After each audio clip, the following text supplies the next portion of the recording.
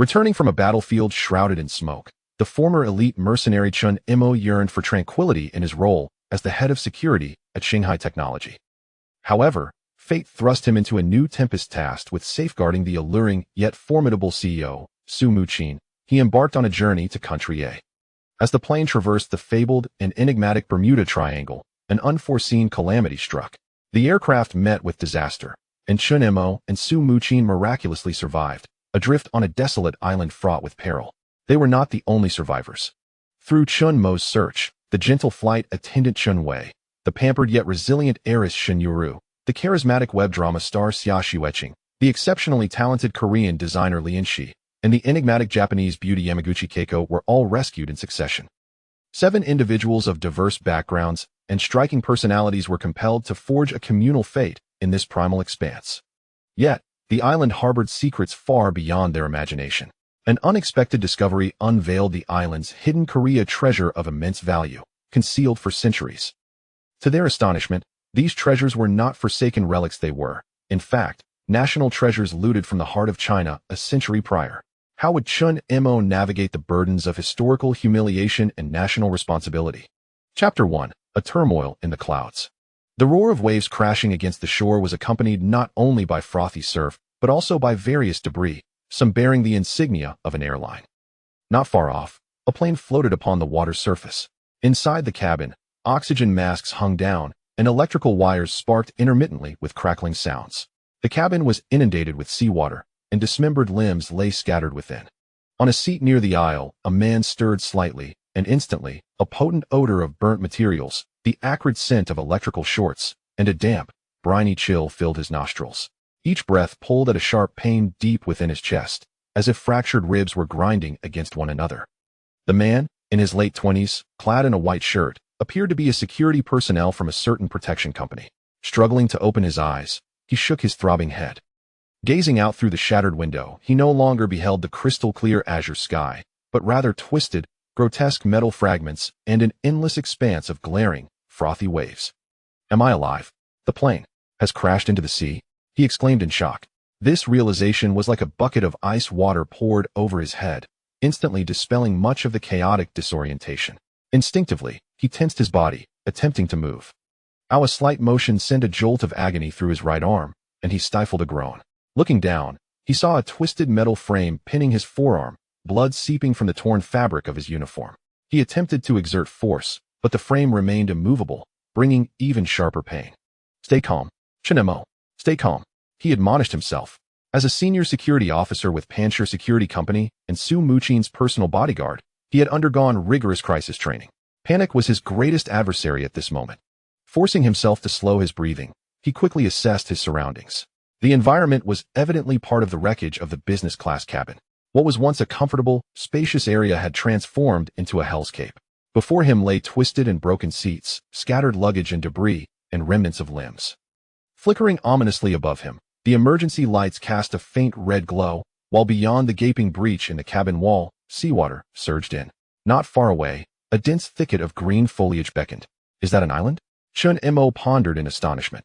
Su Mujin. The name sliced through Chen Mo's chaotic thoughts like a bolt of lightning. He abruptly turned his head toward the seat beside him, where he had maintained a vigilant stance since boarding. The seat remained, though it was severely deformed. The covering had been torn away, exposing the sponge and springs within. The safety belt was tightly secured, the buckle slightly distorted from the immense force of impact. Yet, there was no one in the seat. Su Mujin, Chen Mo called hoarsely, his voice echoing faintly in the eerie silence of the wreckage, filled with unsettling sounds. Ignoring the searing pain in his arm, he frantically rummaged through the debris surrounding the seat. No sign of Su Mujin. Where could she be? Thrown out during the crash? Or Chen Mo dared not dwell on the thought. Protecting Su Mujin was his sole and paramount mission on this journey. If he could not bear to contemplate the consequences. Just as despair threatened to engulf him, a faint, suppressed groan emanated from beneath the seat. Chen Mo's heart raced. He immediately bent down, disregarding everything, and used his left hand to pry open a twisted metal panel that was pinning down the front row seats. A pale face, dusted with grime and stained with blood, came into view. It was Su Mujin. Su, wake up. Can you hear me? It's Chen Mo. His voice trembled as he called urgently. In this moment, Su Mujin had shed her usual icy demeanor. She curled up in the cramped space. A sizable abrasion marred her forehead, blood staining her temples, and disheveled hair clung to her face. Her expensive tailored suit was torn in several places, rendering her a picture of disarray. Fortunately, she appeared free from severe bodily harm, restrained by the safety belt and not thrown from the wreckage. Sumu, Sumu, wake up, Chen Mo called out once more, desperation lacing his tone. Su Mujin's long lashes fluttered, and with great effort, she opened her eyes. Those usually sharp and discerning eyes, capable of perceiving every business opportunity, were now filled with confusion, pain, and profound fear. She stared blankly at the blurred figure of Chen Mo before her, and after a few moments, her pupils slowly focused, recognizing him. Chen Mo? Her voice was as delicate as a feather. What would happen to us? The plain Su Mujin was still in a dazed state, shaking her head as she struggled to recall the preceding events. The plane encountered trouble and crashed into the sea, but we are alive. Chen Mo endeavored to infuse steadiness into his voice, offering her a semblance of support. You are injured, but do not be afraid, I am here. Can you move? Try to see if you have feeling in your hands and feet, he asked with concern. Under Chen Mo's guidance, Su Mujin attempted to wiggle her fingers and toes, her face lighting up as she remarked, I can move my hands and feet, I should be fine. Excellent, very good, Sumu. Chen Mo sighed in relief, his taut nerves easing slightly. We must find a way out. This place is unsafe, and the plane may sink at any moment. He glanced at the metal frame still pinning his right arm, his brow furrowed. This issue needed immediate resolution. Taking a deep breath, Chen Mo shifted his weight entirely onto his intact left arm, tensed his right shoulder muscles, and with all his strength, he heaved forcefully. A searing pain engulfed him, darkening his vision, nearly causing him to faint. Yet, accompanied by a grating metallic sound, the wretched frame finally yielded a small gap. Enduring the pain radiating from his arm, Chen Mo swiftly extracted his injured limb. Blood flowed from the wound on his right arm, and though he spared it but a glance, he could not afford to tend to it now. He turned to Su Mujin. Su Mu, I will now unbuckle your safety belt. Bear with the pain. Finding the buckle, he pressed down with force. The buckle, slightly deformed, required effort to release. Once unfastened, Chen Mo carefully assisted Su Mujin, helping her emerge from her confined space. Her frail body leaned heavily against him. Feeling the softness of Su Mujin's chest, Chen Mo was immediately enveloped by an unusual sensation. However, as he surveyed the cabin, resembling the aftermath of a beast's rampage, he inhaled deeply and said, President Su, please bear with me. The plane may explode at any moment, and we must leave this place swiftly. All right, your hand. Su Mujin grasped Chen Mo's arm tightly, her knuckles turning white from the pressure. Her complexion remained pale as she glanced at Chen Mo's bloodied arm, worry flickering in her eyes. But my leg is a bit numb, Su Mujin admitted awkwardly, furrowing her brow. Just hold on to me, Chen Mo replied, casting a glance at Su Mujin as he half supported her toward the breach in the aircraft. Su Mujin observed the man beside her, his facial features sharp and defined, blood still trickling from his arm. Her weight pressed heavily upon him, yet his expression was resolute. A fleeting look of confusion crossed her eyes, mingled with a sense of relief. Who would have imagined that just hours ago, she was soaring 30,000 feet above the ground, surveying the world from the clouds while managing multi-billion-dollar multinational mergers. And now, just a few hours prior, the Boeing 787 cruised smoothly through the stratosphere. Outside the window lay an endless expanse of the Pacific Ocean, deep and sapphire-like. Sunlight streamed through the porthole, casting warm patches of light within the pristine cabin. In first class, passengers sat quietly, resting in their seats. Su Mujin reclined in her spacious airline seat, a substantial merger document spread across her lap, her delicate brows slightly furrowed as her fingertips unconsciously traced the intricate data charts on her tablet. Dressed in a beautifully tailored pearl-white suit that accentuated her poised elegance, her breathtakingly beautiful face radiated an undeniable aura of a business elite, even in the confines of the aircraft. Occasionally, passing flight attendants would cast admiring glances at the youngest female president of Shanghai Technology, who herself was a striking sight. Chen Mo, assigned as Su Mujin's bodyguard, occupied a seat diagonally behind her in business class. He sat upright, in his late 20s, yet his eyes bore a wisdom and composure uncommon for his age. Those sharp eyes scanned the cabin with the precision of a sophisticated radar, assessing every passenger. Clad in a dark suit that subtly highlighted his muscular physique, his reserved demeanor made him appear as an ordinary businessman rather than a trained security expert. At that moment, the plane experienced an unexpected jolt. It was a slight tremor, akin to a car passing over a small pothole. Many passengers remained oblivious, continuing with their activities.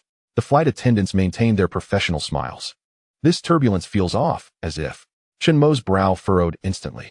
Years of experience and keen intuition told him that the frequency and sensation of this turbulence were unusual. He instinctively straightened his posture and directed his gaze out the window. What is that? A fleeting flash outside deepened Chen Mo's frown, intensifying his unease. President Su. In a moment, Chen Mo attempted to alert Su Mujin, but his words were left unspoken. Clatter. The flight attendant's cart collided violently with a seat, causing bottles and containers to tumble to the floor. Bang! Another deafening noise erupted, like an unseen fist striking the belly of the aircraft. The entire fuselage was violently thrust upward before plummeting sharply. The passengers finally reacted, cries of terror filling the cabin. Please remain calm. Fasten your seatbelts. We are encountering turbulence. There is no need to worry. The flight attendant's urgent yet composed voice crackled over the intercom. Chen Mo. Su Mujin was jolted by the sudden shock, her body crashing into the armrest, pain radiating from her abdomen as she looked at Chen Mo with concern. President Su, hold tight to the armrest and fasten your seatbelt. This is not ordinary turbulence. Chen Mo shouted above the chaos, his voice cutting through the din. He had flown before and experienced turbulence, but this was distinctly different, especially following that flash. Before he could finish, a more violent impact struck. This time, the aircraft swung violently from side to side, diving and climbing with reckless abandon. The extreme angles turned every unsecured object in the cabin into a lethal projectile. The cart skidded, crashing against the cabin wall, scattering drinks, food, and shards of glass. Oxygen masks fell with a whoosh from above, swinging madly above the passengers' heads. Oh God! Help! Mom! The cabin erupted into chaos, desperate cries, screams, and prayers drowning the atmosphere. The overhead lights flickered erratically, alternating between brightness and darkness, akin to the gasps of the dying. Chapter 2. Castaway on a deserted island. Bang. Oh! The aircraft reverberated with a violent noise, as if someone were attempting to cleave it in two. The fierce tremors sent debris flying within the cabin. Several unfortunate souls who had not fastened their seatbelts were hurled into the air, emitting anguished cries. What do we do, Chen Mo? Su Mujin's face paled, her gaze darting back to Chen Mo. In that moment, she too felt a pang of panic. Though she was a renowned female president, faced with death, fear gripped her, and she instinctively turned to Chen Mo. Chen Mo clung tightly to the armrest, his knuckles turning white from the strain. Put on the oxygen mask, hold onto the armrest, and press your back against the seat. He forced himself to overcome his physical discomfort, seizing the moment when the plane stabilized to grasp a fallen mask, demonstrating to Su Mujin as he spoke. Attention, all passengers. We are encountering severe, unknown turbulence. Please maintain your seated position. Fasten your seatbelts. Put on your oxygen masks. The captain's voice crackled through the intercom, punctuated by a piercing alarm and his labored breathing. Help! The plane can't be going down, can it? I haven't spent all my money yet. The cabin echoed with the distraught cries and wails of terrified passengers. Unknown turbulence. Chen Mo's heart sank. Experience told him that such violent and erratic movements resembled some sort of shockwave, or perhaps deliberate interference. But at this altitude, the aircraft was like a wild stallion, completely out of control, desperately rolling and twisting through the sky. Each violent dive was met with the passengers' heart-wrenching screams, and every ascent felt as if blood were rushing backward, nearly forcing their eyeballs from their sockets.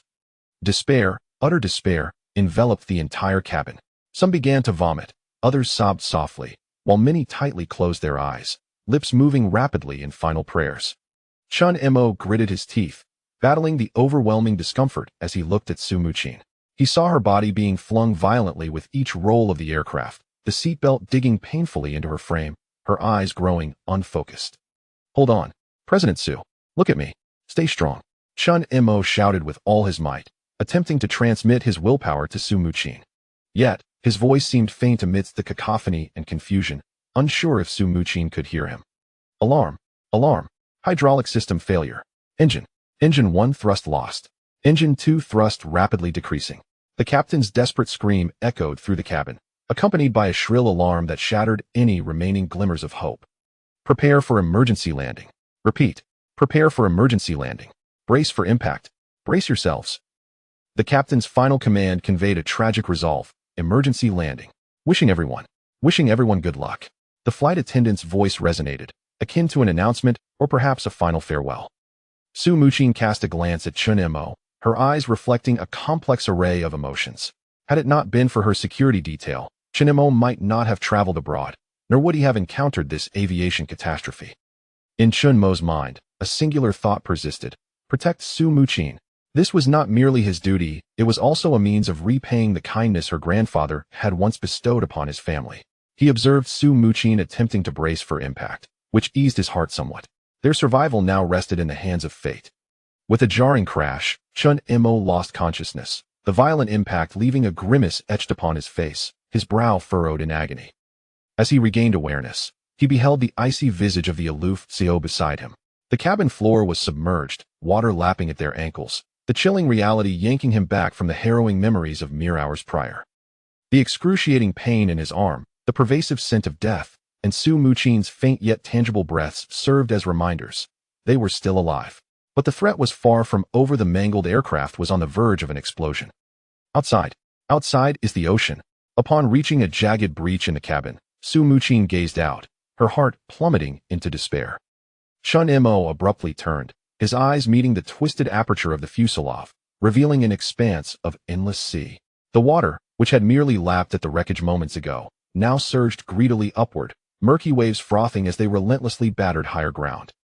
"This is bad, it's sinking faster than before," Chen Mo exclaimed.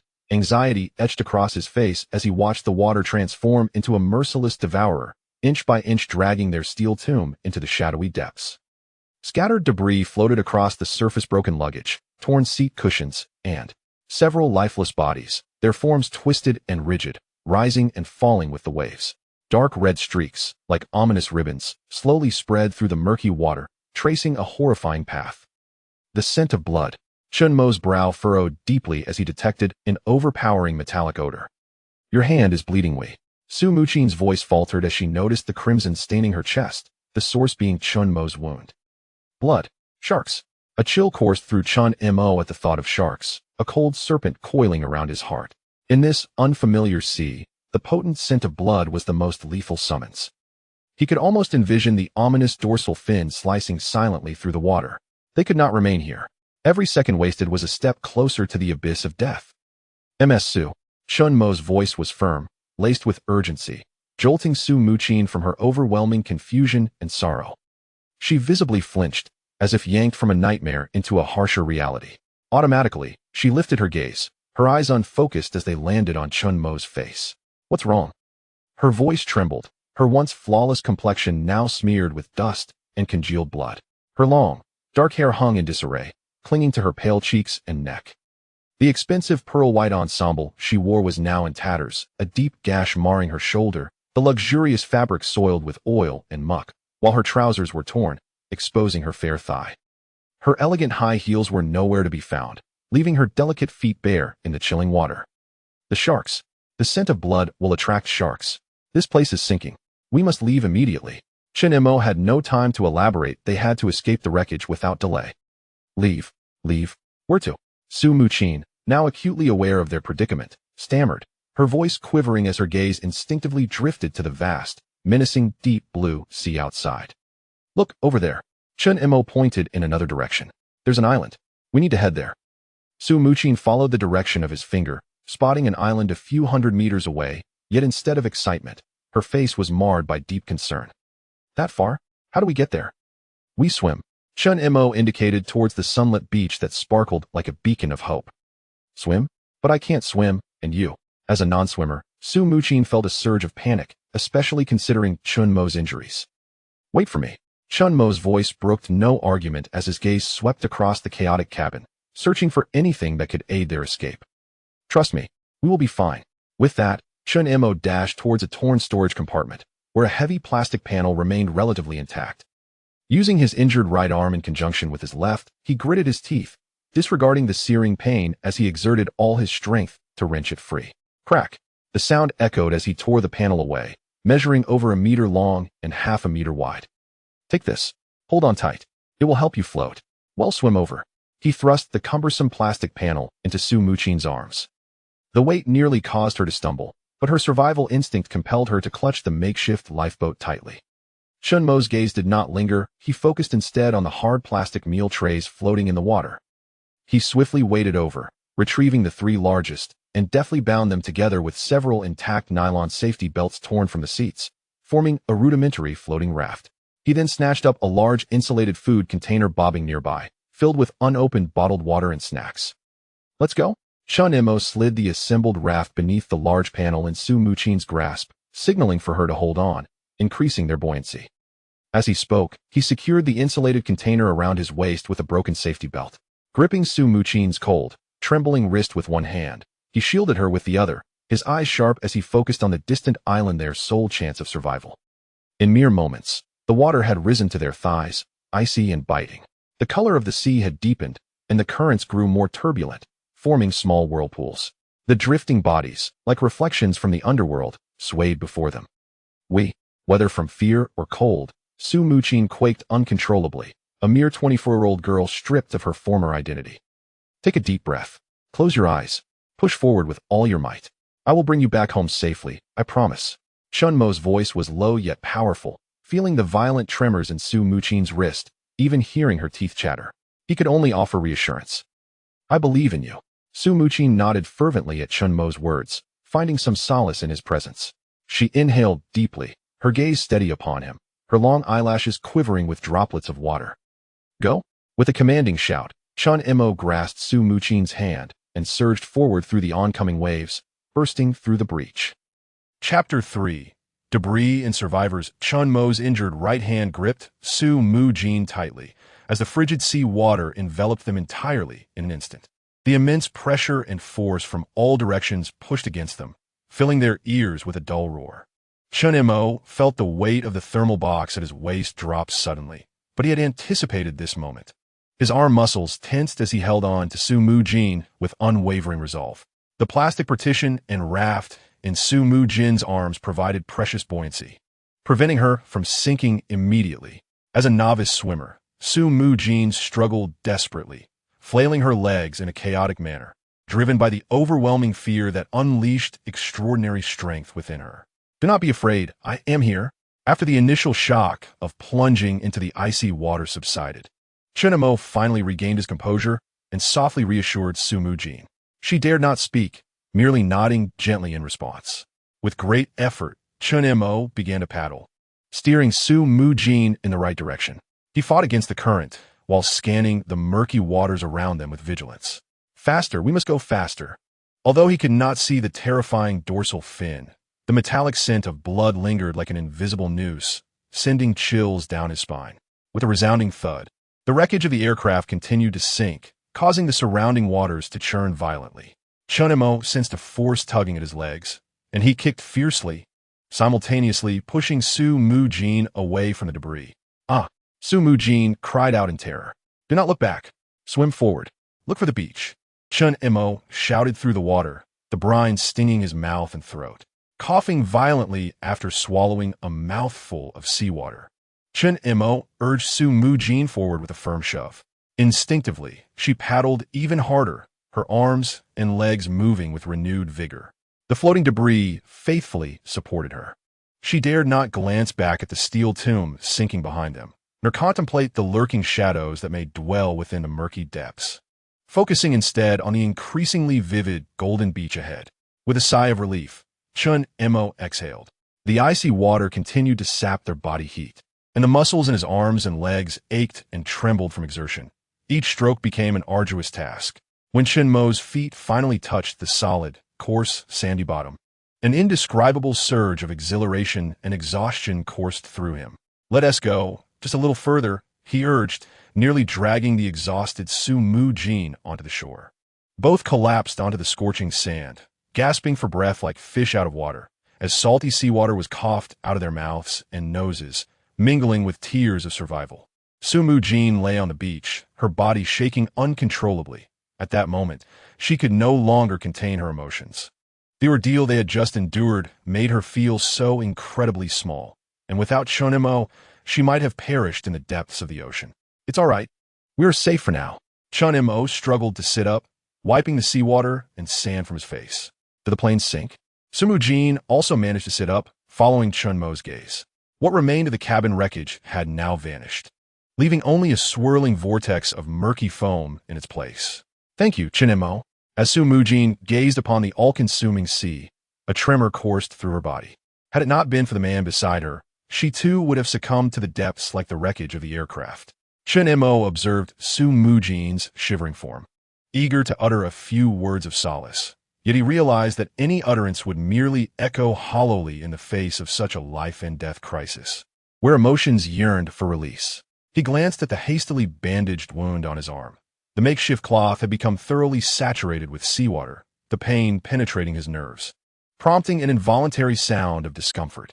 "Your wound has turned pale. Let me tend to it," Su Mujin offered, noticing the way the seawater had rendered the injury white and swollen around the edges, her gaze darting towards the sealed box at Chen Mo's waist. "I'll manage," he replied nonchalantly, embodying the composure of a retired Special Forces soldier who regarded wound care as a fundamental skill. Chen Mo unfastened the sealed thermos from his waist, relieved to find it adequately airtight, containing a few bottles of mineral water and small packets of compressed biscuits hastily collected from the cockpit. "Allow me to assist," Su Mujin insisted, eager to demonstrate her usefulness. But as a poised and aloof CEO, she had never dealt with injuries and was at a loss. Perspiration beading on her forehead. "You should rest. I can handle this," Chen Mo interjected, observing her flustered demeanor.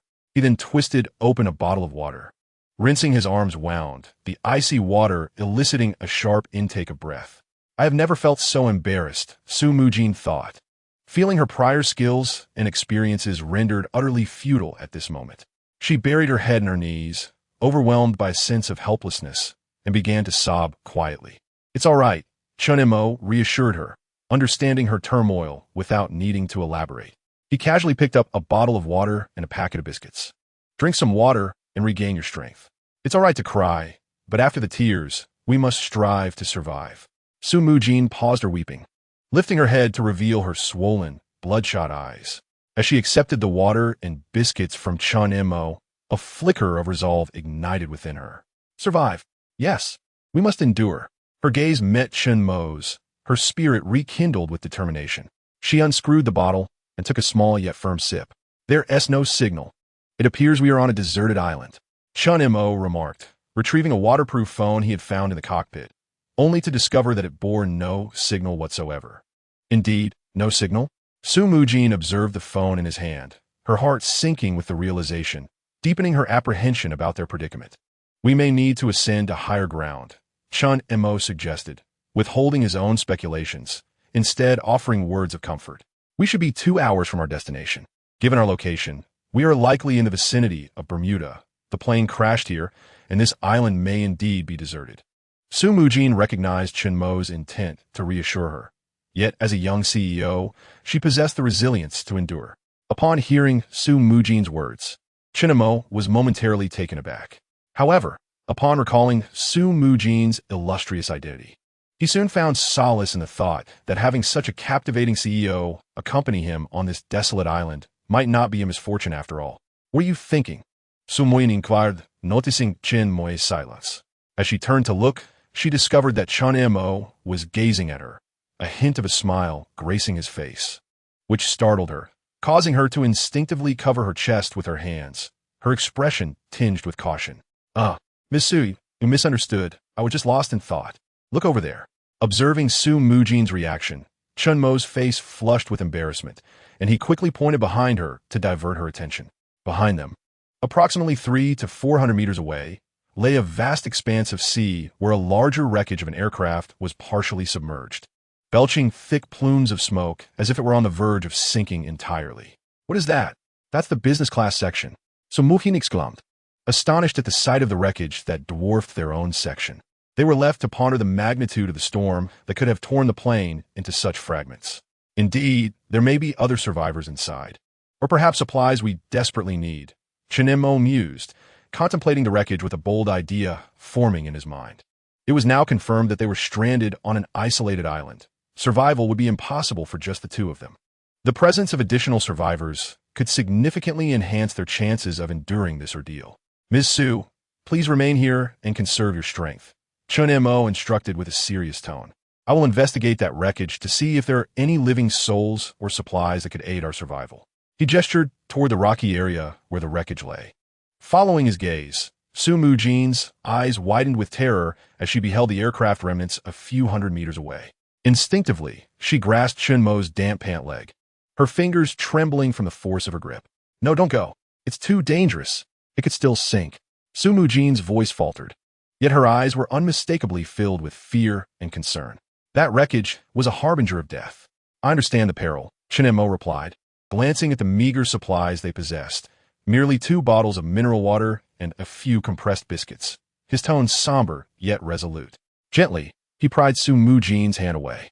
But I must go. With these scant resources, we likely won't survive more than 3 days on this island. Moreover, if we could have another person with us, our hope for survival would be bolstered. The more supplies we gather, the better our chances of enduring.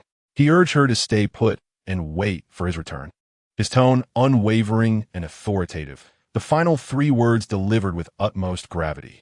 Very well, but you must be cautious. I will await your return.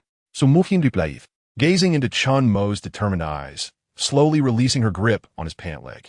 Miss Su, rest assured, I will return, Chen Mo declared, without hesitation. Placing the remaining water and biscuits beside her, tightening the strap of his insulated bag before striding purposefully toward the water, plunging into the icy, treacherous sea without a second thought. Chen Mo, do you see me merely as Ms. Su? Su Mujin was enveloped in a sense of melancholy as she heard Chen Mo refer to her once more as Director Su. Observing Chen Mo's silhouette, a blend of solitude and tenacity, she realized that in this desolate, uncharted island, he was her sole source of support, regardless of her willingness to acknowledge it. With great effort, Chen Mo finally approached the remnants of the aircraft, stepping onto the rocky outcrop. The scene before him was even more harrowing than before. The immense force had torn the fuselage into several large fragments, scattered among the jagged black rocks. This section appeared relatively intact, and, for the time being, seemed unlikely to sink. He silently hoped that no other creatures would be present. Chen Mo prepared to enter the cabin's interior, focusing on the relatively unscathed midsection of the passenger compartment, which was wedged at an angle between several massive rocks. The front half was elevated, pointing skyward, while the rear half lay submerged in the sea, undulating with the waves. The relentless surf crashed against the breach, producing a cacophony of sound. Let there be something I need here, Chen Mo thought cautiously as he navigated around the floating oil slicks and sharp metal debris, squeezing through a relatively stable, large opening near the rocks. Inside the cabin, the devastation surpassed that of the tail section. Severed limbs and dismembered bodies floated upon the surface, their wounds rendered pale by the salt water. The air was thick with a nauseating blend of charred odors, burning fuel, melting plastic, and an overwhelming metallic scent of blood. This sight is one I have not encountered in a long time, Chen Mo murmured to himself, shaking his head. After retiring, he had joined a mercenary organization, witnessing his fair share of gruesome scenes. He waded cautiously through the icy, murky water, noting that most of the emergency lights within the cabin had extinguished, with only a few flickering ominously, casting bizarre shadows on the twisted seats and scattered debris. It seems I must leave swiftly.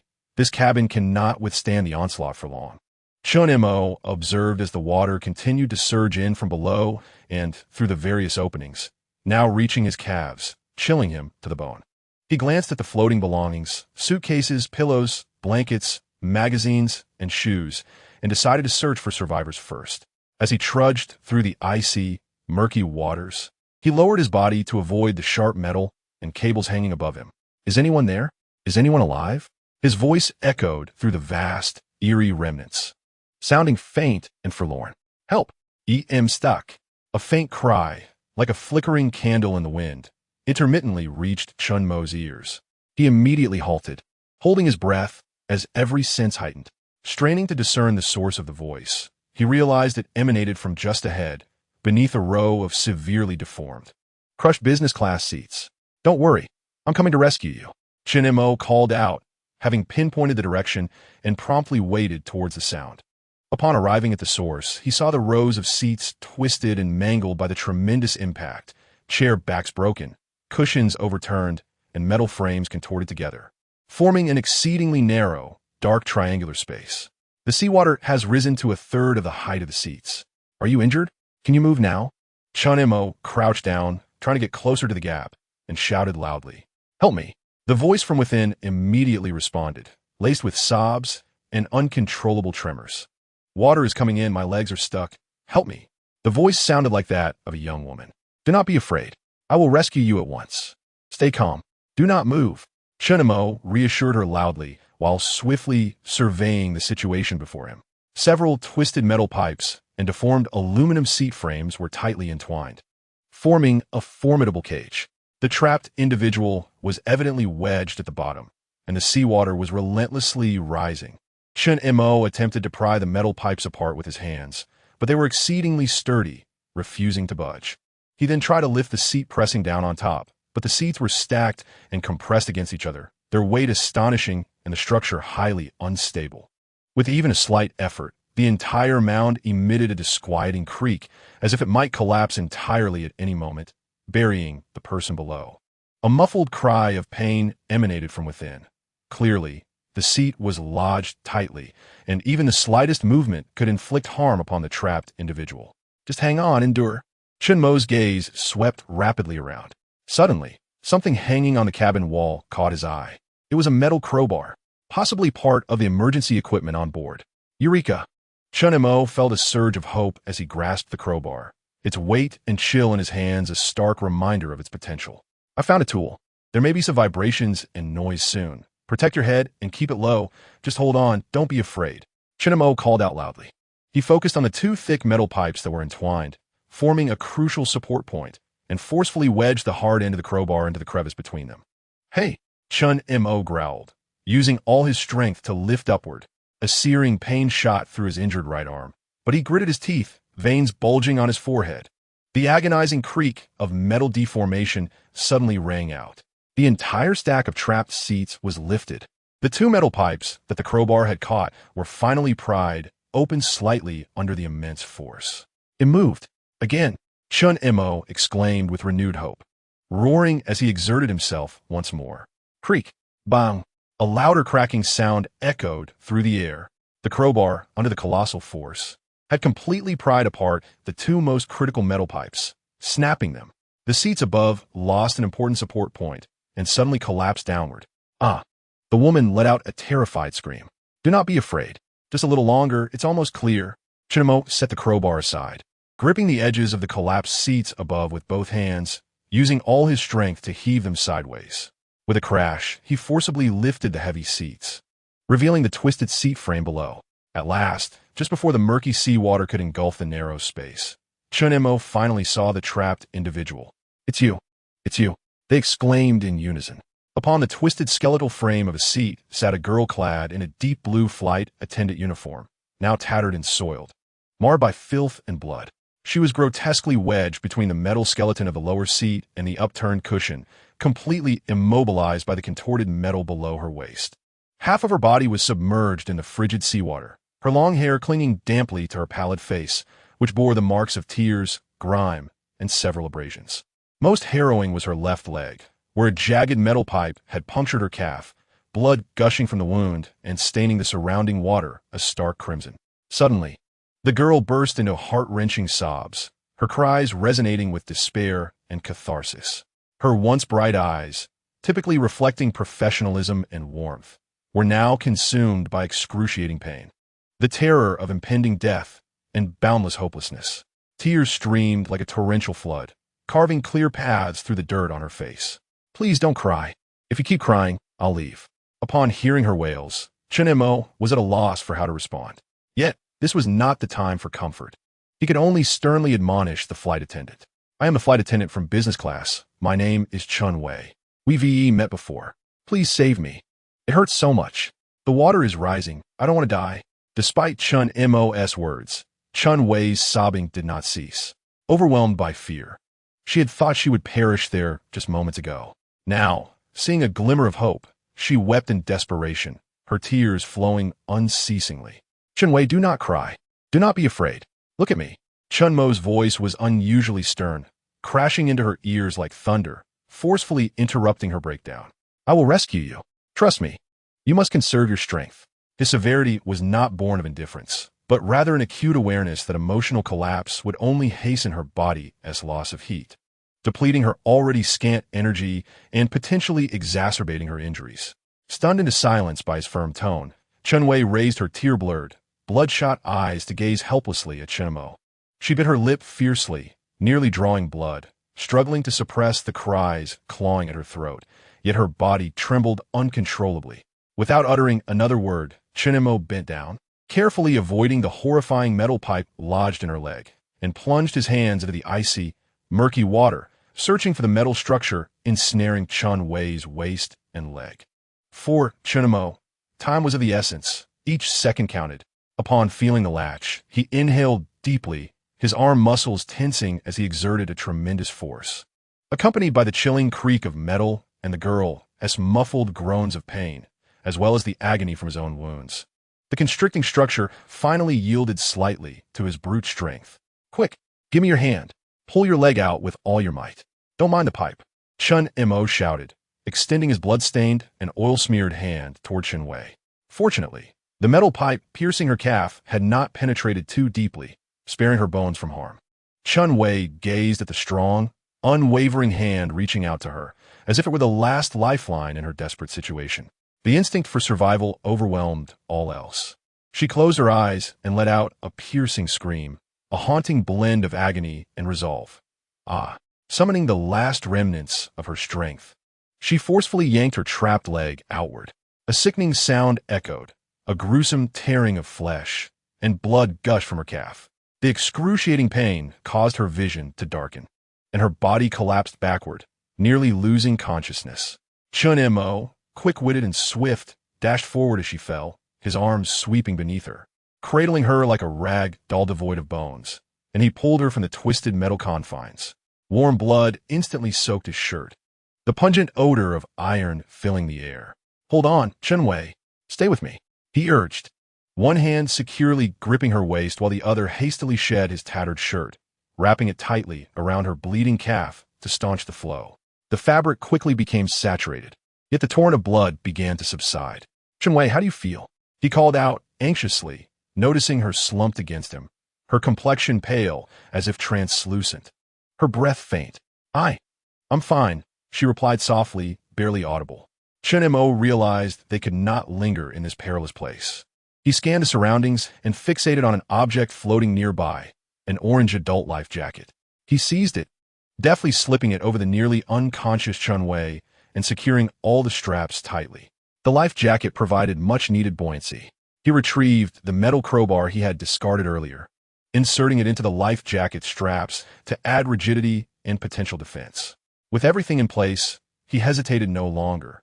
Embracing the semi-conscious Chen Wei, he waded through the frigid, biting seawater that now lapped at his thighs, resolutely making his way toward the breach, toward the azure expanse fraught with peril, and onward to the distant golden beach that symbolized survival. Meanwhile, on the shore, Su Mujin waited anxiously. "Chen Mo, you'll be all right, won't you? You must return," she murmured to herself, trying to muster courage. Nearly an hour had passed since Chen Mo ventured to the wreckage of the plane, and in that time, Su Mujin felt an overwhelming urge to act, yet the dark, foreboding forest behind her and the ominous sounds echoing around her made her acutely aware of death's proximity. At that moment, she spotted a figure on a distant reef, several hundred meters away, and her heart fluttered with a glimmer of hope.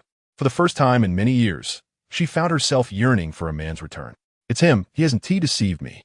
Su Mujin sprang to her feet on the beach, tears streaming uncontrollably down her face. Chapter 5. Return to the cabin, Chen Mo. As Su Mujin spotted Chen Mo, she dashed toward the shallow waters and flung herself into his embrace. Instantly, Chen Mo felt the fullness of Su Mujin's chest, causing his weary body to tense up. He had never anticipated that the usually aloof Su Mujin would hold him so tightly. Her body trembled, and he found himself at a loss for words. Wishing to offer her comfort, but unsure of what to say. "Are you all right? Are you injured?" Su Mujin, oblivious to her own state, misinterpreted Chen Mo's quivering voice as a sign of his injury and hurriedly stepped back to inspect him. Chen Mo gasped heavily, each breath exacerbating the throbbing pain throughout his body and the wounds on his arms. The searing agony causing cold sweat to bead upon his brow. I'm fine. Just a bit fatigued. Let's head to the beach. Chen Mo's chest heaved violently, reminiscent of a dilapidated bellows. Glancing at the unconscious Chen Wei, he urged Su Mujin to follow him, lifting Chen Wei in his arms as he made his way to the shore. It was only then that Su Mujin became aware of her previous actions, a blush creeping onto her cheeks as her heart raced. Watching Chen Mo stride toward the beach with a girl in his arms, she took a deep breath, picked up a life jacket, and followed him. Is she injured? Su Mujin inquired, noticing Chen Mo carefully tending to the girl, who appeared to be a flight attendant, her complexion ashen. Chen Wei's face was as pale as crumpled paper, her lips devoid of color, cracked and parched, her brow furrowed tightly. Even in her semi-conscious state, her body twitched uncontrollably from the excruciating pain. Cold sweat matted her disheveled hair, clinging to her bloodless skin. Yes, her name is Chen Wei. She is a flight attendant from our cabin. Chen Mo explained to Su Mujin, gesturing toward the remaining water bottle. Give her a sip of water. All right. So Mukin Diplaiv. Kneeling beside Chen Wei and gently administering the water Chen Mo had left behind. Her movements were delicate, imbued with an unfamiliar, almost clumsy tenderness. Cole. Chen Wei murmured unconsciously, her voice so faint it was nearly drowned out by the sound of the waves, her body trembling increasingly. Her forehead is burning. Su Mujin gently brushed her fingers across Chen Wei's brow, frowning as she turned to Chen Mo. I'll find a way. You keep giving her water to prevent dehydration.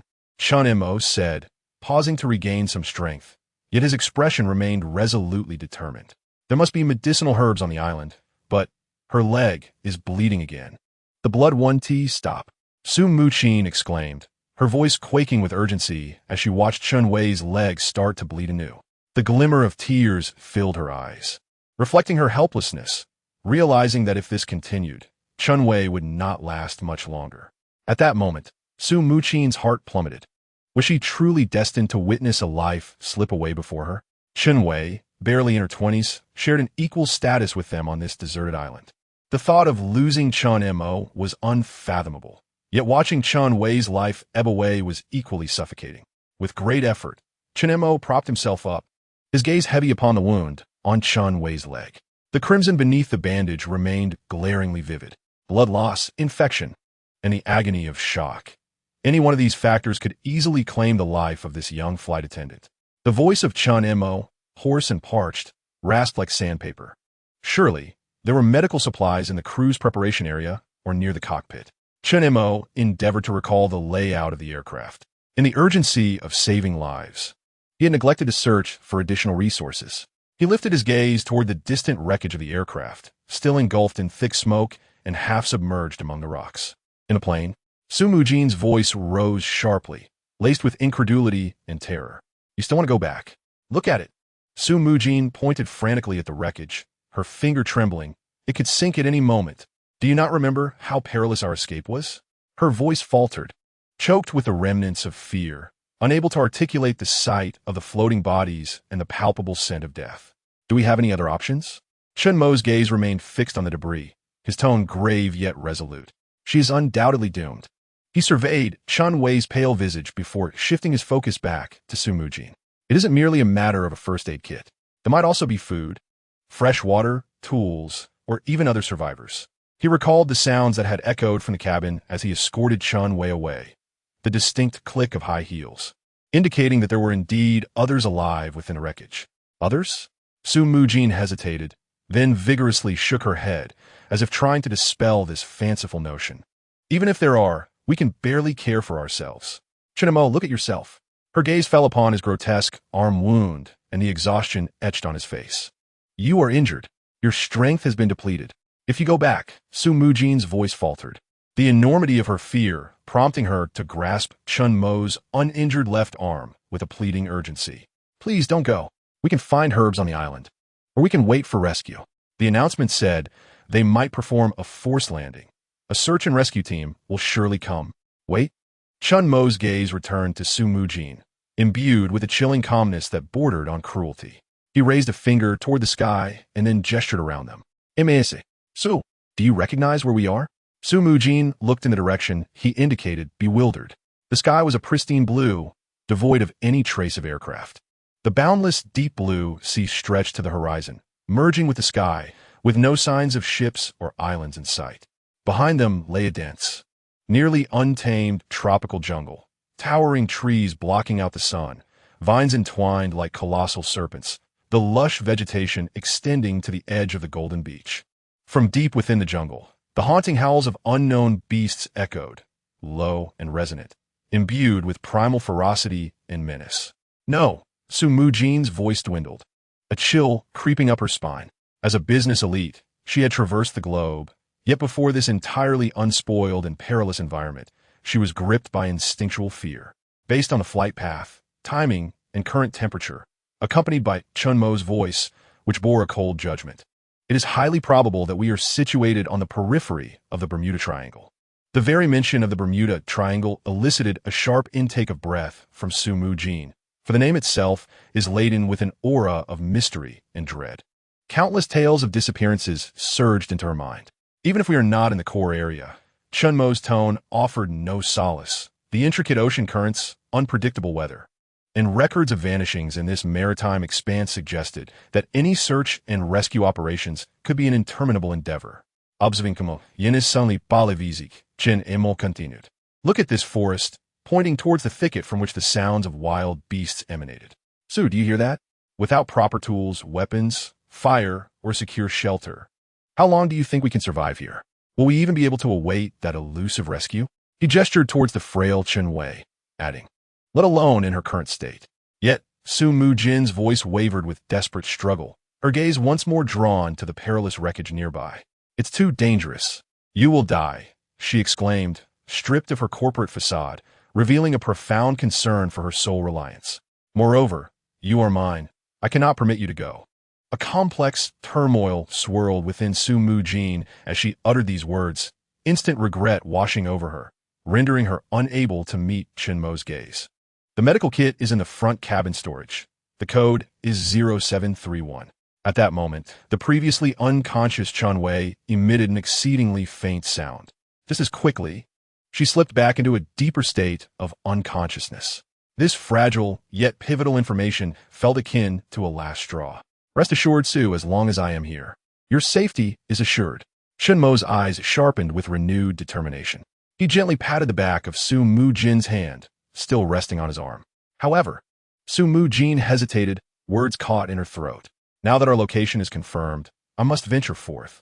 Chen Mo rose, stretching his aching limbs, wincing as he moved. Yet his tone brooked no argument. Take care of her, and look after yourself as well. Seek refuge behind those rocks. Remain as concealed as possible. If you hear anything amiss, or if I do not return for an extended period, Chen Mo paused, unsure of what else to convey, before handing Su Mujin the crowbar. Take this, protect yourself, and wait for my return. With that, he resolutely turned away and strode towards the insatiable sea, heading towards the wreck that heralded a countdown to death. Su Mujin watched the sunset stretch Chen Mo's silhouette, casting it long upon the golden sands, imbuing it with a sense of solitude and weight, yet also with an unwavering determination.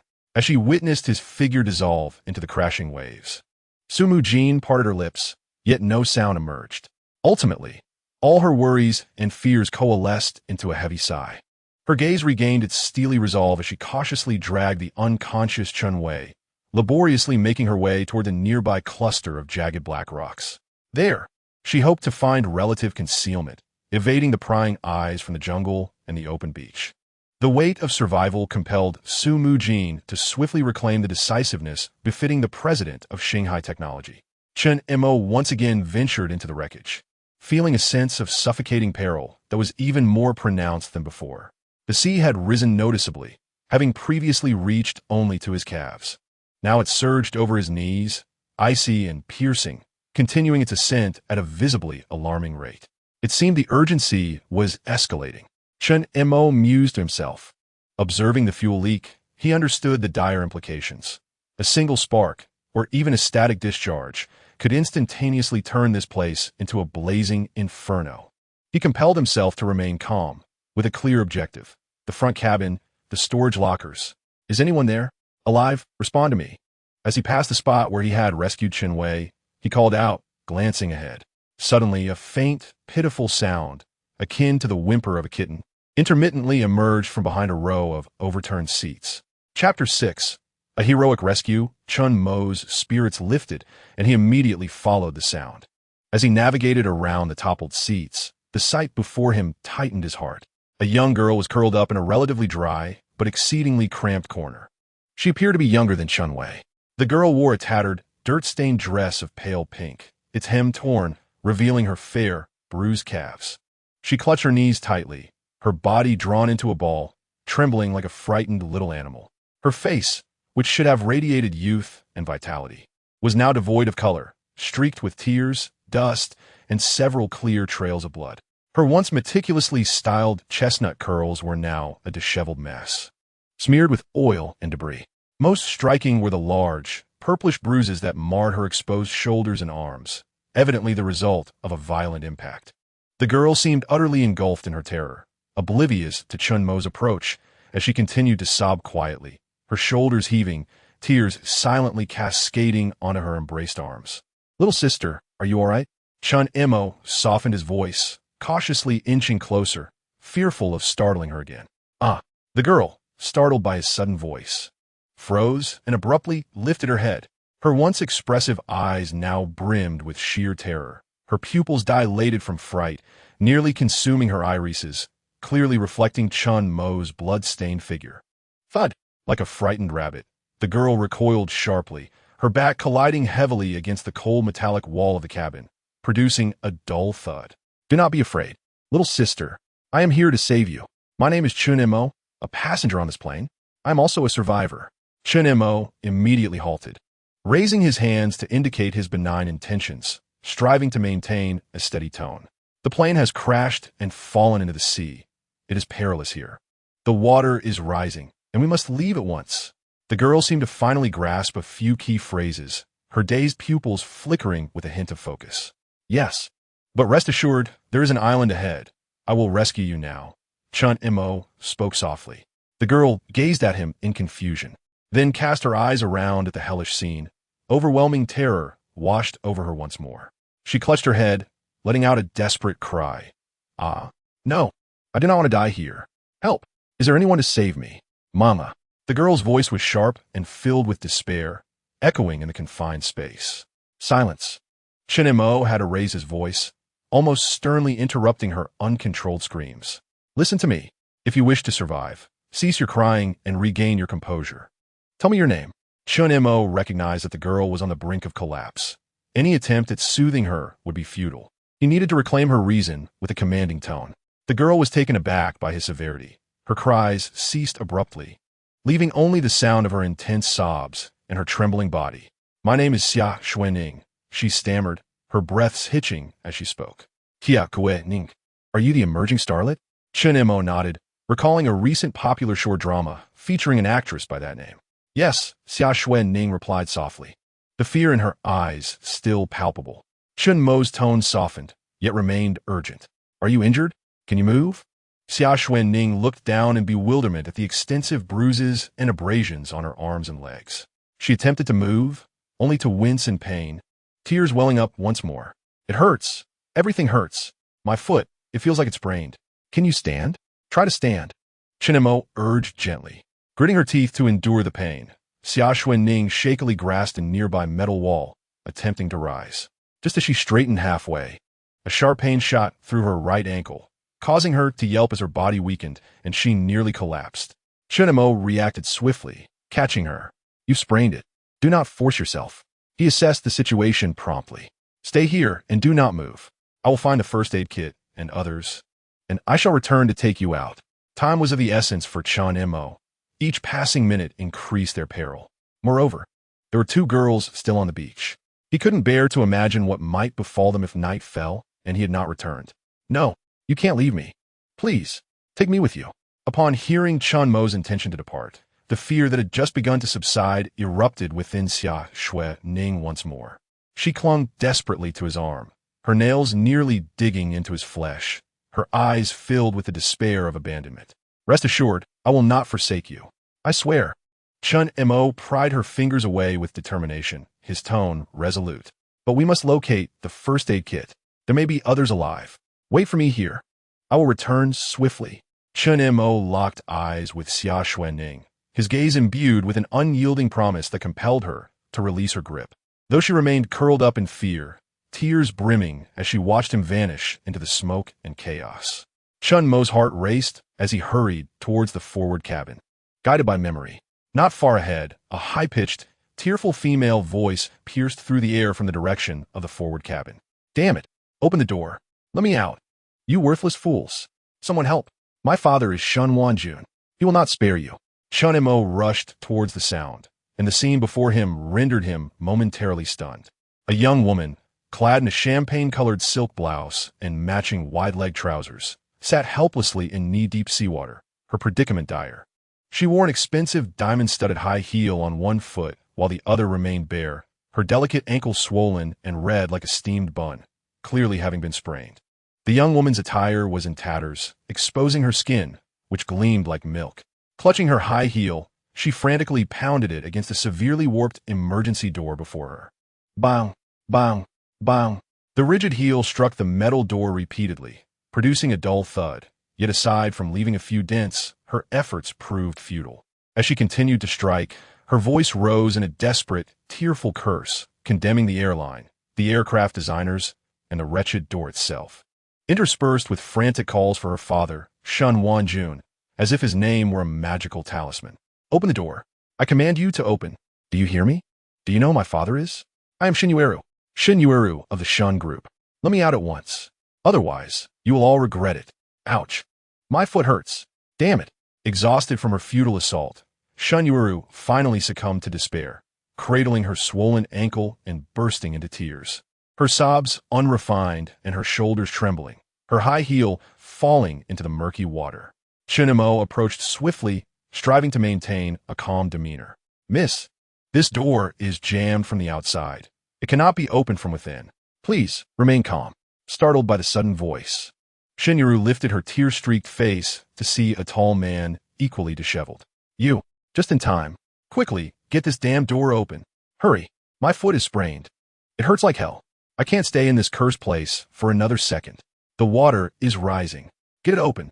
Shen Yueru clutched at the last thread of hope, disregarding her dignity, urgently commanding Chen Mo with a quavering voice. Ignoring her authoritative tone, Chen Mo quickly assessed the door's condition. The frame was severely twisted. The latch firmly stuck, making it nearly impossible to open by brute force from within. The door won't budge. This place is unsafe. The seawater is rising and there's a fuel leak, which could lead to an explosion at any moment. He succinctly outlined the situation. You sprained your foot? Can you walk? Explosion.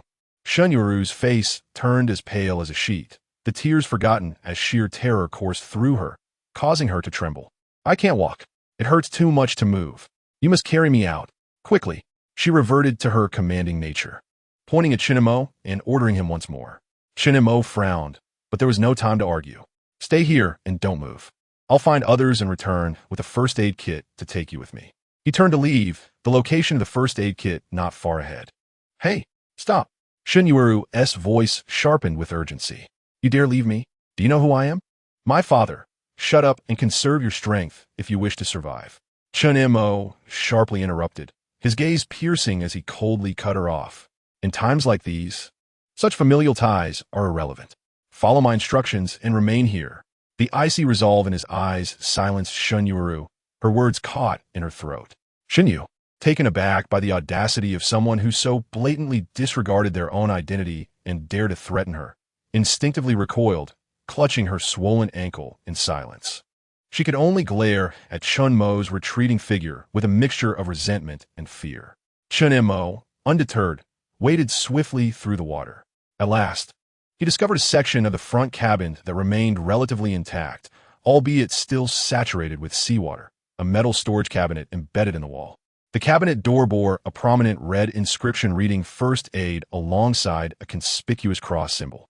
Adjacent to it was a slightly smaller cabinet marked Emergency Equipment. Chapter 7. A frightening experience in the cabin at last. He had found it. A surge of excitement coursed through Chen Mo's veins. Risking his life, he had finally located the essential supplies he needed. He immediately approached the cabinet, attempting to pull the door open. It seemed stuck, unyielding. A password. Yes, a password was required. He recalled what Chen Wei had murmured before losing consciousness. 0731. Beside the cabinet was a small digital keypad. Fortunately, the power system had not been entirely compromised. Otherwise, he would truly be in dire straits. Watching the display screen still illuminated, Chen Mo felt a wave of relief wash over him as he swiftly entered 0731. With a soft beep, the mechanical sound of unlocking resonated. The cabinet door creaked open slightly. Chen Mo wasted no time in yanking the door wide open. Inside, an array of first aid supplies was meticulously organized. Although some items lay scattered due to the impact and influx of water, the essentials remained intact. Sealed tourniquets, large rolls of antiseptic gauze and bandages, various sizes of adhesive bandages, iodine and alcohol disinfectants, pain relievers, antibiotics, antihistamines, and even a suturing kit accompanied by a small but sharp medical scissors. In the adjacent emergency equipment cabinet, he was pleasantly surprised to discover several signal flares along with their illuminating shells, 2 powerful waterproof flashlights, several multifunctional tool knives, and even a hefty fire axe. Armed with these provisions, his hope for survival on the deserted island surged significantly. Clutching the fire axe and surrounded by these tools, Chen Mo felt a joy surpassing that of winning a lottery. These were indeed lifelines. Overcome with elation, he hurriedly gathered a relatively intact waterproof first aid kit, stuffing all the supplies within. To his astonishment, the cabinet also contained several high-end windproof lighters and 2 packs of cigarettes, prompting an exuberant laugh. On this deserted island, while food could be managed, finding cigarettes would be an impossible task. Meanwhile, Chen Mo had been absent for nearly an hour. "You're awake. Do you feel any better?" Su Mujin inquired anxiously upon seeing Chen Wei regain consciousness. "I feel much better, but where's brother Chen Mo?" Chen Wei, still groggy and suffering from a splitting headache, glanced around but did not see Chen Mo, her confusion evident. He went to the cabin to search for supplies. Su Mujin replied. Worry etched on her face as she gazed toward the distant rocky area, her heart tightly clenched throughout the past hour. Chen Wei was oblivious to Chen Mo's return to the cabin. Hearing Su Mujin's words now filled her with profound shock.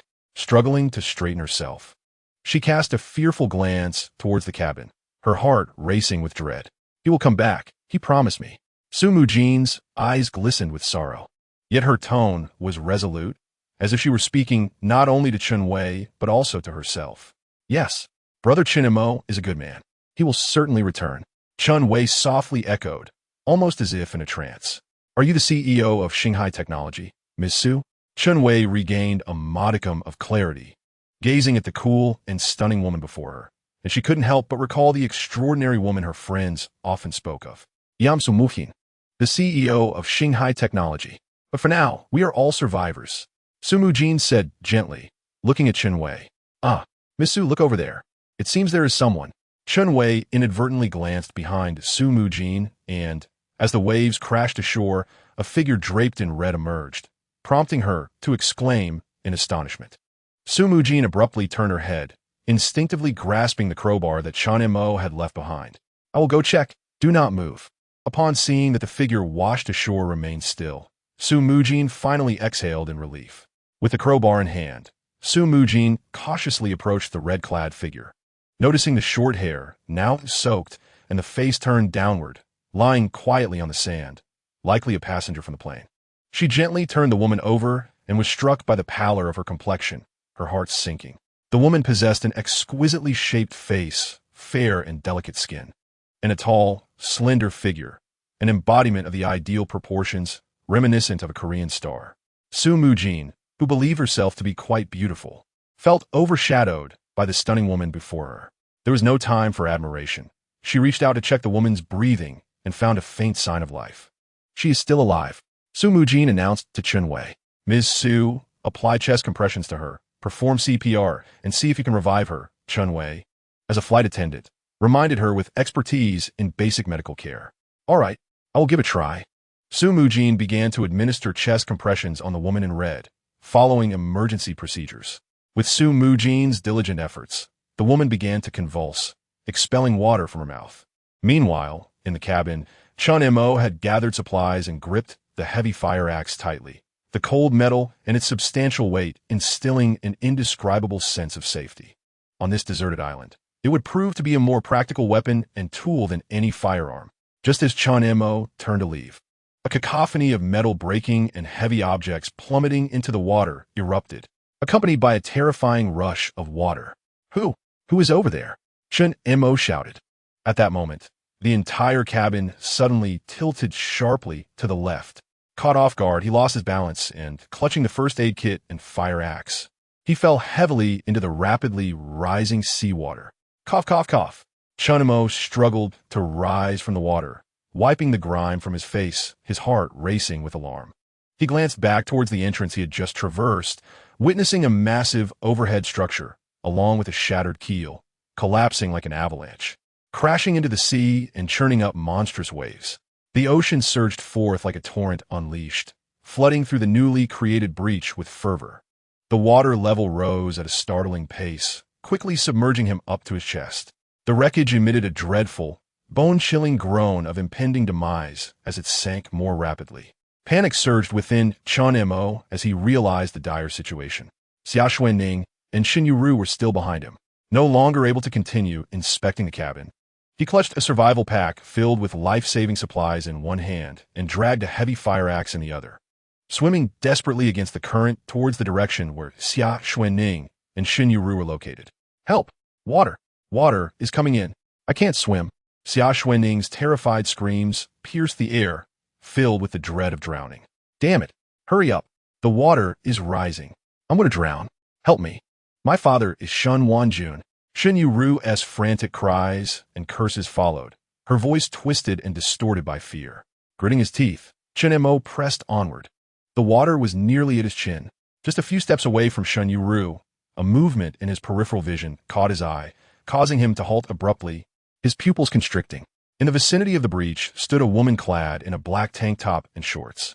As she turned, Chen Mo discerned that she was a quintessential Eastern beauty, her tank top barely covering her essential attributes, her bosom prominently elevated.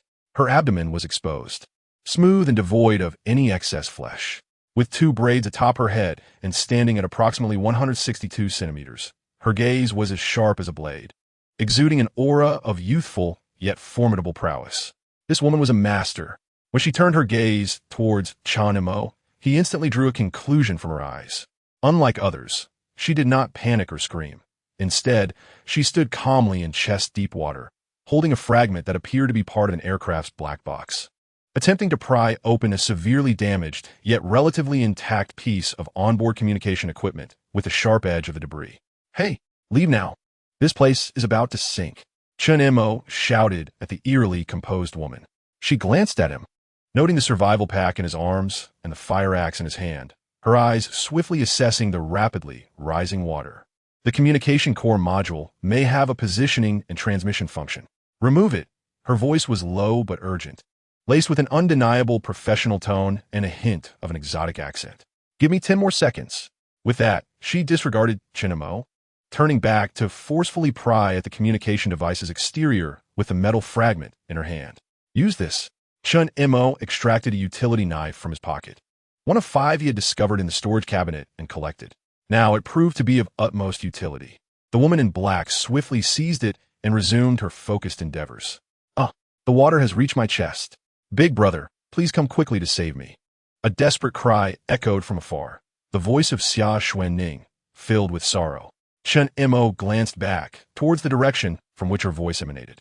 The water was perilously close to submerging the high ground where they hid. Damn it, Chen Mo muttered under his breath, resolving himself. Be careful. If it becomes too perilous, abandon hope.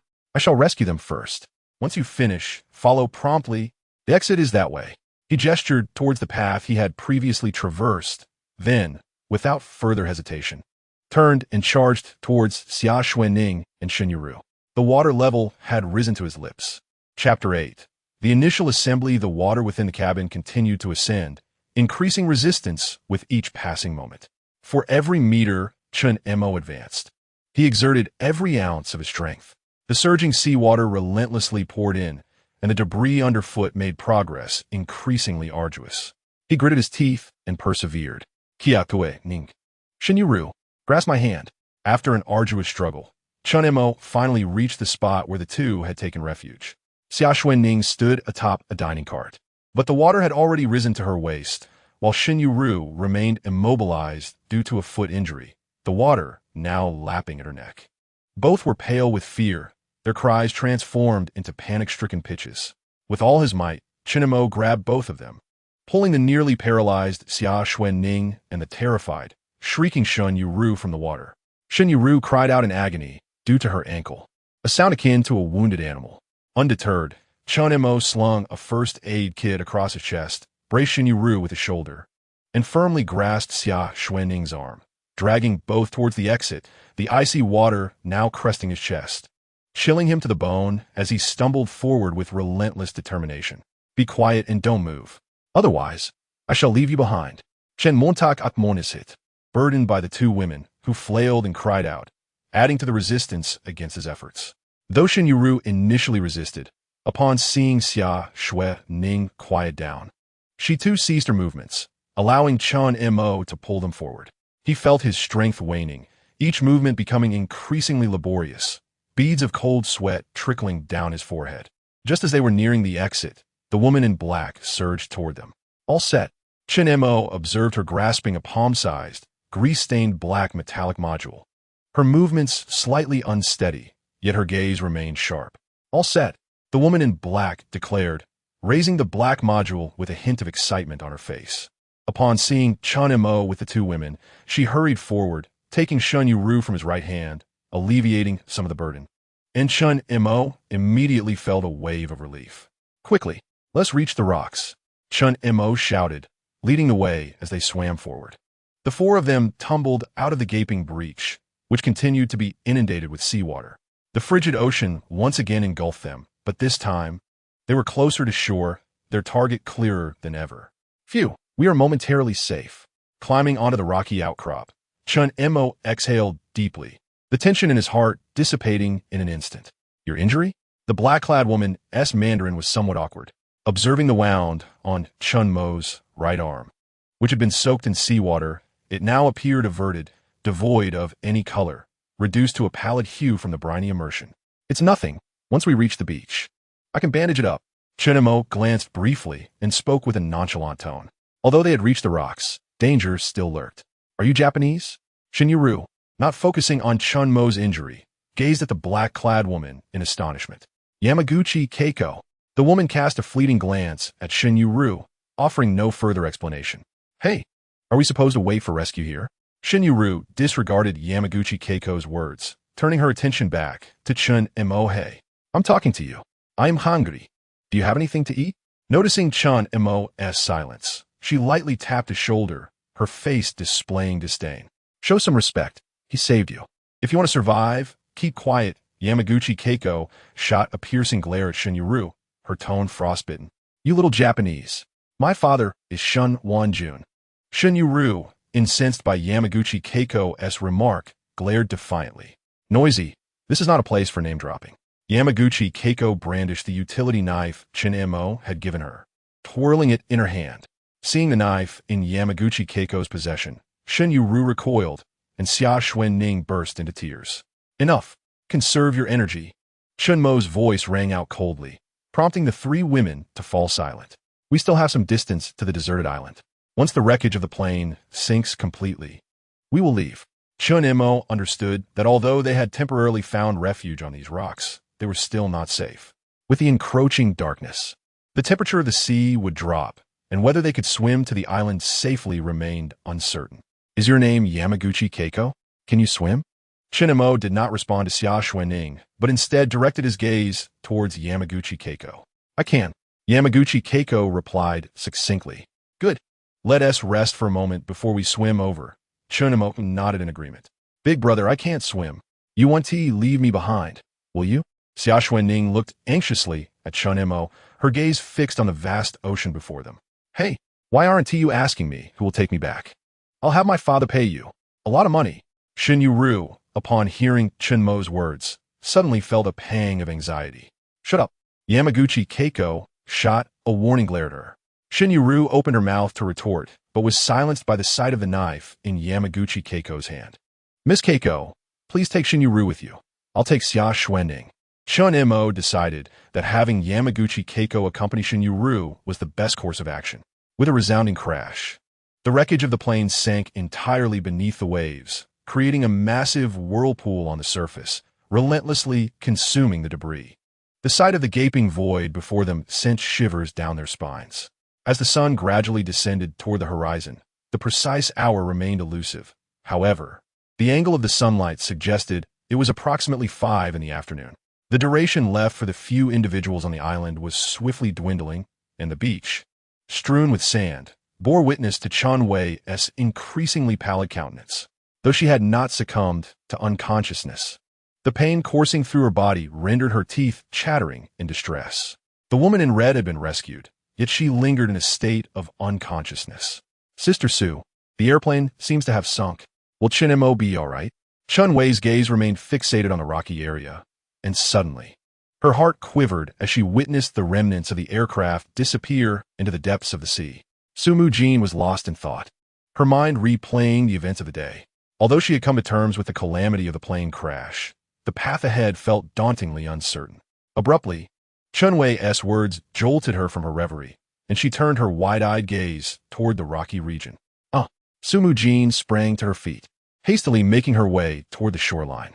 Sister Su, Chen Wei's complexion grew even more ashen upon observing Su Mujin's frantic movements, prompting her to urgently call out to her. Chen Mo promised me he would return. He'll come back, won't he? Su Mujin halted, her face a mask of hopeful inquiry directed at Chen Wei.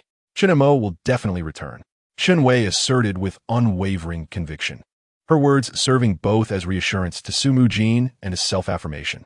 For Su Mujin and Chen Wei, the thought of Chen Mo not returning was too harrowing to contemplate.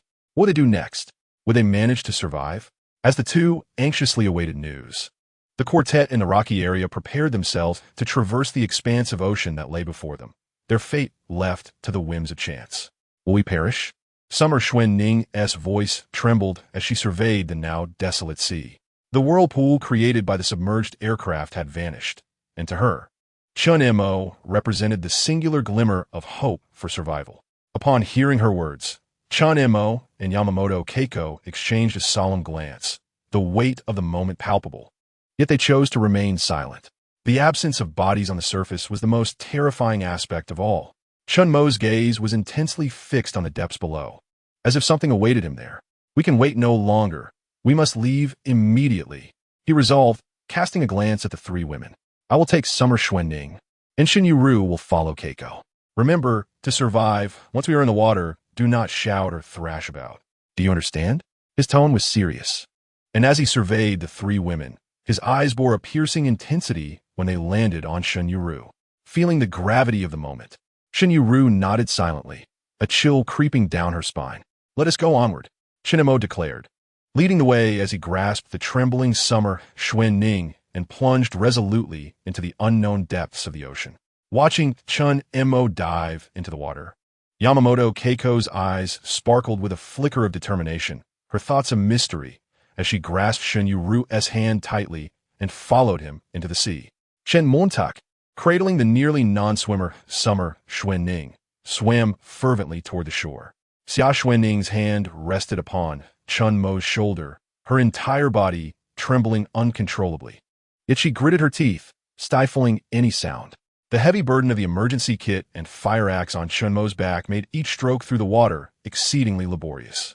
He occasionally glanced back at the closely following Yamaguchi Keiko and the similarly unskilled swimmer, Shen Yueru, who was being dragged along. Chen Mo sensed a pair of eyes lurking beneath the surface, observing him, but there was no alternative. He could only paddle desperately, yearning to reach the shore.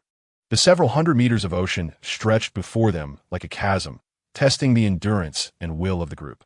Almost there, they were nearing the shallows. Chen Mo's thoughts raced as he calculated the distance. Perhaps fate was on their side, or perhaps it was simply not their time to perish. As they encountered no danger along the way, the four of them finally reached the shallow waters. The moment his feet touched solid ground, Chen Mo's racing heart began to settle. Xia Xuening seemed devoid of strength, entirely draped over him, her chest pressing against his back. Yet at that moment, he could entertain no other thoughts. Yamaguchi Keiko, similarly exhausted, dragged the limp Shen Yueru, panting heavily. Despite her commendable stamina, as a woman, she too was utterly spent. Without the will to survive, she might have surrendered long ago. Chen Mo, as they arrived in the shallows, Su Mujin spotted him and hurriedly rushed over, supporting him just as he was about to collapse. "Are you all right? Are you injured?" In the chest-high water, Su Mujin steadied Chen Mo, her face etched with concern. Chen Mo shook his head gently, his chest heaving as he gasped for air. He felt utterly drained, and had it not been for his unwavering resolve, he would have succumbed long ago. The group staggered out of the water, collapsing onto the sand beside a massive rock where Chen Wei was hiding, all their strength vanishing as they fell to the ground. Chen Mo surveyed his fellow survivors, Xia Xuening, trembling and still in shock beside him, Shen Yueru, sitting on the sand, clutching her swollen ankle, sobbing while casting venomous glances at herself, Yamaguchi Keiko, equally exhausted yet maintaining her composure on the beach, and the worried faces of Su Mujin and Chen Wei. Chen Mo glanced at the final figure, a woman clad in red, and murmured softly, "How did another person arrive? And a woman at that? After you left, she was washed ashore, and we rescued her," Su Mujin quickly clarified, catching Chen Mo's gaze. 6 women and 1 man, all injured and in disarray. Chapter 9. The first lesson of survival on the beach. 7 individuals lay sprawled in disarray, 6 women and 1 man. The sun sank slowly, casting a golden hue upon their pallid faces. If one were unaware that these were survivors of a plane crash, one might mistake them for a group of affluent youths on vacation. Chen Mo stretched his body and gradually rose to his feet. After resting for half an hour, his muscles still ached, and with slight movement, he could distinctly hear the cracking of his joints. The wound on his right arm felt as though it had been scalded with boiling water, sending waves of excruciating pain that pierced through Chen Mo's nerves. However, he understood that he could not afford to rest any longer. The sky was darkening, and although they had secured a considerable amount of supplies, there was little food to sustain them. They had only 3 bottles of water and 5 compressed biscuits for 7 people. From this moment forward, if they wished to survive, they could only rely on themselves. Chen Mo scanned the surroundings, his voice hoarse and weary, yet resonant against the backdrop of the dusky beach. Among the 7 individuals, besides himself and Su Mujin, he was unfamiliar with the others. If they were to act alone, it was unlikely they would last more than a few days on this deserted island. Just as everyone was lost in their thoughts, the sharp voice of Shen Yueru pierced through the air. "Damn that wretched plane. Damn this cursed place. My leg is killing me. There isn't even a doctor around. My limited edition handbag is gone. It contained my passport and black card. Everything is ruined. It's all that useless pilot's fault. And you." Shen Yueru suddenly glared at Chen Mo with venomous eyes. "You pulled me in the water earlier. You savage. Do you have any idea how much insurance I have on these feet?" All eyes turned towards Shen Yueru, drawn by her tempestuous demeanor. "Annoying. I wouldn't hesitate to throw you back into the sea," Yamaguchi Keiko said, her gaze icy as she toyed with a multifunctional knife. "What are you all staring at? I'll tell my father." Shen Yueru, noticing the collective gaze, especially the glint of Keiko's knife, recoiled, attempting to use her father as a shield. "Enough. Put away your spoiled princess attitude. No one here will indulge you." Chen Mo's voice was cold and authoritative. "If you want to rely on your father, you must first survive. Remember, this is a deserted island." After delivering his command, Chen Mo disregarded Shen Yueru and turned his attention to Chen Wei's wound. "How do you feel? Let me change your dressing." Chen Mo carefully unwrapped the makeshift bandage from Chen Wei's leg, examining it with meticulous attention. The wound had been soaked in seawater, its edges pale and swollen, but fortunately, there was no visible bone or signs of infection. Fortunately, there is no infection. With a couple of days of rest, it should be all right. Chen Mo exhaled in relief, the situation being far better than he had anticipated. If infection had set in, it would have been tantamount to a death sentence on this deserted island.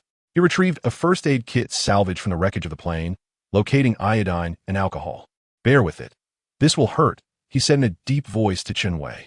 He opened the bottle of iodine and grasped a wad of cotton with tweezers. Chen Wei nodded weakly, her eyes tightly shut, long eyelashes trembling fiercely as she clenched her teeth. as the iodine-soaked cotton touched the edge of her wound. Her body convulsed violently, and a piercing scream escaped her lips.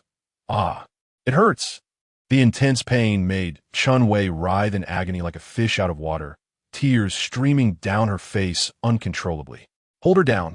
Chen Mo spoke in a deep voice to Su Mujin, his tone leaving no room for doubt. Startled by Chen Wei's agonized scream, Su Mujin instinctively pressed down hard on Chen Wei's shoulder, observing Chen Mo's expressionless face.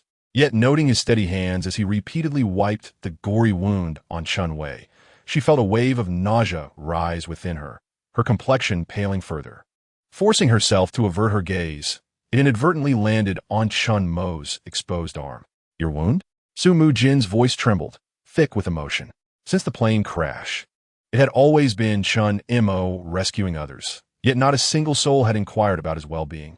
At that moment, Chen Mo's right arm bore the gash incurred while saving Su Mujin and Chen Wei, now swollen and white from prolonged exposure to seawater, the edges inflamed, with tiny grains of sand embedded in the flesh. I'm fine. Chen Mo pressed his lips together, his brow furrowed in concentration and strain. Seemingly oblivious to the pain in his arm, all his focus concentrated on the thread needing to be stitched. A sudden pang pierced Su Mujin's heart, an unfamiliar, sharp ache of concern and sorrow washing over her. What is happening to me? Chen Mo is my bodyguard. It is his duty to protect me, she rationalized within herself. However, as her gaze uncontrollably drifted back to Chen Mo's focused profile, witnessing the slight furrow of his brow in response to Chen Wei's suffering and the careful, almost tender manner in which he avoided the veins while stitching, a stronger, clearer discomfort coiled around her heart like a vine. Su Mujin felt an inexplicable sense of frustration and suffocation, as though something that was inherently hers was now overshadowed by another's presence, taken for granted. All right, try not to move for the next couple of days. Chen Mo finally snipped the suture thread and proceeded to administer an antibiotic he found in the first aid kit to Chen Wei, along with pain relief. Once he had completed these tasks, he let out a long sigh. Thank you, Brother Chen Mo. Chen Wei weakly expressed her gratitude, her tear-streaked face appearing even more pallid. Big brother, let me help with your wound. Xia Xuening had appeared by Chen Mo's side, gazing at his arm with caution. She understood her lack of survival skills in the wild. In this team, this man was her only choice for survival. Su Mujin had just opened her mouth to speak when Xia Xuening interjected, a fleeting sense of melancholy crossing her face, yet she remained silent. It's just a superficial injury. I can handle it myself. Chen Mo, reminded by Xia Xuening, finally acknowledged the throbbing pain and swelling emanating from his right arm. He seized a bottle of alcohol and unhesitatingly poured it over his wound. The intense sting caused Chen Mo to inhale sharply, his muscles tensing, his teeth grinding together. Su Mujin, witnessing the pain etched on his face, felt her heart clench in response. The other girls looked on in astonishment. Even the typically temperamental Shen Yueru's expression shifted dramatically at Chen Mo's actions. Chen Mo did not hesitate for a moment. Swiftly using a clean gauze soaked in alcohol to brusquely wipe away the dirt and grit surrounding his wound. He then sprinkled on some anti-inflammatory powder and simply bandaged it up with the same gauze. His movements were decisive and efficient, as if he were not tending to his own flesh. What monster? Shen Yueru murmured under her breath. However, upon seeing Yamaguchi Keiko turn her cold gaze towards her, she instinctively shrank her neck and fell silent, as Su Mujin observed Chen Mo's fierce determination in attending to his injury. The inexplicable discomfort she felt was instantly replaced by a mix of admiration and concern. She instinctively reached out her hand, intending to offer Chen Mo a clean, damp cloth to wipe away his sweat, but halfway through, her hand froze, and she silently retracted it, her fingertips curling slightly. Let us introduce ourselves, Chen Mo said, his voice hoarse with fatigue, shattering the brief silence. He scanned the group. I am Chen Mo, a security guard from Pancher Security Company, responsible for ensuring President Su's safety during this trip. He gestured towards Su Mujin. Su Mujin, president of Shanghai Technology. Su Mujin straightened her back, though her complexion remained pale. The commanding aura inherent to her position re-emerged under the instinct of survival. Xia Xuening, resembling a startled rabbit, timidly sobbed out her introduction. I am an actress. her voice barely above a whisper. Oof. Shen Yueru, clutching her swollen ankle, let out an exasperated huff, exuding an air of superiority. I am Shen Yueru, the Shen Corporation. You know, that is my family. It was as if this title still held some enchantment on this deserted island. Yamaguchi Keiko, the woman of disassembly modules, raised her head, her tone calm and unwavering, tinged with a distinct Japanese accent, yet laced with a hint of northeastern flavor. I am a marine geological exploration equipment engineer. She stated her identity. As Yamamoto introduced herself, Chen Mo's gaze remained fixated on this Japanese woman. He felt an inexplicable familiarity, as if he had encountered her or someone akin to her before. Her excessively calm and sharp eyes suggested that she was not as simple as she appeared. Noticing Chen Mo's scrutiny, Yamamoto merely exchanged a brief glance with him, offering a slight nod before shifting her gaze elsewhere. She could sense that Chen Mo had perceived something, yet concealing her true self was a lesson Yamamoto had learned from a young age. Chen Wei, I'm a flight attendant on this journey. Chen Wei introduced herself, her voice still weak. Under the collective gaze of the group, their attention naturally gravitated towards the last individual, the woman in red, who had been discovered by Su Mujin, lying unconscious. The features of the woman in red were exquisitely delicate, bearing the distinct marks of Korean aesthetic standards. A petite, oval face, a high and elegant nose, and full lips. Even in her disheveled state, her beauty could not be concealed. What drew the eye most was a small, teardrop-shaped brown beauty mark beneath the corner of her right eye, which shimmered subtly in the firelight, adding an air of pitiable charm. Chapter 10. Gathering supplies, Li Enxi's gaze subtly swept across the crowd. Watching Chen Mo's back, a fleeting, concealed glimmer of sharpness flickered in the depths of her eyes, so swift and elusive that it was nearly impossible to capture. When my gaze fell upon Keiko Yamaguchi, a hint of doubt flickered in my eyes, accompanied by an indescribable complexity of emotions. Li Enxi's identity was far from being as straightforward as it appeared. Her grandfather had served as a soldier in the U.S. military during the Korean War, while her grandmother was Korean. Ostensibly, Li Enxi was an internationally renowned appraiser of jewelry and art. Yet her true familial mission lay in the quest to recover a trove of exceedingly precious artifacts plundered by her grandfather's comrades from China during the war. Given this context, we were now acquainted, and our foremost task was to survive. Only by enduring could we await rescue, and I hoped that we could unite in this endeavor. Chen Mo surveyed the 6 women before him, his heart heavy with unease. The prospect of rescue was uncertain, and the very existence of aid remained ambiguous.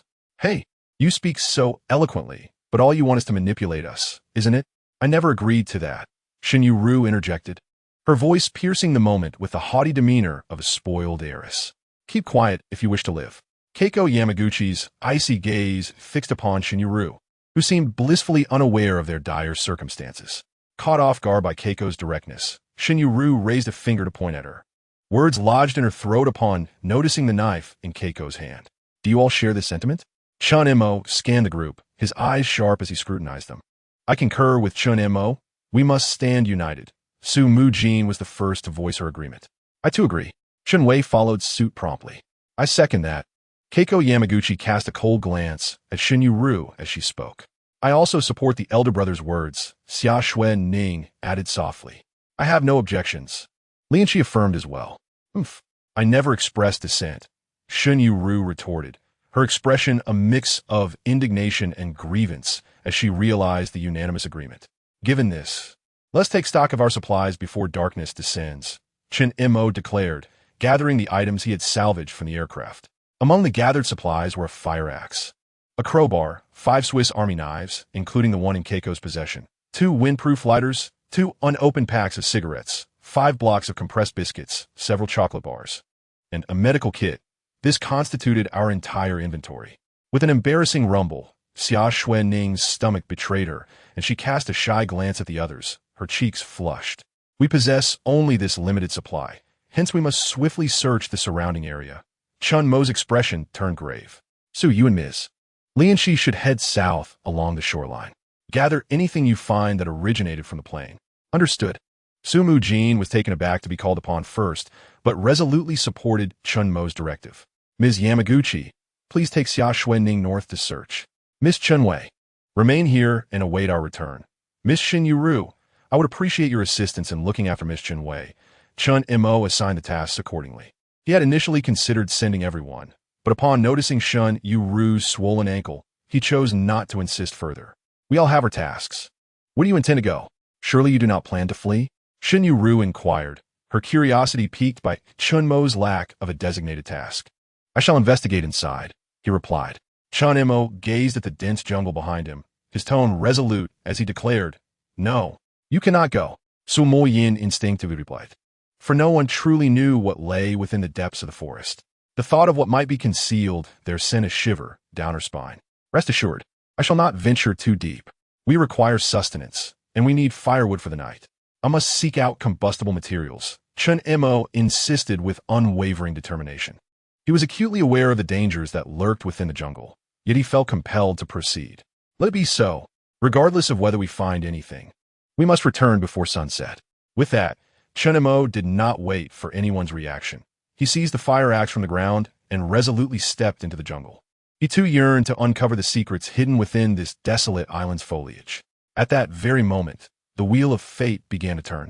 As this long silent isle welcomed its guests once more, the mysteries of the island began to unravel the instant Chen Mo set foot in the forest. Su Mujin watched Chen Mo's figure fade into the depths of the jungle, letting out a soft sigh without uttering another word, and continued southward along the coastline.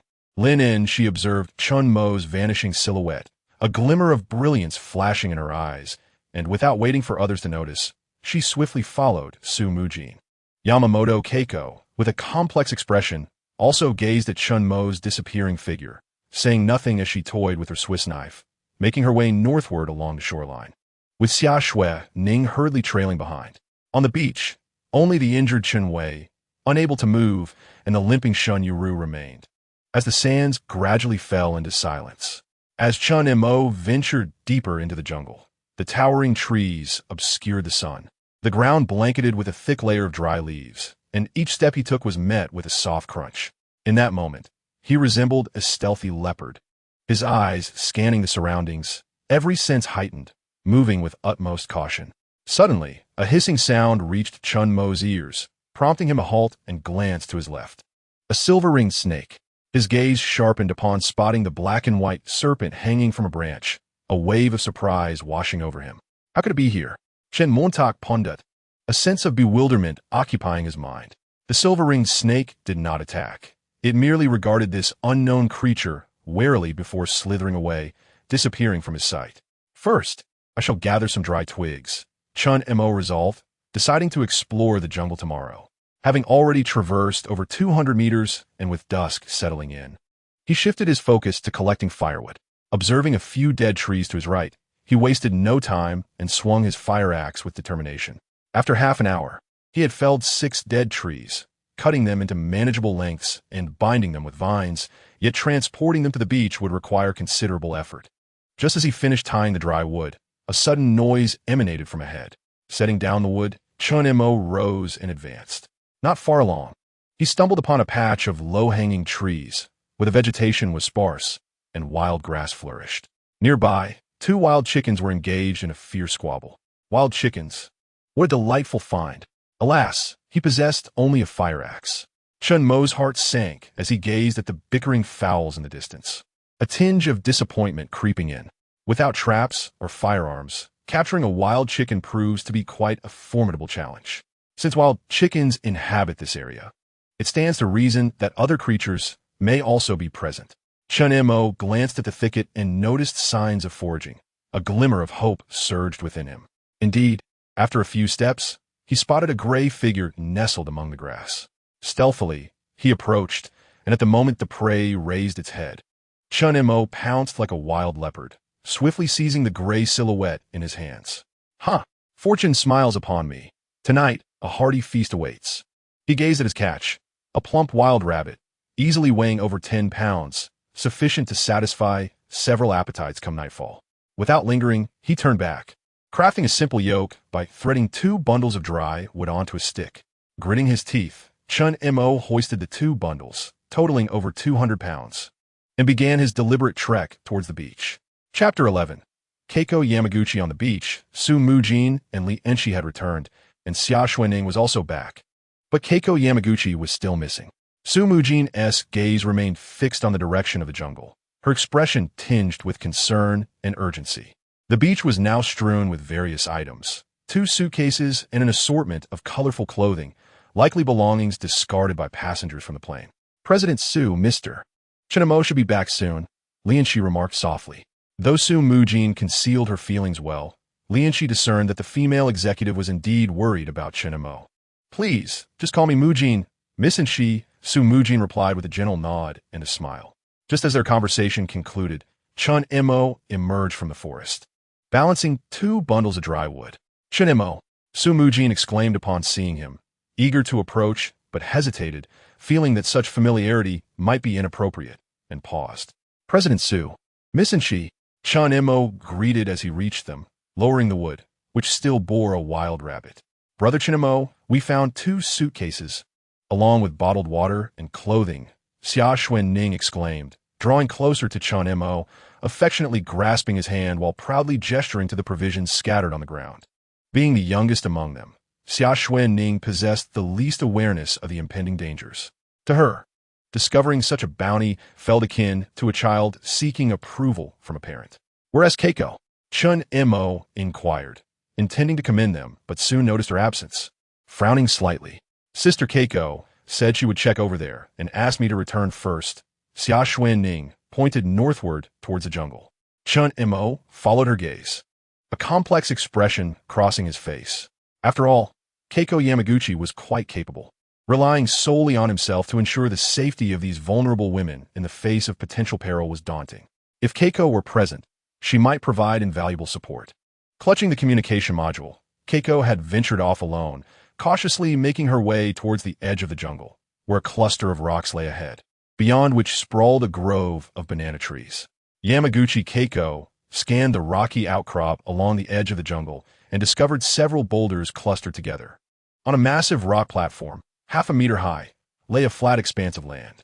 A hint of joy graced Yamaguchi Keiko's face, for this spot was perfectly suited for camping. In truth, Yamaguchi Keiko was not a purely Japanese individual. Her identity was far more intricate than it appeared. To be precise, she belonged to the Black Dragon Society, a clandestine organization with deep historical roots in Japan. Her grandfather was a soldier who invaded China, while her grandmother hailed from northeast China, resulting in Yamaguchi Keiko possessing a lineage that bore half-Chinese blood. This complex heritage endowed her with a profound and painful understanding of that tumultuous history. Her journey to the country was merely a facade.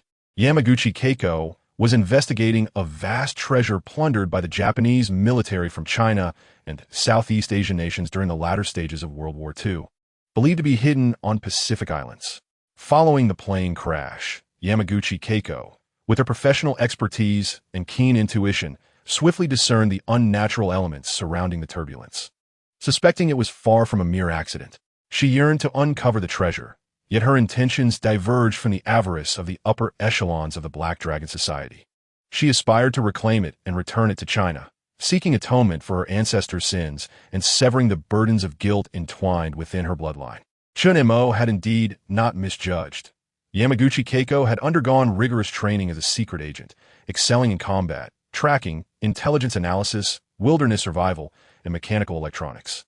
Her cool-headedness bordered on ruthlessness, positioning her as the second most capable individual in the team, following Chen Mo when it came to survival. After locating the desired site, Yamaguchi Keiko did not linger and turned towards the beach. On the shore, Chen Mo had finished inventorying the supplies they had salvaged, which included 15 unopened bottles of mineral water gathered from the debris washed ashore and the remnants of the aircraft. Several suitcases had been cast onto the beach, primarily containing garments of apparent quality. A few pieces of jewelry were also among the items, yet they were deemed useless by the others, as the clothes had been soaked through. However, Chen Mo was reluctant to discard them.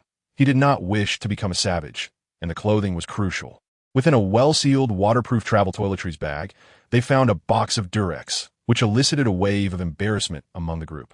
Additionally, there were several pieces of bread from the in-flight meals, along with packages of individually wrapped biscuits and chocolates, all in pristine condition, indicating that domestic food was indeed commendable. A stainless steel thermos, several specially designed blankets from the aircraft, and basic magazines, along with various contract documents, were also recovered. Rabbit, are we going to eat tonight? Xia Xuening showed little interest in the supplies. Such considerations were not her concern. Instead, her excitement was piqued by the rabbit brought by Chen Mo. I will go look for Miss Keiko. I will discuss the rest upon my return. Chen Mo glanced at the time and noted that Yamaguchi Keiko had not yet returned, prompting his decision to search for her. I'm back. Just as Chen Mo grasped the fire axe, preparing to leave, he heard Yamaguchi Keiko's voice emerge from the jungle. Did you venture into the jungle? Chen Mo inquired with a frown upon seeing her return. Indeed, I observe that we are perilously close to the sea, and our ignorance of the tidal conditions compels me to seek a temporary camp that offers shelter from the wind and rain. Kei Yamamoto's tone remained unperturbed, yet she felt compelled to mention her discovery of the campsite. A campsite? Shen Yueru exclaimed, clutching her ankle, her voice piercing. In this wretched place? It's strewn with rocks and sand, cold and hard. How are we supposed to sleep? And my foot, it's excruciating. How can I walk? Shen Yueru, overwhelmed with frustration, plopped down on the ground, throwing a tantrum.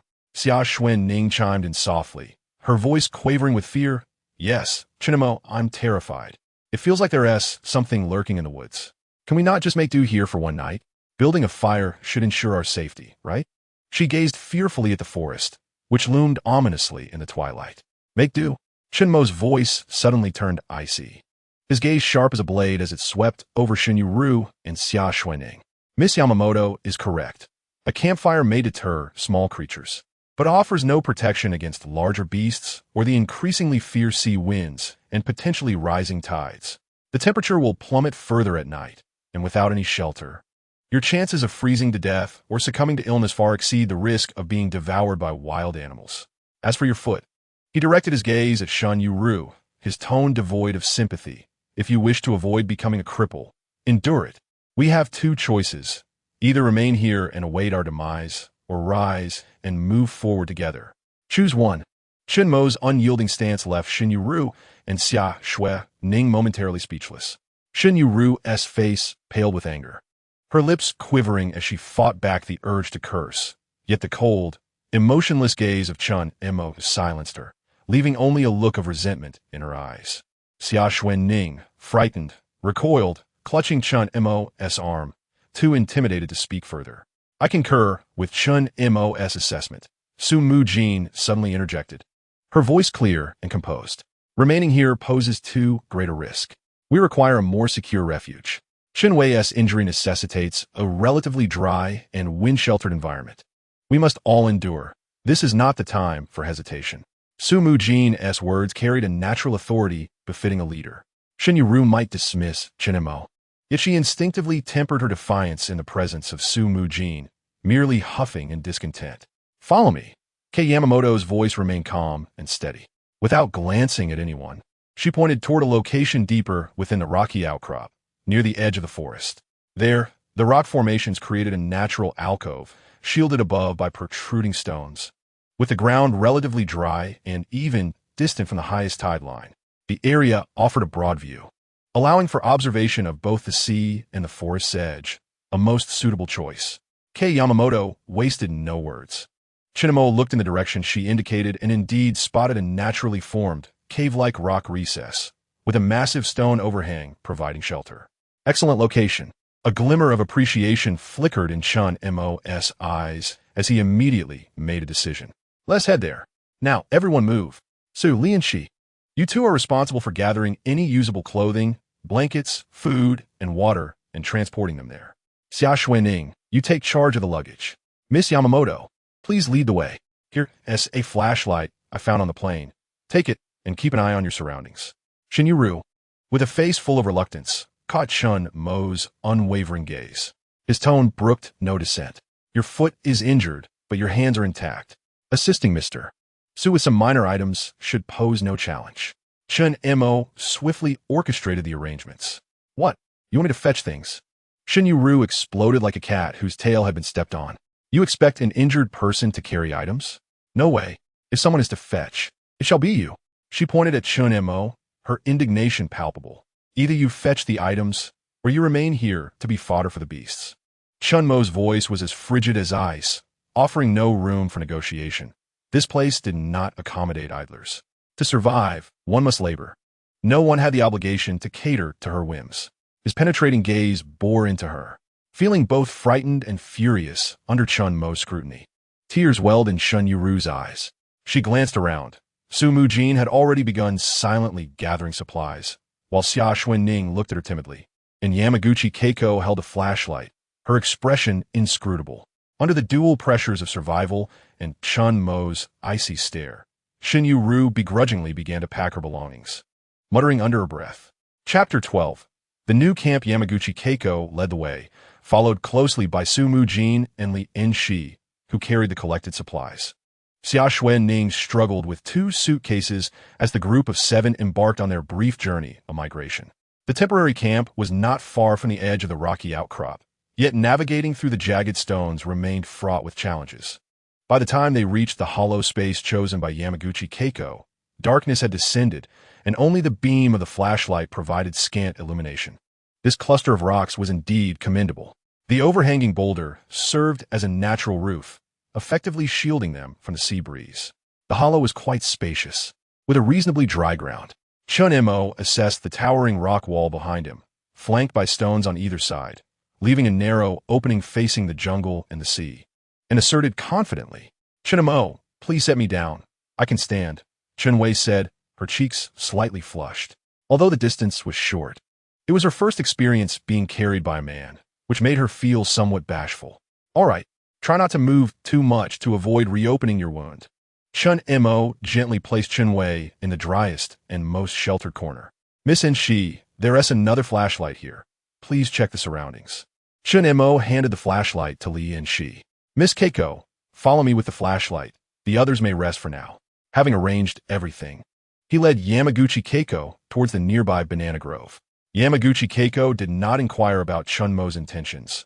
Upon hearing his words, she simply followed him towards the grove. "Mr. Chen Mo," she asked with curiosity. "Just call me Chen Mo. We need to chop down a few trees. Otherwise, our clothes will remain damp, which could easily lead to illness," he replied in a relaxed tone. "All right, then you may call me Keiko." Just as Keiko finished speaking, she saw Chen Mo swing the fire axe against several small trees that were as thick as an arm. Chen Mo and Keiko worked in tandem, and before long, they had felled several small trees, clearing away the errant branches. Each tree stood over 2 meters tall, totaling 10 in all. "Let us proceed. We must not keep them waiting." Chen Mo secured the long pole with vines and slung it over his shoulder, beckoning Keiko Yamaguchi to depart. The night had completely descended, and a flickering light illuminated the newly relocated campsite. It was the beam of Li Enxi's flashlight. Upon arriving at the camp, Chen Mo placed the 10 poles on the ground. Near the edge of the jungle, he crossed the poles to create a rudimentary enclosure, with a slightly thicker pole laid horizontally across the middle. "What is this for?" Xia Xuening inquired curiously, approaching with a puzzled expression. "The clothes and blankets we've gathered are all wet. We need to dry them by the fires soon.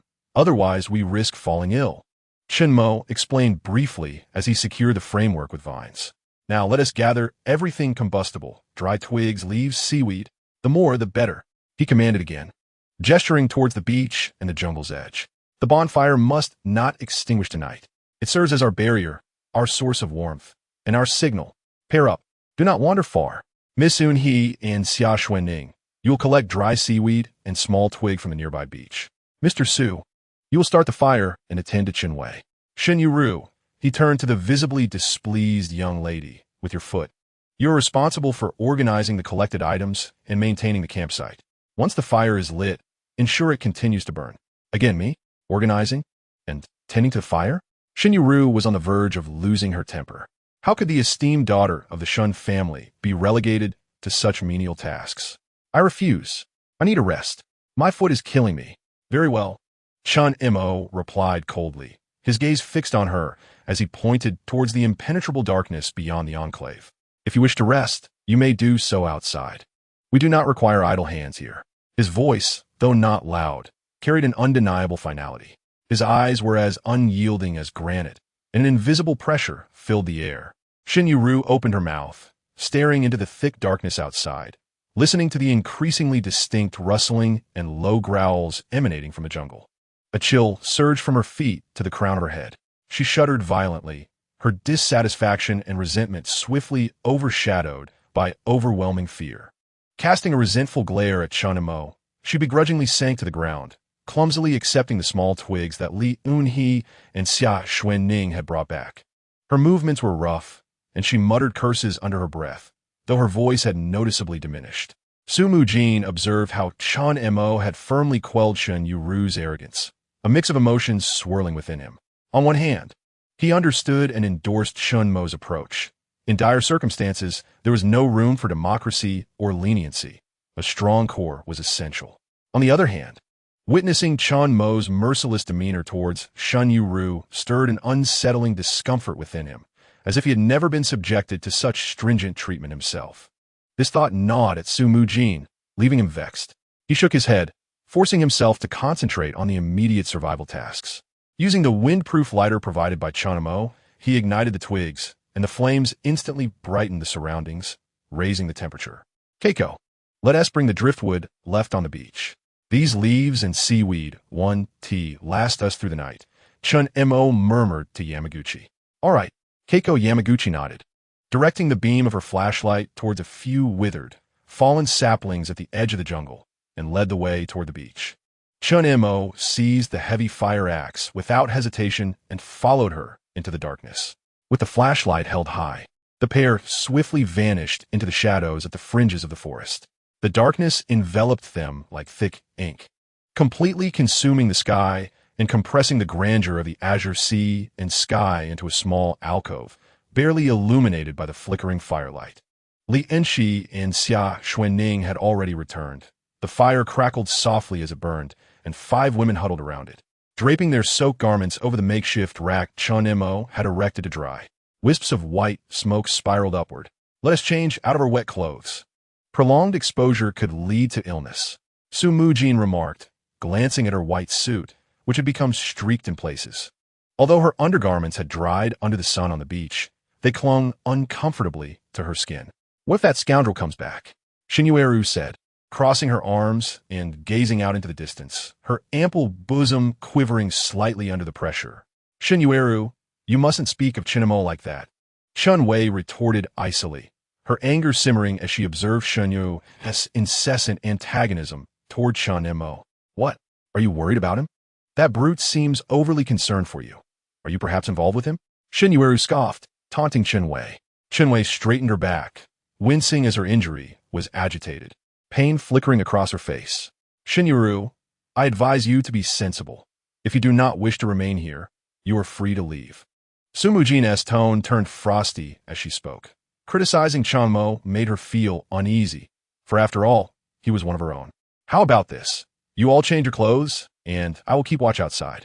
Once you are done, I will change, Li Enxi interjected, hoping to quell the rising tension. And with that, she took the flashlight and stepped outside the rocky outcrop to avoid any sudden return of Chen Mo. Su Mujin found a matching white shirt and a small blazer. Normally, wearing someone else's clothes would be unthinkable, but in this moment, it was of little consequence. She removed her undergarments, preparing to place them by the fire to dry.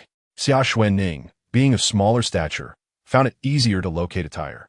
She discovered a white t-shirt among her belongings and donned it, pairing it with a pair of sweatpants. Thankfully, she hadn't worn heels on the plane, or that would have posed a significant problem. Mujin, could you help me find something to wear? Chen Wei asked shyly.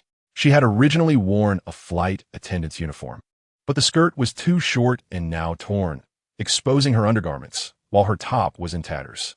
Most of the shirts are men's. Wear this one instead. Your legs are still injured, and I will just cut off the pant legs a bit for you to wear. Su Mujin glanced at the clothes available. Though there were several, the suitcase seemed to belong to a male passenger, leaving few options for women's attire. Eventually, she found a white shirt and a pair of jeans for Chen Wei. You wear men's clothes too? I, however, will not change. I shall wear my dress. Shen Yueru remarked disdainfully, observing the 3 as they changed. Where can we even wash? I feel so grimy and uncomfortable. Shen Yueru removed her undergarments and hung them on a rack to dry, feeling sticky and uncomfortable. You can wash at the beach, Chen Wei remarked coldly. Shen Yueru huffed in annoyance. she lacked the courage to venture to the shore.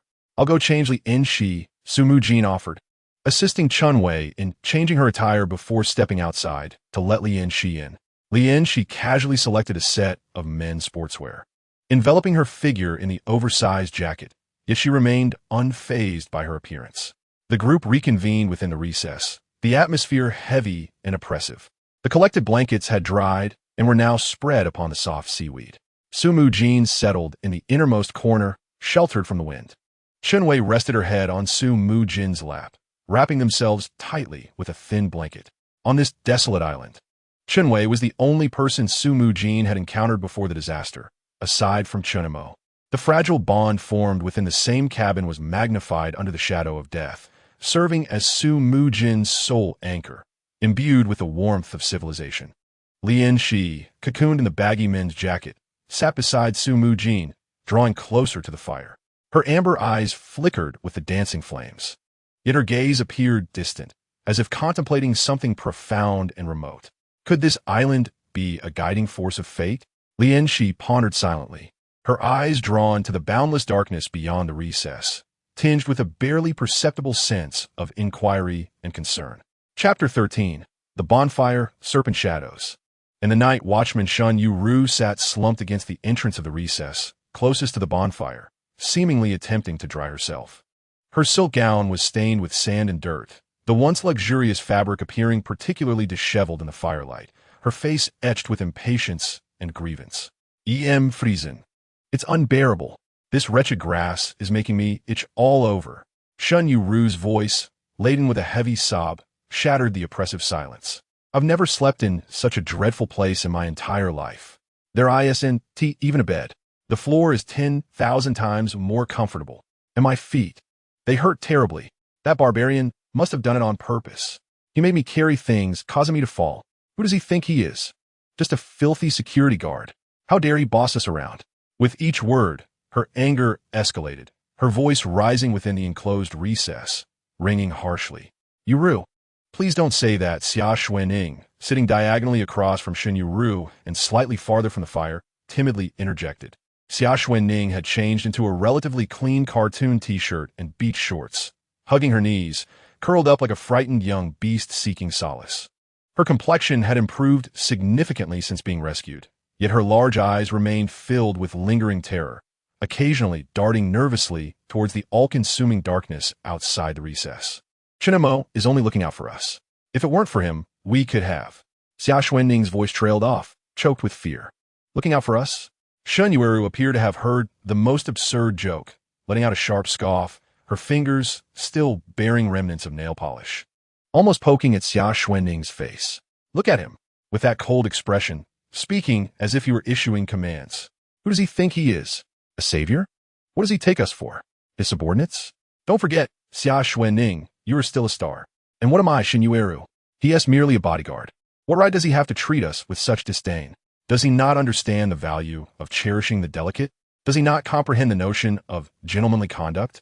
Which man does not pamper and flatter me, fearing I might suffer even the slightest grievance? But he expects me to fetch things, to gather firewood, and now, to sleep in a place worse than a pigsty. As Shen Yueru spoke with growing fervor, it was as if she were releasing all the pent-up frustrations she had endured at Chen Mo's hands. And that Japanese woman, so pretentious, cold and robotic, why does she get to accompany that barbarian? They have been gone for so long. A man and a woman alone surely cannot be up to anything good. Shen Yueru maliciously speculated, a twisted satisfaction creeping into her tone. No way. Brother Chen Mo is not that kind of person. Xia Xuening immediately countered, her voice laced with urgency and an unrecognized hint of dependence. He and Miss Wiko must have found a lot of wood. It must be too heavy for them to return quickly. Xia Xuening seemed to be persuading Shen Yueru, but more so, she was trying to convince herself, her gaze involuntarily drifting toward the unsettling darkness outside the concave wall, her eyes filled with worry and fear. Who knows? Shen Yueru rolled her eyes, cradling her swollen ankle, shifting into an even more uncomfortable position, her words relentless. I see he just wants to show off in front of us, flaunting his abilities, accompanying a Japanese woman. Who knows what his true intentions are? Her voice gradually lowered, tinged with malicious conjectures. Enough. Without brother Chen Mo, you would have perished in that cabin long ago. Chen Wei could no longer tolerate Shen Yueru's incessant remarks, glaring at her with a frosty demeanor, her chest rising and falling with agitation. You still wish to argue, Shen Yueru? Put away your spoiled temperament. Chen Mo is mine. If you continue to speak of him in such a manner, I implore you to leave. Su Mujin's voice was equally frigid. Hearing Shen Yu mention Chen Mo and Yamaguchi Keiko already put her in a foul mood, and she was dismayed to find Shen Yueru was relentless. Li Enxi listanat quietly, her amber eyes flickering in the firelight, refraining from participating in this verbal sparring. Shen Yueru, daunted by Su Mujin, fell into a tense silence. The atmosphere inside the concave wall becoming stifling and fractured, punctuated only by the crackling of the fire and the howling wind outside. At that moment, a shrill scream, so piercing it seemed to tear through the night sky, erupted from Shen Yueru's lips, like a person seared by a hot iron. She leaped from the ground, her movements so swift they belied her injured ankle. Shen Yueru's complexion turned ghostly pale, her pupils dilated in terror. Fixated on the sandy ground less than half a meter away from her feet, her body trembling violently as she pointed at that spot, her throat emitting a choked, gasping sound akin to suffocation. A snake! There's a snake! Shen Yueru finally uttered a phrase that sent shivers down the spine of everyone present, her voice sharp enough to pierce the eardrums. Instantly, the tension in the air escalated. Following the trembling finger of Shen Yueru, one could see a snake. Approximately a meter in length, adorned with dark brown diamond-shaped patterns, silently slithering from the damp shadows of the recess. The triangular head of the serpent lifted slightly, its long forked tongue flicking in and out, emitting a faint hiss. The cold, vertical pupils reflected a ghostly green light in the glow of the campfire, exuding a chilling aura of menace. Xia Xuening was equally terrified, screaming as she scrambled towards Su Mujin and Li Enxi, her body trembling like leaves caught in an autumn breeze. Su Mujin's heart raced as she instinctively pulled Chen Wei closer, her complexion paling.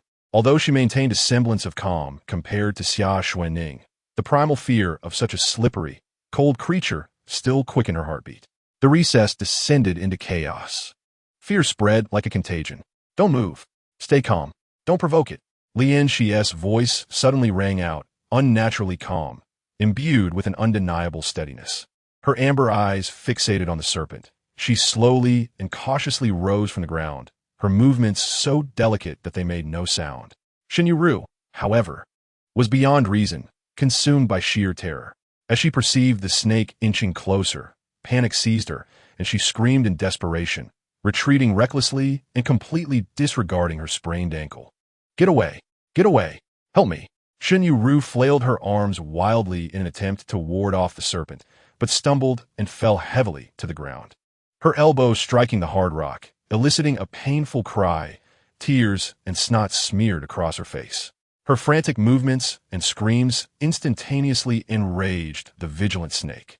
Its triangular head recoiled sharply, neck muscles taut, coiled like a spring ready to unleash a lethal strike. Sister Yueru, don't move. Xia Xuening cried out in desperation, her voice laced with fear. At that critical moment, Li Enxi sprang into action. Her movements were as swift as lightning as she seized a dry branch nearby. With a flick of her wrist, the branch flew like a precise spear, plunging into the sandy ground less than half a foot in front of the snake's striking path. Thud! The branch embedded itself deeply in the sand, perfectly blocking the snake's projected attack. Startled, the serpent's poised aggression was interrupted. It retracted its head sharply, its icy gaze fixated on the branch lodged in the ground and on Li Enxi. Quick, get fire! A torch!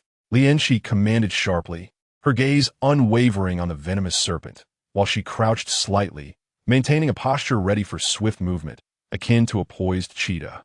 Su Mujin reacted the fastest. She swiftly retrieved a thick branch engulfed in flames from a fire, its flames blazing brightly. She handed the torch to Li Enxi. Without a moment's hesitation, Li Enxi seized the torch and immediately thrust the blazing end towards the snake. The leaping flames and the sudden surge in temperature were the natural enemies of serpents. Hiss! The dark brown serpent, compelled by flames and waves of heat, finally revealed its fear, swiftly lowering its elevated head, its body twisting uneasily as it altered its course, sliding silently and rapidly into the shadows beyond the recess, disappearing into the gloom of the rocks. The crisis was averted.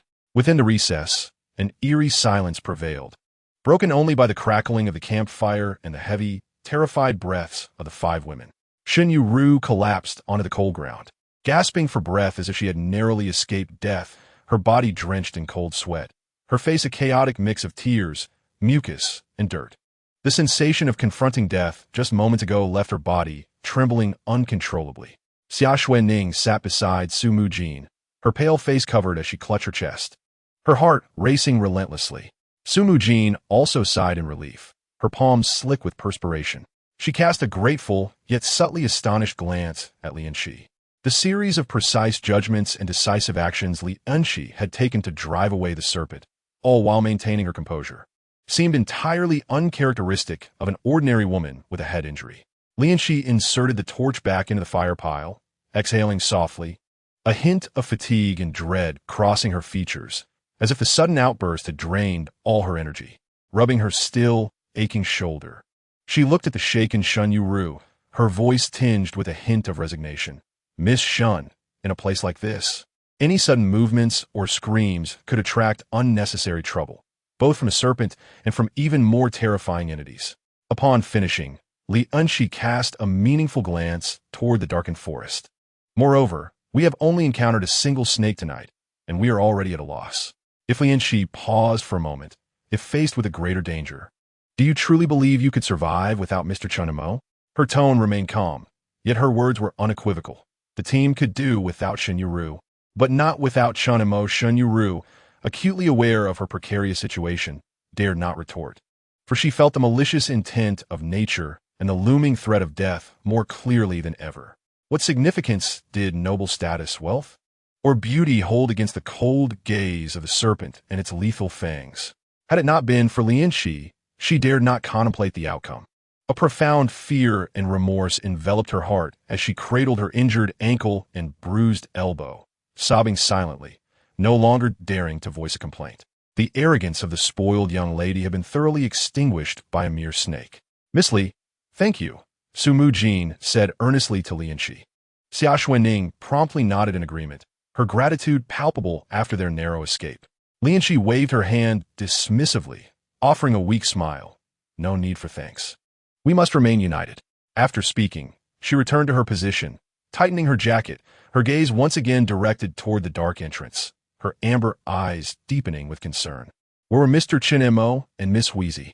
Li Enxi voiced the collective anxiety of all, just as this dread and fear began to swell once more. Heavy and weary footsteps finally echoed from outside the recess, accompanied by the crackling of brittle twigs underfoot.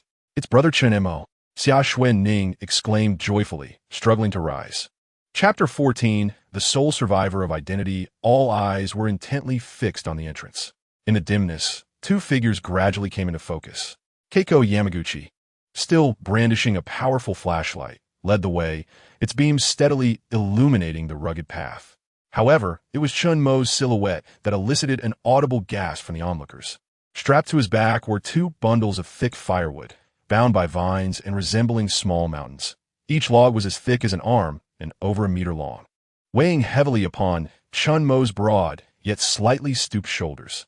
The raw wound on his exposed right arm, already grotesque, had become further saturated with blood due to the strain of bearing such a load.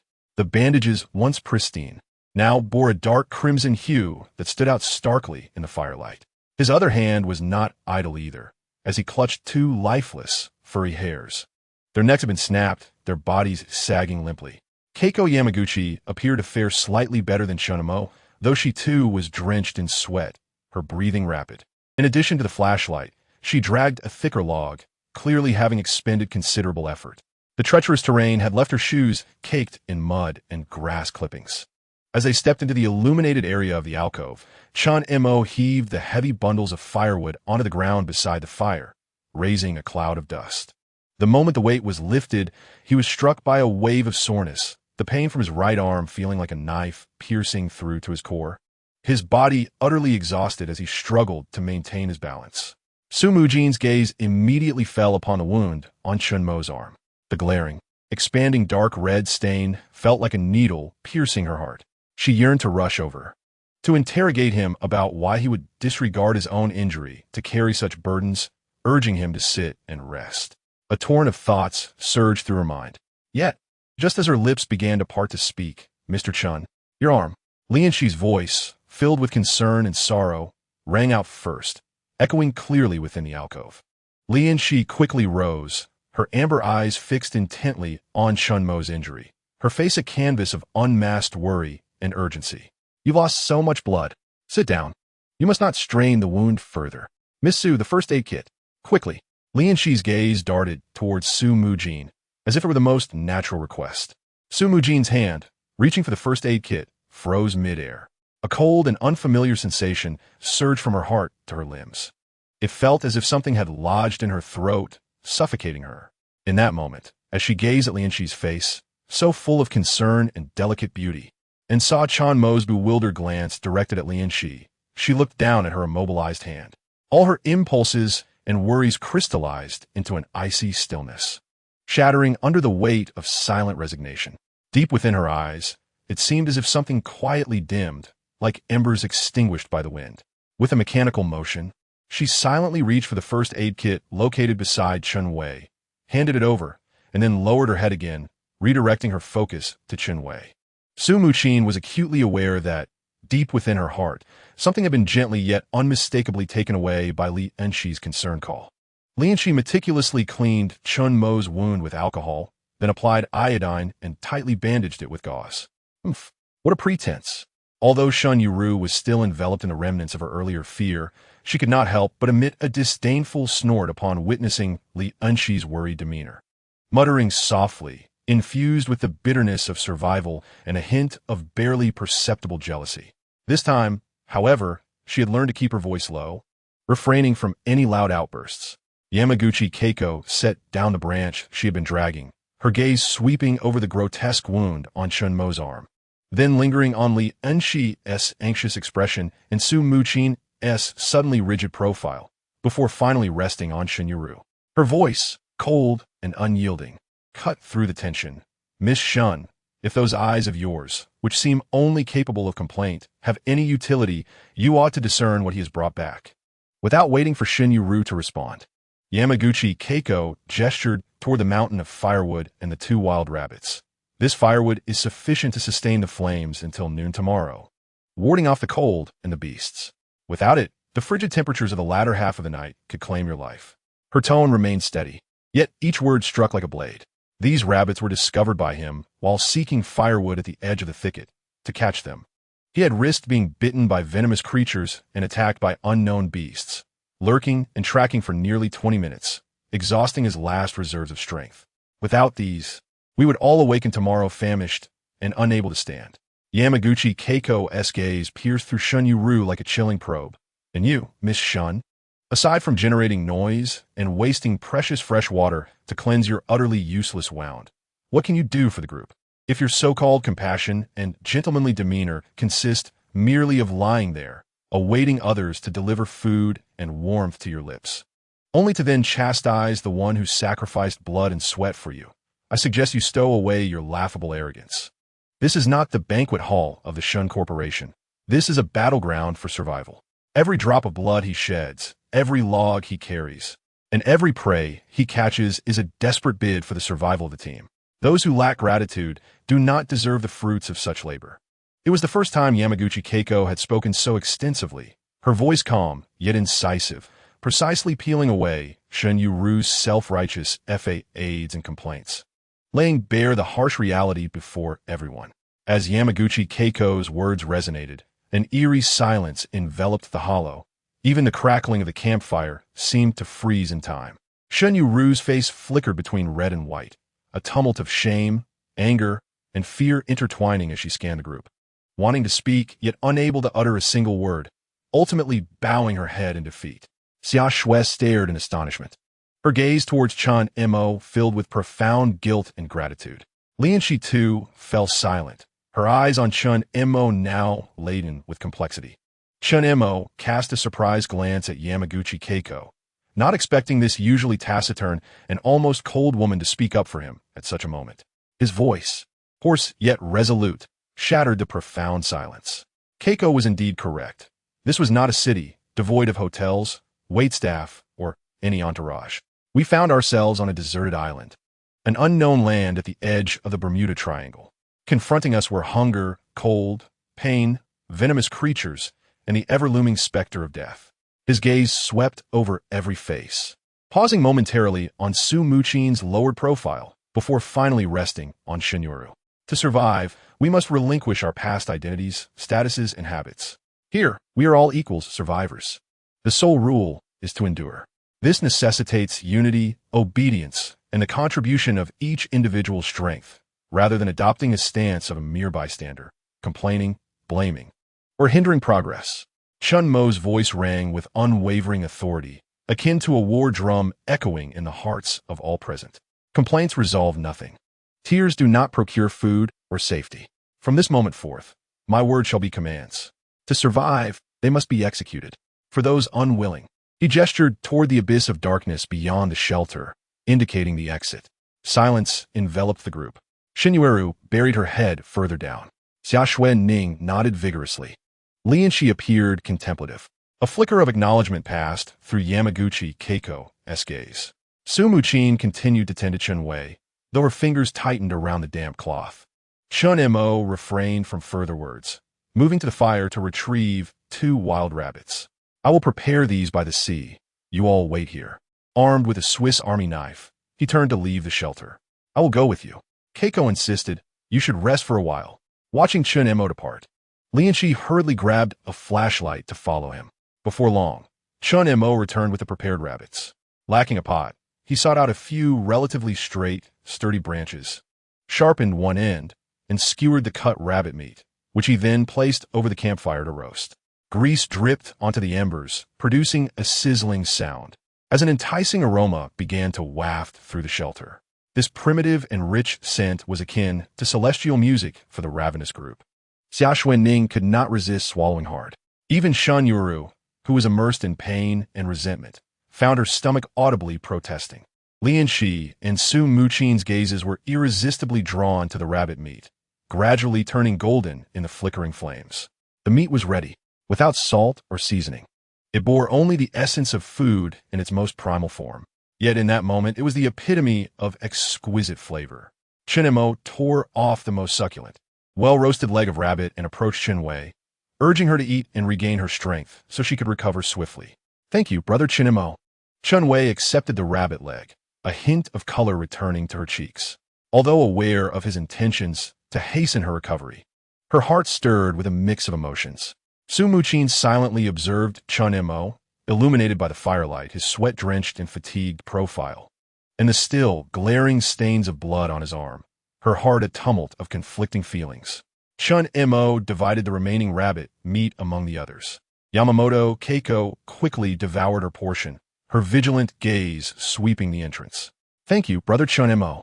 Xia Xuening smiled as she accepted the rabbit meat handed to her by Chen Mo, taking small bites, her face finally regaining a hint of color. Shen Yueru hesitated for a moment, but ultimately her hunger triumphed over her reservations. She snatched the rabbit meat from Chen Mo and turned away, devouring it ravenously. Her manners forgotten, clearly starved. Mr. Chen Mo, aren't you eating?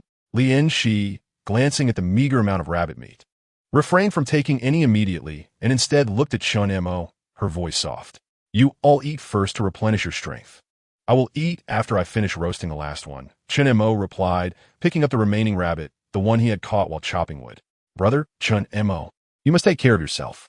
If you fall, Chen Wei's voice was somewhat frail, yet her words echoed the collective concern of the group. Rest assured, I will ensure everyone survives, Chen Mo said, a touch of melancholy in his tone. Surviving on a deserted island, while a popular theme in novels, felt daunting in reality. And he couldn't shake the unease, especially without any extraordinary abilities. The food temporarily alleviated their hunger, bringing a flicker of warmth and a fleeting tranquility. Once everyone was satiated, exhaustion and drowsiness washed over them like a tidal wave. It had been a harrowing day, one that would remain etched in the memories of these survivors for a lifetime. Chapter 15. The first night on the deserted island, the space within the alcove was already limited, approximately a dozen square meters, yet it now accommodated 7 people. The ground was covered with a thin layer of seaweed, barely sufficient to lie down, but it was just enough. The awkwardness arose from the question of how to accommodate the sole male. Chen Mo, Shen Yueru, was the first to claim the innermost, most sheltered, and driest corner. Clutching her swollen ankle, "I hurt my foot. I need to sleep in the innermost part."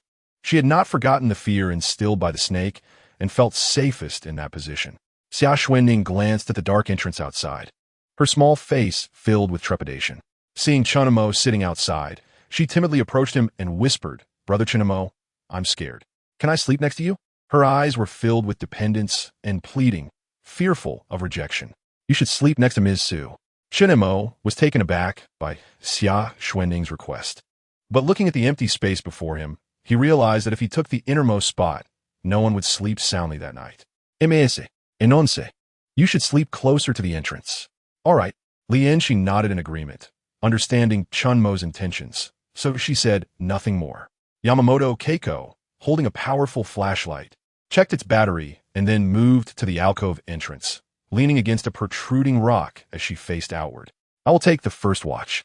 Keiko did not look back. Her voice was calm and steady, as if this were the most natural arrangement. "Okay, I will relieve you at midnight." Chen Mo acknowledged her decision, recognizing her intent. And he too was indeed weary and in need of rest. Su Mujin remained silent as she settled Chen Wei near Shen Yueru, lying down beside her. Yet sleep eluded her. Her gaze drifted towards the entrance, landing upon Chen Mo, who sat alone by the fire. The flickering flames illuminated his sharply defined profile and the broad, yet solitary silhouette, stirring a medley of emotions within her. On this first night spent on an unknown deserted island, tension filled the air. Everyone sensed the lurking threats hidden in the darkness. Yet, having endured so much throughout the day, fatigue enveloped them, and soon several women succumbed to drowsiness, slipping into slumber. Chen Mo noticed that everyone had fallen asleep. He glanced back to find an empty space beside Li Enxi, but opted not to approach it. Instead, he grasped the heavy fire axe and moved to the entrance of the recess, sitting against the rock face opposite Yamaguchi Keiko. He laid the axe across his knees, surveying the jungle outside, which loomed like a slumbering beast. "Wake me in the early hours." Chen Mo's voice was low yet resolute. Yamaguchi Keiko cast a glance at her injured arm, tightened her grip on the crowbar, and nodded slightly in response. Chen Mo felt an unparalleled weariness. Never had he experienced such exhaustion even during previous missions, where he was always accompanied by capable teammates. Yet today, he faced 6 injured women alone. As the night deepened, the sounds of crashing waves, whispering winds, and the occasional eerie noises from the depths of the jungle intertwined to create the symphony of the island's first night. Xia Xuening emitted soft snores, while Shen Yueru curled up and descended into a deep sleep, mumbling occasionally. Before long, Chen Mo too succumbed to a profound slumber. Yet his body remained taut like a javelin, his right hand gripping the axe's handle. This was due to the dream that enveloped him. "Captain, must we truly proceed in this manner?" An anxious voice emanated from a figure clad in black within his dream. "Indeed," Chen Mo replied with unwavering conviction. "Captain, the opposing party's terms are 2 billion. Our brothers have lived perilously for years. Accepting this deal would allow us to retire and return home." The urgency in the black-clad man's tone was palpable. The captain had always looked after his comrades, rescuing them from the battlefield time and again. Why was this different? "Hey Hu, I have never wronged my brothers, yet I will not forget that I am a Chinese citizen. I cannot stand by as these treasures of our nation fall into foreign hands, nor will I escort them to safety," Chen Mo asserted, patting the black-clad man's shoulder with resolute words and a steadfast expression. "Captain, are you suggesting that the boxes contain treasures of our nation?" He Hu inquired, astonishment etching his features. "Indeed.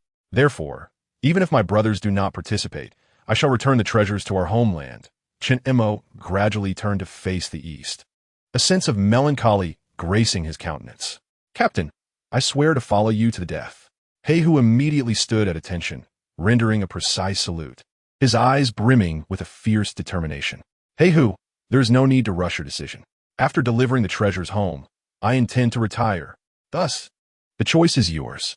Chen Mo gazed at the resolute black fox, and spoke his decision in a somber tone. "Captain, why?" Black Fox asked, astonished by Chen Mo's words. 30 years ago, old Su saved my grandfather. I heard that an enemy has found old Su's granddaughter, and I promised my grandfather to protect her. Thus, I have decided to withdraw." Chen Mo recalled slowly. A few days prior, his grandfather had called to inform him that the female CEO of Shanghai Technology had developed a technology that had attracted unwanted attention. He had initially planned to complete his mission before returning home, but now that timeline had abruptly shifted. "Captain, wherever you go, I shall follow," Black Fox declared without hesitation, saluting Chen Mo once more before turning to assemble their comrades for an immediate return home. Just as Chen Mo prepared to reach out to stop him, he awakened to discover it had all been a dream. Glancing at his watch, he noted it was already past 1 o'clock. He had inadvertently slept for several hours, likely a consequence of his severe fatigue during the day. Hikaru Yamaguchi, hearing the commotion, turned her gaze towards Chen Mo. He gestured for her to rest on the blanket. Yet she remained still, leaning against a rock as she succumbed to slumber. Chen Mo chose not to disturb the sleeping women around him. The night grew deeper and darker, enveloped in an absence of light. Beyond the 5-meter radius of the campfire, nothing was visible. Sounds occasionally echoed through the jungle, and in the distance he could hear roars, likely from large animals. Chen Mo looked up at the starry sky, only to be taken aback by the realization that he could not name a single star above him. The familiar Big Dipper was nowhere to be seen. Chen Mo pondered, perplexed. Despite his many travels, including numerous visits to islands, he had never encountered sky like this. Could it be? No, the route was completely different from that location. His brow furrowed deeper. This celestial display was unlike anything he had ever witnessed, though he had certainly heard of it before. During his time as a mercenary, he had once heard a black brother mention a notorious pirate group residing on a deserted island deep in the Atlantic Ocean, one that had withstood even the might of the Americans during the war. This brother had informed Chen Mo that these pirates were war criminals from World War II who had amassed great treasures, and obtaining even a fraction of that would lead to immense wealth. The thought sent a wave of anxiety through Chen Mo. If this truly was that island, they would not only fail to wait for rescue, but even if a rescue team were dispatched, it would likely never arrive. The critical concern was that should they encounter pirates, their chances of survival would be slim to none. "Damn this cursed place," he muttered, his thoughts interrupted by a sudden sound. He looked over to find it was Shen Yueru, likely dreaming. She rolled over and continued her slumber. Chen Mo refocused his thoughts. No matter where they were, survival was paramount. If he allowed himself to succumb to panic, death would soon follow. Dismissing his troubling thoughts, he stood up and placed a blanket over Hikaru Yamaguchi. The evening temperature was exceedingly low, hovering around 10 degrees. If one were not cautious, they might not witness the dawn of another day. Although Chen Mo's movements were gentle, Yamaguchi Keiko remained alert, tightly grasping the crowbar in her hand. Upon realizing that it was Chen Mo who had draped a blanket over her, she softly uttered her gratitude. Chen Mo refrained from engaging in conversation, instead approaching the campfire to stoke the flames, adding more wood to ensure a more robust fire, which would dispel the damp chill and render their makeshift shelter more inviting. "Mr. Chen Mo, I have rested well. You should take some time to rest too." As dawn approached, with merely an hour left until first light, Li Enxi was the first to awaken. She quietly made her way to Chen Mo's side, indicating her willingness to take the watch. "Please switch with Keiko. Let her lie down for a while. I can manage here." Chen Mo contemplated this request. It felt somewhat awkward for him to sleep, given that the team was still unfamiliar with one another, and he deemed it prudent to remain vigilant. Being a woman, Yamaguchi Keiko would be better served resting, especially with the morning temperatures still quite frigid. Chen Mo considered this aspect as well, recognizing that having a capable companion in the team would alleviate some of his concerns. Li Enxi did not object, moving to Yamaguchi Keiko's side. As Li Enxi approached, Yamaguchi Keiko stirred awake, nodding in acknowledgement before exchanging places with Li Enxi. "Thank you."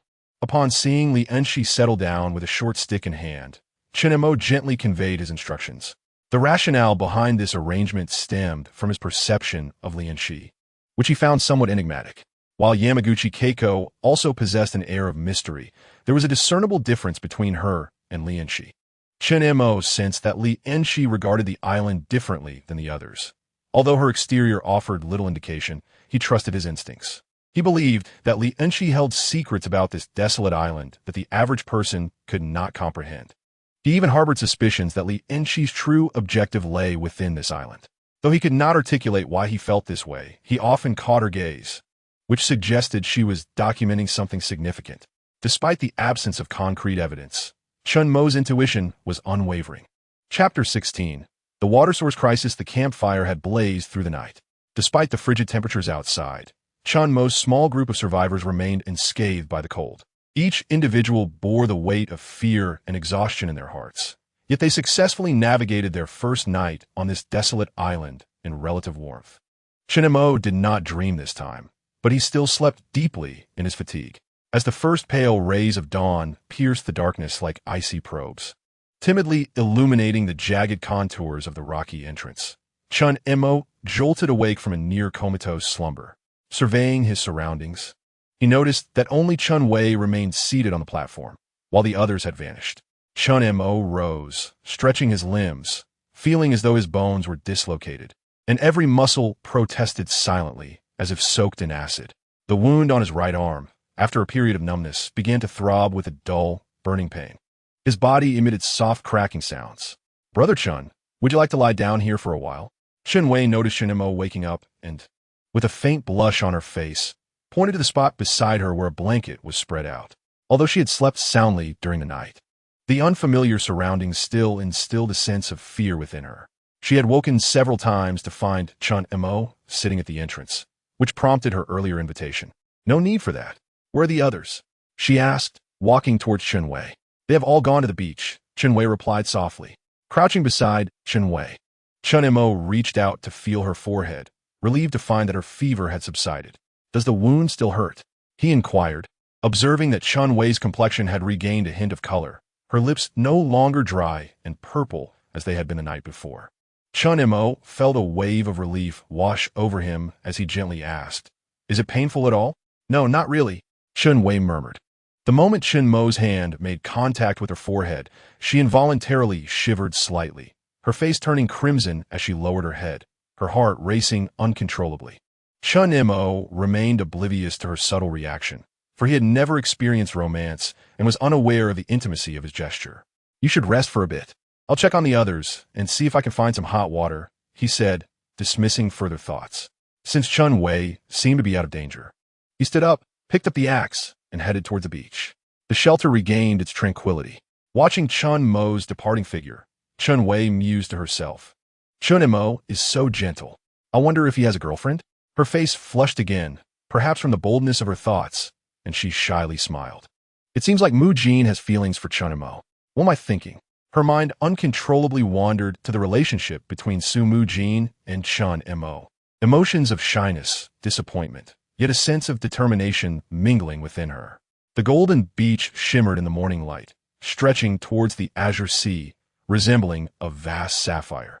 The beach, smooth and damp from the retreating tide, bore beautiful ripple marks, in stark contrast to the eerie atmosphere of the previous night.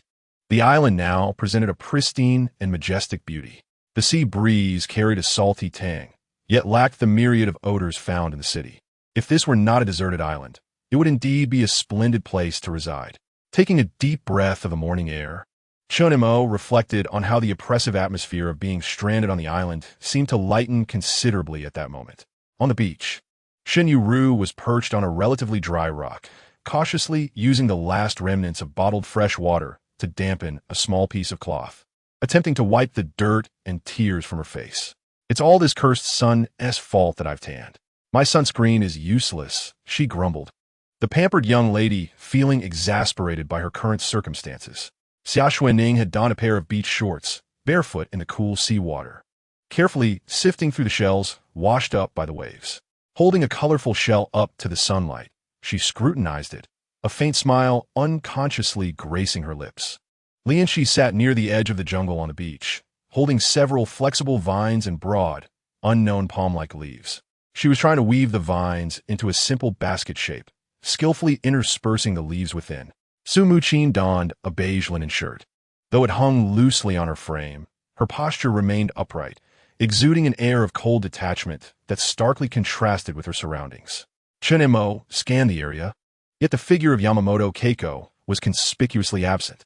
Chen Mo, Xia Xuening was the first to spot Chen Mo, darting ashore like a startled rabbit.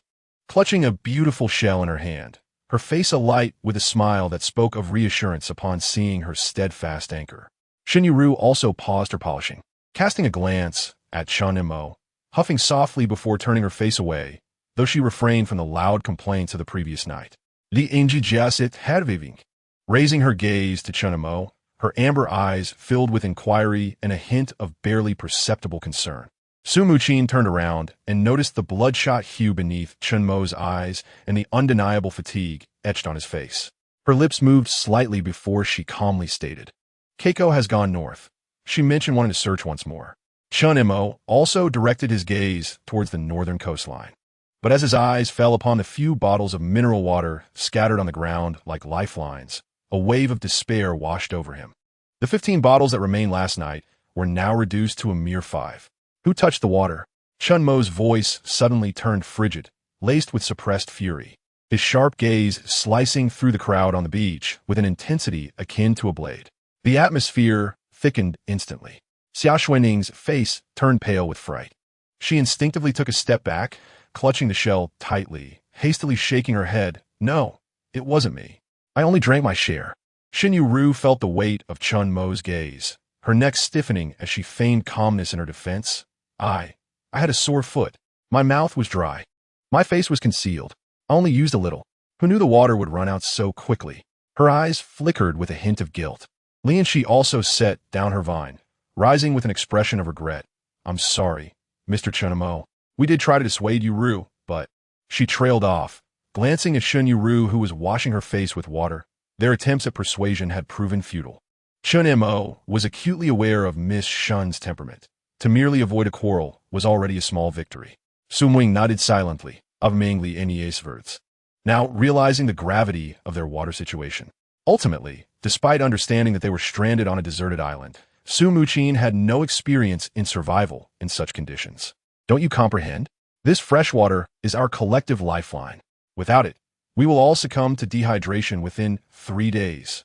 Chen Mo's voice was icily resolute. It was imperative that these young ladies learned a lesson, for without cohesion, their fractured group stood no chance of survival. "Why are you being so harsh? It's just water. There must be coconuts on the island, right? Just like in novels. Since you are so capable, why not go find some?" Shen Yueru retorted defiantly, her face betraying her indignation, unable to fathom why Chen Mo seemed to target her specifically. "Miss Shen, Chen Mo is under no obligation to cater to you, and you heard the warnings about the jungle last night. If you believe there are coconuts, then perhaps you should seek them out yourself. Why should he assist you?" Su Mujin felt compelled to speak at that moment. In a team, if there exists a detrimental member, the group need not external forces.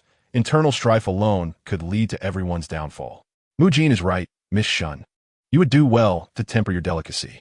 If you cannot contribute to the team, I believe it is best for you to depart." Li Enxi upbruka. Her voice calm as she regarded Shen Yueru. Despite possessing some skills, she recognized that on this deserted island, survival alone was an impossibility. Thus, she must align herself with Chen Mo. "I, too, believe that Sister Yueru is in the wrong," Xia Xuening remarked, glancing at the others before positioning herself beside Chen Mo and speaking softly. "You all." Shen Yueru felt deeply aggrieved by the accusations, yearning to escape. Yet, casting her gaze upon the surrounding jungle and the vast ocean, she could only crouch down and weep in despair. "What is the matter?" At that moment, Yamaguchi Keiko arrived, surveying the tense atmosphere with curiosity. Li Enxi succinctly explained the situation, and Yamaguchi Keiko's expression instantly turned frigid, her gaze toward Shen Yueru becoming hostile. Chen Mo harbored considerable anger himself, yet he found it difficult to expel Shen Yueru from the team. Having witnessed life and death many times, he was no saint. But the thought of abandoning Shen Yueru, who was also a citizen of Huagua, was something he could not entertain. "Shen Yueru, I care not what your past identity was, but if you wish to remain in this team, you must consider your comrades. Should you continue to act selfishly, I will have no choice but to ask you to leave." Chen Mo's tone was frigid, presenting Shen Yueru with one final opportunity, though she felt immense grievance. Shen Yueru recognized her fault this time and refrained from retorting. her face still reflecting her frustration as tears flowed unbidden. Enough. Now is not the time to assign blame. Chen Mo's gaze swept across everyone. If we are to survive, we must unite. Now let's each share our skills. Any talent that can enhance our chances of survival is welcome. Chen Mo resolved to bring an end to the chaos, understanding that unity was imperative for their survival. Only by integrating into the team and supporting one another could they increase their chances of survival. I can cook and have some knowledge of first aid. Xia Xuening was the first to speak softly, her voice tinged with uncertainty. I can also sing and dance, though that seems of little use. Her voice dwindled, and her face flushed. I can manage finances, but what good is money in this desolate place? I possess no other skills, Shen Yueru admitted, her embarrassment evident as she gauged the reactions of those around her, realizing her own limitations. Li Enxi hesitated before gently stating, I have some knowledge of plants and weaving. I can identify edible wild fruits and vegetables, and I can craft simple containers or traps from vines. She gestured to the rudimentary basket she had begun to weave. She refrained from elaborating further, knowing her expertise as a gem appraiser held no relevance here. I understand geology and basic mechanics and electronics. I can analyze terrain, locate potential water sources, and attempt to repair or utilize mechanical components. Yamaguchi Keiko's voice remained calm and unruffled, yet her words drew the attention of the crowd, revealing an unexpected talent. Su Mujin inhaled deeply, meeting Chen Mo's gaze with clarity and composure. I excel in strategic planning, resource allocation, and personnel management. My wilderness survival skills are non-existent, but I possess a commendable capacity for learning. Su Mujin candidly acknowledged her shortcomings while expressing a willingness to grow. Chapter 17. Division of Labor. Chen Mo swiftly processed the information from each individual, his mind racing. Chen Wei should possess medical knowledge and nursing skills, indicating that apart from Xia Xuening and Shen Yueru, the team is equipped with survival capabilities. First, I would like to clarify, is there anyone who wishes to leave? If so, you may take a bottle of water and a piece of bread. Chen Mo glanced at the 5 women beside him. Seeing their silence, he concluded that none intended to depart. Thus, we are now a cohesive team, and I hope everyone will support one another. Those who hinder our progress may leave the team without objection, correct? His tone was firm and resolute. I have no objections. Li Enxi was the first to speak up enthusiastically. I agree. Su Mujin followed suit. No objections here. Yamaguchi Keiko remained as icy as ever. I will defer to you. Brother Chen Mo, Xia Xuening said shyly, tugging at Chen Mo's sleeve. I never said we shouldn't unite. Shen Yueru murmured timidly under the collective gaze of her peers. Very well. Now let us assign tasks. Chen Mo issued his orders. Su, you are responsible for overseeing all camp affairs, caring for Chen Wei, managing our remaining supplies, and ensuring the fire remains lit. He handed her a Swiss Army knife, saying, keep this for self-defense or cutting when necessary. Understood. I will safeguard the supplies meticulously. Su Mujin regained her commanding presence, turning to head to the camp, where only Chen Wei remained. Miss Li Enxi, your task is to search for edible wild fruits and vegetables nearby, and you may set some traps to catch game.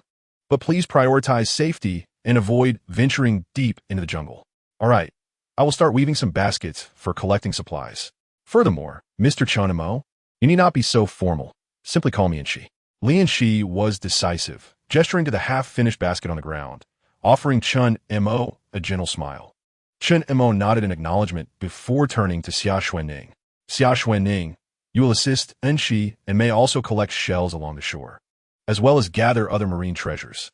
Remember not to stray too far from the camp, and to call for help if anything arises.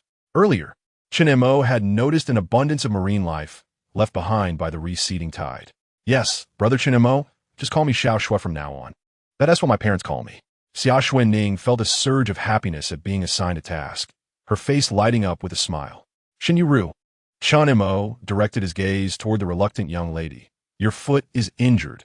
I will tend to it shortly, and you will learn to weave containers with Enxi. This is essential and must be completed. His tone brooked no dissent as he assigned her an appropriate task. Fine, I shall weave. I am not someone to be underestimated. Although Shen Yu was reluctant, she realized that in such an environment, she had to concede. Otherwise, she would find herself ostracized by everyone, which would be troublesome. Keiko, what did you find earlier? Chen Mo directed his gaze towards the expert. He had only seen Yamaguchi Keiko return, yet her hands were empty. I discovered some remnants of an aircraft and have placed them at the campsite. There's also a coconut tree nearby. I believe we should gather some coconuts. Yamaguchi Keiko replied casually. Then please tidy up these empty bottles and take Xia Xuening with you for a trip. Be cautious. I will go fishing in the sea. Everyone is injured, and we must devise a way to provide some soup for everyone, Chen Mo stated. Upon hearing about the coconut grove, he decided to postpone the freshwater issue. However, given everyone's injuries, he still needed to find a way to procure some hot broth. There's an old Chinese saying, rely on the mountains for sustenance from the mountains, rely on the waters for sustenance from the waters. Now, with the ocean at their disposal, catching some fish should prove relatively easy. The group dispersed according to their assigned tasks. Chen Mo grasped a fire axe, selected a sturdy little tree, felled it, sharpened it, weighed it in his hands, and then proceeded towards the sea. The morning sea was frigid. Upon entering the water, Chen Mo felt a jolt throughout his body as the coolness surged into his brain. The injury on his right arm prevented him from diving deep. Instead, he stood in the waist-deep water, waiting patiently. The untamed sea was remarkably clear. Fortune smiled upon Chen Mo as a school of fish swam into view. Excitement surged within him, yet he remained motionless, fixated on the approaching fish. When the school of fish neared within a meter, Chen Mo sprang into action. Akin to a swift cheetah, thrusting the sharpened stick towards the largest fish in the group. With a splash, the school scattered in panic. However, the targeted fish was not as fortunate, impaled by the stick, and Chen Mo triumphantly pulled a 5 to 6 pound fish from the water. Breakfast was secured, and his spirits soared at the sight of his catch. Yet luck is not everlasting. After catching one fish, the surrounding waters yielded no more. Chen Mo, feeling somewhat frustrated, examined the wound on his right arm, determining it was manageable. He removed his shirt, preparing to explore the depths of the sea. Without hesitation, he plunged into the water. Though the wound stung slightly, it did not hinder his speed. Beneath the surface, the seabed was strewn with rocks, and indeed, a plethora of marine life thrived in the vicinity. Urchins, shrimp, and schools of fish were abundant. Lacking a container, he sought larger catches. Near a moderately sized rock, a grouper lay in wait. Without a moment's hesitation, Chen Mo gripped his wooden stick tightly, disregarding the resistance of the water, and struck with force. The grouper could not evade its fate and was pierced by the stick. Employing the same method, he ultimately captured 2 grouper weighing 5 to 6 pounds each and 2 large lobsters, each weighing 3 to 4 pounds. Within the camp, Su Mujin and her companions were busily engaged in their tasks. Keiko Yamaguchi had returned, bringing with her over 20 coconuts, temporarily alleviating the issue of fresh water and bringing smiles to everyone's faces. Chen Wei sat at the entrance of the camp, learning to weave baskets under the guidance of Li Enxi. Su Mujin assisted by cutting banana leaves and vines. Brother Chen Mo is back. Xia Xuening was the first to spot Chen Mo, laden with his catch. Such a large fish and lobsters too. Brother Chen Mo, you are incredible. She excitedly rushed over to him, captivated by the fish and lobsters skewered on a stick. You went into the sea? Xia Xuening noticed Chen Mo Vashvet, his hair dripping, and immediately grasped the situation, asking earnestly. Yes, the fish were hiding among the coral reefs. Chen Mo replied nonchalantly. How is your wound? Chen Wei asked, her expression filled with concern as she gazed at him. Chen Mo glanced at the exposed wound and reassured her, it's nothing, just a bit of medicine will suffice. He dismissed the injury, feeling much better after a night's rest. Let me apply some medicine for you. Chen Wei eagerly picked up a nearby first aid kit. Her eyes filled with anticipation as she looked at Chen Mo, seeing Chen Wei's actions. Su Mujin felt a pang of disappointment. She hadn't expected Chen Mo to no longer be hers so soon. He was no longer just a protector, but had become the spiritual pillar of the entire team. Chen Wei was gentle in her ministrations, careful not to cause Chen Mo any pain. After applying the medicine and bandaging the wound, Chen Mo noticed the swelling had subsided, and he felt considerably more at ease. I'll go take care of the fish. Xia Xuening, come with me. Li Enxi glanced at the fish on the ground and stood up, preparing to head to the seaside to process them. But they were too heavy for her to manage alone. She beckoned Xia Xuening to assist her. Chen Mo did not intervene. He surveyed the camp, relieved to see the 20 coconuts on the ground, knowing that coconut water could serve as a substitute for fresh water, and they could devise a way to make some soup. Chen Mo, look at these. How can we use them? Keiko Yamaguchi's voice interrupted his thoughts, pointing at several pieces of airplane debris before him. What is this? Aircraft fragments. Excellent. We can make fish soup soon, Chen Mo exclaimed, excitement bubbling within him. He had been troubled by the lack of cooking utensils, and now these remnants presented the perfect opportunity to craft a pot. Without hesitation, he picked up one of the larger fragments and found a sturdy rock nearby.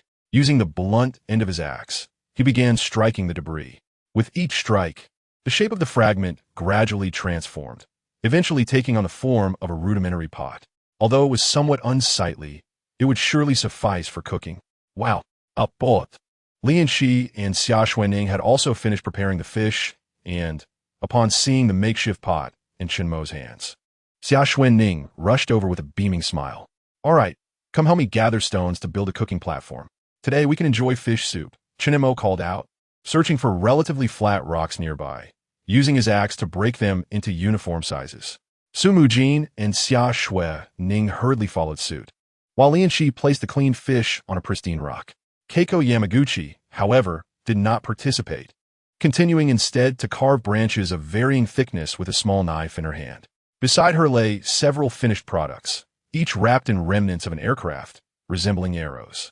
Before long, a rudimentary stove was constructed beside the fire, and Chen Mo split a few coconuts, pouring the coconut water into a pot. Li Enxi also assisted by chopping the fish into pieces and adding them to the pot. But there was no salt. Summer Snow looked at the fish being placed into the pot, worrying about the lack of seasoning. I have this. Li Enxi, as if presenting a treasure, produced a handful of grass-like plants from a woven basket and waved them before everyone. What is this? Summer Snow gazed quizzically at the herbs in Li Enxi's hands. I found these nearby. This one is salty and can substitute for salt, and this is a spice that can enhance flavor and mask the fishy smell.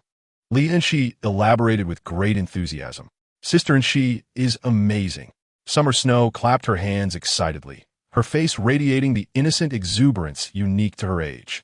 In that moment, the unpleasantness of the plane crash seemed to fade away, replaced by joy.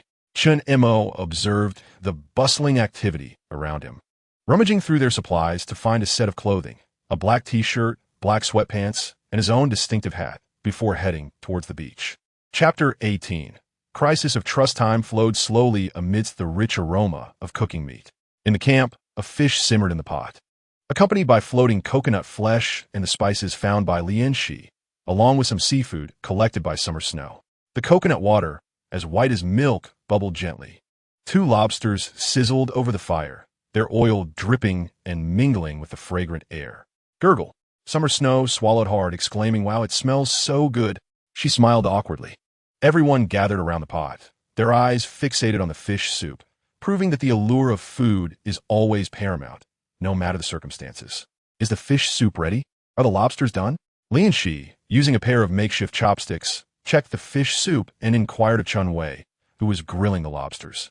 It's done. But how we drink the soup without bowls? Chen Wei's remark left everyone momentarily stunned. They were so focused on the fish soup that they had forgotten their lack of utensils. Let us use this. At some point, Chen Mo returned from outside, carrying several round, bowl-like objects and a wooden carved spoon. Wow, Brother Chen Mo, where did you find these? Summer Snow exclaimed joyfully, reaching out to take the items and examining them closely. I took a stroll around. This wood is relatively light, and a simple carving makes it usable. Chen Mo replied nonchalantly, as if discussing an inconsequential matter. Unexpectedly, though Chen Mo appeared rugged, he possessed a meticulous heart. Chen Wei thought to herself, casting a gaze at Chen Mo that was tinged with a hint of shyness and curiosity. It wasn't he, just Chen Wei who felt this way. Su Mujin and Li Enxi shared the same sentiment. For Su Mujin, who had interacted with Chen Mo the most, this recent contact revealed that he was far more complex than she had previously perceived him to be, having merely regarded him as a dutiful subordinate before. Li Enxi's thoughts were driven by curiosity, as she sought to understand the man better. In contrast, Chen Mo was less contemplative, having simply stepped out for a smoke and casually prepared the meal. With only 5 bowls available, they would have to make do with the meal containers brought on the plane. Chen Mo chose not to dwell on the matter any further. He handed the food to Su Mujin and then settled down nearby. Under the allure of the delicious food, no one spoke much, and they all gathered together, with Su Mujin first serving a bowl of fish soup to Chen Wei. "Thank you, Mujin Jia." Chen Wei accepted the bowl, her voice tinged with emotion, her eyes glistening with tears. "Drink plenty. It will help your wounds heal faster." Su Mujin understood Chen Wei's sentiments well, and as a member of the team, she hoped for Chen Wei's swift recovery. "This fish soup is incredibly fresh. Enxi Jia, you truly are remarkable," Xia Xuening praised after taking a sip of the delectable soup. "All the credit goes to Chen Mo. You must know that even in the city, this fish would cost several $100s per pound." Li Enxi smiled slightly, acknowledging that the credit indeed belonged to Chen Mo. Had he not braved the waters for the fish soup, it would have been an unattainable luxury on this deserted island. Shen Yueru remained unusually quiet. After all, the food had been sourced by Chen Mo. At that moment, she felt it unwise to express any discontent, as filling their stomachs was of utmost importance. They finished a pot of fish soup and 2 lobsters among the 7 of them, and once satiated, their faces regained a hint of color. Even Chen Wei's complexion appeared less pallid. After the meal, Li Enxi and Xia Xuening went to the beach to wash the dishes, while Su Mujin supported Chen Wei to the entrance of the rocks to learn weaving. Yamaguchi Keiko continued her busy work. Chen Mo longed for a cigarette after the meal, but upon surveying his surroundings, he restrained himself. Their rations were limited and needed to be conserved. Only Shen Yueru remained in the hollow, her left ankle still swollen and red. Chen Mo glanced over, his brow furrowing. "Why are you looking at me?" Shen Yueru, noticing Chen Mo's gaze fixed on her leg, hurriedly tugged down her skirt, crossing her arms defensively, anxiety etched on her face. Seeing her reaction, Chen Mo shook his head with a light chuckle, pondering what thoughts occupied her mind. "Let me tell you, I have a boyfriend," Shen Yueru declared, her fear escalating as she tightened her grip. Her frantic movements exacerbated the damage to her already torn skirt, revealing a patch of her fair thigh. "What is going on?" Su Mujin, not far away, turned her head in curiosity upon hearing the commotion. "Your security guard is staring at my leg." Before Chen Mo could respond, Shen Yueru seized the opportunity to exclaim to Su Mujin. Taken aback by Shen Yueru's words, Su Mujin looked at Chen Mo with a questioning gaze. Could it be that Chen Mo harbored such intentions? If that were the case, then they. Shen Yueru, enough. Brother Chen Mo is not that kind of person, and frankly, someone like you would hardly capture his attention. Chen Wei's voice resonated with palpable anger. She found Shen Yu extremely detestable for daring to speak ill of Chen Mo. Among the team, the only one who genuinely trusted Chen Mo was Chen Wei herself. Su Mujin's faith stemmed from Chen Mo being her subordinate, while Xia Xuening sought a source of support. Yamaguchi Keiko and Li Enxi were more inclined towards collaboration than trust. However, Chen Wei was different. Despite her injuries rendering her a burden to others, Chen Mo did not shun or disregard her, which fostered her trust in him. "I shall examine your injury. If it is a dislocation, it requires realignment. Otherwise, even after recovery, it may leave lasting repercussions." Chen Mo made no effort to elaborate, but gestured for Shen Yu to extend her injured foot. Upon hearing Chen Mo's words, Su Mujin initially froze, followed by a fleeting expression of regret. She had doubted Chen Mo, despite knowing him the longest, only to realize that Chen Wei had a deeper connection with him. Shen Yu also recognized her overthinking but refrained from apologizing, her hands still tightly clutching her chest. "If you are unwilling, then so be it." However, the prospect of lasting repercussions, observing Shen Yu's continued wariness, Chen Mo chose not to press the matter, understanding that his intention was to assist the team by helping her recover and not hinder their collective progress. I'm waiting. For the first time, Shen Yu merely heard Chen Mo's offer to tend to her injury, but this time, she distinctly grasped the mention of potential repercussions. Though reluctant to admit it, she acknowledged Chen Mo's capabilities.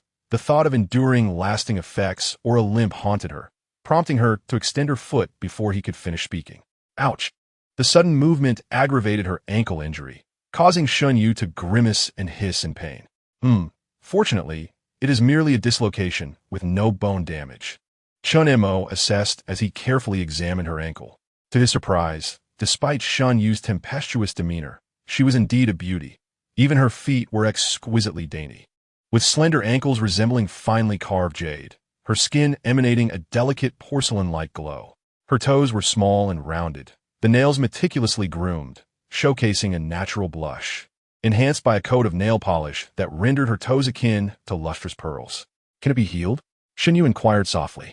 As Chen Mo held her foot, an unusual sensation coursed through her. It was her first experience of a man's touch, and gazing at his face, she felt a momentary daze. "The issue is minor. It may hurt a little, so bear with it," Chen Mo replied, regaining his focus as one hand grasped her foot and the other held her calf. Crack! Just as he finished speaking, he applied sudden force. Almost simultaneously, Shen Yu let out a piercing scream. "You barbarian! You deceived me. Did you not say it would only hurt a little?" Shen Yu cried out, tears brimming in her eyes. "It is already fixed. Try to stand," Chen Mo remarked, taken aback by how delicate this young lady was. Thankfully, the injury was not severe. After realignment, standing was feasible. Once the swelling subsided, she would be on the path to recovery. Shen Yueru ceased her tears and observed Chen Mo rising to his feet, prompting her to attempt the same. Indeed, the excruciating pain had dissipated, leaving only a lingering discomfort from the swelling. How delightful! Shen Yueru took a tentative step, a smile gracing her face, though tears still lingered, accentuating the beauty of this delicate young lady. Shen Yueru possessed a classic oval face, her contours exquisitely soft, with a well-defined jawline that was neither sharp nor square. Her willow-like eyebrows framed her eyes, which, when she smiled, revealed delightful dimples at the corners. Her petite, elegant nose complemented her perfectly shaped cherry lips. Though her temperament was somewhat spoiled, likely due to her upbringing, Shen Yueru herself was not a spiteful person. "What has happened? We seem to have heard a scream," exclaimed Li Enxi and Xia Xuening, rushing back, with Li Enxi being the one to speak. Chen Mo was tending to Shen Yueru's wounds, and Su Mujin briefly explained the situation. "Chen Wei, please assist Shen Yueru in applying medicine shortly to expedite her recovery from the swelling." Chen Mo offered a succinct directive without elaboration. "All right," although Chen Wei was reluctant. She chose not to voice her objections, given it was Chen Mo's request. "Since everyone is present, I shall outline our forthcoming arrangements." Chen Mo addressed the group, revealing his intentions. "Our fresh water supply can only sustain us for another day, and the remaining coconuts are scarce. Therefore, I plan to venture into the jungle at dawn." "Absolutely not. That is far too perilous," Su Mujin interjected almost instinctively, her voice tinged with an urgency she herself had not recognized. "Your injuries are not yet healed. We could devise a plan from the beach." Her gaze fell upon Chen Mo's injured arm, a tempest of emotions swirling in her eyes, concern mingled with a fear of the unknown. "I am acutely aware of the dangers, yet I have compelling reasons to proceed." Chen Mo's tone brooked no dissent. "I have surveyed this maritime area. The rocky outcrop we currently inhabit is at risk of being submerged by the rising tide. What shall we do then?" Chen Mo pointed toward the cluster of rocks they occupied. The others followed his gaze, indeed, noting remnants of seawater on the highest rock. "This is not the primary concern. Should a rescue team approach the beach, that would be ideal. However, if it is not a rescue team," Chen Montak hesitated, his words trailing off. "Who, if not a rescue team?" Xia Xuening pondered, her curiosity piqued as she glanced around at the others. Chapter 19. Turbulence resurfaces. Xia Xuening's words left the group in a state of confusion. Could there be something else lurking? Yet within Chen Mo's mind, a harrowing truth loomed. Far more frightening than the creatures of the jungle were those who, like them, were human, perhaps even pirates. This was the true terror. Yet such thoughts could not be voiced. Su Mujin furrowed her brow, and Li Enxi appeared deep in contemplation. "Other survivors," stated Yamaguchi Keiko coldly. "But we have not observed anyone else in the vicinity." Sumwing questioned, bewildered. "There were hundreds aboard the plane. Surely, more than just us have survived." Chen Wei, a flight attendant, was certainly aware of the number of people on board the aircraft. "Isn't it wonderful to have other survivors?" She pondered, her thoughts drifting at the mention of fellow castaways. Miss Xia, you are rather naive. If someone were to behold our group, what do you think they would do?" Yamamoto Keiko cast a sidelong glance at Xia Xue, her gaze lingering on Xia's chest. Upon noticing Yamamoto's scrutiny, Xia Xue suddenly grasped the implications of their dire circumstances. In this uncivilized realm, Even murder could be concealed. The thought sent a shiver down her spine, prompting her to instinctively inch closer to Chen Mo. Enough of conjectures. We must address the issue of fresh water, Chen Mo interjected, keen to prevent unnecessary panic from escalating. I shall accompany you. We can look out for one another, Yamamoto suggested, seeking Chen Mo's agreement. Li Enxi hesitated, her words caught in her throat. Very well, Chen Mo acquiesced, having intended for either Yamamoto or Li Enxi to join him. Su, take Xia to the beach and fashion a distress signal with the life jackets we salvaged, he instructed, gesturing toward the orange flotation devices. Understood. I will get right on it. Su Mujin responded decisively, leading Xia Xuening to collect the life jackets. Enxi, please inspect the area around the camp and set up additional traps to eliminate potential threats, Chen Mo directed, recognizing the necessity of securing their encampment against serpentine intruders. Of course, I shall scorch the surroundings, Li Enxi declared, making the most prudent choice, as fire is an effective deterrent for wildlife. Shen Yu, Assistant Shi, Chen Mo added, casting a wary glance at the troublesome Shen Yu. Oof. Shen Yu grumbled, though she refrained from arguing, merely huffing in discontent. Chen Wei, prepare the remaining 2 fish by cutting them into strips for drying.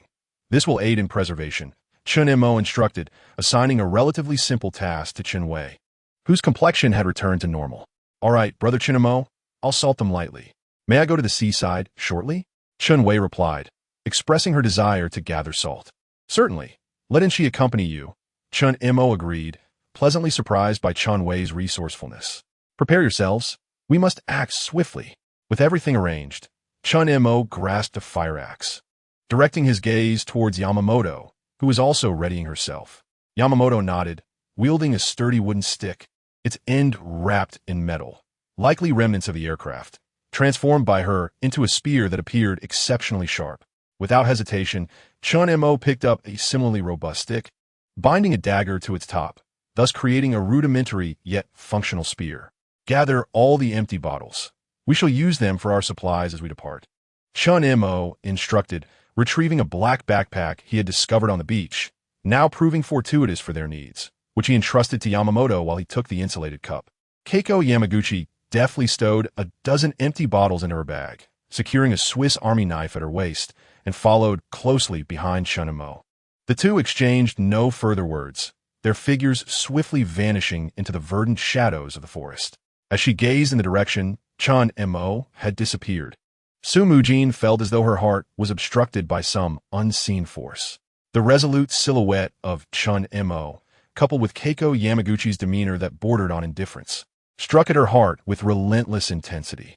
Su Mujin understood that Chen Mo had chosen to accompany Keiko Yamaguchi because she possessed the capability to ensure her own safety. Yet, a lingering discomfort resided within her, for Chen Mo was, after all, hers. Sister Mujin, how should we signal for help? The words of Xia Xuening jolted Su Mujin back to reality.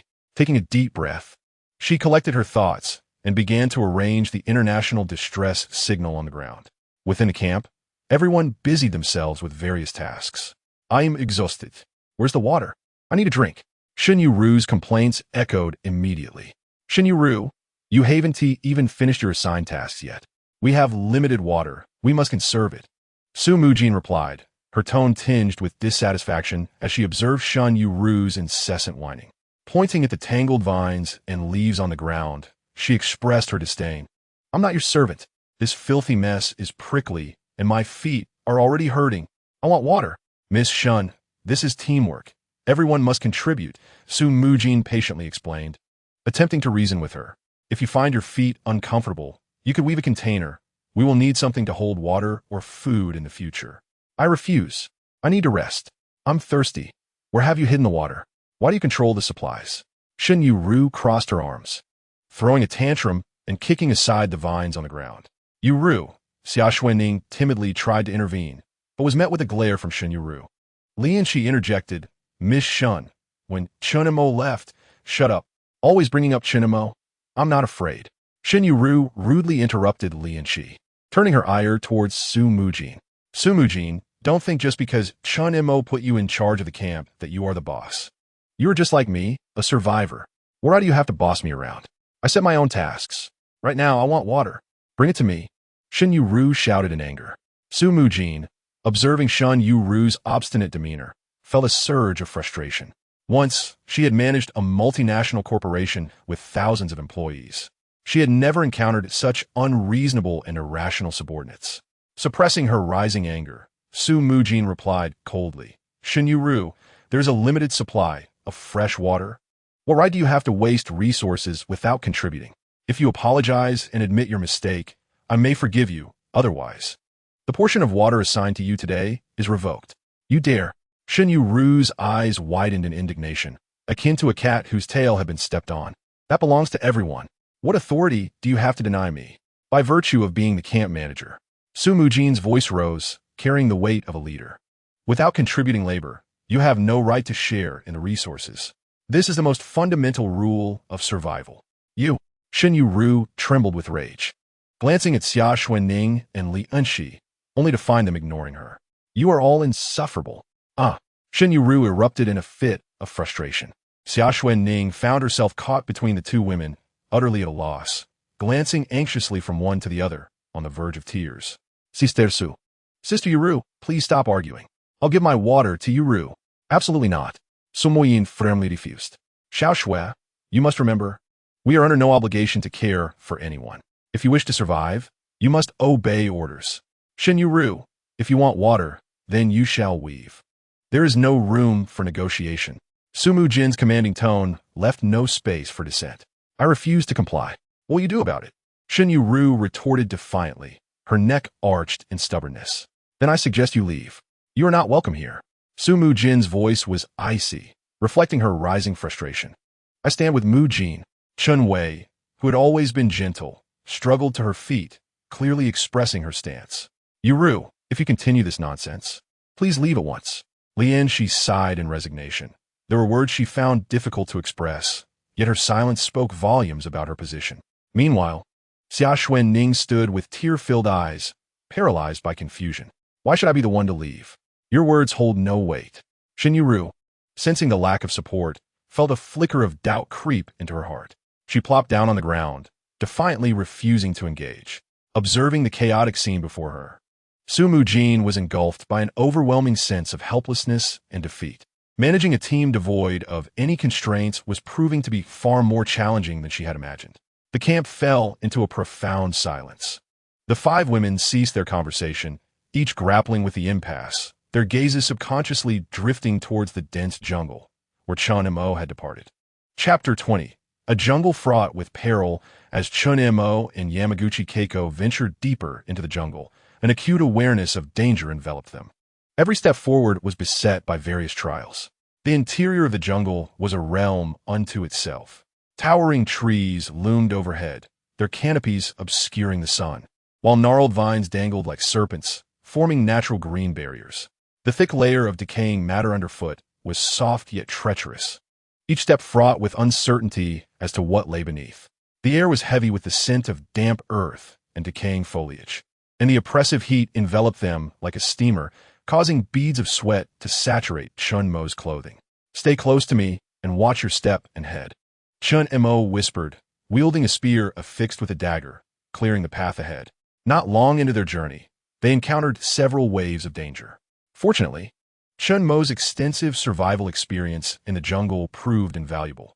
Otherwise, they would have found it nearly impossible to progress. Be careful. Just as Chen Mo prepared to part a vine blocking their way, he suddenly heard Yamaguchi Keiko's warning. Swish! Bang! Reacting instinctively, Chen Montag dodged Azida, catching sight of a snake, resembling the vine, plummeting from where he had just stood. The serpent had been severed into two segments, but continued to writhe on the ground. A chill ran down Chen Mo's spine. He had been so focused ahead that he had not anticipated a snake lurking among the vines. Thank you, he murmured to Keiko at his side, grateful that it was her accompanying him. Had it been someone else, even if he managed to evade the danger, it would have likely been far more challenging. Let us move on. Keiko Yamaguchi uttered little, merely nodding as she maintained a vigilant stance a step behind Chen Mo, her gaze scanning the surroundings with acute awareness. Chen Mo, undeterred, wielded his spear, the keen edge of his dagger effortlessly severing the obstructive vines and thorny branches. producing a soft hissing sound. His movements were decisive. "Have you served in the military?" Yamaguchi inquired, observing his actions closely. "You noticed?" Chen Mo replied without turning back or elaborating, instead posing a counter-question. "Your movements. You must have seen combat." Yamaguchi analyzed calmly.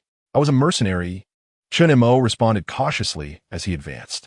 "My grandfather also served," Yamaguchi began, her voice trailing off, tinged with melancholy. "He participated in the invasion of China, did he not?" Chen Mo's tone turned frosty, reflecting on that disgraceful chapter of history, a burden no child of the Han people could easily dismiss. "I apologize," Yamaguchi said, her mood visibly shifting. "Be careful," Chen Mo warned, suddenly thrusting his spear to strike down a brightly colored caterpillar that had fallen from a nearby leaf. Upon hitting the ground, the creature curled up, revealing its sharp, toxic spines. Yamaguchi, startled by the caterpillar, realized she had momentarily lost focus. "You need not apologize to me. No one has the right to forgive those war criminals on behalf of our fallen heroes." Chen Mo's voice resonated with conviction as he glanced back at Yamaguchi. "However, we are part of a team now," he added after a moment's contemplation. "I understand. My grandmother is of Han descent. I possess half of that lineage. My grandfather was only 14 when he enlisted. He never took a life and became a deserter, saved by my grandmother as father." Yamaguchi recounted her grandfather's past in one breath, unsure why she wished to prevent Chen Mo from misunderstanding her. This had become the most frequently spoken sentiment over the past few days. Chen Mo was taken aback by her candidness. "Let's proceed," he suggested, choosing not to dwell on the complexities of right and wrong, matters beyond his judgment. Survival was paramount, and thus he offered no further explanation. Continuing onward, Chen Mo forged ahead, with Yamaguchi closely trailing behind, her vigilant gaze sweeping the flanks. Her sharp eyes scanned the trunks, the ground, and the vines, as if seeking something elusive. The foliage here was dense, the humidity high. There was a strong likelihood of nearby water sources. Yamaguchi picked up a mossy patch, quietly analyzing, her voice clear against the stillness of the jungle. "Can you ascertain this? It's not too far from our camp. It would be splendid if fresh water is present." Chen Mo glanced at the moss in Yamaguchi's hands, then toward the direction of their camp, estimating it to be about an hour's journey, roughly a kilometer away. "Observe the changes in vegetation. There are more ferns around, and the moisture-loving tree species we now face are denser than before," Yamaguchi pointed out, noting the stark contrast with the previously vine-choked area, now populated predominantly by freshwater-dependent flora. "Then let us proceed. Be sure to discern our direction carefully," Chen Mo replied, just as he set off once more. "Watch out for poison dart frogs," Yamaguchi cautioned. Yamaguchi Keiko grasped Chen Mo firmly as they came upon a damp patch of moss, where a diminutive frog, no larger than a fingernail, shimmered with vibrant hues of blue and yellow. Its venom was exceedingly lethal. How could there be poison dart frogs here? Chen Mo, held back by Yamaguchi Keiko, gazed at the moss, but he was even more astonished by the presence of such a creature in this locale. Perhaps it was due to the climate being similar? Yamaguchi Keiko had not pondered too deeply until Chen Mo's inquiry ignited a flicker of doubt within her. Chen Mo's expression grew increasingly grave. He had encountered a silver-ringed snake yesterday, and now faced a poison dart frog. What kind of place was this?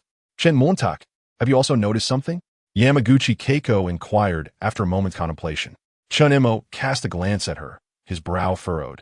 Yet he discerned the essence of her words. Yamaguchi Keiko had begun to realize something as well. "Let's first seek a water source." Chen Mo decided against dwelling on the matter further, for now was not the time for such discussions. He turned to evade the poison dart frog and pressed onward.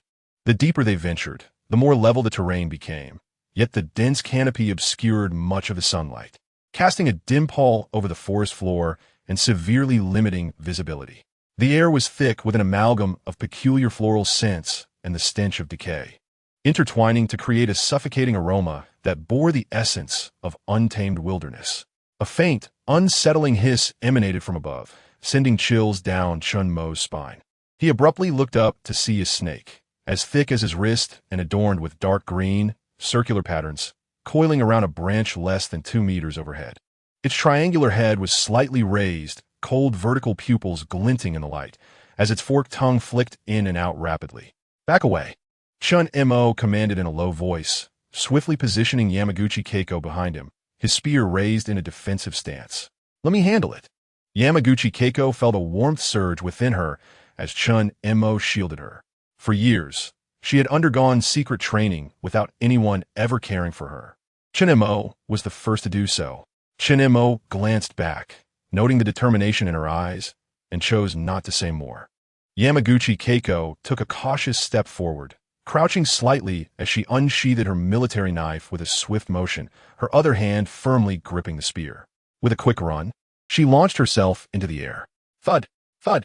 Two dull thuds echoed as the first sounded from the knife that had accurately pierced the snake's eye, while the second came from Yamaguchi Keiko's spear, which drove through the creature's vital spot. With a crash, the snake plummeted from the tree, writhing as Yamaguchi Keiko released her spear. "I'll take over." Chen Mo swiftly darted forward, drawing a fire axe from his belt.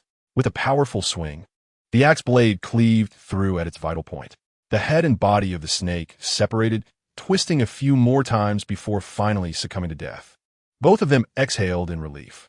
Chen Mo wiped the cold sweat from his brow, feeling a sharp pain radiate from his arm. It seemed prudent to avoid combat until his wound had fully healed. "Your injury requires rest. I shall scout ahead from here on." Keiko Yamaguchi removed the spear from the serpent and extracted the military knife from its head, briefly cleaning the serpent's blood with moss before reinserting them into her waist, albeit shifting them from the back to the front. "Well," Chen Mo chuckled softly. This was indeed the first time a woman desired him to stand behind her. However, on this desolate island, Yamaguchi's words held undeniable truth. The two proceeded with heightened caution, deftly avoiding the wasp nest suspended from vines, resembling colossal chandeliers, circumventing a patch of unusually vibrant fungi exuding a cloying aroma, and using the spear to probe the ground, startling several peculiar scorpions with enormous venomous pincers hidden beneath the decaying leaves. After delving deeper for over an hour, the vegetation began to transform. Towering trees were increasingly scarce, supplanted by denser, broad-leaved ferns and low shrubs. The humidity in the air was palpably heightened, even imparting a slight chill. The ground beneath their feet turned increasingly muddy and slippery. "It appears our direction is correct," Yamaguchi mused, crouching to pinch the moist earth, which was decidedly damp, indicating they were nearing a water source. "Be vigilant," Chen Mo reminded, as they had encountered the wasp nest, necessitating additional caution. The presence of a wasp nest signified the existence of another predator. "Indeed, let's proceed with care." With Chen Mo's admonition, Yamaguchi's expression turned grave. Her awareness heightened, continuing their journey. After approximately 15 minutes, amidst the whispers of the wind and the chirping of insects, they seemed to faintly detect the sound of water flowing, as delicate as a fine thread. It was faint, distant, yet undeniably present. "Over there!" Energized, they exclaimed in unison, hastening towards the source of the sound. However, as they navigated through an especially dense thicket of ferns, Yamaguchi's gaze abruptly fixated on the ground not far ahead. "Wait," she whispered, her tone imbued with unprecedented seriousness. Chen Mo immediately halted, following her gaze forward. Before them, on the soft, damp earth, were distinct, enormous paw prints deeply embedded. Each was the size of a grown man's palm, with sharp claw marks at the front resembling daggers, and a broad pad imprint at the rear. A chill raced up Chen Mo's spine. His earlier apprehensions were indeed validated. He approached to examine the prints closely. A bear, and one of considerable size. The freshness of the paw prints was evident, with the edges of the mud still well defined, clearly having been left recently. Locking eyes, both realized the gravity of their situation. The threat was alarmingly close, and their camp was certainly not a safe haven. The dangers lurking deep within the jungle revealed themselves to the two in an unexpectedly visceral and fierce manner. The hope of a nearby water source was suddenly overshadowed by the ominous presence of these primal, oppressive paw prints, casting a heavy shadow of impending peril.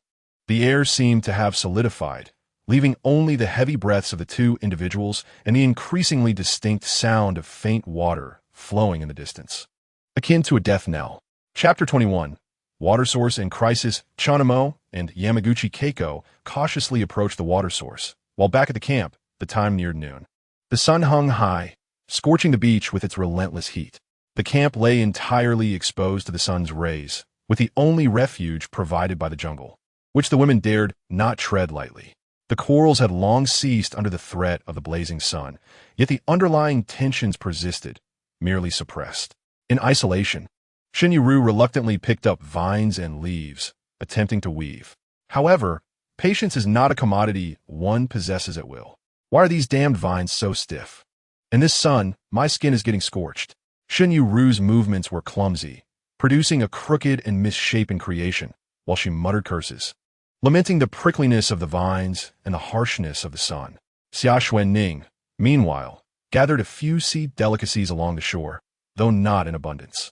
Her face was flushed from the sun, and sweat dampened her hair. I found some wild vegetables.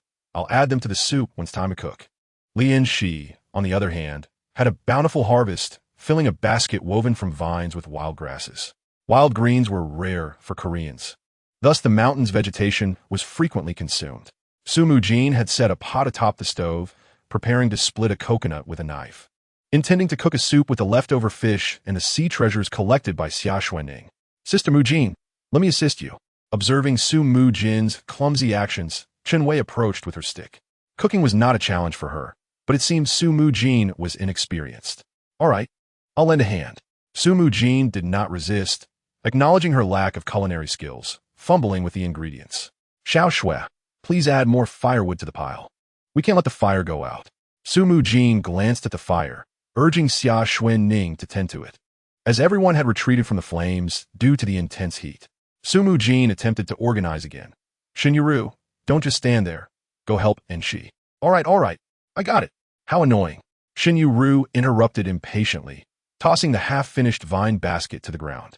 I'm nearly dying of thirst. Just give me a sip. No, Su Mujin firmly refused. There's limited water. You'll have fish soup later. It will suffice. Su Mujin, are you trying to kill me of thirst? Shen Yueru's voice sharpened again. Yueru, please bear with it, Xia Xuening gently advised. Bear with what? You stand there without feeling the pain. Shen Yueru snapped back at Xia Xuening. Li Enxi sighed in resignation, observing the camp teetering on the brink of chaos, uncertain of what to say. Shen Yueru, you cannot be unreasonable. Su Mujin was equally frustrated, her tone growing more severe. Unreasonable? What right do you have to lecture me? The sun is blazing. You go do it. Shen Yueru defiantly retorted, her neck stiffening. Xia Xuening, come here. Seeing Su Mujin ignoring her, Shen Yueru turned her attention to Xia Xuening. I still need to add wood to the fire. Xia Xuening responded softly, what are we adding? With such a blazing sun, do we still need a bonfire? Shen Yueru, noticing Xia Xuening's defiance, felt a surge of anger. If you refuse to listen to me, when we return, I will have my father blacklist you. Seeing Xia Xuening remain unmoved, Shen Yueru threatened her in frustration. Xia Xuening's delicate face paled, tears welling in her eyes. Shen Yueru's father was notorious for his indulgence towards his daughter, and offending this young lady could indeed lead to trouble. Gulme, accompany me to gather banana leaves. I do not wish to be scorched by the sun. Shen Yueru insisted, dragging Xia Xuening towards the banana grove. I won't go. Xia Xuening trembled at the thought of entering the banana grove, recalling something terrifying. What are you afraid of? It's broad daylight. There is nothing to fear, Shen Yueru reassured herself, though she too felt a tinge of fear. Yet she resolved to take the risk to avoid tanning. Sister Mujin, Xia Xuening looked to Su Mujin for help, tears streaming down her cheeks. Shen Yueru, that's enough.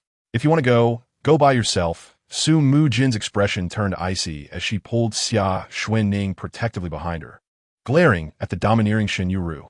What do you think you are? Others may fear you, but I do not. Shen Yueru flared up, glaring defiantly at Su Mujin like a cock ready to fight. Shen Yueru, you are not welcome here. Leave. Chen Wei set down her spoon, standing firmly beside Su Mujin. You are all bullying me. Shen Yueru screamed in a frenzy, kicking the nearby vines to vent her anger. Fine, I'll go. After releasing her frustration, Shen Yueru limped towards the banana grove. Upon entering the grove, she let out a piercing scream and bolted back to the camp. Her speed significantly increased compared to her earlier pace. Shen Yueru dashed past Su Mujin and the others, rushing into a hollow for respite, her chest heaving violently. The moment she entered the banana grove, she had spotted a caterpillar, and the sight of such a squishy creature terrified her, leading to her earlier panic. Su Mujin watched the scene unfold, her temples throbbing. A sense of exhaustion and defeat welled up within her. Her gaze shifted once more towards the depths of the ominous jungle. Nearly 4 hours had passed, and there was still no news from Chen Mo. That quiet yet formidable man was the true, irreplaceable pillar of this fragile team. Without him, this seemingly beautiful beach would swiftly descend into a chaotic hell. Chen Mo, you must return safely, Su Mujin silently prayed. Her anxious gaze fixed on the edge of the jungle, as if trying to penetrate its depths. Deep within the jungle, Chen Mo and Yamaguchi Keiko had recovered from their shock upon discovering the footprints. As they ventured deeper, the faint sound of flowing water reached their ears. After passing through a thicket of low shrubs, they found themselves in a clearing, where a crystal-clear stream cascaded from above, crashing onto moss-covered rocks, shattering into countless glistening droplets, which then pooled below into a small, inviting pond. The sound echoed melodiously, resonating in the parched ears of Chen Mo and Huizi, surpassing any celestial music known to mankind. "We found it! We found it!" Huizi exclaimed, turning to embrace Chen Mo with both arms, her face illuminated by a gleeful smile. This was the first time Chen Mo had witnessed Huizi's radiant smile. Her visage was perfectly soft, with a smooth, full forehead and eyes resembling the exquisite Dunhuang shape. Their pupils akin to black glass immersed in clear sake, curving into crescent moons when she smiled.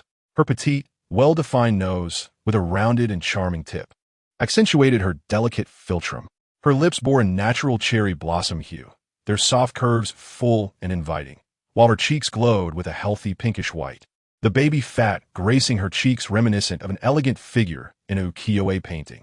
Dressed in a sleek black outfit, her ample bosom rivaled that of Shen Yueru, and her dual ponytails added a touch of practicality, contrasting the fragility often associated with femininity.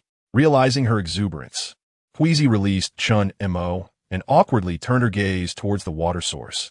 Yet her heart raced with excitement, a faint blush adorning her cheeks. "You check the water source. I'll scan the surroundings," Chen Mo suggested, breaking the tension with perfect timing. "All right," Huizi replied, approaching the pool's edge, where her slender fingers scooped up a handful of water. She scrutinized it closely, bringing it to her lips, yet hesitated to drink. The crystal-clear spring water was devoid of impurities. "Oh, it's wonderful, Chen Mo. It's spring water." Sweat had dampened a few strands of hair on Huizi's forehead, clinging to her lightly flushed skin, and the fatigue from days of travel seemed to dissipate with this refreshing source. Chen Mo's gaze remained fixed on the rocky cliffs upstream and the surrounding vegetation, carefully inspecting the muddy edges of the pool for any signs of danger. Finding none, he too cupped the spring water in his hands for a closer examination. His movements were marked by an instinctual caution, a testament to countless survival experiences etched into his very being. "Indeed, the water is pristine, and I see no obvious signs of animal activity," Chen Mo affirmed, his voice deep and steady. "However, for safety's sake, let us take some water with us and boil it before drinking." He picked up the backpack that Huizi had set down, rummaging through it to retrieve 2 bottles of mineral water he had brought along. "We'll drink this first, then refill the bottles." "Okay."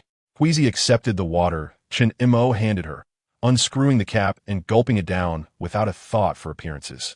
Chen Mo finished his bottle as well, then extracted a dozen empty bottles. Instead of drawing water from the pool, he went to the smooth rocks nearby, allowing the cascading water to fill one bottle naturally, meticulously securing the cap before filling another. Huizi admired Chen Mo's composure and followed suit, filling all the empty bottles. Once they were full, Chen Mo filled his thermos as well, marking this jungle expedition as a success. As the precious water source was carefully stowed in the backpack, an unexpected, prolonged gurgling sound emanated from Chen Mo's stomach, soon followed by a similar resounding reply from Huizi. Their movements paused simultaneously as they exchanged an awkward glance, and then both could not help but pull the corners of their mouths upward, sharing a weary yet resigned smile. Setting off in search of water. The sun has now ascended to its zenith, and breakfast has been digested completely. It seems we must hasten our return to the camp. Chen Mo offered an awkward smile, yet along the way, he had not encountered anything edible. Now, with an empty stomach, the prospect of meeting a ferocious beast loomed ominously. Let us go, he declared, not entrusting his backpack to Yamaguchi Keiko. After all, a dozen bottles of water were no trifling weight. With the water in tow, they must return swiftly. Chen Mo hesitated momentarily, his concern palpable, but Keiko understood his unspoken thoughts. The comrades back at the camp would likely not be so easily harmonious. Chen Montak, there is something I believe you ought to know, Yamaguchi Keiko said, her expression grave as she regarded him. What is it? Chen Montak replied, his own demeanor shifting to one of caution upon seeing her serious countenance. Li Enxi, Keiko paused, gauging Chen Mo's reaction before continuing. This woman is no simple foe. Her skills are likely on par with mine. After her revelation, she observed Chen Mo's demeanor, noting that he seemed less troubled than before. I am aware. She has been feigning weakness. Chen Mo's words initially startled Keiko, but then she felt a sense of relief. Indeed, if she herself could discern Li Enxi's true nature, it was no surprise that Chen Mo had as well. What do you think? Keiko probed, uncertain of Chen Mo's thoughts. It matters not. As long as she is sincere within the team, all will be well. Chen Mo's voice remained steady. Yet Keiko sensed his implication. As long as Li Enxi did not instigate trouble, they would disregard her. Let us proceed. Chen Mo did not linger on the topic further, adjusting the straps of his backpack before turning to retrace their steps. Just as he lifted his foot, an exceedingly subtle yet sufficiently alarming sound pierced the serene backdrop of the flowing stream, causing every hair on his body to stand on end. The sound emanated from a particularly dense thicket to Chen Mo's left, entangled with numerous vines. It was neither the rustling of leaves stirred by the wind nor the scurrying of small creatures. The noise grew increasingly closer, a frictional sound brushing against the ground. Heavy and slick, imbued with a disquieting stickiness, slow yet infused with an undeniable sense of menace, approaching steadily. This is bad. Something is nearing. Keiko, too, sensed the anomaly. Her years of survival training had honed her instincts to detect potential threats. It's that thing.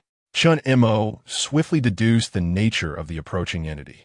Having often flirted with death, he possessed an acute awareness of danger. Instantly, every muscle in his body tensed, a frigid chill racing up his spine. His gaze fixated on the source of the sound. Keiko, move aside. Chen Mo set his backpack aside, urging Yamaguchi Keiko, who stood before him, to position herself behind him. Your injury. Keiko surmised what was approaching, yet Chen Mo's actions sparked a flicker of worry within her. It's nothing. Just hold on to the axe. Chen Mo replied tersely, passing his fire axe to her.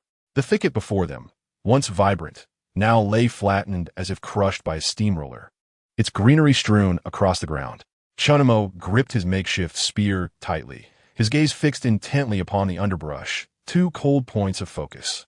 At that moment, a chilling, viscous yellow glow, reminiscent of the ghostly flames ignited in the depths of hell, pierced through the gaps in the foliage, locking its gaze upon Chen Mo and Keiko.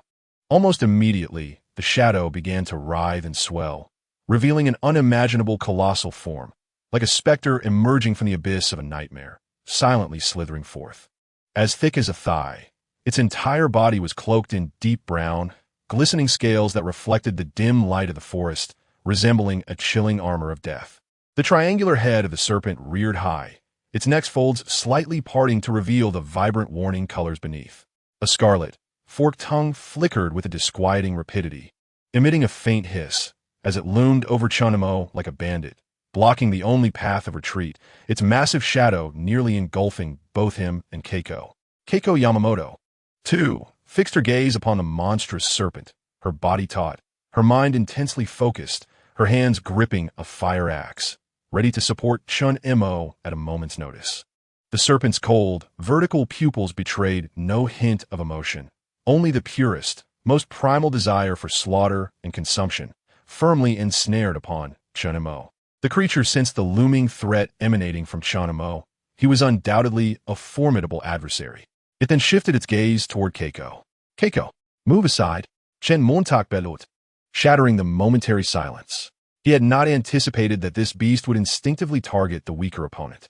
With no time to ponder, his instincts took over, and he forcefully shoved the paralyzed Keiko away from the serpent and the water's edge. Get out of the way. Keiko managed to flee, but Chen Mo found himself directly exposed to the serpent's assault. The serpent's head lunged forward like a battering ram, its gaping maw filled with a foul wind hurtling toward him. Chen Mo's waist tightened as he dove low, evading the fatal bite by rolling against the serpent's side. Though he avoided the deadly strike, the creature's repulsive saliva splattered across his face, leaving him momentarily dizzy. Keiko stumbled backward, propelled by Chen Mo's tremendous force.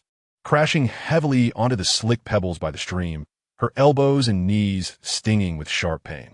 Suddenly alert, she looked up in terror, just in time to see Chen Mo narrowly escape the serpent's attack. His rescue maneuver was as swift as lightning, yet the serpent's response was equally astonishing. Without a moment's hesitation, Chen Mo swung his spear, thrusting it toward the beast. To his dismay, the sharp tip of the spear merely grazed the serpent's scales, leaving only a scratch. This is bad, Chen Mo thought.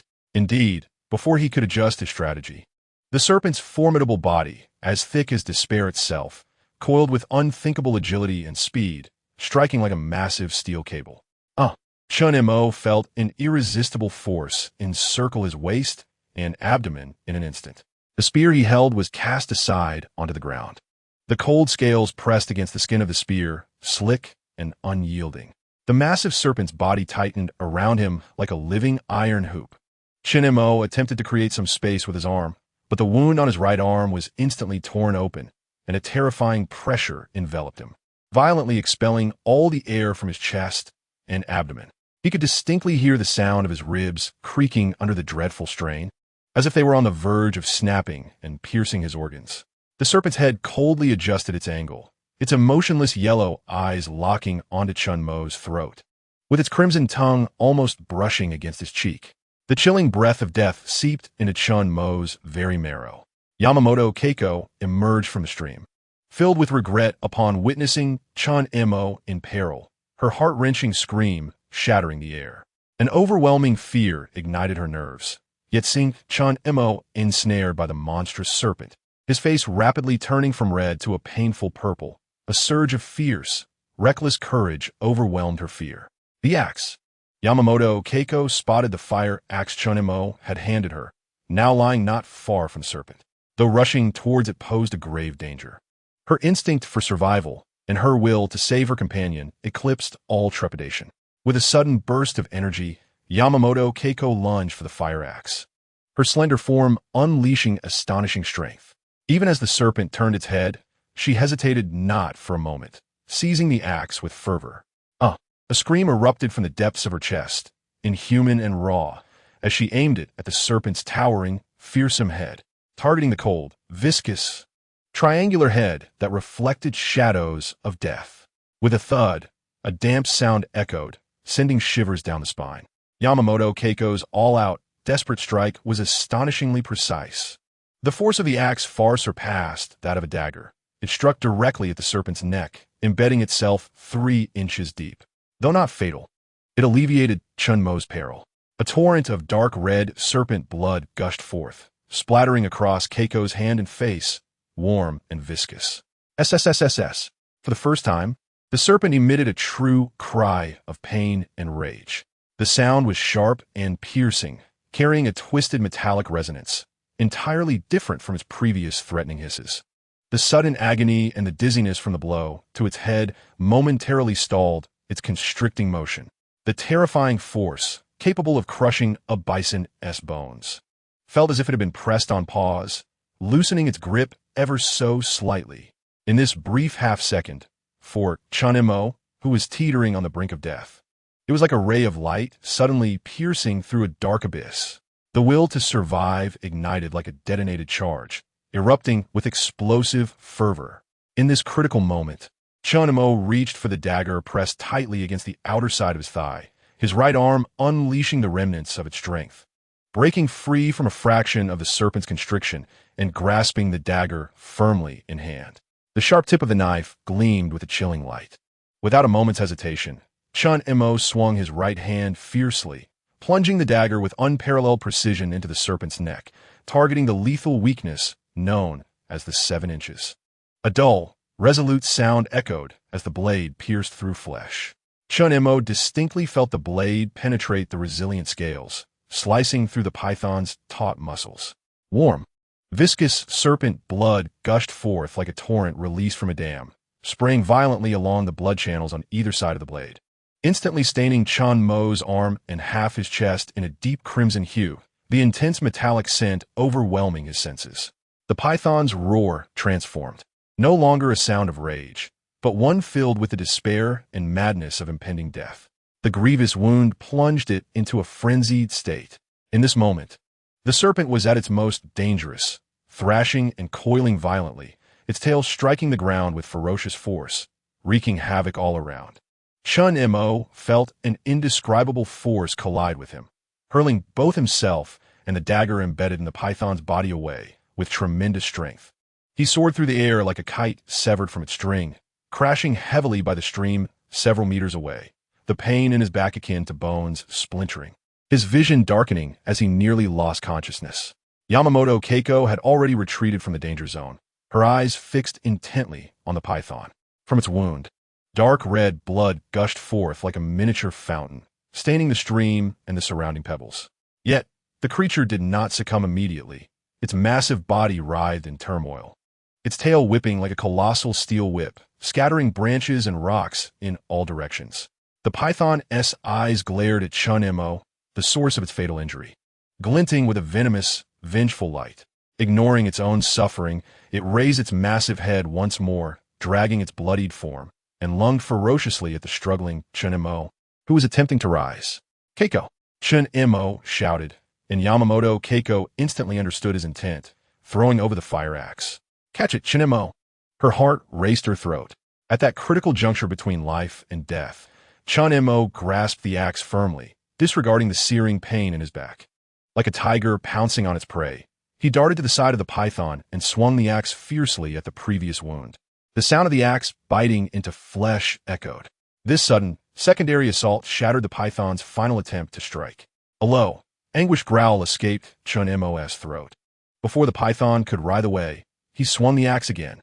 This blow tore the wound wider, severing half of the 7-inch mark. The massive creature stiffened abruptly, then began its final, involuntary convulsions.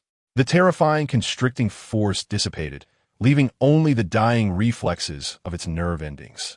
Without granting the python any respite, Chen Mo raised the axe for a third time, delivering a decisive blow that severed the creature's head cleanly from its body. The dark crimson blood surged forth like a breached dam, gushing from the severed head and staining the stream, each stone along the bank bathed in its hue, transforming Chen Mo into a figure of gore. At last, his once steel-like body succumbed entirely, crashing heavily onto the pebbled shore, emitting a dull thud. Only the serpent's tail twitched occasionally, in a faint and unconscious spasm. Silence enveloped the small ravine once more, broken only by the rush of the water and the labored breaths of Chen Mo and Huiko, their gasps as ragged as a torn bellows, reverberating in the blood-scented air. Chapter 23. The harrowing path of survival exhausted, Chen Mo knelt beside the massive corpse of the python, his hands still gripping the fire axe tightly, as the warm, viscous blood dripped steadily down his arms. He felt the wound on his right arm tear anew, with each breath pulling painfully at his ribcage, which bore the marks of the serpent's constriction. Yamaguchi Keiko collapsed a few steps away into the icy stream, her clothes soaked through. As she gazed at Chen Mo, transformed into a blood-soaked figure, an unusual sentiment stirred within her. Time seemed to stretch infinitely, though it may have only been a matter of seconds. Keiko was the first to regain her composure, approaching Chen Mo and uttering just 2 words. Finally, Chen Mo stirred, pushing himself up on his knees, unsteadily rising to his feet. His face, smeared with serpent blood, obscured his features, save for his eyes, which remained sharp and bright beneath the crimson mask, reflecting a weariness as though he had just clawed his way back from the depths of hell. "We are comrades, are we not?" His voice was hoarse, attempting to offer a reassuring smile, yet the bloodied visage rendered it grotesque, juxtaposed with an inexplicable sense of reliability. Keiko, upon seeing the exhaustion etched on Chen Mo's face, suddenly threw herself into his embrace, her arms wrapping tightly around him. Even a woman as strong as Keiko instinctively felt fear in the presence of serpentine creatures. "Keiko," Chen Mo rasped, his voice grating like sandpaper. "It's all right." He gently patted her back with his bloodied hands. Emerging from his embrace, Keiko showed no sign of hesitation. Instead, wearing an expression of relief. Turning to glance at the daunting serpent carcass behind them, she looked down at her own hands, equally smeared with blood and stream water, as her trembling gradually subsided. Yes, it's fine now. Keiko's demeanor returned to its usual coolness as she noted the wet fabric clinging to her body, feeling somewhat self-conscious. Chen Mo's gaze swept over the enormous serpent's corpse before falling upon the blood cascading from his own frame, his brow furrowed in concern. "Let us clean up a bit, and then we'll head back to the camp," he suggested, glancing at Keiko, who was in a similarly disheveled state. Approaching the stream, they vigorously washed the sticky blood from their hands and faces in the murky water, the coldness invigorating them with a refreshing sensation. "Come, help me," Chen Mo called, moving toward the giant python, his voice still somewhat raspy but regaining its usual calmness. "Are we taking it back?" Keiko asked, her eyes filled with uncertainty as she regarded him. "Certainly, such exquisite spoils cannot be forsaken. Moreover, this colossal python must possess a territory. Once returned to camp, the smaller creatures should think twice before launching an attack." Chen Mo analyzed calmly, realizing that this serpent could sustain them for several days. Yamaguchi Keiko refrained from further inquiries, observing as Chen Mo severed the tail of the snake, leaving only the central portion. Together, they endeavored to maneuver this hefty prize. The python's weight far exceeded their expectations, its cold, slick scales sending chills through their hands. After much arduous dragging and adjusting, Chen Mo ultimately hoisted the immense carcass onto his broad yet battered shoulders. Yamaguchi Keiko, on the other hand, slung the precious water-filled backpack onto her back, secured the fire axe at her waist, and held her spear tightly, vigilantly scanning the shadowy jungle around them. The return journey felt exceptionally burdensome. As Chen Mo bore the enormous serpent, each step tugged at his wounds, his breath coming in labored gasps. Yamaguchi Keiko followed closely, her eyes darting between the dense foliage, the spear slightly pointed forward, maintaining a state of heightened alertness. The pungent scent of blood hung thickly in the air, enveloping the jungle like a tangible fog. This aroma heralded danger, possibly alerting the surrounding fauna to the python's presence. Thus, their path back remained relatively undisturbed. "Should we pause for a moment?" Yamaguchi Keiko observed Chen Mo's labored strides, concern etched in her gaze. "Haven't you learned? Carrying a heavy load while on the move, resting only makes you more weary." Chen Mo recalled a lesson from his youth, understanding that now was not the time to rest. They must press on to the camp while they still had strength. He forced himself to remain alert and oriented.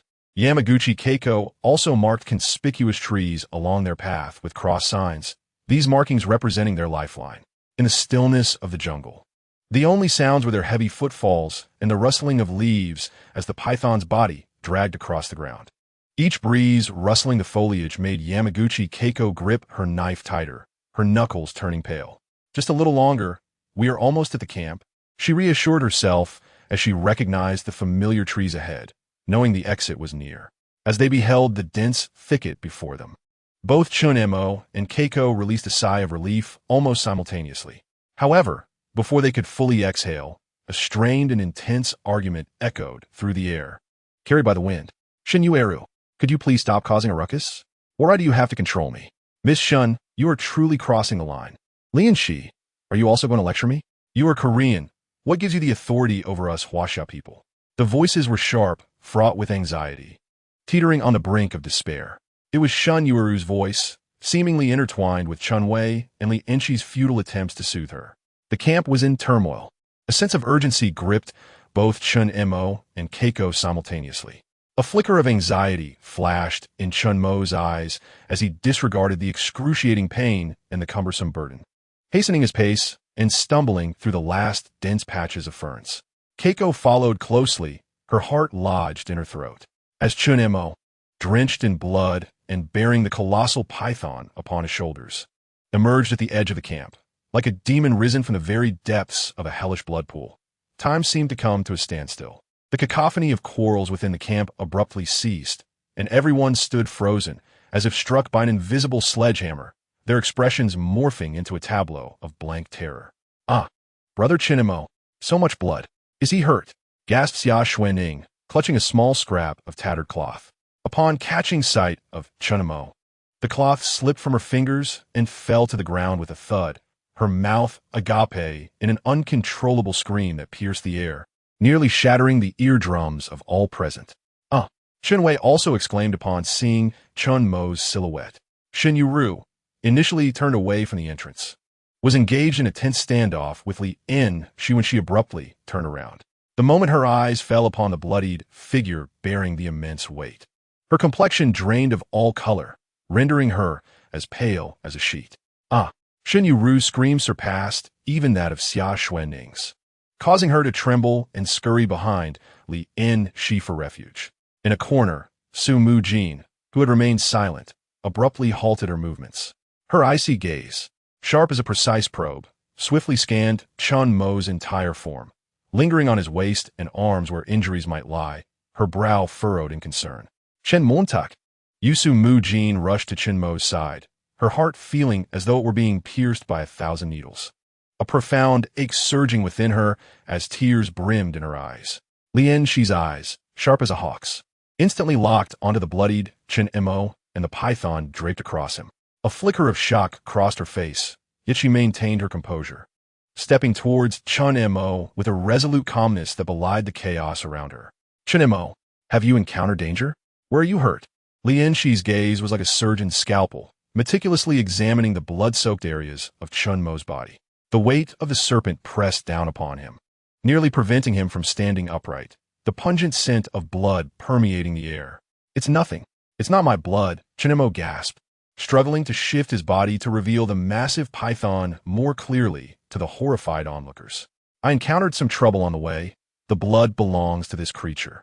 He attempted to dislodge the serpent from his shoulder, but his wounded and weakened body rendered the effort clumsy and laborious. Without hesitation, Li Enxi stepped forward to assist him in lifting the massive python, only to discover that she could not budge it. Yamaguchi Keiko placed her spear down and joined forces with Li Enxi to hoist the python, and together they managed to drop the heavy carcass onto the ground of the camp, producing a dull thud that kicked up a small cloud of dust. A collective shiver ran through the others as they cast glances at the python, their bodies involuntarily trembling. Upon hearing that Chen Mo was unharmed, Xia Xuening clutched her chest, gasping for air as though her earlier scream had consumed all the oxygen in her lungs. Her legs buckled, and she collapsed onto the ground, her face still pale with lingering fear. Shen Yueru slowly released her hand from her mouth, her body no longer trembling like a leaf caught in the wind. Yet, her gaze upon the corpse of the colossal python remained filled with trepidation, her stomach churning in waves. A snake?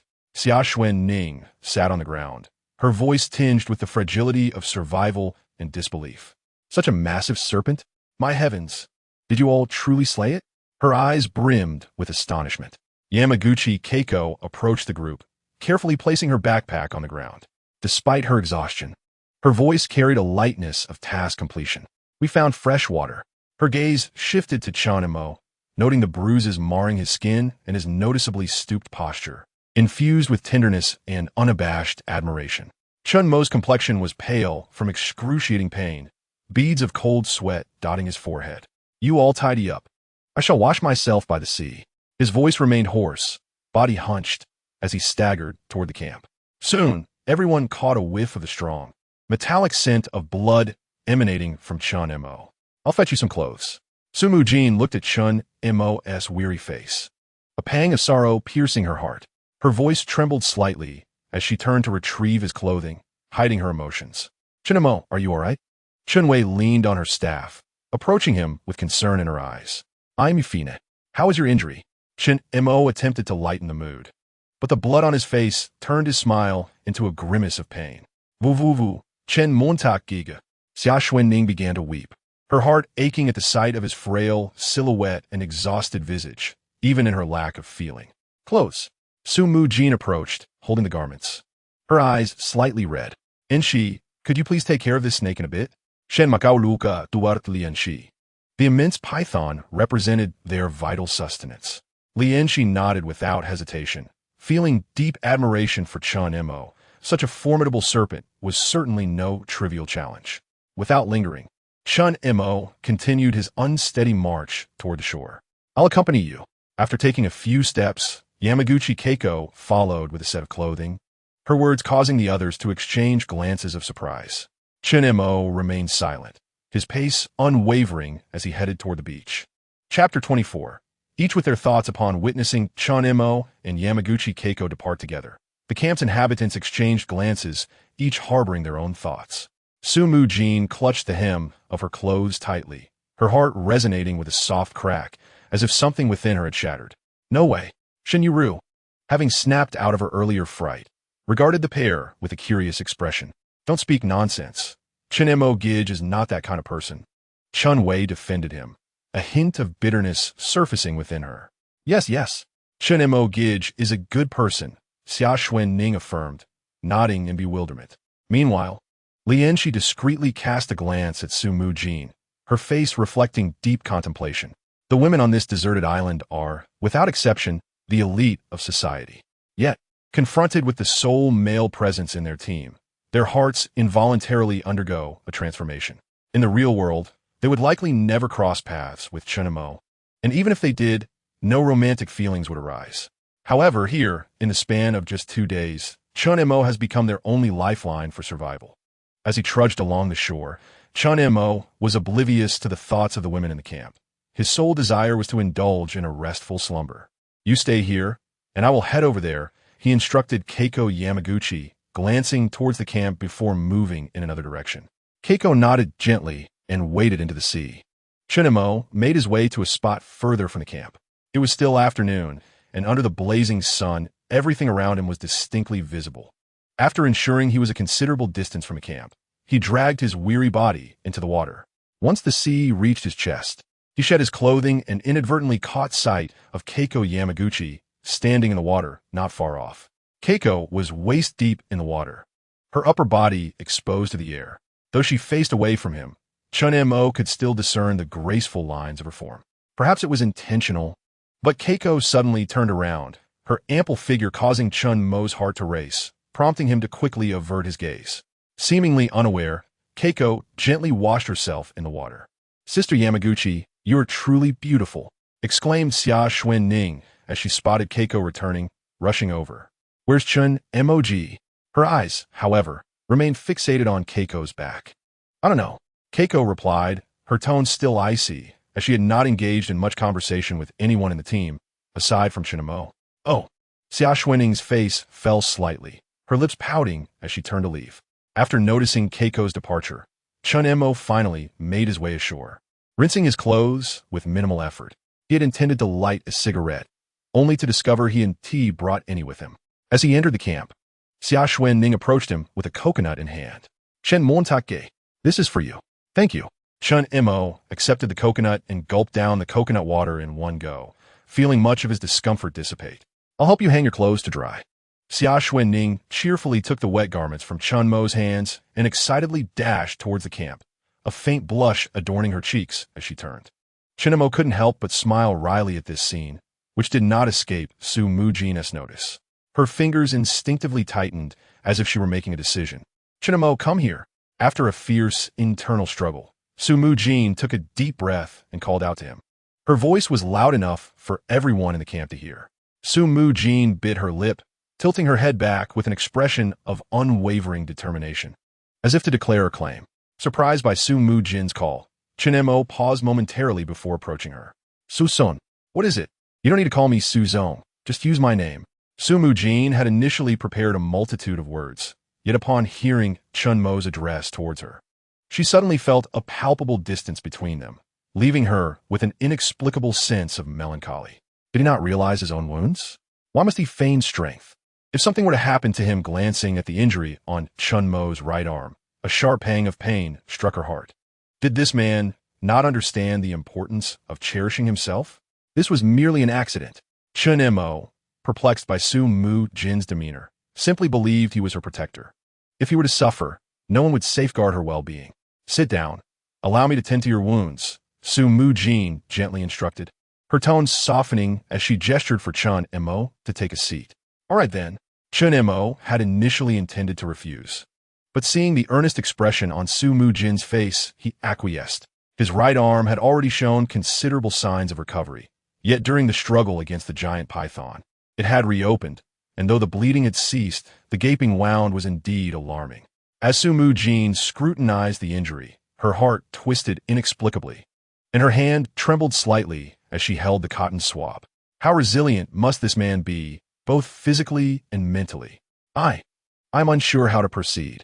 Su Mujin stammered, feeling a wave of uncertainty wash over her. Let me handle it. Chen Mo, sensing her discomfort, took the alcohol and iodine from her hands and roughly poured them into the wound. A sharp, searing pain surged through him, causing beads of sweat to form on his forehead, yet it invigorated his spirit. He swiftly used the cotton swab to clean the area before reaching for the bandages. I will assist you. Su Mujin, observing Chen Mo's actions, trembled slightly, suppressing her discomfort as she meticulously wrapped the bandages around his arm. Her fingers inadvertently brushed against his muscular bicep, the firm flesh radiating warmth, evoking an unfamiliar sensation within her. A fleeting glance at Chen Mo revealed that his gaze was fixed upon her, startling her as if she had been caught in an act, her heart racing uncontrollably. Allow me, Chen Mo offered, perplexed by Su Mujin's unusual behavior, yet he did not dwell on it. After wrapping the bandage around twice and tying a simple knot, he rose to his feet. He glanced at the giant python nearby. Li Enxi, being a woman, exhibited a natural fear in the presence of the creature. Xia Xuening observed from a distance, hesitant to approach, while Shen Yueru stood at a distance by the rocks, surreptitiously watching, her shoulders slightly trembling as she seemed to stifle her nausea and dread. I shall take care of it, Chen Mo insisted, unwilling to rest. After all, capturing this giant python had been no small feat, and instinctively, he knew that the next few days' sustenance depended on it. Shouldn't you rest for a moment? Li Enxi inquired, her concern evident as she watched Chen Mo approach. No need. We must prepare the snake meat before nightfall. Otherwise, all our efforts would be in vain. Chen Mo mocked, glancing at the sun dipping towards the horizon without a hint of hesitation. He drew the military knife from his belt and crouched beside the python's carcass. Su Mujin, Xia Xuening, you two go gather some banana leaves. Chen Mo initially intended to address her formally, but, recalling her earlier request, adjusted his words. Be cautious. Understood. Xia Xuening, come with me. Upon hearing Chen Mo's directive, Su Mujin did not hesitate and pulled Xia Xuening towards a banana tree. Shen Yueru, assist by transporting the cut banana leaves, Chen Mo instructed, unaware of the events that transpired at the camp earlier that morning. Why should I go? Shen Yueru exclaimed, her indignation flaring, yet the icy glare from Chen Mo silenced her retort. Always bullying me, she muttered under her breath, but dared not oppose Chen Mo, reluctantly complying to collect the banana leaves as instructed. Enxi, you stand aside for now. I will remove the snake skin, and then you can assist. Chen Mo observed Li Enxi's hesitance, understanding it stemmed from discomfort, so he decided to proceed with the task himself, believing it would alleviate her unease. Armed with a military knife, he deftly sliced along the softer midline of the python's belly.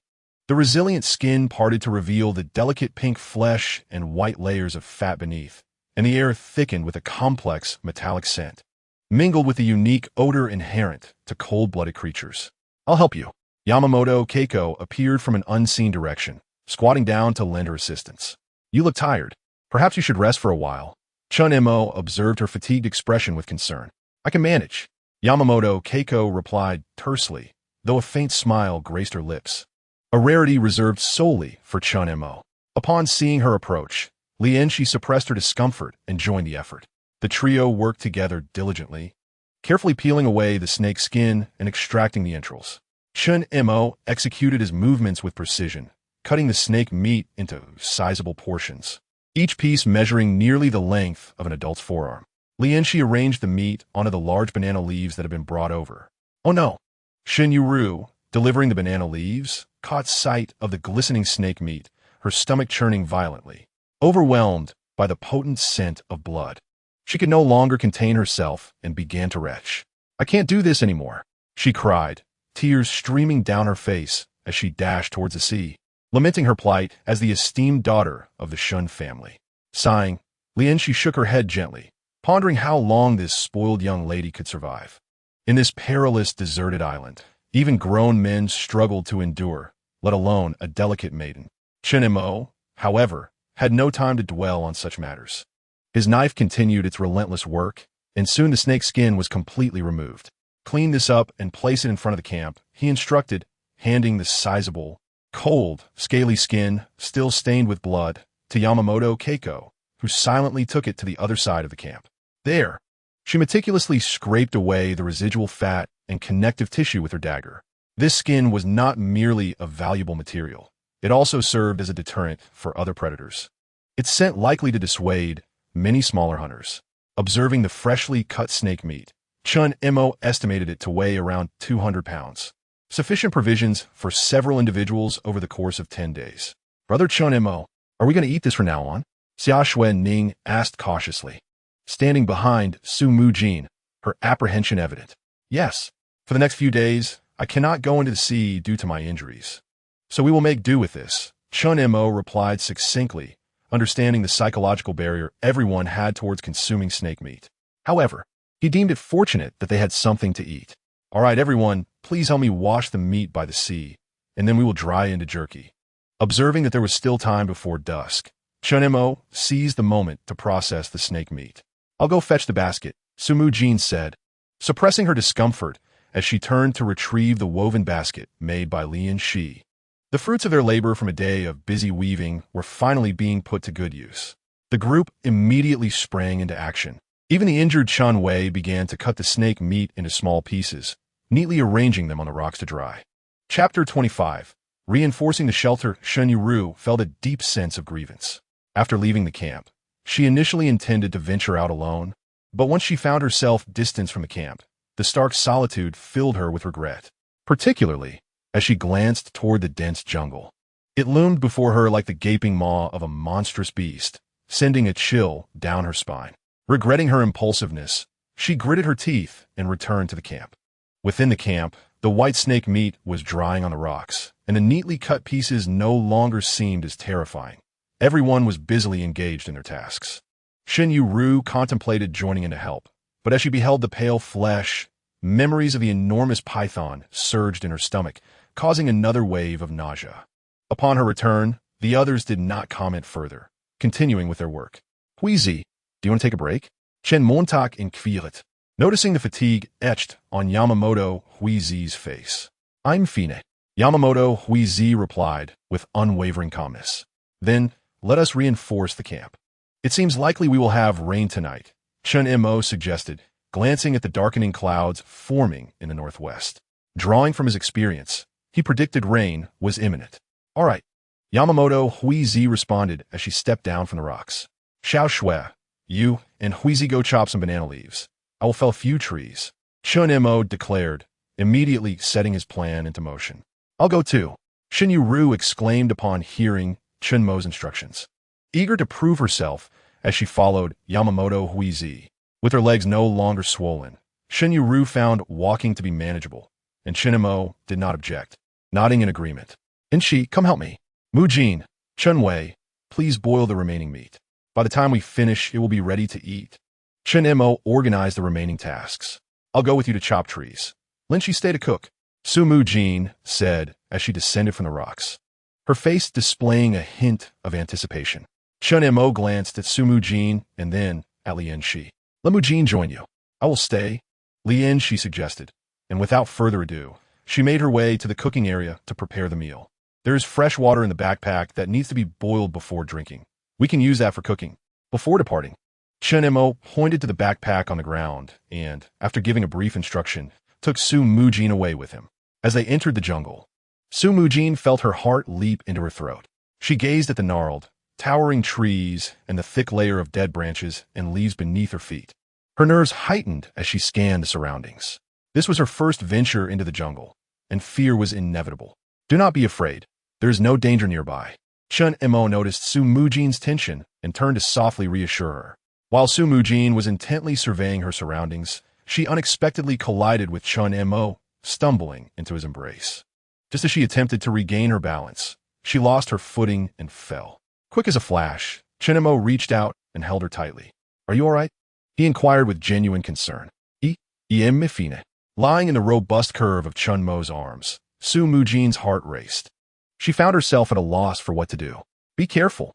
Chen Mo observed her flushed cheeks and assumed it was from the earlier fright, offering gentle comfort. Yes. Su Mujin nadis chaidi. Chen Mo chose not to say more and walked to the left, where a cluster of trees, as thick as an arm, stood. He instructed her, stand behind me. Upon hearing this, Su Mujin stood dazedly behind Chen Mo, the words instantly transporting her back 2 decades. You're just a wild child without a father. A chubby boy jeered at the 7 or 8-year-old Su Mujin. Su Mujin is a wild child. Ha ha. A dozen children mocked her, pointing and laughing. Tears streamed down little Su Mujin's face. What are you doing? A boy of about 10 appeared before her, lifting her from the ground. Who are you? Get lost, or we'll beat you too. The chubby leader barked, pointing angrily at the boy. You don't deserve to know who I am. The boy stood protectively in front of Su Mujin, his expression unwavering. Come on, let us beat him too. The group, led by the chubby boy, charged toward Su Mujin. Stand behind me. Without hesitation, the boy shielded Su Mujin and faced the approaching crowd alone. Does it hurt, big brother? Su Mujin asked as she saw the boy fend off her bullies, a trace of blood at the corner of his mouth. I'm fine. I'll take you home. Presidensu. Chen Mo called out several times, noticing Su Mujin lost in thought. Su Mujin snapped back to reality, glancing at Chen Mo, a hint of shyness crossing her face. What is wrong? Chen Mo asked, concern etched on his features. Mifine. Su Mujin buried her feelings deep within her heart. Let us go back. Chen Mo gestured toward their campsite. I'll help you. Su Mujin suddenly remembered her purpose in coming to chop wood, only to find that Chen Mo had already gathered the fallen trees, bundling them into 2 stacks, with a slightly thicker stick inserted in between, resembling a transformation. It's all right, there is still one on the ground. Just take that. Chen Mo indicated a branch on the ground, warmth flooding his heart. Su Mujin picked up the branch and followed him closely, mindful of her footing. Chen Mo offered another reminder before heading towards the camp. Su Mujin followed closely behind, observing how the weight of the 2 heavy bundles of wood caused Chen Mo's previously straight back to bend slightly. A flicker of compassion and concern crossed her mind. Within the camp, Keiko Yamaguchi had already returned with banana leaves and was bustling about. The pot over the fire simmered with snake meat, releasing a tantalizing aroma. Keiko, could you please fetch some more vines? Chen Mo instructed, glancing at the banana leaves, which seemed sufficient. Of course. Come with me, Keiko responded, turning to issue a command to Shen Yueru, who stood nearby. Me? Shen Yueru was taken aback by Keiko's request. Just as she was about to protest, she caught a glimpse of Keiko's icy gaze, silencing her words. In this team, Shen Yueru harbored the greatest fear of Keiko, followed closely by Chen Mo Xia Xuening. Mujin, come help me, Chen Mo called, beginning to prepare the area by erecting barriers to create a more spacious environment. He sharpened one end of the wood and, using the other end of the axe, drove it into the ground, placing 2 pieces every 20 centimeters to form a cross pattern. In no time, both sides were lined with wooden supports, establishing the framework. Next, he selected some longer pieces of wood to lay across the top, constructing a rudimentary shelter frame. Vines have arrived. Keiko returned at that moment, carrying a bundle of vines on her back. Exhausted. Shen Yueru emerged from behind Keiko, also burdened with a bundle of vines, breathing heavily. As she dropped the vines onto the ground, she sat down beside them. Keiko, Xia Xuening, you 2 are in charge of the west side. Secure the banana leaves with the vines, Chen Mo directed, pointing to the framework on the west. Mujin, come assist me. We need to reinforce the east wall. Noticing Shen Yueru lounging on the ground, he deemed her unreliable and instead called upon Su Mujin. The 4 of them immediately set to work, binding the banana leaves to the walls, ensuring that even during the day, they would not be exposed to harsh sunlight. Seeing this, Li Enxi instructed Chen Wei to watch over the pot and join the construction efforts. Within half an hour, the shelter was completed. Now, even a torrential downpour would pose no threat to them. With some materials remaining, Chen Mo constructed a simple shelter near the resting area. At night, we can bring in the sun-dried meat, so we needn't worry about the rain. After inspecting the sturdiness of the shelter, Chen Mo felt a sense of relief. At that moment, the pot emitted a bubbling sound. The pale pink snake meat was gradually changing color, transforming from a pastel hue to a translucent, enticing white. A blend of meaty aroma and a faint sweetness began to waft through the camp. aggressively dispelling the earlier nauseating scent of blood and the earthy odors from the depths of the jungle. This fragrance seemed to possess a certain enchantment. It was Chen Mo's stomach that first betrayed him, growling audibly. After having a meal in the morning, Yamaguchi Keiko and Chen Mo had not eaten anything until now, despite the clock indicating it was already 3 in the afternoon. Chen Mo glanced at the time, realizing their hunger could no longer be ignored. As Xia Xuening gazed at the bubbling meat in the pot, her throat involuntarily swallowed, the hesitation in her eyes replaced by the enticing aroma wafting through the air. "Sister Mujin, have you ever tasted this?"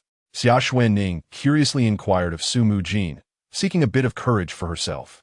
"I've heard that this is a delicacy in Zhejiang province, but I have yet to try it," Su Mujin replied, her expression slightly anxious as she observed the pot. "Snake meat is quite delicious, and the soup is incredibly fresh," Chen Wei stated nonchalantly, admitting that while she was not brave enough to kill the creature, she had no qualms about eating it. Otherwise, she would not dare to stew it herself. "Sister Wei, you've eaten it?" Xia Xuening asked in disbelief, surprised that the delicate Chen Wei would utter such words. "Indeed, I am from Wenzhou, and we have it readily available at our local market," Chen Wei replied matter-of-factly. Li Enxi silently approached the pot, picked up a simple long chopstick fashioned from twig, and gently stirred the meat to ensure even cooking. Shen Yueru remained seated on the ground, curiously gazing at the pot, while her stomach audibly protested, the sound resonating distinctly in the quiet campsite. Chapter 26. A frightening rainy night, ignoring the thoughts of others. Chen Mo understood that hunger was an insatiable force. Some individuals would inevitably change their minds when the time came. He walked to the pot, admiring the tender white snake meat and the milky broth, inhaling the fragrant aroma that filled the air. Without a moment's hesitation, he used the twig to lift a perfectly cooked piece of quivering, snow-white snake meat and consumed it. "It's ready to eat," Chen Mo declared, savoring the deliciously rich and subtly sweet flavor of the meat. He filled his carved bowl with soup, selected several pieces of snake meat, and offered them to Chen Wei. "Here you go." "Thank you, Brother Chen Mo," Chen Wei responded, a smile brightening her face as she accepted the bowl. Chen Mo filled another bowl, noticing everyone's gaze upon him. Without further ado, he moved aside to satiate his own hunger first. Chen Wei cautiously took a small bite, and indeed, a delightful combination of pure meatiness and an indescribable sweetness enveloped her palate. "Delicious," she exclaimed, genuinely pleased. Su Mujin, trusting Chen Wei's opinion, also took a piece of snake meat from the pot, added some broth, and closed her eyes as she took a bite. As she chewed, her eyes opened wide. It was not as terrifying as she had imagined, but rather exceptionally flavorful. "Sister Mujin, how is it?" Xia Xuening asked eagerly, her curiosity evident. "Delicious," Su Mujin replied succinctly. Xia Xuening, no longer hesitating, mimicked Su Mujin's actions and sampled a piece herself, pleasantly surprised by the taste. Yamaguchi Keiko said nothing, directly filling her bowl to the brim before sitting down not far from Chen Mo to indulge. Li Enxi, too, showed no reluctance, relishing the meal with evident enjoyment. Gugu Shan Yu felt an overwhelming sense of discomfort, reluctant to partake in the snake meat, yet her stomach incessantly protested. In the midst of the subtle sounds of others dining and the thunderous outcry from her own belly, Shen Yu crumbled entirely. Caught in a tumult of profound grievance and primal need, tears welled in her eyes, and her vision blurred. Suddenly, she turned away, refusing to meet anyone's gaze, and almost dashed to the pot. Her movements bore a desperate resignation, yet her extreme hunger rendered her somewhat unsteady. Grasping a humble pair of wooden chopsticks, she averted her eyes from the boiling morsels, tightly shut her eyes, and clumsily fished out the smallest piece of pale snake meat, daring not to look. She hastily stuffed it into her mouth, her actions imbued with a tragic sense of fatalism. The scalding meat instantly seared her mouth, prompting Shen Yu to instinctively gasp. Tears cascading down her cheeks, a mixture of pain and indignation. However, just as she began to chew, preparing to force it down, her movements abruptly froze. Her tear-filled eyes, which had been tightly shut, suddenly opened wide, filled with profound shock and an almost absurd disbelief. The chewing ceased, and she sat there dumbfounded, with the piece of snake meat still in her mouth, her expression frozen in astonishment. The taste was nothing like the imagined repulsiveness of a reptile. It was entirely unexpected. Under the watchful eyes of everyone, Shen Yu swallowed hard. Then, amidst the astonished gazes, she boldly reached for her chopsticks again, this time targeting the largest, most succulent piece of snake meat simmering enticingly in the pot. The swiftness and ferocity of her actions starkly contrasted with her earlier demeanor of reluctant submission. Laughter erupted among the onlookers at Shen Yu's transformation. "What are you all laughing at? Am I not allowed to be hungry?" Shen Yu retorted. Her cheeks flushed with embarrassment as she stomped her foot and began to serve herself soup. The meal concluded in a harmonious atmosphere. The women, having shed their earlier discomfort, found themselves surprisingly wanting more. "I'm going to take a nap." After finishing her meal, Yamaguchi Keiko felt a wave of fatigue wash over her, calling out as she made her way to the laid-out blanket, lying down on the eastern side. "Chen Mo, you've worked hard all day too. Why don't you rest for a bit?" Chen Wei gently suggested, noticing how much more exhausted Chen Mo appeared than Yamaguchi Keiko. "All right, let us gather the dried meat before nightfall." Chen Mo, sensing his own need for rest, agreed, knowing he could not endure without a break. He noticed Yamaguchi Keiko nestled on the east side and chose to lie down on the opposite side, quickly drifting into slumber. As the sun slowly sank in the west, Chen Mo remained in deep sleep. Being daytime and in the safety of the camp, he felt no concern for the group's safety, allowing him to rest soundly. Su Mujin and the others refrained from disturbing him, moving quietly to collect the dried snake meat before darkness fell, placing it under the makeshift shelter. Meanwhile, ominous clouds gathered in the northwest, heralding an impending storm. Plop! As the first drop of rain fell, the raindrops began to intensify, and the sky darkened to a deep black. It was indeed raining. Xia Xuening hurried into the camp, watching as the rain grew heavier outside, and remarked with a sense of wonder, "Fortunately, Brother Chen Mo has repaired the shelter. Otherwise, we would be in dire straits tonight." Observing the still sleeping Chen Mo, Chen Wei wore an expression of admiration. Even Shen Yu had fallen silent, casting a complex glance at the slumbering Chen Mo. "Let's not disturb Chen Mo. If you are weary, feel free to rest. I shall keep watch," Su Mujin said, casting a glance at Chen Mo, a flicker of complexity crossing her face as she casually picked up a fire axe and settled by the fire. "I am not tired yet. I will keep you company," Li Enxi declared, taking up a nearby spear and sitting down across from Su Mujin.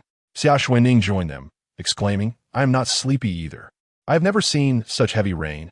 I wish to witness it." Gradually emerging from the shadow of the plane crash, Xia Xuening regained her innocent demeanor. "I cannot sleep either," Chen Wei said, leaning on her staff as she sat beside Su Mujin. "I wonder how the outside world is faring since our plane's mishap."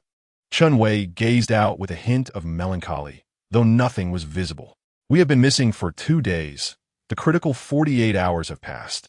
Yet there have been no updates regarding rescue efforts," Su Mujin added, her tone tinged with faint sadness.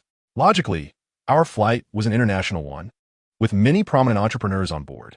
It is unusual to hear nothing after 2 days," Li Enxi remarked thoughtfully. "By the way, Mujin, were you not invited to attend an international forum?" Li Enxi seemed to have recalled something, looking at Su Mujin with curiosity. "Yes, I was indeed invited." "So was I." The business class was filled with them. The revelation from Li Enxi left Su Mujin momentarily stunned. She turned a glance at Shen Yueru, who questioned, "Why are you looking at me?" "It was my father who asked me to attend some exchange meeting. Could this be related to the plane crash?" Chen Wei, upon hearing their conversation, was also taken aback. After all, there were hundreds of individuals on that flight, all distinguished figures in their fields, and the mystery surrounding the crash seemed to deepen. "Let's not dwell on it. Regardless of the circumstances, we are still alive, are we not?" Li Enxi sighed, choosing not to pursue the discussion further. Suddenly, a thunderous rumble echoed. A flash of lightning illuminated the sky, followed by a deafening clap of thunder. A scream, more piercing than the thunder itself, erupted just as the thunder faded, coming from behind Su Mujin and the others. Before they could react, Chen Mo sprang up from the blanket like a fish leaping from water, swiftly moving to the fire, his expression tense as he surveyed the group. Keiko Yamamoto reacted with remarkable speed, brandishing another spear as she joined Chen Mo by the fire. "Shen Yueru." Chen Mo's gaze landed on the source of the scream. his face cold and unyielding. Ha ha ha. Shen Yueru trembled uncontrollably, as if she had encountered something truly terrifying. Her throat seemed constricted, producing a hoarse sound. While her trembling fingers pointed ahead, her gaze fixated on the inky blackness outside. Chen Mo turned his head to follow the direction of Shen Yueru's finger. And just then, another bolt of lightning streaked across the sky, causing even Chen Mo's body to tense up. At the entrance of the thicket, two cold, indifferent gazes emerged, eerily glowing with a sinister green light like specters. Those eyes held no trace of emotion. Their golden pupils were exceptionally sinister, fixated on the campsite. It was Yamaguchi Keiko who had arrived at the forefront, having detected the ominous stares in the distance, eyes filled with a vengeful light. "It's that." Chen Mo uttered two words, confirming Yamaguchi Keiko's suspicion, while the others remained bewildered. The rain intensified, and the night outside was as dark as ink, utterly impenetrable. One could not see their own hand in front of their face, save for the flickering light around the campfire. Yet, Chen Mo's gaze seemed to pierce through the oppressive darkness, locking eyes with the creature lurking in the distance. "Mujin, help Chen Wei inside. Xia Xuening, you go too." Chen Mo's tone was grave, his voice brooking no argument. "Understood." Su Mujin, although not perceiving anything unusual in the distance, sensed that whatever lay ahead was far from ordinary, based on Chen Mo and Yamaguchi Keiko's demeanor, and thus assisted Chen Wei into the shelter. "Keiko, Unhe, you two stay here and guard the entrance." Chen Mo contemplated and decided to leave Yamaguchi Keiko and Li Enxi to watch over the threshold. "No, you cannot go." Yamaguchi Keiko urgently grasped Chen Mo's arm, her voice tinged with anxiety. "Is it that thing?" Li Enxi, having caught sight of those eyes moments ago, harbored her own suspicions and wore an expression of grave concern. "I didn't expect there to be a pair. Having this creature fixated on us is not a good omen." Chen Mo felt a slight relaxation, reasoning that since it was a beast, it would inherently fear fire. Nevertheless, he recognized the necessity of devising a solution. Otherwise, they could not remain in this place. Indeed, what appeared earlier was another giant python. It seems this jungle conceals two of them. It likely arrived near the campsite just before the rain, coincidentally spotted by Shen Yueru. Crack! Another thunderclap sounded, and in the brief flash of lightning, Chen Mo's eyes returned to the position of the giant python, only to discover that it had not moved, leaving him somewhat puzzled. "Chen Montak, remain calm. The night is not in our favor." Yamaguchi Keiko grasped Chen Mo, attempting to persuade him to abandon his course of action. Chapter 27. The struggle under the rainy night. The night was pitch black, as impenetrable as ink. Visibility was reduced to less than 2 meters. However, this distance was not the limit for wild beasts, and crucially, a torrential downpour continued outside. The raindrops, the thickness of fingers, relentlessly hammered the ground, soon forming a small stream before them. What lies ahead? At that moment, Su Mujin also approached. "Return." Chen Mo's tone turned icy upon seeing Su Mujin draw near. It was critical not to let her and the others become aware of the danger, as it could easily incite panic or even a breakdown. Su Mujin felt a chill in her heart at Chen Mo's unexpectedly cold words, for this was the first time he had spoken to her with such severity. "Sister Mujin." Chen Wei also sensed Chen Mo's cold demeanor and quickly called out to Su Mujin. "I'm sorry." Su Mujin said dejectedly, then moved to sit at the back. Her hands clenched tightly, her mind a blank. "He actually yelled at me." There's an ancient saying in Huaxia. It is not the thief one fears, but the thief's lingering thoughts. And this one comes seeking vengeance. A mere flicker of light could not deter it. Chen Mo was aware that night was not the ideal time, yet now confronted with this vengeful giant serpent. Should it truly fight to the death, casualties among the team were inevitable. However, if something were to happen to you, would we survive? Li Enxi did not continue. The implication was clear. If Chen Mo were to fall, would the rest endure? Suddenly, a sound akin to something scraping against the ground pierced the air. Not good. It is coming. Chen Mo's heart tightened. His greatest fear had materialized. He swiftly grasped a fire axe. "Keiko, bring out that flashlight and use its beam to disorient it." Chen Montak commanded. He was in the light, while the giant serpent lurked in the shadows. Yet at least there was a powerful flashlight. "Wait for me. I will stand with you." Yamaguchi Keiko did not hesitate, seizing the flashlight from the rocky wall and standing shoulder to shoulder with Chen Mo, having collaborated with him before. They shared a certain understanding. Enxi, guard the entrance. Everyone else, close your eyes. Chen Mo's voice was frigid and resolute, carrying an undeniable authority. At that moment, Su Mujin had recovered from the shock of Chen Mo's earlier outburst, realizing that she must heed his orders. Although unaware of what lay outside, she had gathered some hints from the conversation among them. Follow Chen Mo's lead, close your eyes. Su Mujin instructed Chen Wei and Xia Xuening beside her, pulling the still-dazed Shen Yueru along, covering her eyes with her hand to prevent any sound. Without hesitation, Chen Mo made arrangements, then stepped out of the camp, with Yamaguchi Keiko closely behind, the flashlight illuminating the source of the sound. Indeed, the giant serpent, identical to the one encountered earlier, was slowly slithering. Upon being bathed in the strong light, its head instinctively recoiled slightly.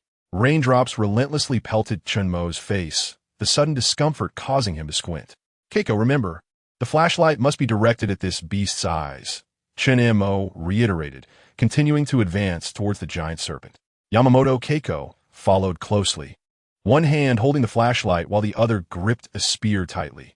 Though her hands were drenched, cold sweat still trickled down her back. At the entrance of the camp, Li Enxi felt her heart rise to her throat, glancing back at the four women inside, silently praying for Chen Mo. You can do this. The giant serpent's eyes were devoid of emotion. Sensing Chen Mo's gradual approach, its body twisted incessantly, yet did not advance, as the intense light compelled it to continually evade. Keiko, Chen Mo called softly, then made several hand signals before swiftly moving towards the serpent's side. Yamaguchi Keiko, having developed a certain rapport with him, understood that she was to distract the serpent. Thus, she fixated her gaze on its movements. The giant serpent seemed to sense something, preparing to turn its head. With a crash, without waiting for the giant python to turn its head, Keiko Yamaguchi struck the ground with her spear, compelling the serpent to remain vigilant.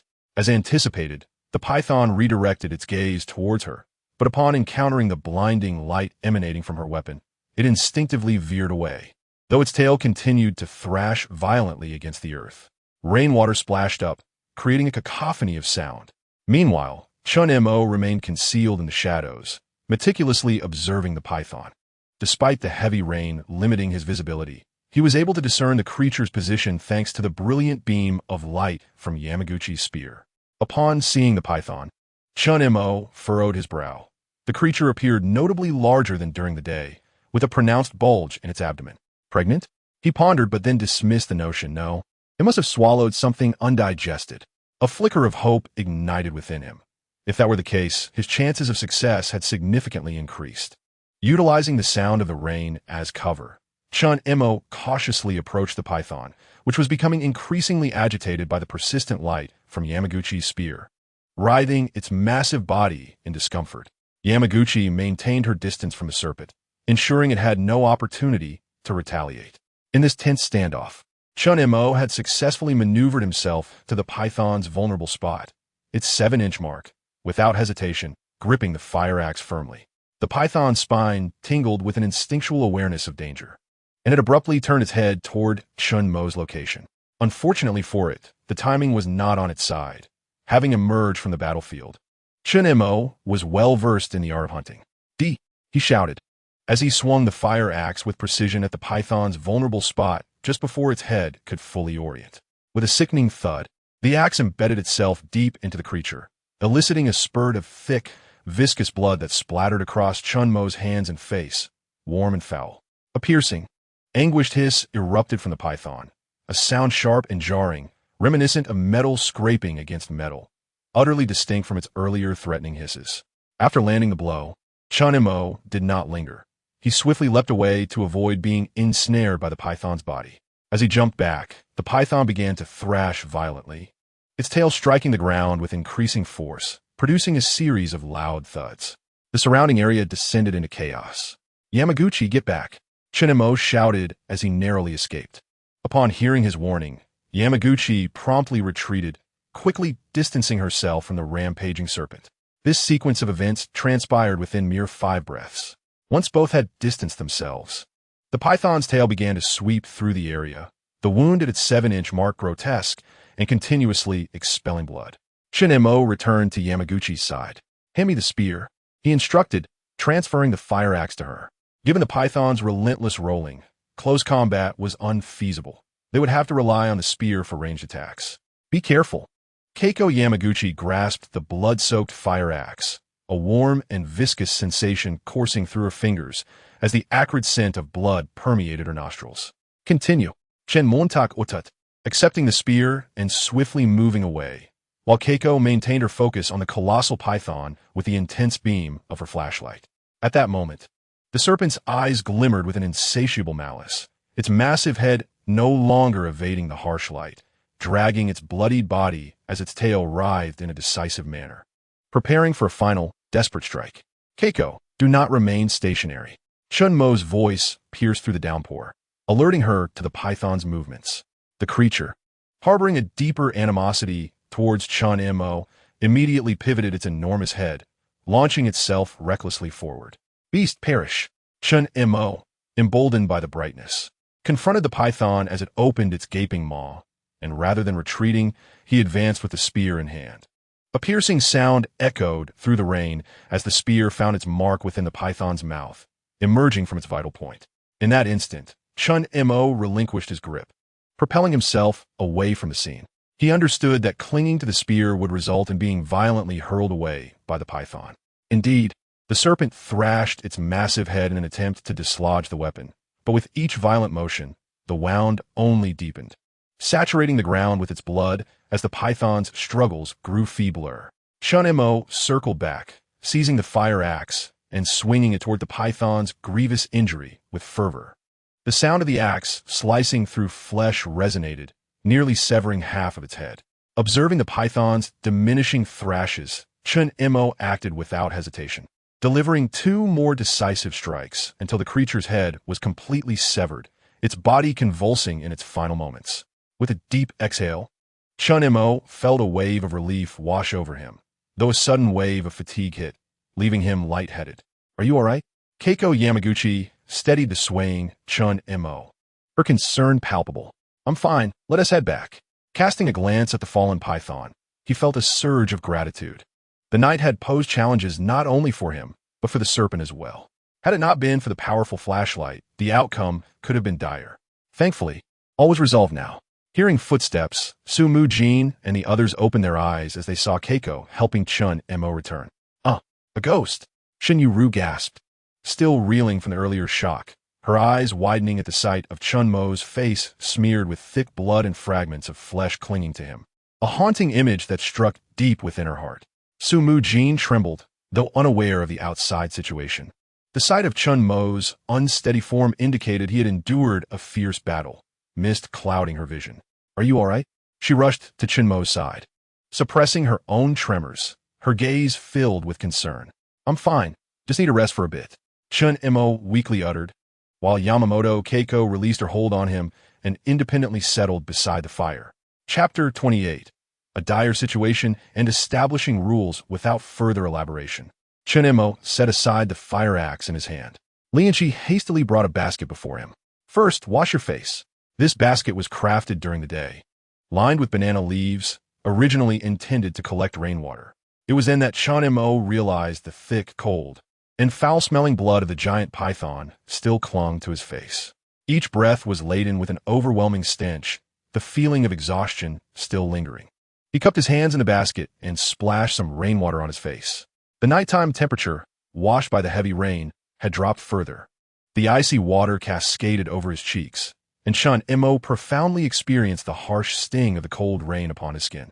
Without glancing at the other's conditions, he retrieved a cigarette, delicately lit it, and took a deep drag. His head spun momentarily, but after exhaling the smoke, a refreshing sensation enveloped him. Thankfully, he had salvaged this item. Although it was somewhat harsh, it alleviated a significant portion of his fatigue. "All right, everyone can rest easy now."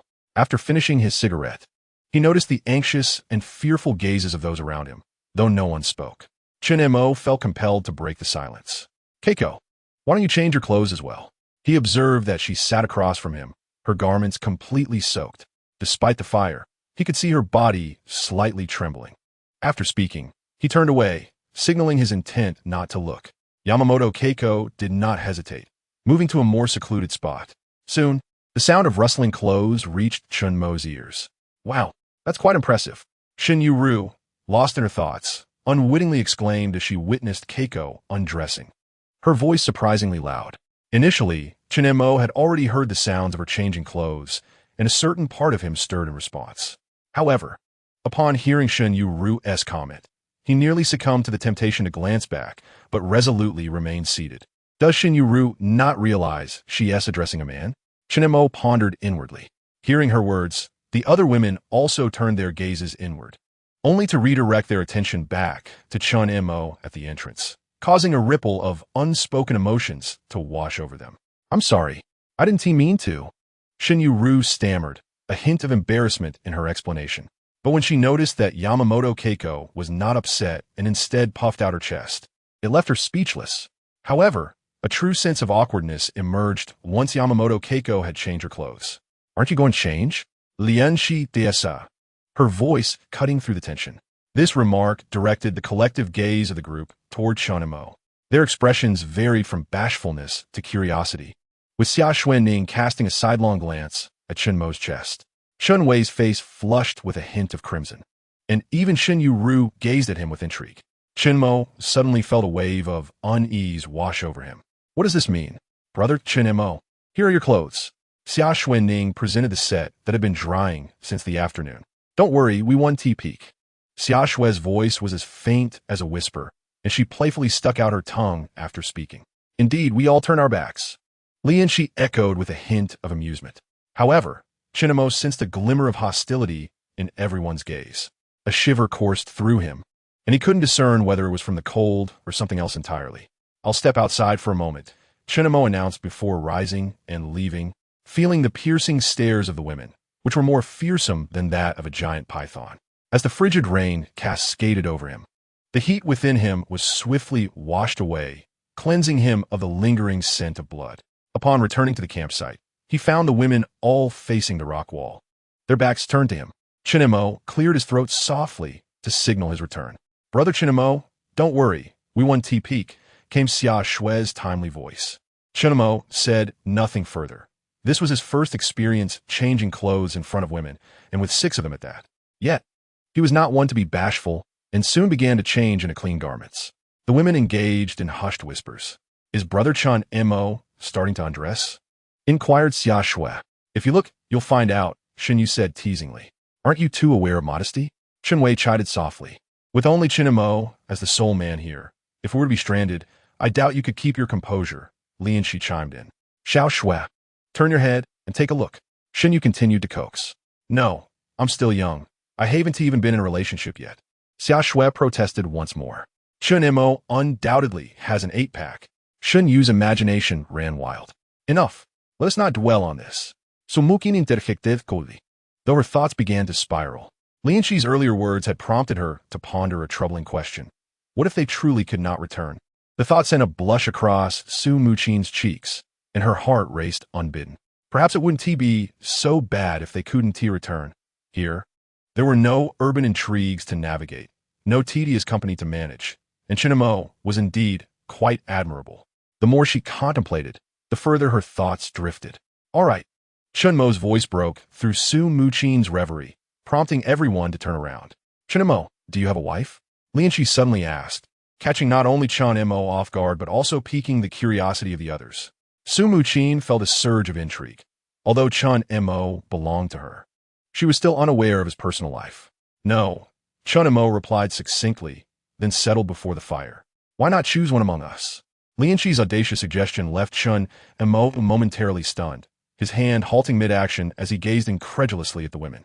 Yet, each woman held her own thoughts. Upon hearing Li Enxi's words, they turned their attention to Chen Mo. He surveyed the 6 women before him and couldn't help but acknowledge their prowess not only in society, but also in beauty. Su Mujin was cool and composed. Yet standing at 172 centimeters, she possessed a captivating waist and legs, her face needing no introduction, having earned the title of the most beautiful CEO in the city. Though Shen Yueru is rather headstrong, she possesses an impressive stature of 168 centimeters, complemented by a well-endowed bosom and elongated neck, and a delicate visage that rivals Su Mujin. Xia Xuening, on the other hand, bears a cherubic face, epitomizing the quintessential starlet, standing at 165 centimeters, exuding an air of fragility. Then there is Chen Wei, whose height of 174 centimeters makes her the most resplendent among the girls. Her legs seem to stretch endlessly, rendering even the top models pale in comparison. Yamaguchi Keiko shares a similar height with Xia Xuening, yet she embodies a unique allure. Li Enxi, with her classically beautiful Korean features, appears untouched by artificial enhancements, perhaps a testament to her profession as a designer, radiating an intellectual charm. Gulp. Chen Mo swallowed hard. Well, I am merely a security guard, and my current mission is to ensure everyone has survival. He retracted his thoughts and spoke earnestly. Joking aside, we are stranded on a deserted island. Anything goes for now, but once we return to civilization, there will be no intersection between these individuals and myself. Oof. No wonder you're single. Your courage is pitifully small. Shen Yueru smirked at Chen Mo's discomfort. All right, if you can't sleep, let us all converse. Chen Mo chose not to dwell on the earlier topic. Survival was paramount. The shelter had expanded significantly, providing ample space for everyone. They gathered around the fire, their previous disdain replaced by a solemn expression. Chen Mo recognized that Li Enxi's earlier jest was intended to alleviate the group's psychological burden, and he cast her a grateful glance. Let us discuss the situation of the camp. Chen Mo surveyed the 6 women. You must have guessed what had approached us earlier. Was it a companion of that creature? Chen Wei inquired cautiously. Chen Mo nodded. It is typical for snakes to be solitary, but it is not unusual for larger ones to have companions. Is there more? Shen Yueru exclaimed in terror, her body trembling involuntarily. Even in the absence of a colossal python, other dangers may lurk. The situation is dire. Chen Mo felt compelled to share certain truths. Transparency was essential to foster a sense of urgency, or the team would not coalesce. Let us address the camp's circumstances. Chen Mo's voice was low, his gaze sweeping over the group. Chen Wei's wound has not worsened and is beginning to heal. However, our freshwater supply is limited, sufficient only for one day. Su Mujin took charge of the supplies, outlining the current predicament. The snake meat could sustain us for approximately 10 days, but our most pressing need remains freshwater. Chen Mo nodded. Su Mujin's insights were well-structured. Moreover, we must consider the issue of team unity. Li Enxi glanced at Shen Yueru, adding, Your gaze is directed at me. I never suggested a lack of unity. Shen Yueru protested, feeling a twinge of fear after the day's events. Had she truly abandoned the team today, faced with a torrential downpour and that massive serpent, she shuddered at the thought. I will simply focus on my task from now on. Shen Yueru's voice dwindled to a whisper. Chen Mo refrained from blaming Shen Yueru.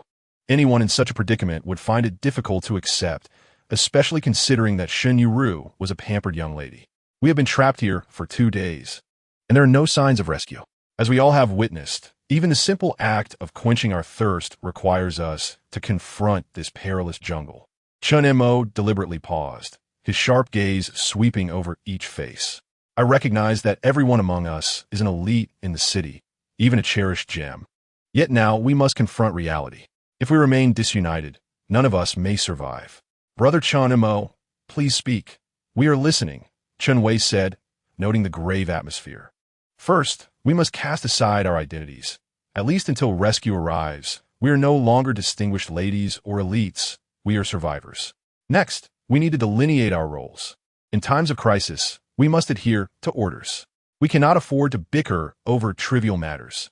Chen Mo's voice was cold, yet it struck at the heart of the matter. After 2 days of interaction, we had become somewhat familiar with one another. It was time to formally form a team and select a captain and a vice-captain, as Chen Mo articulated his well-considered decision. Chapter 29. Team Building Select Captain? Shen Yueru exclaimed, looking bewilderedly at Chen Mo before her gaze settled on Su Mujin. I agree. Only by uniting our efforts can we endure. Li Enxi was the first to voice her support, having prepared to join this team after 2 days of observation, not solely because Su Mujin had saved her, but more importantly, due to Chen Mo's sense of responsibility. I concur. Yamaguchi Keiko, though typically reticent, spoke with a cold tone. Su Mujin's gaze was calm. I agree. Without rules, there can be no order. I have no objections. Xia Xuening noted. What are you looking at me for? I haven't expressed any dissent. Shen Yueru remarked nonchalantly as the others turned their eyes toward her after voicing their opinions. Very well, Chen Mo nodded. Let us first select a captain. Anyone who believes in their capability may self-nominate. Silence enveloped us, the only sound being the rustling of leaves in the breeze. Thoughts diverged, currents swirling beneath the surface. Brother Chen Mo, Xia Xuening almost immediately called out, her urgency palpable. I choose Brother Chen Mo. If it weren't for his unfinished words yesterday. Her eyes sparkled with admiration. I also choose Brother Chen Mo. Chen Wei added, her gaze softening as she expressed her trust in him. Chen Montak. Yamaguchi Keiko's voice was soft yet resolute. He possesses strength and experience. He can safeguard us all. Li Enxi nodded in agreement, recognizing that without Chen Mo, we might not see the sun rise again. This was a crucial reason for her support. I also agree. Shen Yueru understood that only Chen Mo could provide a sense of security. Su Mujin looked at Chen Mo, her tone firm. Chen Mo. Chen Mo felt the weight of responsibility grow heavier upon him. The trust from Chen Wei, the reliance from Xia Xuening, and the need to protect Su Mujin all rested upon his shoulders. Since everyone had chosen him, he hoped that they would unite and overcome this adversity together. Next, let us select a vice captain, he proposed. Why do we need to select a vice captain? Xia Xuening wore a look of bewilderment, pondering whether it was necessary to complicate matters for just a handful of them. After the captain's departure, the vice captain was required to oversee the team and allocate tasks. Chen Mo succinctly elucidated the underlying reasons. Then I shall choose Sister Huizi. Xia Xuening glanced around at the others, deliberated, and ultimately selected Huizi, further explaining. Sister Huizi can assist Brother Chen Mo. I too choose Miss Huizi, Li Enxi declared, after surveying the assembly. I concur. Although Shen Yueru hesitated to select Huizi, she found no alternative. Then I too shall choose Miss Huizi. Chen Wei contemplated briefly before casting a supportive glance toward Huizi. Su Mujin regarded Huizi, and had it not been for the events of the day, she might have selected herself, but now she felt a twinge of disappointment. Nodding slightly, she affirmed, I choose Huizi as well. However, just as the last words were spoken, Huizi suddenly raised her head, her voice filled with urgency. I disagree. Management is not my forte. I prefer to collaborate with Chen Mo in handling dangers. Upon finishing her statement, she turned to Chen Mo, her expression resolute. This firm refusal left everyone astonished, creating an atmosphere of tension. Chen Mo, observing Huizi's steadfastness, silently acknowledged that he, too, did not wish for her to become vice captain, as their synergy was quite significant. Should Huizi assume the role of vice captain, one of them would inevitably have to remain behind during expeditions. After a moment's contemplation, his gaze shifted to Su Mujin.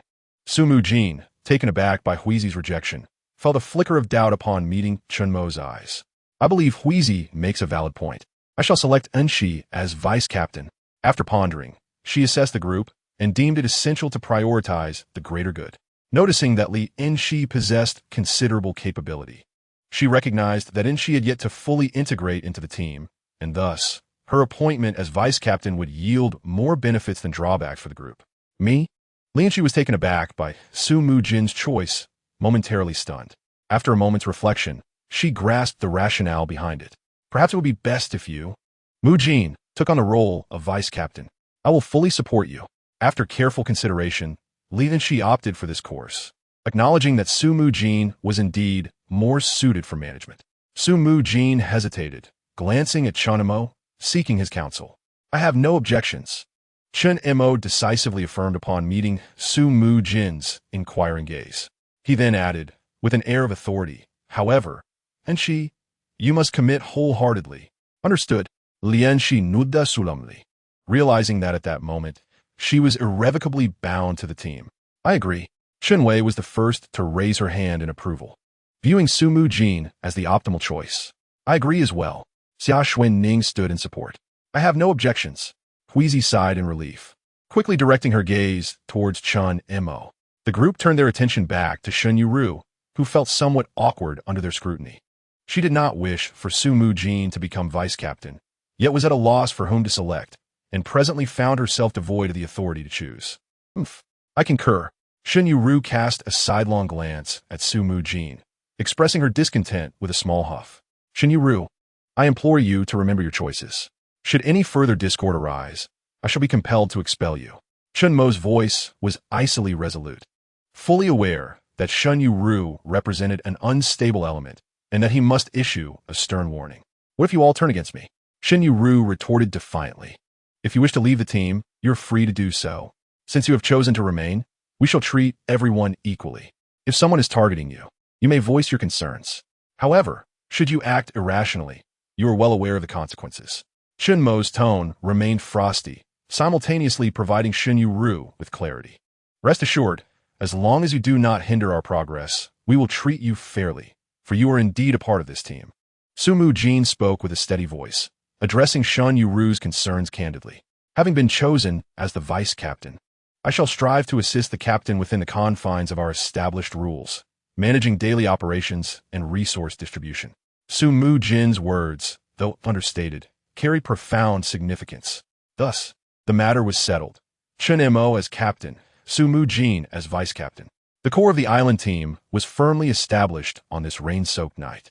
Thunder rumbled ominously in the distance, and the rain fell more heavily, pooling on the ground to form small streams. The baskets woven during the day were now filled to the brim with rainwater. All right, everyone, let us retire early. I will take the night watch. Chen Mo glanced at his watch, noting it was already past 11 at night, surprised at how swiftly the night had advanced. In the city, at this hour, one might find themselves at a bustling night market or scrolling through their phones at home, as nightlife was just beginning. Yet here, on this island devoid of modern civilization, only darkness and the uncertainty of danger prevailed. Brother Chen Mo, I cannot sleep. Would you allow me to keep you company during the night watch? Chen Wei suggested upon seeing Chen Mo move toward the fire. No need. Chen Mo declined her offer.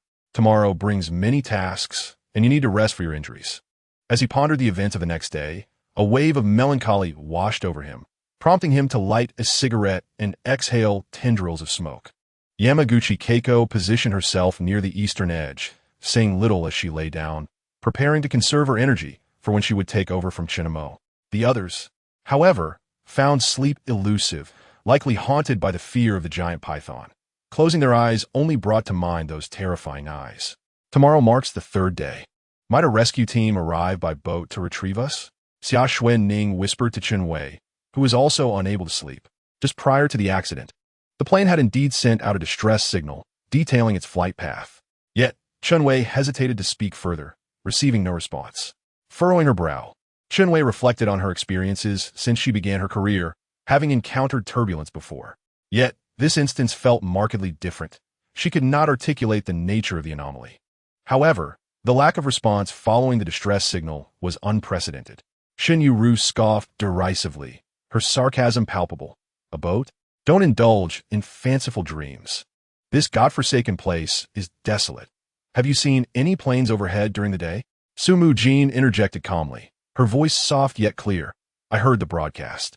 Although the transmission was chaotic, it did convey the details of our flight path and location. Perhaps the search area is simply too vast. Su Mujin seemed to be comforting everyone, as well as persuading herself. In truth, there was nothing particularly unfavorable about the island. Far removed from the clamor of the city, aren't there many bloggers who focus on documenting survival on deserted islands? We are, in a sense, enjoying a complimentary experience. Li Enxi's face bore a look of relief. Since it had come to this, as the saying goes, if one cannot resist, then one should savor the process. In this moment, things were rather agreeable. I wonder if Sister Mei has managed to escape? The light in Xia Xuening's eyes suddenly dimmed as she gazed out at the pitch-black sky, her thoughts drifting away. Who is Sister Mei? Chen Wei inquired with curiosity. My manager. I lost consciousness, and when I awoke, I found myself alone. Xia Xuening recalled Sister Mei, who had guided her into the industry, and a flicker of melancholy crossed her eyes. Su Mujin gently patted Xia Xuening's shoulder, choosing not to say much. Some matters could not simply be resolved with words of comfort. As the night deepened, the oppressive heat of the air dissipated entirely, yielding to a chill. Chen Mo sat by the fire, feeling the briskness envelop him. The women, having exhausted themselves throughout the day, gradually succumbed to slumber, while only the sound of rain outside and the crackle of the campfire remained. The night passed in silence, perhaps due to the intimidation brought on by the colossal python lurking nearby, or the heavy rain that kept the jungle predators at bay, resulting in an unusually tranquil night. Chapter 30. Crisis and Hope. As dawn approached, Li Enxi took over the night watch from Chen Mo, who had fallen asleep not far from the fire. What's wrong? Chen Mo was roused from his slumber by a series of noises as the first light of day broke. He soon noticed that Su Mujin and the others were seated against the rock wall, their gazes fixed on the area outside the campsite, their faces marked by fear and a hint of embarrassment. Brother Chen Mo, we need to go to the toilet. Xia Xuening's voice was scarcely above a whisper, and she lowered her head after speaking. Chen Mo then realized the rain outside had ceased and the sky had brightened, but the enormous python from the previous night lay not far away, its repugnant head clearly visible from the campsite. Noticing that Yamaguchi Keiko and Li Enxi were still asleep, it seemed the night watch had fallen to Su Mujin and Xia Xuening, both hesitant to venture out alone. Chen Mo felt a twinge of awkwardness upon hearing this. All right, I'll accompany you. Unable to wake Yamaguchi Keiko, he took it upon himself. Xia Xuening responded softly, rising alongside Su Mujin as they stepped outside. As they passed the python, both women tucked themselves behind Chen Mo, who refrained from looking at the creature, directing his attention elsewhere. After circumventing the python and reaching the rear of the rocks, they found a sheltered spot. Let us settle here. Chen Mo indicated toward the boulder behind them, suggesting they move there. Su Mujin's face flushed crimson, her heart racing, while Xia Xuening, unfazed, tugged Su Mujin towards the stone. A rustling sound emerged, followed by an embarrassing noise of relief, prompting Chen Mo to step forward a few paces, lighting a cigarette to suppress the images flooding his mind. Before long, the two individuals emerged from behind the rocks, their faces flushed with embarrassment, likely due to the volume of their earlier conversation, and they dared not lift their gazes to meet Chen Mo's. Chen Mo said little, guiding them back along the path they had come. Sister Mujin, Xiao Shui, where have you been? In the campsite, everyone had awakened, and upon seeing Su Mujin and Xia Xuening return, Chen Wei inquired with curiosity. We went to the restroom, Xia Xuening stammered, her previously regained color deepening into a blush as she spoke softly and fell silent. I need to go too, Chen Wei exclaimed upon hearing Xia Xuening's words, feeling the urge herself. I want to go as well. Shen Yueru rubbed her sleepy eyes and looked eagerly at Chen Mo, who had just entered. Huizi, you should accompany them, Chen Mo suggested, glancing at the already awake Yamamoto Huizi. He had no desire to endure another moment of such awkwardness, so he entrusted her to accompany them. Let us go. Yamamoto Huizi said little, assisting the incapacitated Chen Wei as they headed outside together. Mujin, let us wash up by the sea and then return to prepare breakfast, Li Enxi suggested, picking up some charcoal that had been prepared, lacking toothpaste, and resolved to use the charcoal as a substitute. Calling for Su Mujin and Xia Xuening, the three departed the campsite together. In an instant, Chen Mo found himself alone in the campsite. But he was not idle. He seized a firefighting axe and a dagger, making his way toward the giant python, which needed to be dealt with. The enormous head of the python bore a fierce expression, its snake-like eyes wide open, truly unable to rest in death. Upon seeing the python's corpse, Chen Mo furrowed his brow once more. The swollen abdomen showed no signs of pregnancy, indicating it had likely just fed and had not yet digested its meal. Not dwelling on these thoughts, Chen Mo removed the long hair from the snake's head, binding it with vines before venturing into the underbrush to dispose of the head at a distance from the campsite. Returning to the campsite, he noticed that everyone had returned, with Li Enxi preparing breakfast while the others remained sheltered inside. Chen Mo grasped the dagger, ready to dissect the giant python. With a swift motion, the sharp dagger pierced the flesh, and thick blood flowed from the wound. Chen Mo did not hesitate, cutting downward from the python's midsection, preparing to discard it. Yamamoto Huizi, having witnessed Chen Mo handling the python, approached but was instantly taken aback when she saw it being cast aside. Chen Mo's brow was tightly knit, his expression cold.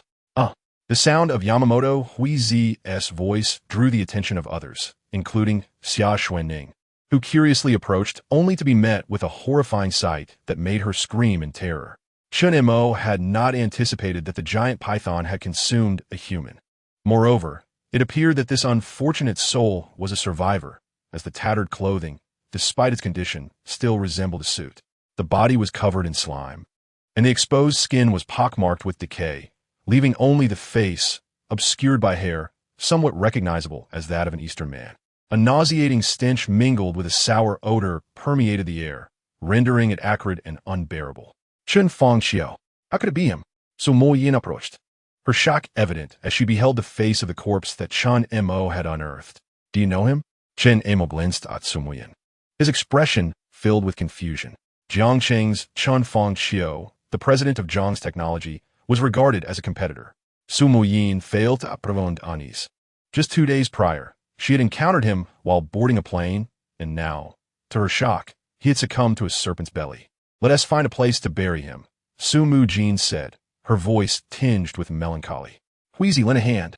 Chen Mo suppressed his discomfort and, alongside Yamamoto Huizi, they hoisted Chen Fangxiao's lifeless body away. He was the first other survivor they had encountered on the island, albeit now deceased, which indicated the possibility of other survivors. Whether this was good news remained uncertain. After considerable effort, they laid Chen Fangxiao to rest in a soft patch of earth. Initially, Chen Mo had intended to turn the massive python into jerky, but he realized that doing so would likely deter the remaining survivors from eating it. Thus, he discarded the idea and chose to dispose of the serpent instead.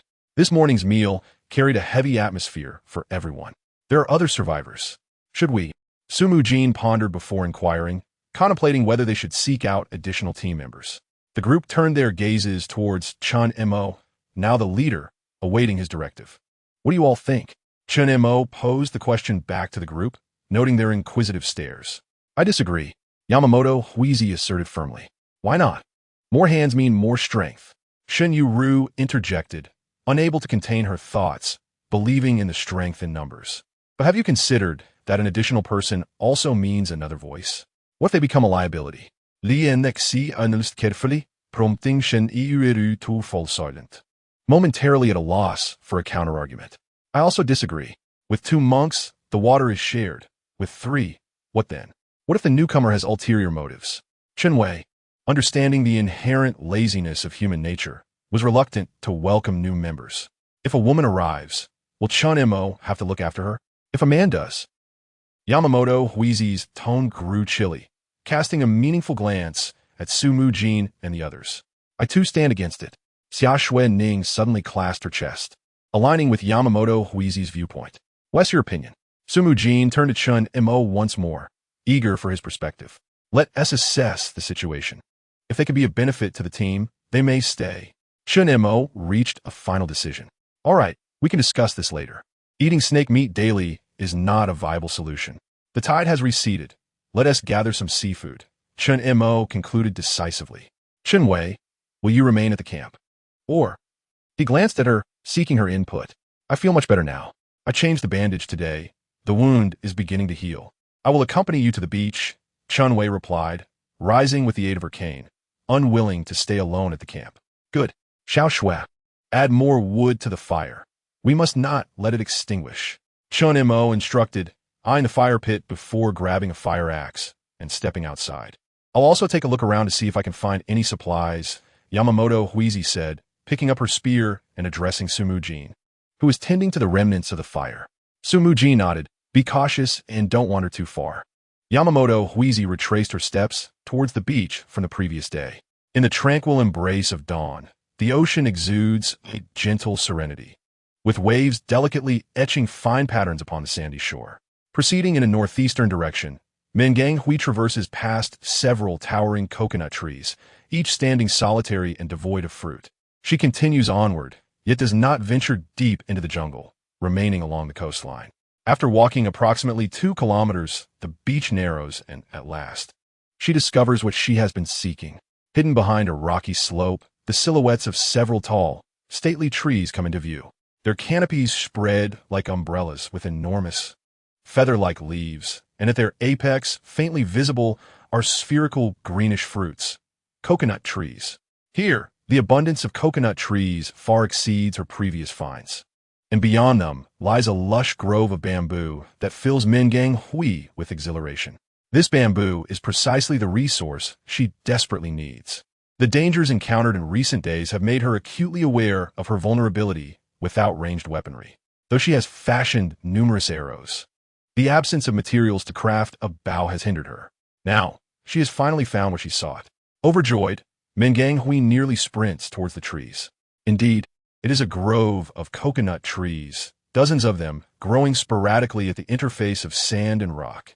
Their tops are laden with clusters of fruit, green and yellow, glowing like lanterns of hope in the morning light. Not far off lies an expansive bamboo forest. Chen Mo, I have discovered a grove of coconuts.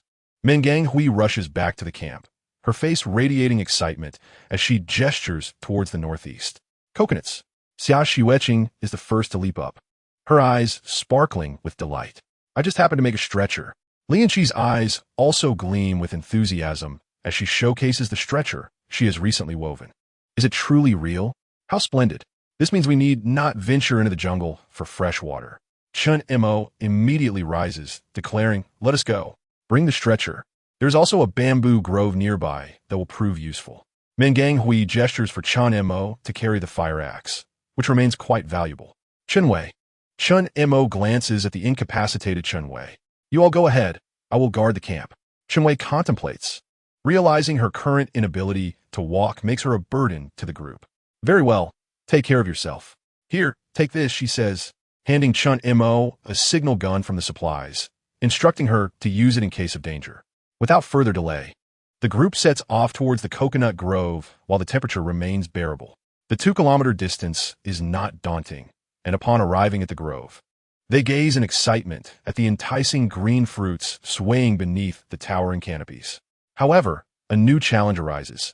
The trunks are smooth and straight, soaring over 10 meters high. "What shall we do?" They exchange glances, their expressions filled with uncertainty, and finally, Su Mujin's gaze shifts toward Li Enxi. As Chen Mo and Mingang Hui have already ventured into the bamboo forest. Chapter 31. Unexpected harvest. I am afraid of heights. I cannot climb. Li Enxi waves her hands, instinctively stepping back at the sight of the towering coconut trees.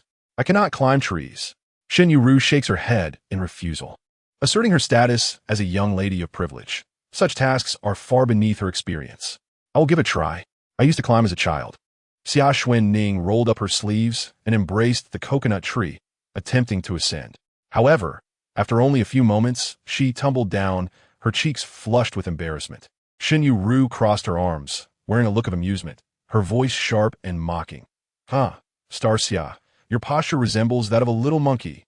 She erupted in laughter, her body shaking with mirth. Xia Xuening's face turned crimson, stammering, You.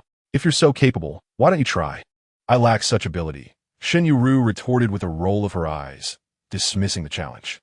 "If you're not going to attempt it, then refrain from your taunts." Xia Xue is merely trying to assist the team. Noticing the shimmer of tears in Xia Xuening's eyes, Su Mujin approached, reproaching Shen Yueru sharply. "I was merely jesting with Xia Xue," Shen Yueru replied, guilt creeping into her tone. "What's the matter?" Chen Mo and Yamaguchi Keiko emerged from within, carrying a bundle of freshly cut bamboo on their shoulders. "We can't climb." Su Mujin pointed at the coconut tree, feeling awkward. Initially, she had intended to help, but it was evident that without Chen Mo, the team would struggle to procure any food. "Allow me," Chen Mo said calmly, removing his deep blue shirt to reveal a robust physique adorned with scars on his back, each one a testament to his past. Brother Chen Mo." Xia Xuening gasped in surprise, covering her mouth upon seeing his back. Even Su Mujin felt a pang of concern. What experiences had this man endured? "Those are matters of the past." Chen Mo offered no further explanation, stretching his limbs. Approaching the sturdiest coconut tree, he positioned himself, hands pressed firmly against the trunk, his muscles taut like stone. He employed the most primitive yet demanding bear hug climbing technique, relying on his arm strength and core stability. With alternating arm movements and his legs gripping the trunk, his core tightened like a bow, his ascent was remarkably steady, reminiscent of a nimble monkey. Reaching the crown of the tree, he meticulously avoided the sharp leaf stems, drawing a dagger from his waist and striking the thick stalk connecting the coconuts. The greenish-yellow coconuts cascaded down, thudding into the soft sand below. Without pausing, Chen Mo collected all 20 coconuts from the tree, then securely slid down the trunk, landing steadily. Breathing slightly labored, beads of sweat rolling down his chiseled chest. Wow, Brother Chen Mo, you're amazing. Xia Xuening cheered, rushing to gather the coconuts. Before her lay more than 20 coconuts. Chen Mo casually picked one up, using his knife to slice away the fibrous exterior, producing a crisp crack as the hard shell yielded a small opening, allowing the refreshing coconut water to surge forth, fragrant and invigorating. Here, let us replenish. Su Mujin hurriedly took over, as Chen Mo repeated the process, opening 2 more coconuts. The icy, sweet nectar flowed down his parched throat, and Chen Mo released a satisfied sigh, the weariness on his face lifting significantly. Xia Xuening cradled the coconut shell, taking small bites of the snowy white flesh. Her eyes crescent-shaped with delight. So sweet. Far better than what you buy at the supermarket. She tilted her head to gaze at the remaining coconuts atop the tree, softly murmuring her wish for a rescue plane to spot them. Shen Yueru, having finished her water, meticulously dug into the inner flesh of the coconut shell with the tip of her knife. Her demeanor softened as she temporarily cast aside her harshness, savoring this fleeting moment of tranquility. Hurry up and gather. I'll get some more, Chen Mo urged, not pausing for long.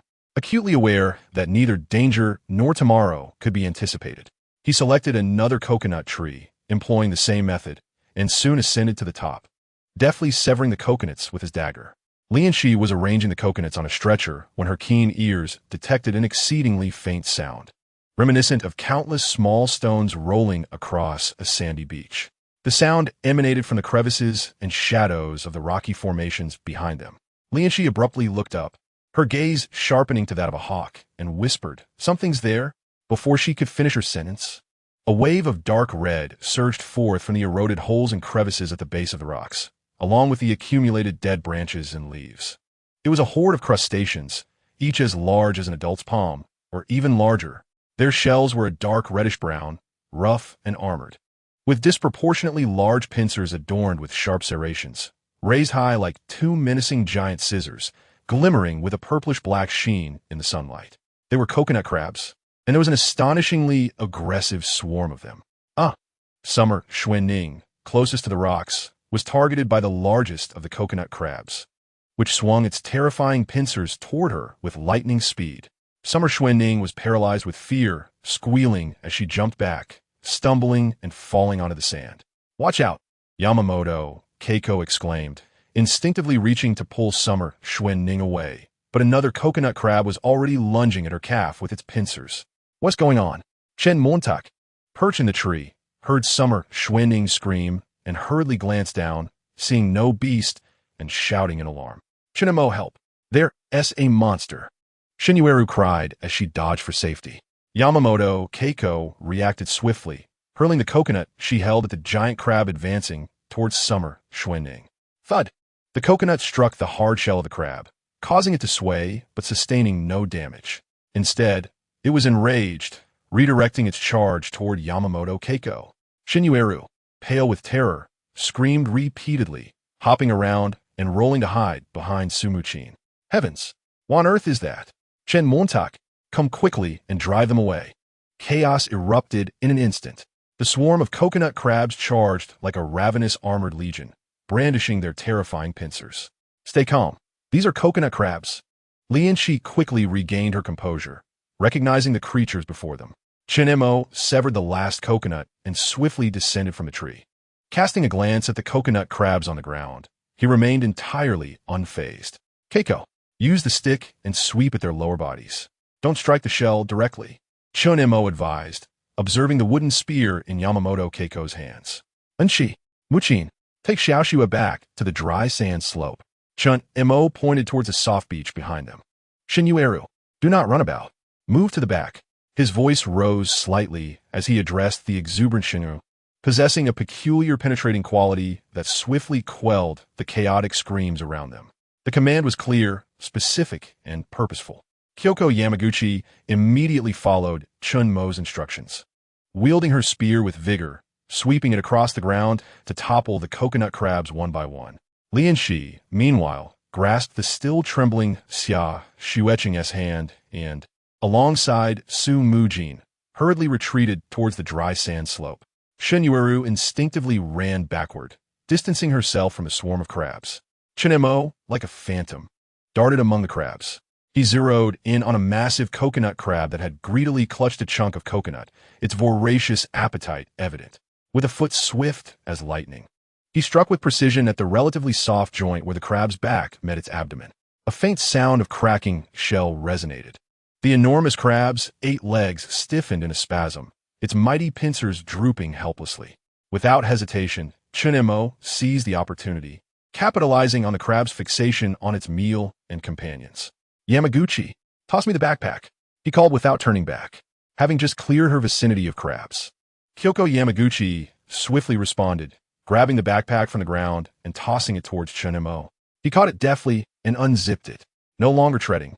He observed the crabs below, using the back of his foot to deftly flick them up, as if juggling, sending the unsuspecting crabs soaring into the open mouth of the backpack with graceful arcs.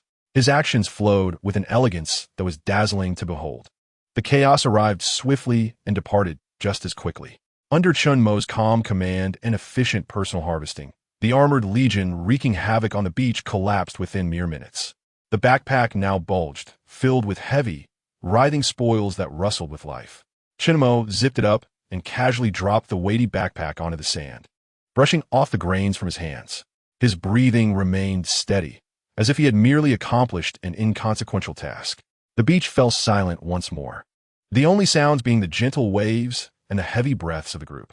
"Brother Chen Mo is truly remarkable," Xia Xuening exclaimed, still shaken as she patted her chest. Shen Yueru gazed at the writhing backpack, her expression a mix of relief for having survived and revulsion at its contents. Su Mujin approached the backpack, gently nudging it with her toe before looking up at Chen Mo, calmly inquiring, "Chen Mo, what do you intend to do with these?" Chen Mo glanced at the backpack and chuckled lightly. "Of course, we shall consume them as food. A midday snack." "What? You intend to eat them?" Shen Yueru's eyes widened in disbelief as she looked at the backpack on the ground. "Is this even edible?" Xia Xuening asked softly as well. "Certainly. It's a source of protein," Chen Mo replied with a mysterious smile. "Now, let us tidy up quickly. I hadn't anticipated such unexpected rewards from this venture." He began gathering the scattered coconuts onto the stretcher. "What about the coconuts in the trees?" Xia Xuening pointed to the coconut trees, noting that they had only harvested 2 today. "Let us leave them for now. We cannot carry them down anyway," Chen Mo said softly. He slung bamboo across his back and lifted one end of the stretcher, allowing the 4 women to take turns with the other end. On the return journey, a sense of relief washed over everyone, as this outing had proven to be quite fruitful. Chapter 32, Nutritional Balance at the Campsite. Chen Wei was not idle. Recalling her memories, she constructed a frame from the plain wreckage on the beach, filled with filtered seawater. Below, flames crackled softly as they burned, causing the seawater on the stone slab to gradually bubble and roll. As the water evaporated, a layer of white crystals emerged at the bottom. "It's done," Chen Wei exclaimed excitedly. She gently pinched a small handful and cautiously tasted it, a briny flavor exploding across her palate. "We have salt now," she repeated eagerly. By the time Chen Mo and the others returned to the campsite, she had already produced a small bowl of sea salt. Though, of course, it meant they would no longer have to worry about lacking salt. "Sister Chen Wei, we brought back so many coconuts." Upon seeing Chen Wei on the beach, Xia Xuening rushed over to excitedly recount what had just transpired. "What is this?" she inquired, noticing the bowl of white crystals in Chen Wei's hands. Her curiosity piqued. "Try it." Chen Wei offered the sea salt to Xia Xuening, encouraging her to have a taste. "Salt! It's salt!" Xia Xuening exclaimed in disbelief after sampling it. "Yes, I couldn't contribute much else, so I extracted salt from the seawater. This took me the entire morning," Chen Wei said, her face beaming with excitement. Despite her injury preventing her from doing more, she felt immense joy in making a contribution to the team. "Brother Chen Mo, Sister Chen Wei has extracted sea salt," Xia Xuening exclaimed, holding up her bowl with greater delight than if she had won a prize upon seeing Chen Mo approach. "Is that so? Chen Wei, you are truly impressive." Before Chen Mo could respond, Su Mujin hurried over from behind him, her gaze fixated on the bowl of sea salt. This is great. With salt, our bodies will recover significantly, Chen Mo remarked, observing the bowl. It's too hot this afternoon. You all should prepare it at the campsite. I'll take a dip in the sea. Glancing at the midday sun blazing down on the beach, the ground was scorching, and Chen Wei's clothes were already soaked through. Going into the sea? What about your injury? Su Mujin looked at Chen Mo with surprise, concern evident in her eyes. It has already healed. Chen Mo pointed to the wound on his right arm, which had begun to mend. We can't rely solely on snake meat. There's seaweed beneath those rocks. I'll go fetch some. He gestured toward a distant cluster of rocks, noting the abundant resources in the area. Seaweed, akin to kelp, would be beneficial for replenishing their bodies. Then please be careful, Su Mujin cautioned, glancing nervously at the rocky outcrop. Chen Montauk nodded, wielding a slightly shorter stick in one hand, a dagger hanging at his waist, and a length of rope fashioned from fabric with a wire tied to its end. He removed his shoes and shirt before wading into the sea. Chen Mo, I am with you.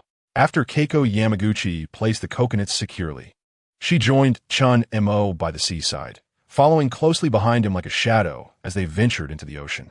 Be careful. Chen Mo glanced back at Keiko Yamaguchi and nodded with a word of caution.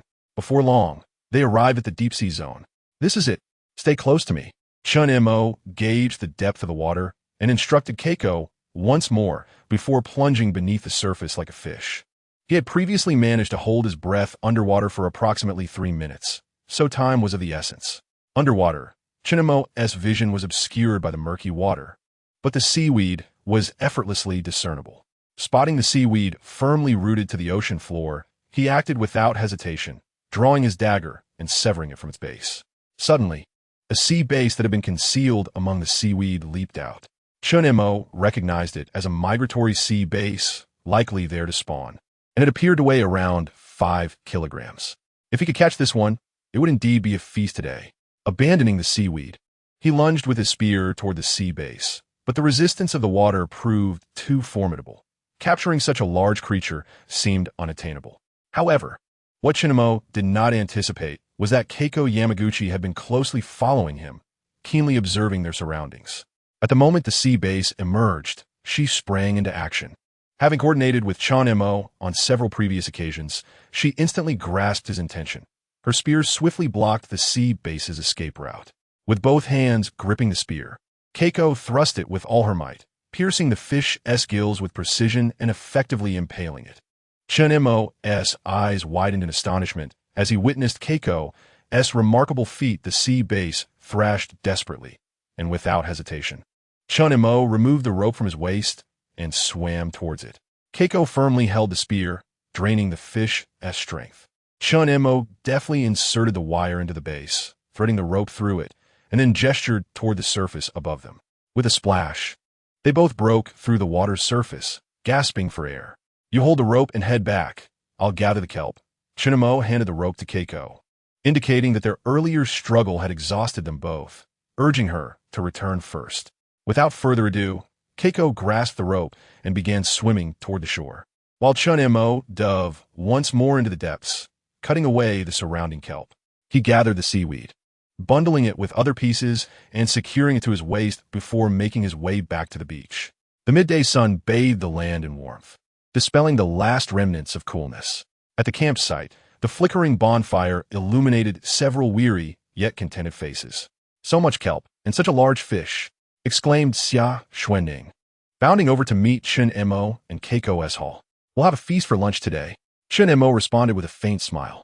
Anything we cannot finish should be dried for preservation. He placed the kelp on a banana leaf nearby. Let us proceed.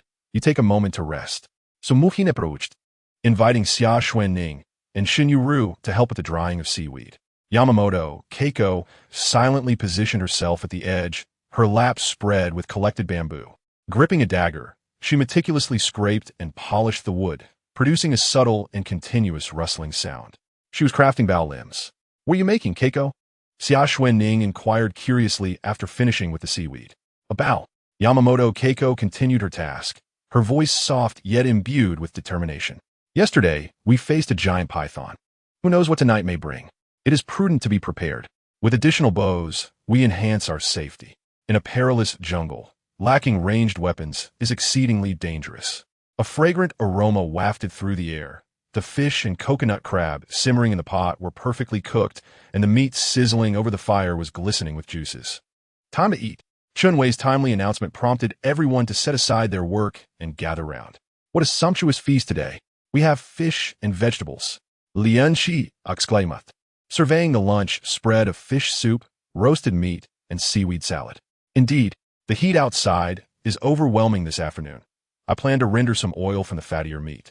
Ensuring our nutrition keeps pace, Chen Wei expressed, a hint of satisfaction gracing her face as she shared her afternoon plans. Sounds great. I'll help you with that. Xia Xuening offered her support, acknowledging her lack of specific skills, but believing that hard work was always commendable. Lunch passed in tranquil enjoyment. As the afternoon wore on, temperatures peaked, particularly after last night's downpour, which left the ground damp and, under the relentless sun, filled the air with a scent of decay. Chen Mo also refrained from outdoor activities, seizing the moment while others were occupied to catch up on some much-needed rest. Time flowed quietly, and as nightfall approached, Chen Mo awakened early, fashioning bowls, chopsticks, and various utensils from the bamboo he had harvested. Chen Mo, you're truly impressive. You can do anything. Xia Xuening. Her cheeks slightly flushed as she observed his focused demeanor, her eyes reflecting deep admiration. If Chen Mo is so wonderful, then you should marry him, Shen Yueru teased, glancing at Chen Mo with a playful smirk. Yueru, don't say such things. I'm still young. If anyone is to marry, it should be Sister Chen Wei first, Xia Xuening stammered, as if a secret had been unveiled, her face reddening further as she fumbled to hand the pot over to Chen Wei. I cannot. Chen Mo belongs to Sister Mujin. Chen Wei's thoughts were inadvertently revealed as she cast a furtive glance towards Su Mujin, her expression betraying her inner feelings. Su Mujin, upon hearing Chen Wei, displayed no outward reaction, yet her gaze subtly drifted toward Chen Mo. Their interactions over the past few days had profoundly altered her impression of him. Noticing Chen Mo's lack of response, the group collectively sighed in relief. It was not that Chen Mo was unresponsive. He had indeed heard Xia Xuening's initial remark. But what could he possibly say? If returning was impossible, perhaps. Chen Mo did not pursue the thought further. Yamaguchi Keiko's movements in crafting the bao lim slowed as her gaze fell upon Chen Mo's profile, her cool eyes briefly flickering with a hint of complex emotion that was not easily discernible. If we truly cannot return, must we resign ourselves to a life of solitude? Li Enxi's voice suddenly interjected, causing everyone to turn their heads slightly, enveloped in contemplative silence as they pondered the implications of her words. All eyes discreetly shifted towards Chen Mo, the sole man in their midst, the one who bore the weight of their survival beneath the jaws of the great python. The girls exchanged glances, each perceiving a flicker of sentiment reflected in one another's eyes, and even the air seemed to become less taut. The night deepened, marking the third night stranded on the deserted island, and the group gradually acclimated to their circumstances. Chen Mo stretched his stiff neck, with Li Enxi now on watch. He decided to rest. Chapter 33. The ambush in the dark leaning against the rocky wall. Chen Mo felt a twinge of discomfort in his back. He turned to observe the women lying within. On the far left was Yamaguchi Keiko, followed by Li Enxi, Shen Yueru, Xia Xuening, Su Mujin, and on the far right, Chen Wei. With Li Enxi taking the watch, there was an empty spot, yet Chen Mo hesitated to approach directly. However, Chen Wei had left a space for herself, allowing him to maintain a respectful distance with minimal effort. After a moment's contemplation, he decided against any further hesitation and lay down on the far right. Just as he settled, a faint sound reached his ears. It was neither the rustling of leaves in the wind nor the chirping of night insects. Instead, it was a lighter, harder, and swifter noise, akin to delicate hooves or claws cautiously alighting on the dry leaves or exposed rocks. Instantly alert, Chen Mo sprang to his feet, his sharp gaze locking onto the source of the sound, as if it were a tangible probe. What was that sound? Li Enxi noticed Chen Mo's reaction and caught a hint of the noise, sensing something stealthily moving in the darkness, leaving behind a vague shadow that flitted by. Arm yourselves. Chen Mo's voice carried a chilling urgency as he handed his spear to Li Enxi.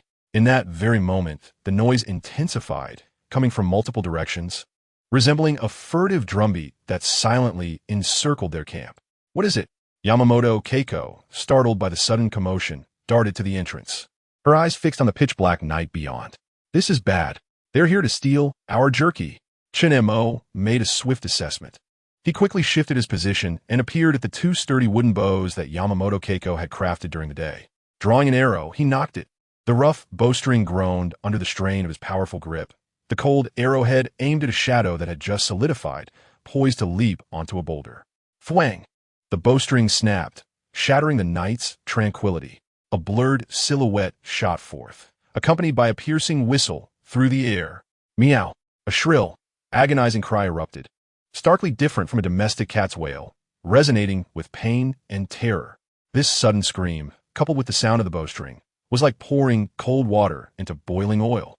Xia Xuening was the first to awaken, emitting a scream of sheer terror.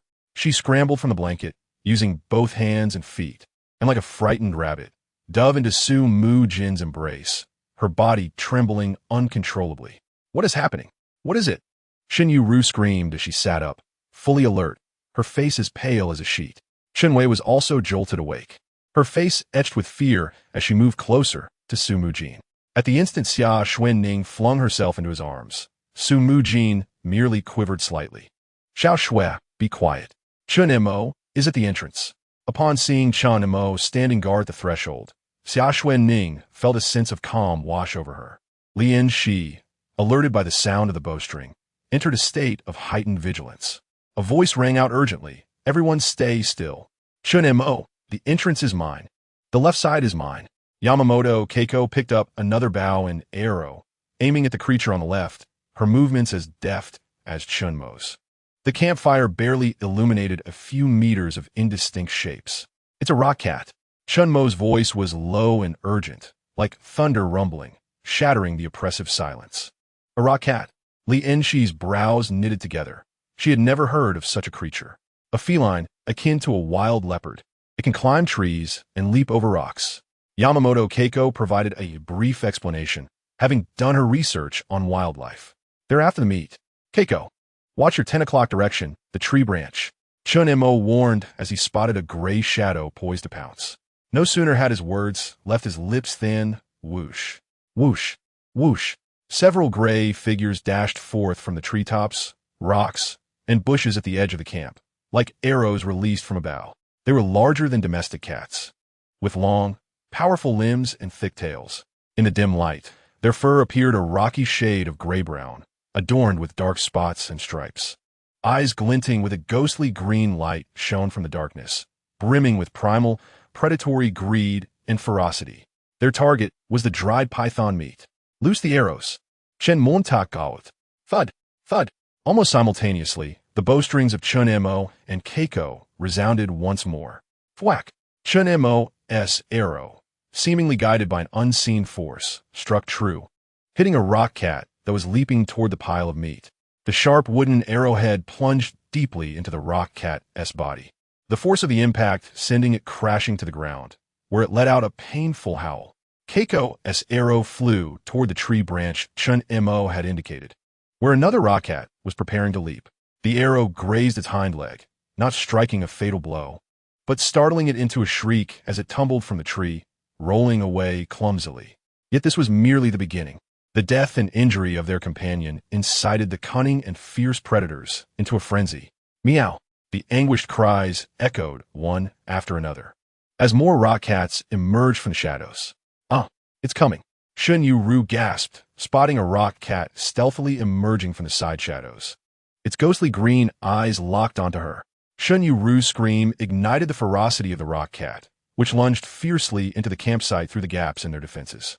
Xia Xuening buried her head tightly in Su Mujin's embrace, too fearful to look up, only emitting stifled sobs. Chen Wei's complexion turned ashen. Her lips clenched to suppress any sound, her body trembling like leaves caught in a tempest. Su Mujin's gaze sharpened, just as he prepared to take action. A figure blocked Yen Mao's path, thrusting a spear with precision.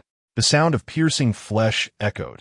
It was Li Enxi, her movements swift and decisive. As Yen Mao was directly impaled, Su Mujin's equipration shifted dramatically upon witnessing Li Enxi's concealed prowess. Unperturbed by the onlookers, Li Enxi continued her task, discarding the corpse of Yin Mao and maintaining her position to prevent any further incursions into the camp. The battlefield had escalated into a fierce confrontation. Chen Mo stood like a steadfast rock, incessantly knocking arrows, drawing his bow, aiming and releasing. His actions flowed seamlessly, and whenever an arrow found its mark, it was met with a chilling wail.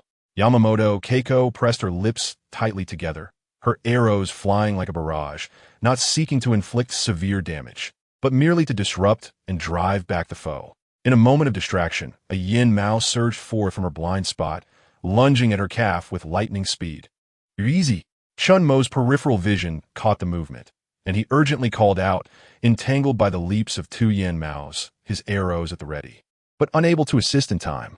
At this critical juncture, Li Enxi's slight figure reappeared beside Huizi like a wraith.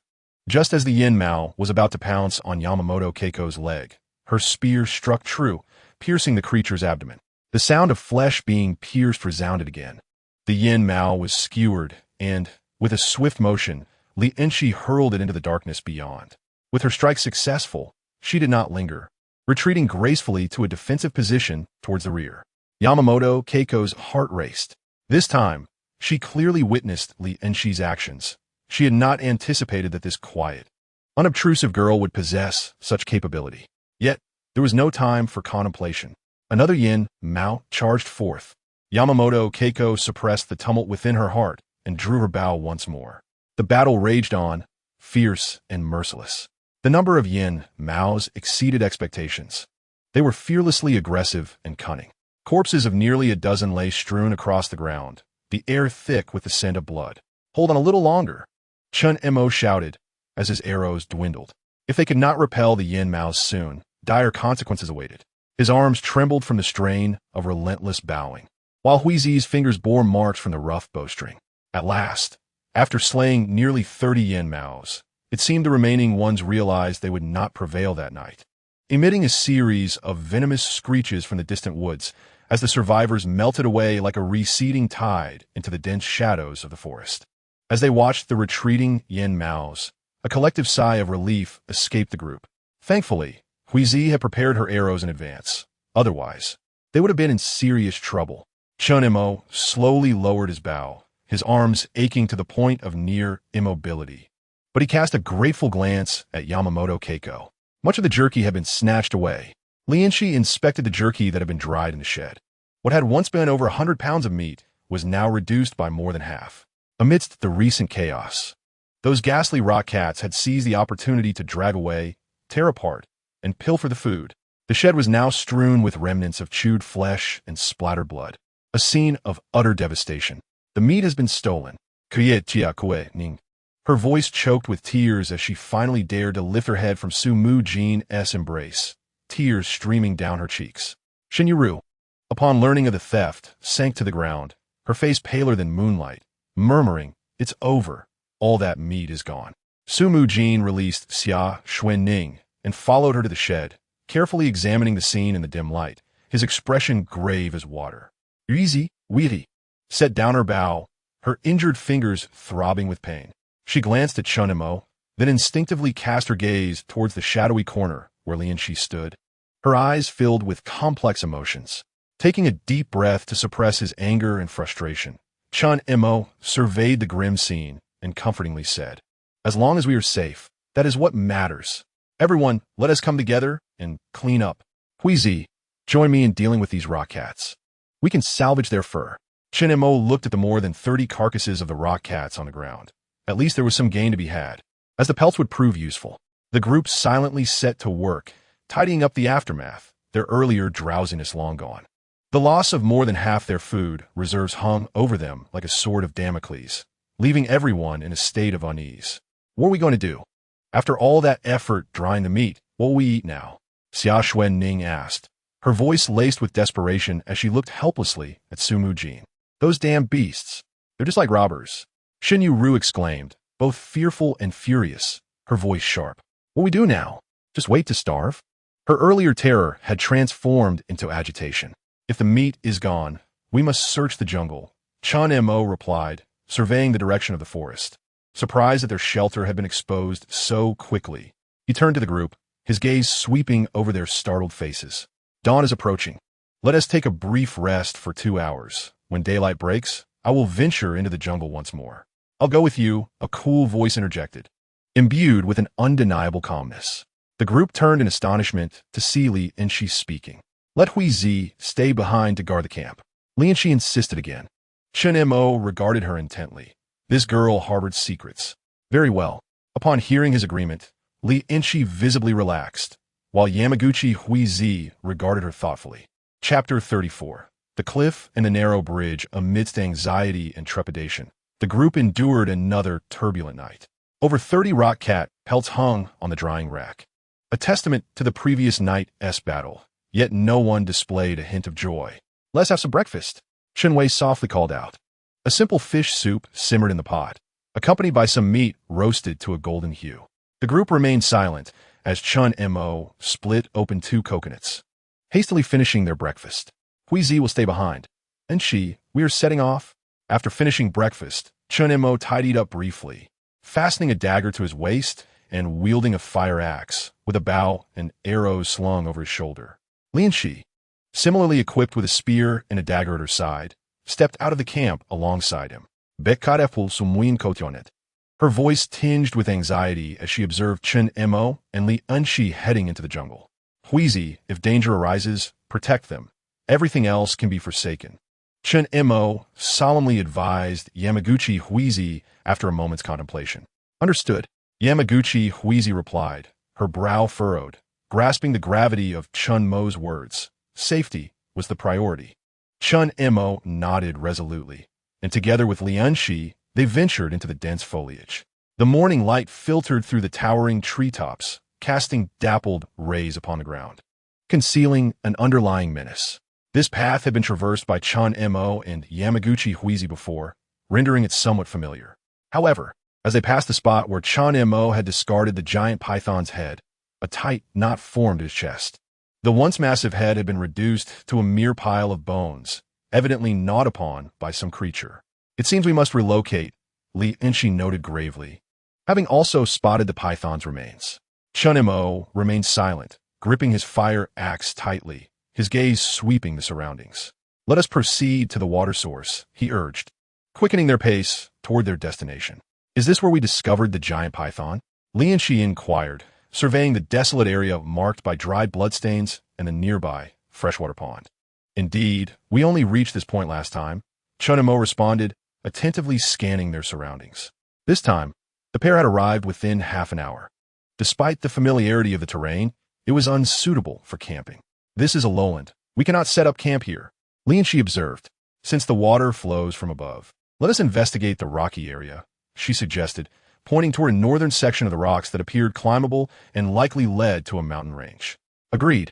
Let's go, Chen Mo acknowledged, noticing a gentle slope leading up the rocks. Chen Mo, if we cannot return, what are your plans? Li Enxi walked alongside him, her tone heavy. Her curiosity piqued. Survival comes first, Chen Mo replied tersely, not delving into Li Enxi's underlying thoughts. What about us 6 girls? Do you have no other thoughts? Li Enxi pressed, her inquiry laced with subtle probing. Thoughts? Chen Mo was taken aback by her question, momentarily at a loss for words. To claim he had no thoughts would be implausible. After all, there were 6 girls, all remarkably beautiful. Yet, contemplating romantic notions seemed frivolous when survival was paramount. Indeed, there's an old saying in Huaxia, beautiful women adore heroes. Li Enxi Musa. I am Korean and Huizi is Japanese. We both revere strength. I have no qualms, and I believe Huizi feels the same way. With a mischievous glint in her eye, Li Enxi regarded Chen Mo.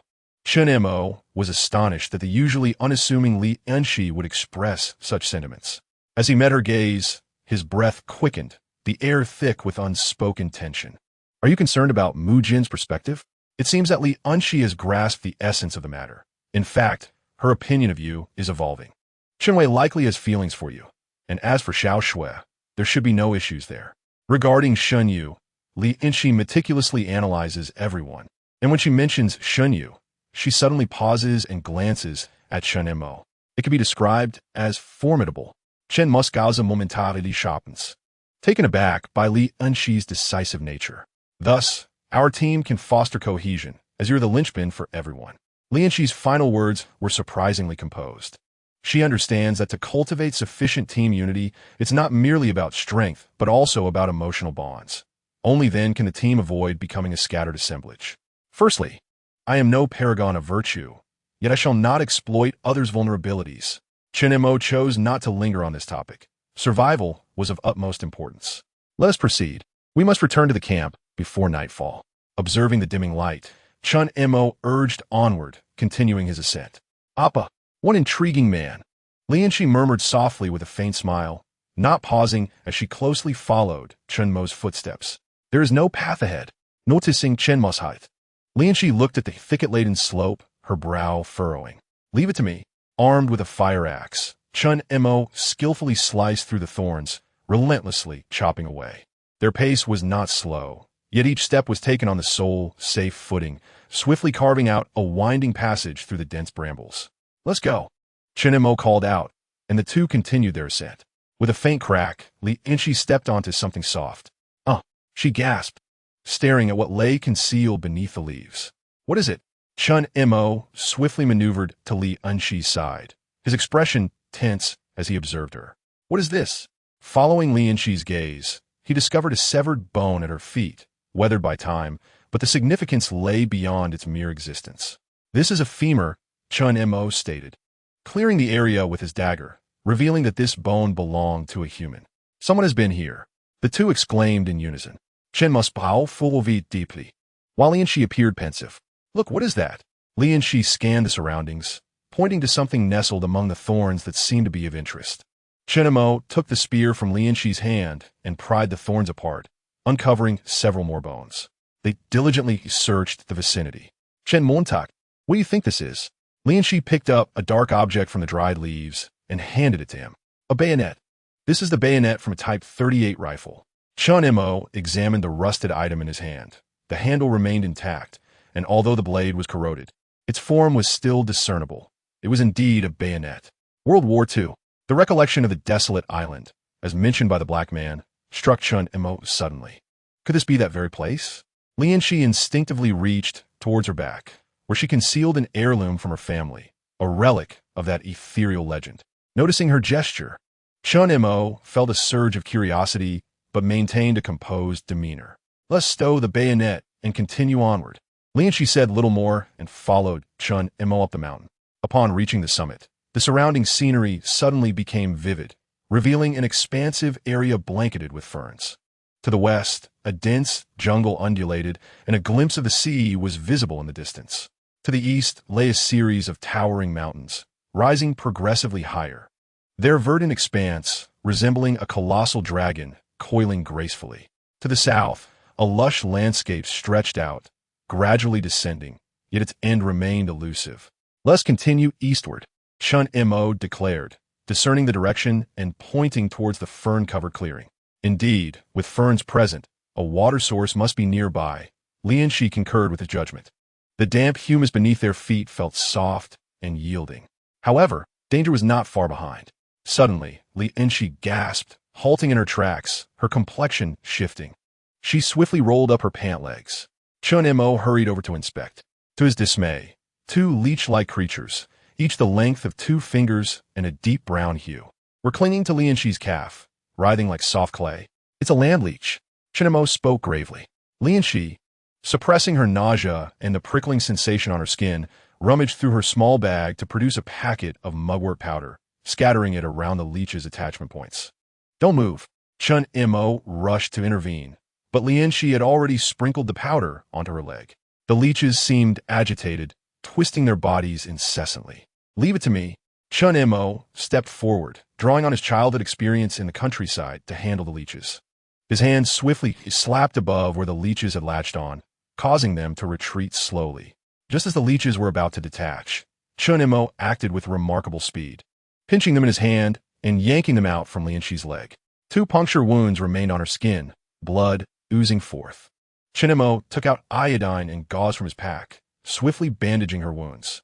All done. We must leave this marshland quickly, he urged, suppressing the turmoil within. While the threat of the leeches was minimal, They were certainly a nuisance, and it was evident that this area harbored more than just a few. The two hastened their pace, traversing the damp lowland, and ahead lay a sunlit slope when Li Enxi suddenly exclaimed, "Wait!" At the edge of the slope, among several dense shrubs, hung clusters of oval-shaped fruits, each the size of grapes. The fruit skin was a bluish-green, dusted with a fine, frost-like coating.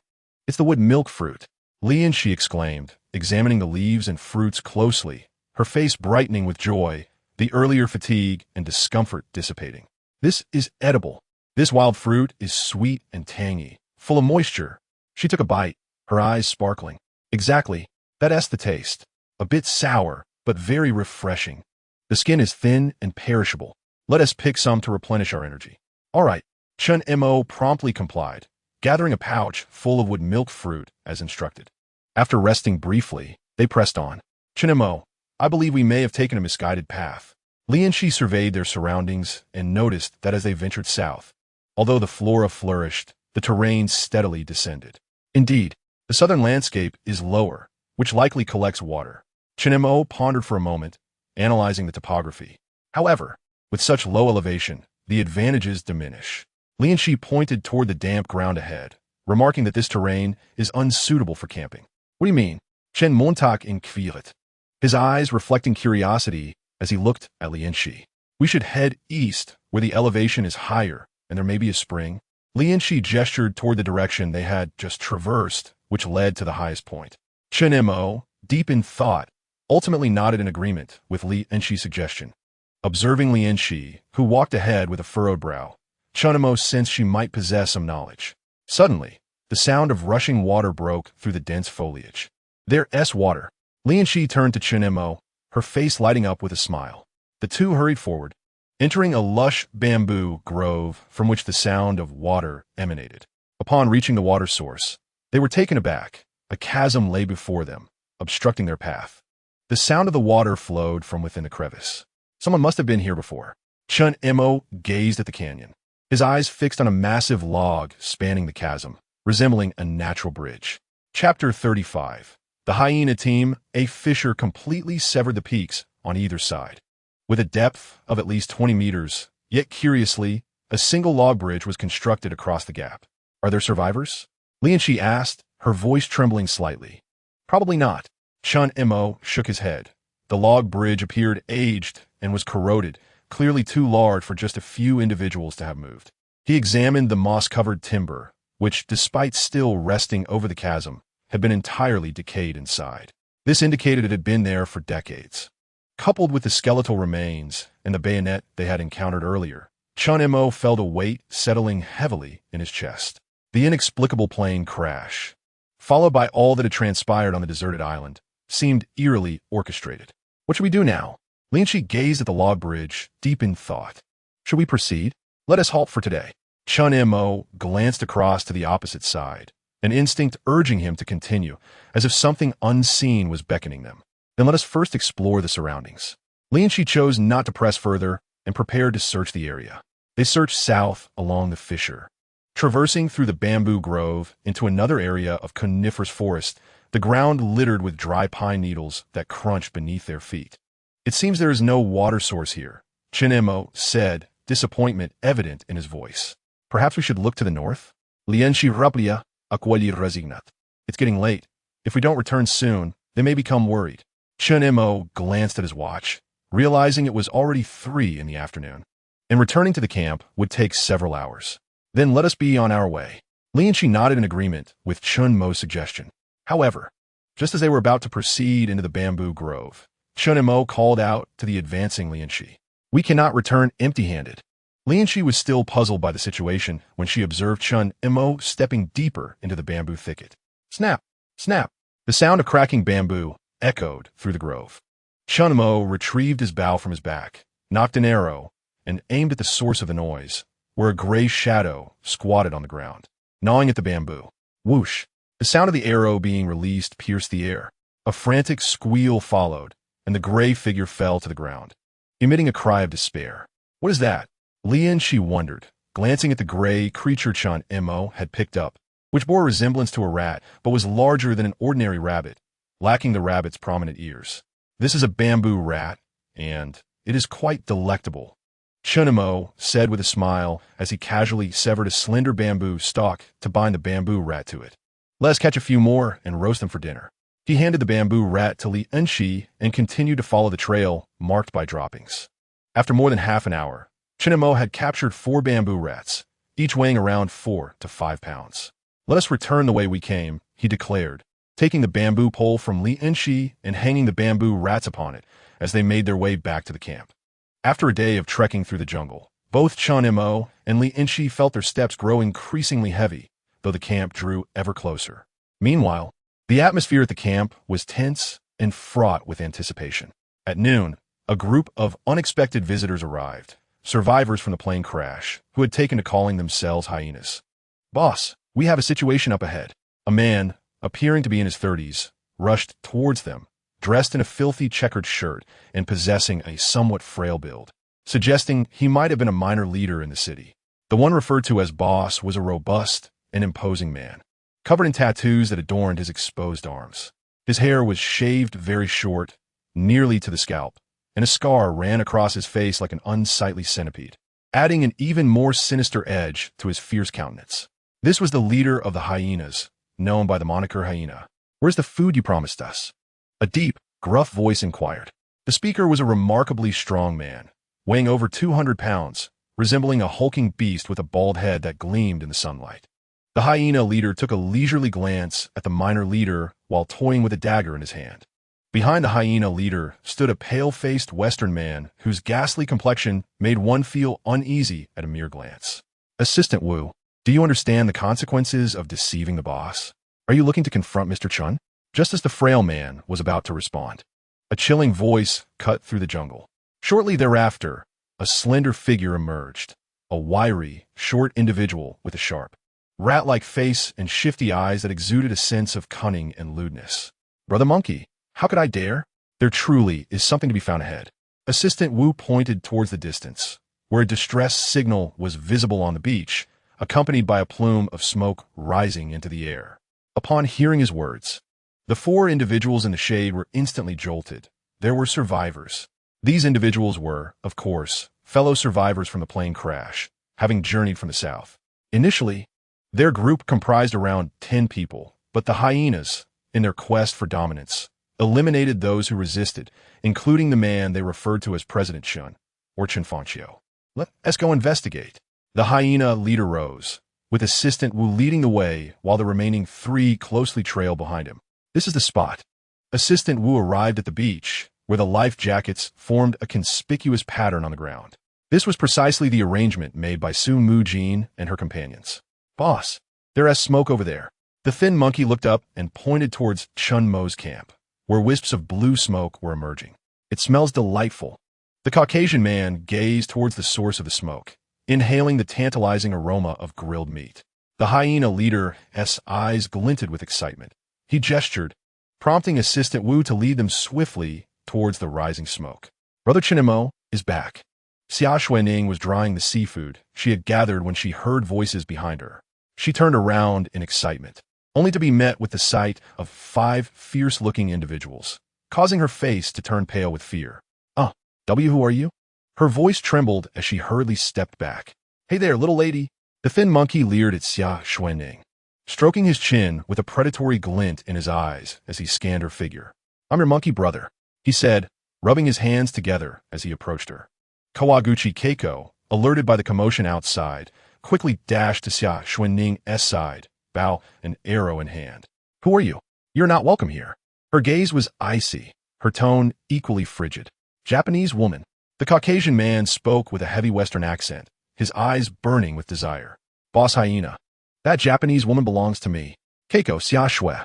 Su Mujin and Xia Xuening emerged from their camp, their expressions tense upon seeing the 5 men. "2 more little ladies have arrived.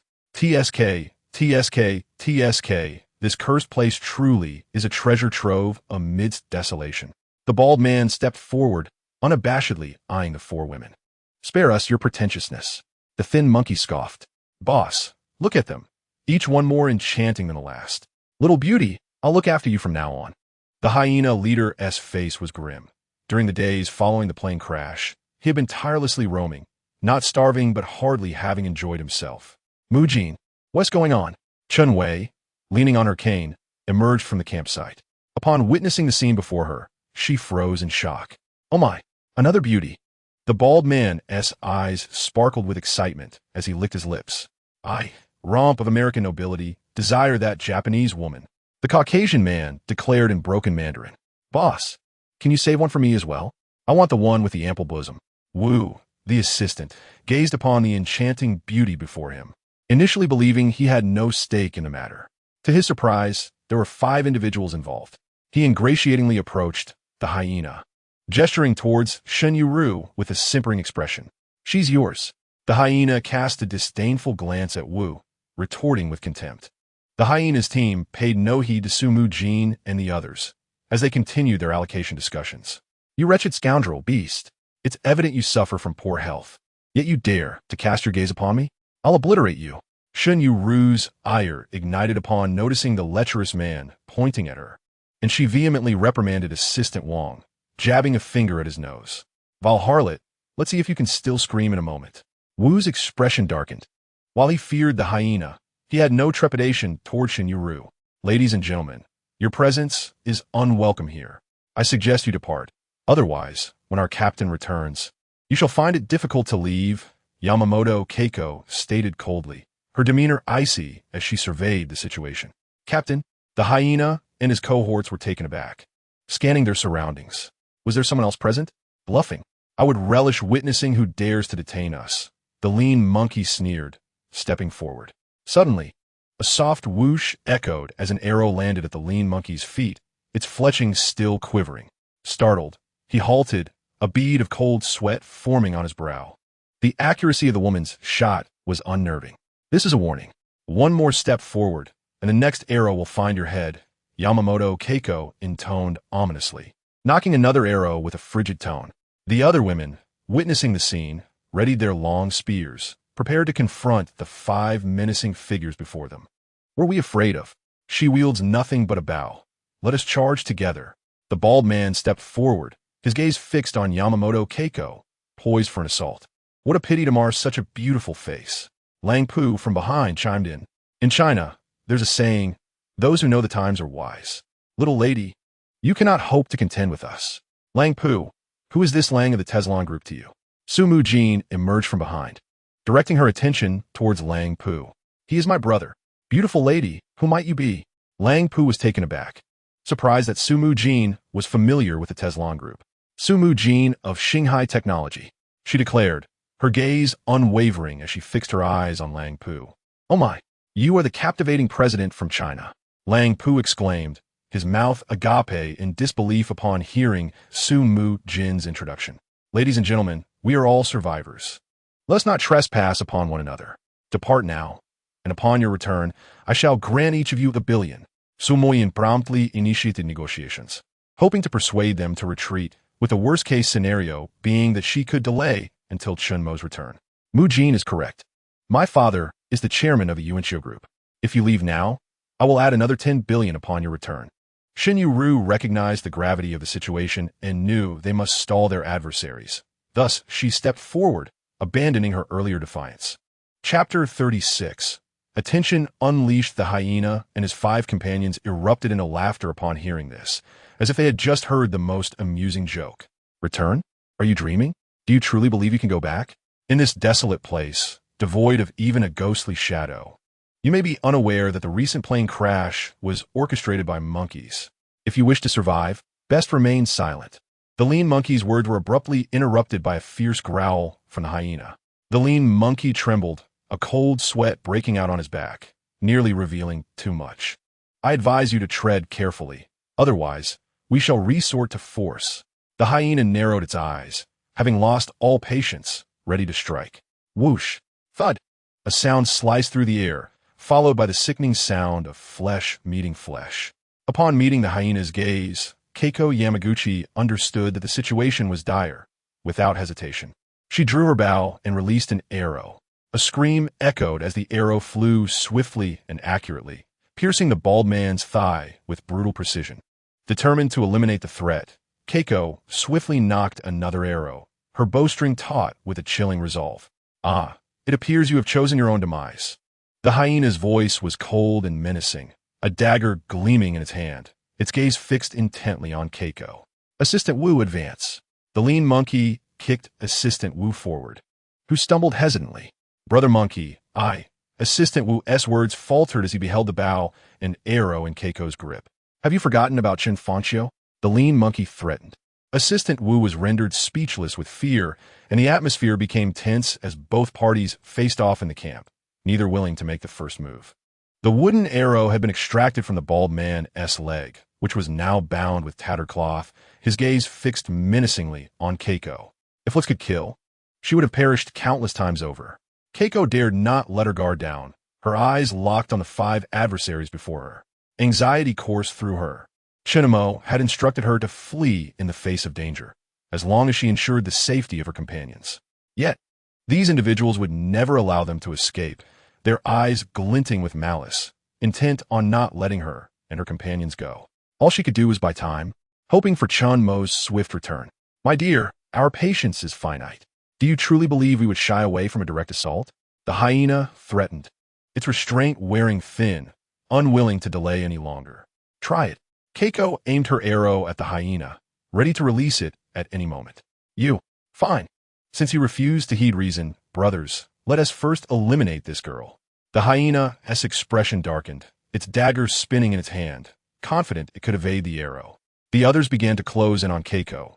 Once she released her arrow, a swift onslaught awaited her. "Mujin, lead everyone to safety. I will cover our retreat." Keiko's voice brooked no argument. Although Su Mujin held the position of deputy leader, she was the only one truly capable of combat, a testament to Chen Mo's design. Su Mujin's face turned pale, trembling all over as she envisioned the dire consequences of falling into their hands. But there was no time for words now. She had to protect Xia Xuening and Chen Wei, guiding them backward as best she could. However, beyond lay a treacherous cluster of rocks, with the only escape route obstructed by hyenas and their ilk, leaving no room for retreat. At that moment, from the depths of the jungle, a sudden sound of footsteps emerged. Chen Mo and Li Enxi had returned. "Easy." Li Enxi, leading the way, was the first to perceive the situation within the camp, her expression instantly shifting to one of alarm as she hurriedly rushed to the side of Shan Yueru. "My goodness!" The thin monkey was the first to exclaim. As if he had stumbled upon a new world, his gaze fixated on Li Enxi. "Another pretty girl has come back? Boss, it seems we're in for a feast today." He chuckled lewdly, rubbing his hands together, saliva nearly dripping from his lips. "You seek death." Before anyone could react, a coarse voice boomed, and Chen Mo emerged from the jungle, exuding a menacing aura, his eyes scanning the 5 individuals before him as if they were corpses. The bald man's gaze fixated on Chen Mo like a venomous snake, a malicious grin spreading across his face. "And there's a man among you? Ha, just you? Wandering around this forest with such a bunch of sheep? Kid, you're quite the lucky one." Brother Chen Mo, summer snow condensing, upon seeing Chen Mo, burst into tears as though she had found her savior. Chen Mo glanced at her, then at Su Mujin. "You all go inside." Su Mujin nodded, her heart finally at ease upon Chen Mo's return. Though they were outnumbered, his presence brought her a sense of security. The hyena raised his eyelids, his snake-like eyes locking onto Chen Mo. "So, you are the captain? Who are you?" Chen Mo's voice was not loud, yet it brimmed with authority. "We?" The thin monkey scoffed, flicking open the folding knife in his hand with a sharp snap, the blade reflecting a blinding glimmer in the firelight. "Just like you.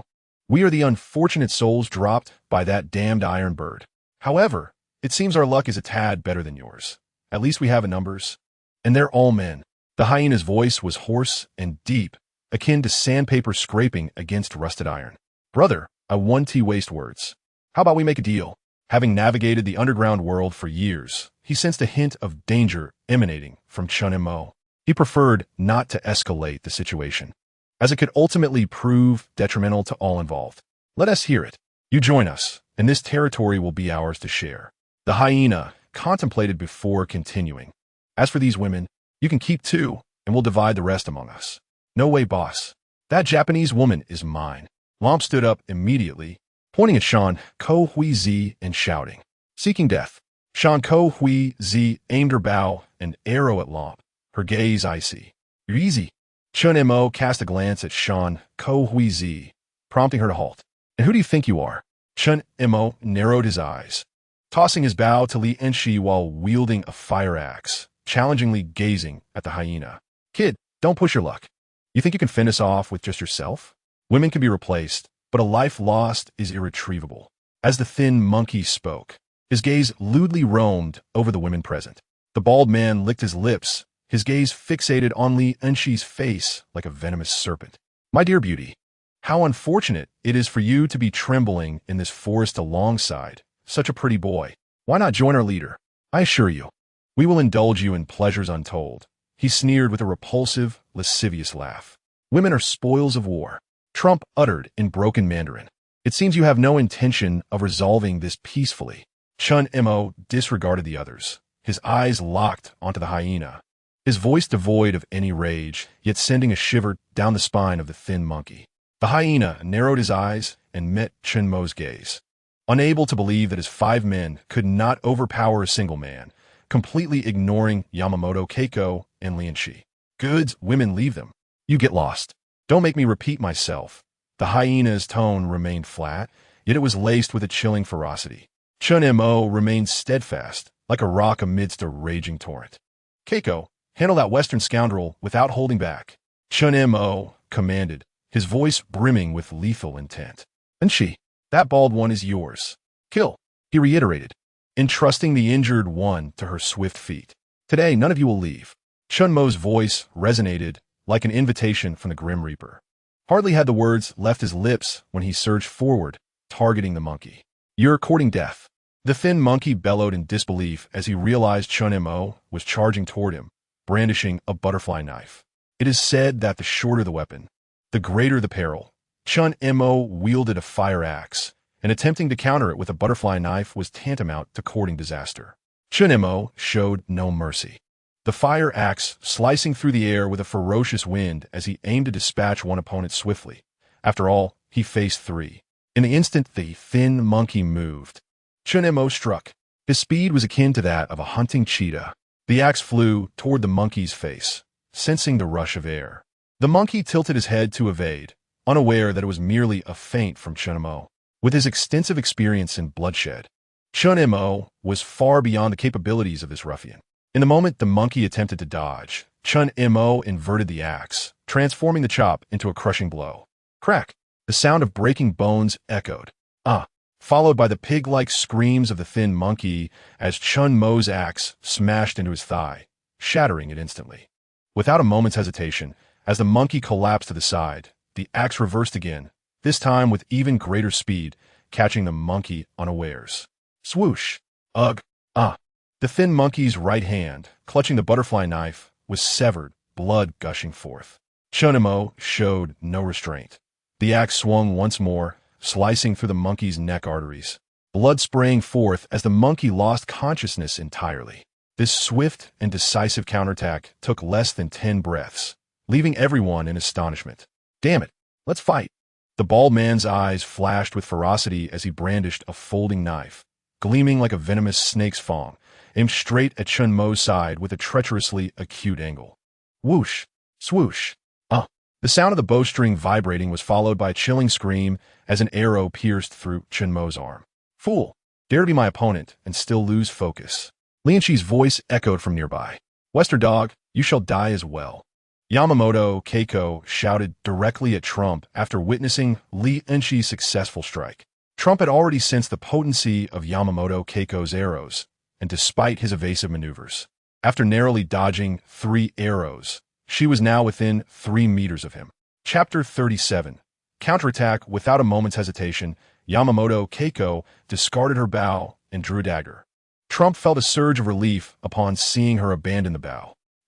Trump cursed, taken aback by Yamaguchi Keiko's exceptional skill. His arm was pierced, though not severed, leaving him momentarily defenseless. It's your turn. Chen Mo's eyes glimmered with a bloodthirsty light as he fixed his gaze on the hyena.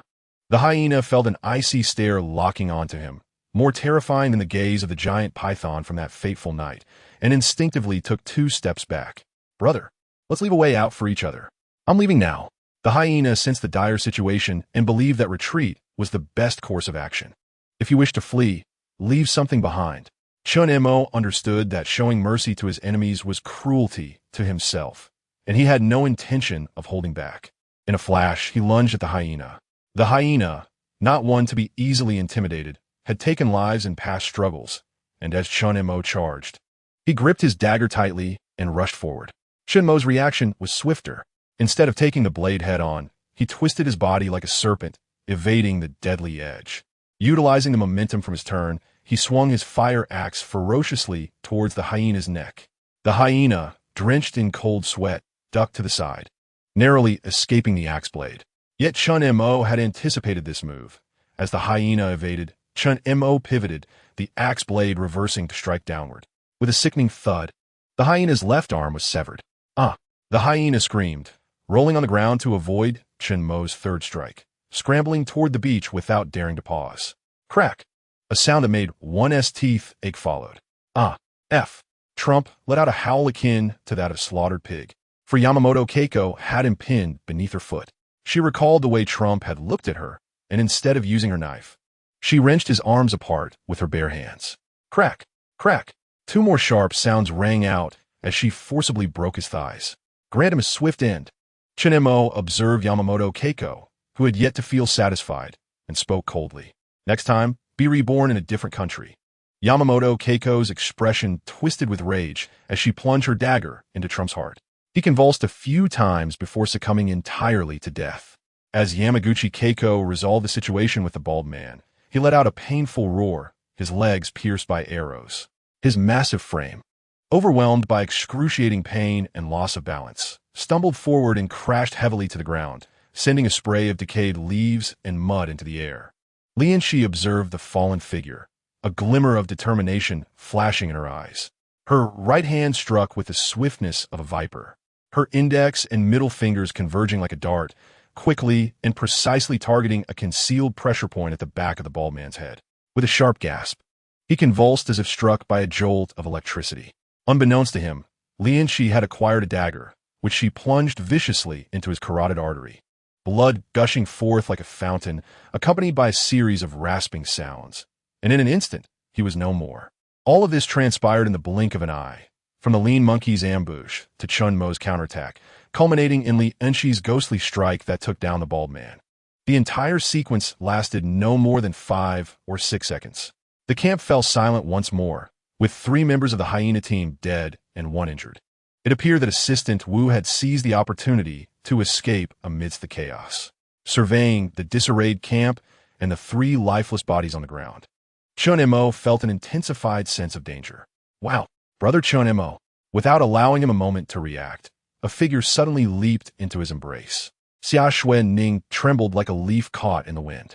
It's all right now, Chen Mo reassured her, gently patting her back to soothe her nerves.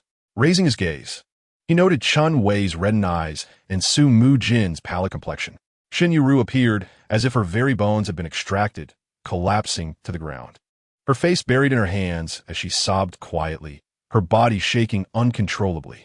Once Chen Mo had calmed Xia Xuening, he turned his attention to Yamaguchi Keiko, whose eyes glimmered with a mixture of anger and anxiety.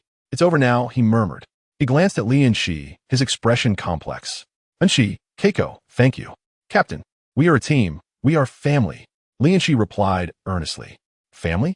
You are the head of the family. Yamaguchi Keiko responded, her eyes tinged with red as she nodded in agreement. All right, Xia Xue, go back to the camp with Mujin. Chen Mo gently extricated Xia Xuening from his embrace and guided her to Su Mujin's side. Keiko, Enxi, help me with the bodies. He turned and moved to the spot where the struggle had occurred, dragging the corpses away. After a brief period of chaos, the camp succumbed to a deeper, suffocating silence. The air still thick with the remnants of violence and the pungent scent of sweat. In the camp, the crackling of the campfire echoed, its flickering flames casting unsettling shadows on each face. The bamboo rat, now roasted, exuded an aroma that could not dispel the heavy atmosphere of dread and fear that enveloped the camp. This bamboo rat was not easy to find. You can't get this in the city, Chen Mo remarked, eyeing the somber expressions of the women. He picked up the cooked bamboo rat and took a hearty bite. Chen Mo is right. This bamboo rat is a delicacy. Come, let's fill our stomachs first. Su Mujin forced a smile, attempting to comfort everyone. Encouraged by Chen Mo and Su Mujin, the group began to eat. However, what would typically be a rare and delightful treat felt as bland as chewing wax in this moment. They will return, with a heavy voice tinged with sorrow. Xia Xuening was the first to shatter the silence. She leaned closely against Chen Mo, as if seeking a semblance of safety. Brother, Chen Mo, why won't they listen to reason? We are all unfortunate souls. We should help one another. Her words, laced with childlike naivety, appeared particularly fragile in the face of such harsh reality. Reason? Shen Yueru suddenly lifted her head. Her tear-stained face contorted into a near-mocking expression at Xia Xuening's words. Xia Xuening, wake up. Can't you see the look in their eyes? They are like beasts ready to devour. Reason? They only understand fists and knives. The recollection of the lewd gazes that had swept over her sent a chill down Shen Yueru's spine. The way they look at us is devoid of humanity. They are like wild animals, no different from the great python in the forest. As Shen Yueru spoke with increasing fervor, her voice trembled with a mix of fear and despair. Those people are venomous snakes, hyenas. Two escaped today, but they saw us. Yamaguchi Keiko interjected, glancing at Su Mujin and the other women. They will not let this go. We cannot remain passive and bear the brunt of their attacks. The best defense is to eliminate the threat. We must take the initiative, find them, and eradicate them without leaving a trace. Her gaze was cold, her voice imbued with a chilling authority. I concur with Keiko's assessment. Today, that assistant Wu was none other than Chen Fangxiu's aide. They mentioned feeding Chen Fangxiu to the snake. They must be referring to that giant python. Su Mujin's revelation sent shockwaves through the group, leaving Chen Mo unaware of this information. Are you suggesting that Chen Fangxiu is part of their group? Chen Montak inquired. Indeed, I overheard them threatening Assistant Wu. Su Mujin affirmed with a nod. Why are they here? I sense this is no mere coincidence. On this island, apart from us and them, are there other survivors? And what manner of individuals might they be? Are they ordinary people struggling to survive like us, or are they a more ruthless, organized faction? Her voice heavy with melancholy. She had once envisioned extending a helping hand to others, only to realize now how naive she had been. Indeed, those 5 individuals are merely the tip of the iceberg, a microcosm of the moral decay in this lawless land. Here, there is no law, no morality, only the primal rule of survival of the fittest. Today, we faced only a few thugs. What about tomorrow? The day after? How many more can we kill? Chen Mo echoed Su Mujin's sentiments, feeling the weight of the reality pressing down on him. In this unconstrained wasteland, human nature is the most fragile of entities. The women beside him, who could command respect in the city, could only become tools on this forsaken island. Finally breaking her silence, Li Enxi, who had remained like a shadow, spoke. Without looking at anyone, her gaze was fixed on the dark wilderness beyond the campsite. Her voice was calm, as if stating an undeniable truth. We cannot stay here. The camp is exposed, easy to attack yet difficult to defend. Remaining here is akin to waiting for death. Li Enxi's words fell upon the arguing crowd like a bucket of cold water, silencing their disputes, leaving this relatively familiar camp, replete with water sources and rudimentary defenses, to venture deeper into the unknown and perilous depths of the jungle. The very notion brims with immense risk and uncertainty. Migrate? To where? Shen Yueru exclaimed in astonishment. Chen Wei still so frail. How can we leave? Where can we go? Outside lurks a myriad of man-eating beasts, and those even more terrifying than the beasts themselves. To step outside is to court death. I refuse to leave. If I must perish, I shall do so here. Shen Yueru clutched her knees tightly, as if seeking a modicum of solace. And she made a valid point. Yet, where shall we go? Su Mujin cast a worried glance at the others, then at Chen Wei with concern. Perhaps you should go on without me. I will stay behind. Chen Wei's countenance bore a resolute determination tinged with melancholy. Chen Wei, do not utter such words again. Chen Mo's voice carried an authoritative tone, causing Chen Wei's eyes to well with tears. Indeed, Chen Wei, we are family. Su Mujin, as the vice-captain, sought to comfort Chen Wei. I understand. Mujin Jia, I will heed your words. Chen Wei sobbed softly, feeling an intensified sense of attachment to the team.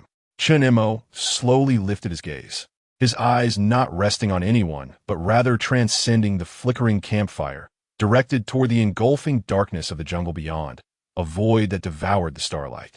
Migration. We shall depart at dawn.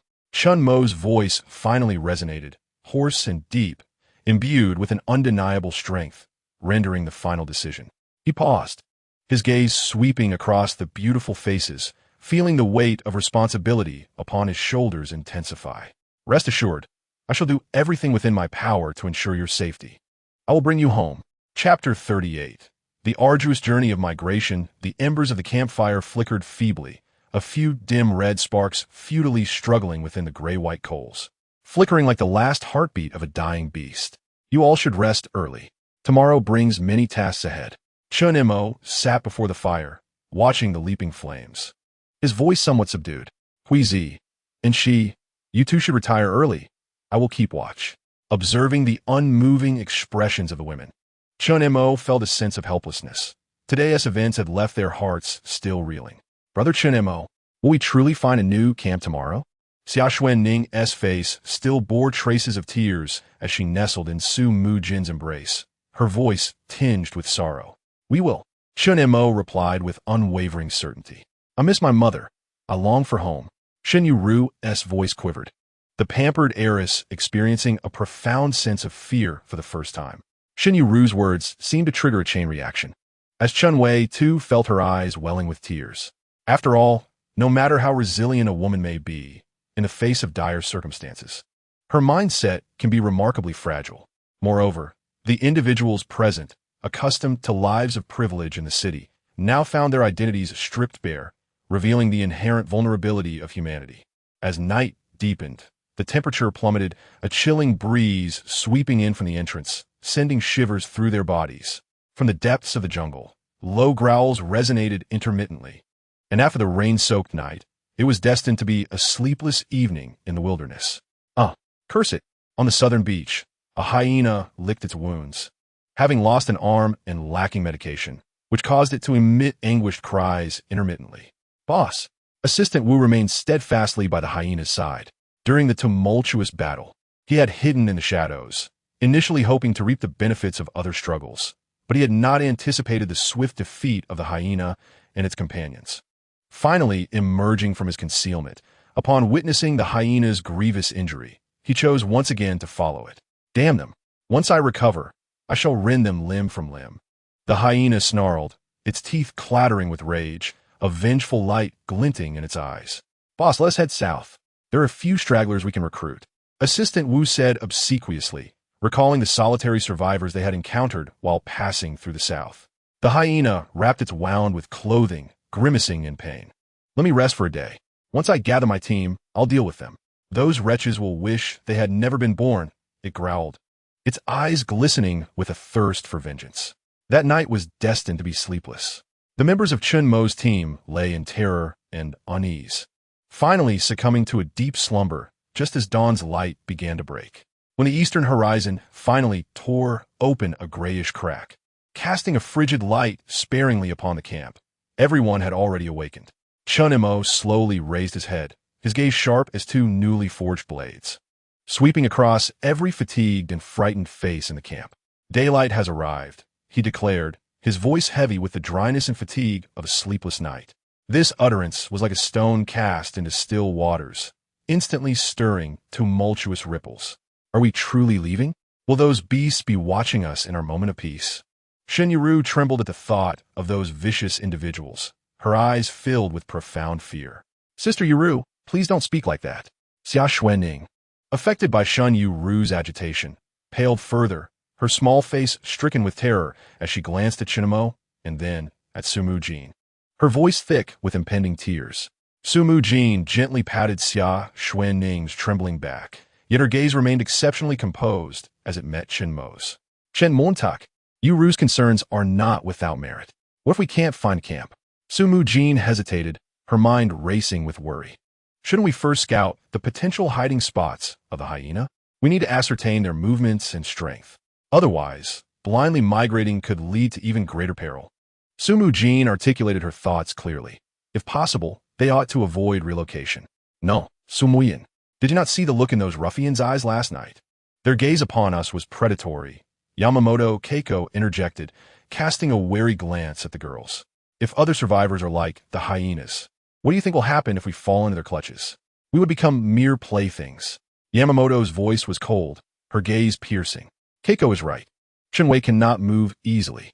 If Chen Mo ventures out to search and others arrive, or if those beasts charge in, she won't even have a chance to escape. What then? Li Enxi's voice rang coldly, her words laden with a sense of grim foreboding regarding the fate of those left behind. Migration, she asserted, is a proactive quest for survival. Yamaguchi Keiko continued with an unwavering decisiveness, acknowledging that while the depths of the jungle are fraught with peril, the unknown also harbors opportunity. There lies a possibility of discovering a more concealed and defensible stronghold. Migration, then where can we go? Shen Yueru's voice trembled with a hint of tears and skepticism. The cliff, Li Enxi uttered, her gaze seemingly drifting to a more distant realm, infused with an elusive depth. Yesterday, Chen Mo and I arrived at the upper reaches of the stream. There exists a cliff there, easily defensible yet challenging to assault, offering a broad view. Crucially, we can construct a bridge to retreat to the opposite bank in times of danger, Li Enxi asserted with certainty. I will follow Brother Chen Mo. Chen Wei's clear voice broke the brief silence. I trust Brother Chen Mo. Wherever he goes, I shall follow. Although her voice was soft, it carried a resolute finality, severing any retreat. This unreserved trust struck each heart like a heavy hammer. Xia Xuening ceased her sobbing, glancing from one to another, finally resting her gaze on Chen Mo. I also believe in Brother Chen Mo. Su Mujin turned to Chen Mo, nodding slowly. Very well, we shall migrate. However, our route must be meticulously planned, and our progress must be cautious. Chen Mo's gaze swept over the group, ultimately landing on Shen Yueru's pallid countenance. Shen Yueru trembled slightly, her lips moving silently before she resignedly lowered her head, managing to utter a barely audible word. Go. Gather your belongings and take everything we can carry. Chen Mo made the final decision, and the group ceased to waver. After a hearty meal, they extinguished the campfire, packing all supplies onto a makeshift stretcher crafted from bamboo. Prepare to depart. Chen Mo's voice was low, yet it resonated like a stone cast into still waters, shattering the oppressive silence. Enxi, you are more familiar with the route. Lead the way. Keiko, you will bring up the rear. Chen Mo assigned roles. What about the supplies? Yamaguchi Keiko furrowed her brow, eyeing the materials on the stretcher. I will carry them. Su Mujin stepped forward, embodying her responsibilities as the vice captain. Keiko and Mujin, you will lift them together. Xia Yueru, stay close to Enxi. Chen Mo observed the frail Xia Xuening and delicate Shen Yueru, resolving to have Yamaguchi Keiko shoulder a greater burden. Su Mujin assisted Chen Wei, helping her adjust her thin outer garment. Although Chen Wei had sustained no serious injuries, prolonged walking would be a challenge. I can manage on my own. Chen Wei softly protested, not wishing to become a burden, as she clung to Su Mujin's arm, attempting to move her feet. Leave Chen Wei to me. Chen Mo gently offered, standing beside her. Su Mujin noted the unwavering trust in Chen Wei's eyes directed at Chen Mo, a bittersweet pang stirring within her heart. She silently nodded. Since their exile on the deserted island, the bodyguard, who once existed solely within the confines of Su Mujin's gaze, dedicated to her safety, seemed to be quietly undergoing a transformation. He became the pillar for everyone, the inseparable partner of Huizi, the omnipotent hero in Xia Xuening's eyes. The sole support for Chen Wei, and even the enigmatic Li Enxi regarded Chen Mo with a gaze that held both inquiry and a subtle appreciation. A delicate sense of loss and an uncomfortable feeling of diluted exclusivity crept silently into Su Mujin's heart. Yueru, Xue Movefasta, Su Mujin's voice, as cold as ever, swept over the two who were still dawdling. Shen Yueru was stamping her feet in frustration, her expensive limited edition sandals now feeling like the greatest burden. The shoelaces were caked in mud, the soles coated with slippery, decaying leaves. This wretched shoe. Shen Yueru muttered curses under her breath, her face reflecting disdain and impatience. Had she known, she would have worn sneakers on the plane. This cursed place had no decent path. Xia Xuening carried a backpack filled with everyone's utensils and bottled water. She straightened her small frame upon hearing Su Mujin's urging, quickly responding and jogging to follow behind Li Enxi. Su Mujin moved to the other side of the stretcher, working alongside Yamamoto Huizi to lift the supplies. "Chen Wei, come here," Chen Mo called out to Chen Wei, turning his back to her and slightly bending his knees. Chen Wei gazed at the broad back that seemed capable of bearing any weight, a flicker of gratitude and reliance passing through her eyes. Without hesitation, she gently leaned onto him. Chen Wei's arms encircled Chen Mo's neck with careful reverence. Chen Mo securely cradled her legs, rising effortlessly as if carrying not a person, but a heavy responsibility. "Hold on tight." Chen Mo stepped forward, first pushing aside the obstructive banana leaves, entering the narrow jungle path leading upstream to the creek. "And Huizi can't spare a hand. You take the rear. Keep an eye on what's behind. Clear the markers," Chen Mo instructed as he caught up to Li Enxi. "Understood," Li Enxi replied without further comment. Slipping to the back and disposing of the traces on the ground, the group proceeded along the path that had been cleared a few days earlier. Although Chen Mo carried Chen Wei, he still moved with agility, navigating the jungle as if it were solid ground. However, Xia Xuening and Shen Yueru struggled. Being newcomers to the jungle, they were filled with anxiety, and the humid, oppressive air soon made their breaths labored. "Ouch! My shoes sank in again. It's all mud. These damn vines. They snagged my skirt. Mosquitoes. So many mosquitoes. They're biting me to death. Su Mujin, do you have any mosquito repellent?" "I'm exhausted. How much longer do we have to walk? My feet are about to break." Shen Yueru stumbled with every step, her expensive sandals now utterly caked in mud. Looking utterly disheveled, her voice, tinged with irritation and fatigue, became sharp and grating. Chapter 39. The glimmer beneath the rain curtain. Xia Xuening, however, gritted her teeth and fell silent, trailing behind. Her small frame bore a weight far beyond its capacity as she struggled to keep pace with the group, her steps increasingly unsteady, nearly toppling several times. "Xia Xue, give your bag to Chen Wei." As Chen Mo glanced back at Xia Xuening, who was following with gritted teeth and a visibly fragile demeanor, he gestured for her to pass her bag to Chen Wei, believing it would alleviate her burden. "No, I can manage," Chen Mo giggled. "You still need to carry Chen Wei, Jia." Xia Xuening stubbornly shook her head, her breath labored, yet her eyes radiated an indomitable spirit. "Hand it over. Lend a hand to Mujin," Chen Mo remarked, observing Xia Xuening's flushed face as he transferred her bag onto Chen Wei's back, though the weight ultimately remained his own. Simultaneously, noticing Su Mujin was also struggling, he encouraged Xia Xuening to assist her. Su Mujin felt a warm surge in her heart as she looked at Chen Mo, realizing he still cared for her. Taking a deep breath, she steadied herself, beads of sweat forming at her brow. Though she maintained a calm and composed facade, the exhaustion of her body and the treacherous, muddy terrain drained her significantly, a truth only she was aware of. "Thank you, Chen Mo giggled," Xia Xuening replied, her voice tinged with a hint of tears, moving beside Su Mujin to help ease some of her burden. "Chen Mo, you're being selfish. You cannot abandon Chen Wei. Why not let her try on her own? At this rate, we want to reach the cliff before nightfall." Shen Yueru directed her ire at both Chen Mo and Chen Wei, her tone laced with resentment. Chen Wei, resting on his back, stiffened slightly at Shen Yueru's words, her arms tightening instinctively around Chen Mo's neck, a flicker of hurt and grievance flashing in her eyes. "Chen Montak Giga, please put me down. I don't want to be a burden to everyone," Chen Wei implored, tears welling in her eyes, wishing to avoid being a hindrance to the team. "Your wound cannot bear too much strain. Forcing yourself to walk will only exacerbate it. Compared to being left behind, this burden is trivial," Chen Mo replied coldly. "Shen Yueru, go assist Mujin with the stretcher, or you may as well remain in the jungle."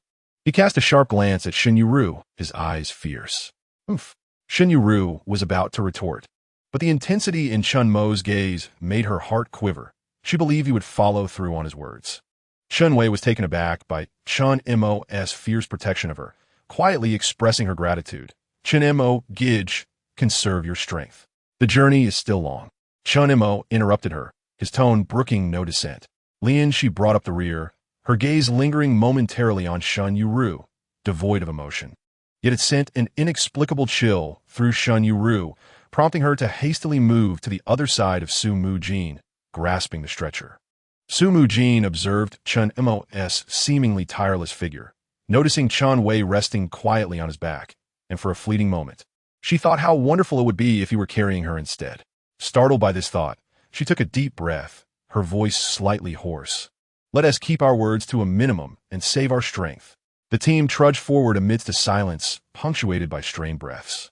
An hour later, they arrived at the familiar mountain stream, the sound of rushing water faintly audible. We are nearly at the pool. Let us endure a bit longer and rest once we arrive. Chen Mo's voice remained robust, never looking back.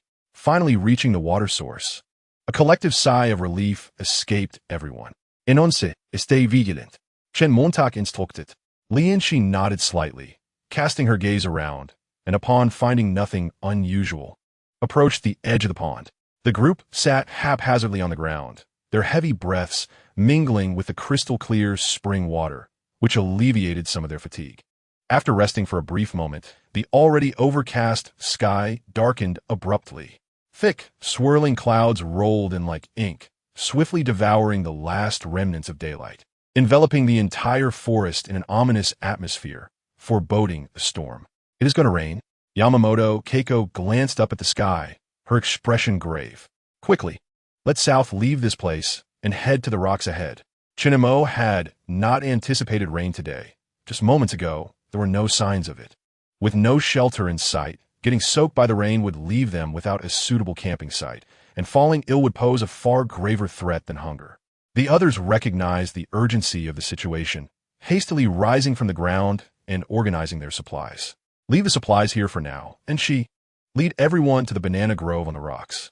Seeing everyone beginning to gather their belongings, Chen Mo immediately intervened, understanding that they could not move quickly with their loads. While the rain had yet to descend, they needed to ascend the rocks without delay. Move! Quickly, stay close to me. Li Enxi did not hesitate, immediately urging everyone toward the rocks. Chen Wei, come up. Without a moment's pause, Chen Mo crouched down, allowing Chen Wei to climb onto his back. Chen Mo, just leave me behind. Chen Wei's eyes brimmed with tears, touched by Chen Mo's willingness to abandon their supplies to carry her. Obey, hurry! Chen Mo's voice brooked no argument as he swiftly scaled the rocks with Chen Wei on his back. This time, no one uttered a word. They moved rapidly, crossing the small path previously cleared by Chen Mo, racing toward the banana grove ahead. Wait for me, Shen Yu called out, having removed her shoes, holding them in her hands as she shouted from behind. Just as they arrived near a rock by the banana grove, the sky darkened further, visibility diminishing. Stop! Don't run any further, crouch by the rocks, Chen Mo commanded, halting their movements and directing them to take cover. Crack! Boom! A blinding flash of white lightning tore through the dense clouds, like a colossal whip wielded by an enraged deity. Instantly, a deafening clap of thunder erupted, as if the heavens themselves were breaking apart, shaking the earth and causing leaves to cascade down. Keiko Enxi, follow me, Chen Mo shouted, his voice piercing through the thunder, his figure unwavering as he dashed toward the banana grove not far away. Everyone stay put, he bellowed, halting Su Mujin in her tracks just as she was about to move. Chen Mo plunged into the banana grove.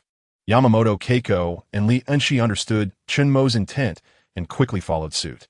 Without a moment's hesitation, Chen Mo zeroed in on the largest, most intact banana tree. Swinging his fire axe, with a swift slice, the resilient leaf stalk was severed. He yanked down the enormous banana leaf without pausing, immediately lunging toward another nearby tree to repeat the action.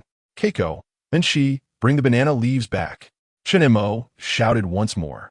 Without regard for the presence of Yamaguchi Keiko and Li Enxi behind him, Chen Mo moved with remarkable swiftness and vigor, embodying a singular focus that seemed to defy all else. The slickness of the leaf stems nearly caused him to slip several times, yet he persevered, relentlessly wielding his axe. This scene, like a frozen tableau, was indelibly etched in the minds of Su Mujin and the others. Yamaguchi Keiko and Li Enxi, undeterred by their own exertion, hastily brought broad banana leaves to the rocks nearby. Crack! Thunder roared. The rain fell in a sudden onslaught, with droplets resembling large hailstones, mercilessly crashing down without warning. In an instant, It formed a torrential curtain of rain. The jungle was swiftly engulfed in a misty white deluge, visibility sharply reduced to mere meters. The ground beneath their feet transformed with alarming speed into a slippery, marsh-like quagmire. Fortunately, Yamaguchi Keiko had already returned with the banana leaves, spreading them over the rocks to shield against the pouring rain. Li Enxi also braved the downpour, returning with an armful of banana leaves. Together, they once again placed the leaves atop the rocks, using the long hair they held as a makeshift support. Cold, shivering, Xia Xuening hugged her arms tightly, her teeth chattering and lips turning a deep shade of purple. Oh heavens, it's pouring. Shen Yueru's face paled as the raindrops struck the ground, causing the temperature to plummet, leaving her trembling with dread. What to do? Chen Mo has not returned. He'll catch a cold if he gets wet. Su Mujin also felt the biting chill, her soaked clothes clinging to her skin, sapping her warmth. The group huddled together, with Su Mujin fighting against her shivers, trying to hold Xia Xuening closer, even as her own body heat rapidly dissipated. Chen Montak! Chen Montak! Su Mujin called out, her eyes glistening with unshed tears. Through the curtain of rain, they could see Chen Mo still valiantly chopping at the banana trees. Shen Yueru, who had been trembling and complaining, fell silent, her mouth agape as she gazed at the solitary figure battling to tear away the banana leaves in the tempest, that lone silhouette always charging ahead. In that moment, something stirred within her heart, and she truly felt the sacrifices Chen Mo made for the team. Xia Xuening, her lips blue from the cold, also forgot her shivering. Staring at Chen Mo in awe, her small eyes filled with a mix of shock and an indescribable pang of empathy. Chen Mo, brother. Su Mujin's grip on Xia Xuening's arm tightened slightly as she watched Chen Mo fighting against the downpour. A familiar bittersweet sensation rising within her, a blend of profound impact and undeniable heartache. He was no longer merely someone else's bodyguard. He had become the unwavering backbone of the entire team in their direst hour. Chen Mo, please return quickly. Yamaguchi Keiko's eyes brimmed with tears. She longed to rush out as well, but she understood that should she fall ill, the burden of the team would rest entirely upon Chen Mo's shoulders. Chen Mo glanced at the banana leaves beside him, sensing they would suffice. He secured his fire axe at his waist and swiftly gathered the leaves from the ground. Racing towards the group. Quick, use the vines. Bind them together, he urged, layering the largest leaves as he directed with urgency. Su Mujin immediately grasped his intent. She suppressed the chill, releasing Xia Xuening, and immediately retrieved the rope she always carried, woven from other garments. Shen Yueru, too, seemed compelled by an unseen force, forgetting her complaints as she stumbled forward to assist in pulling the slippery fabric strips. Xiao Xue, grasp the spear firmly and keep it steady. Su Mujin secured the rope to the spear embedded in the ground. Xia Xuening nodded vigorously, her hands, now blue with cold, straining to hold the spear.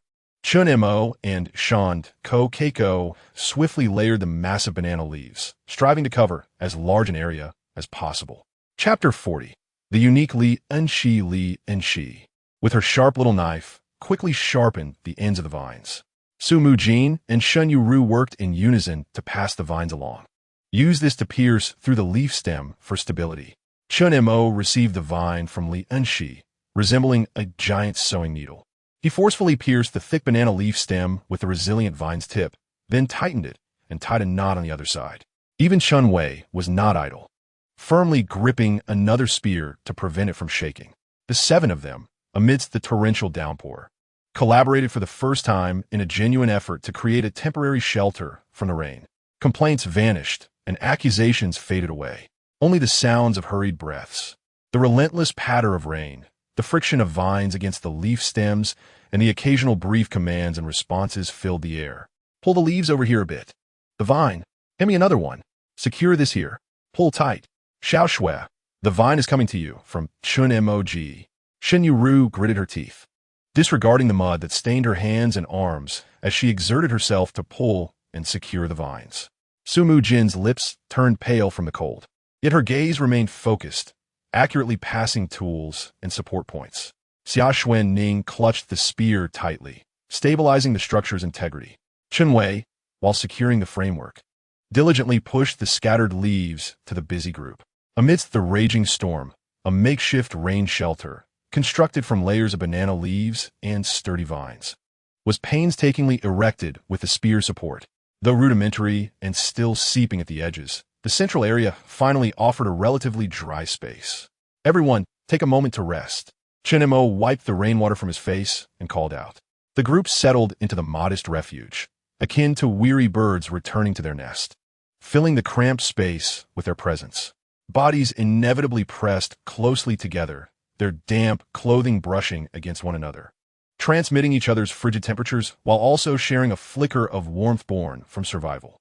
Outside, the torrential rain continued to pour furiously, battering the banana leaf canopy with a deafening roar.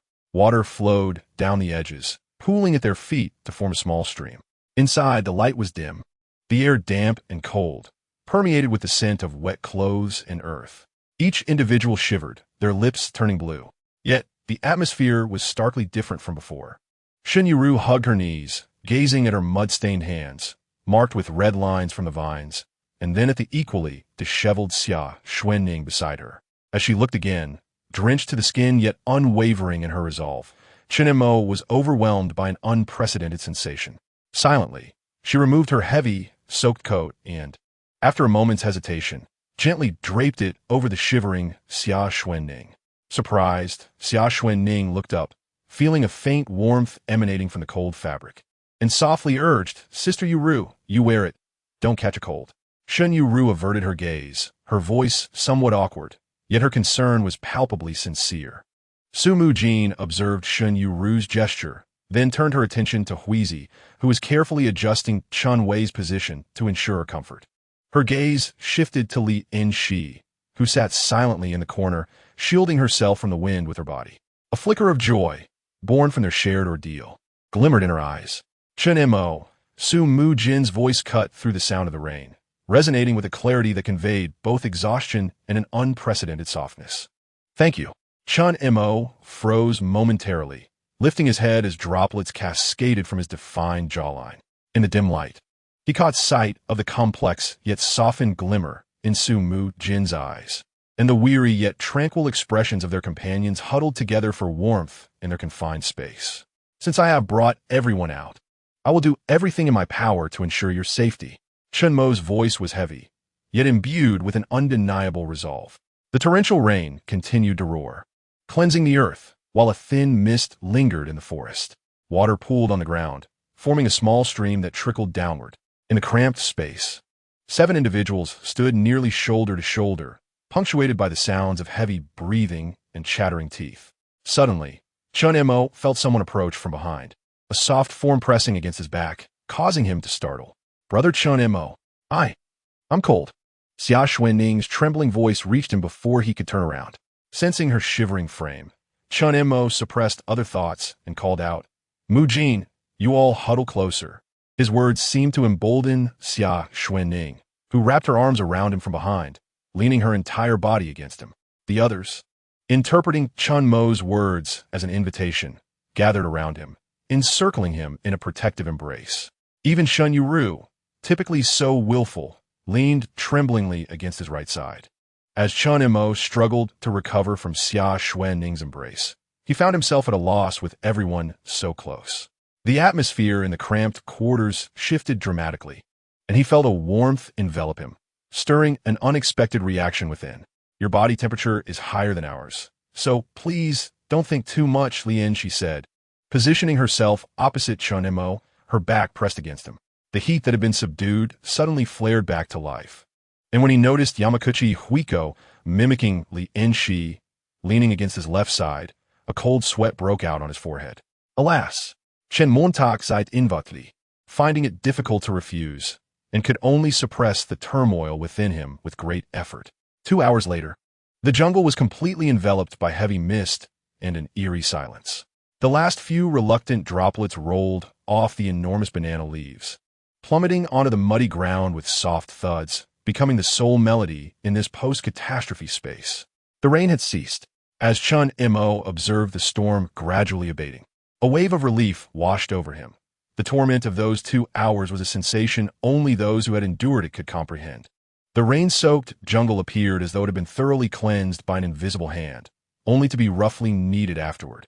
The towering trees stood like silent giants, their damp trunks exhibiting a profound ebony hue, while the robust vines, heavy with moisture, hung down like cold serpents.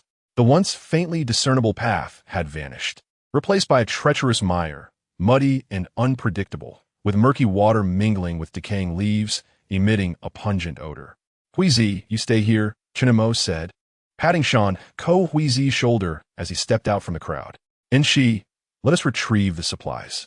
As he spoke, he hastily departed from the unforgettable refuge. Just as Chen Mo exited, laughter erupted from within the shelter. "Hey, do you think Chen Mo is incapable?" Shen Yueru's teasing voice rang out, her gaze tinged with a hint of mischief.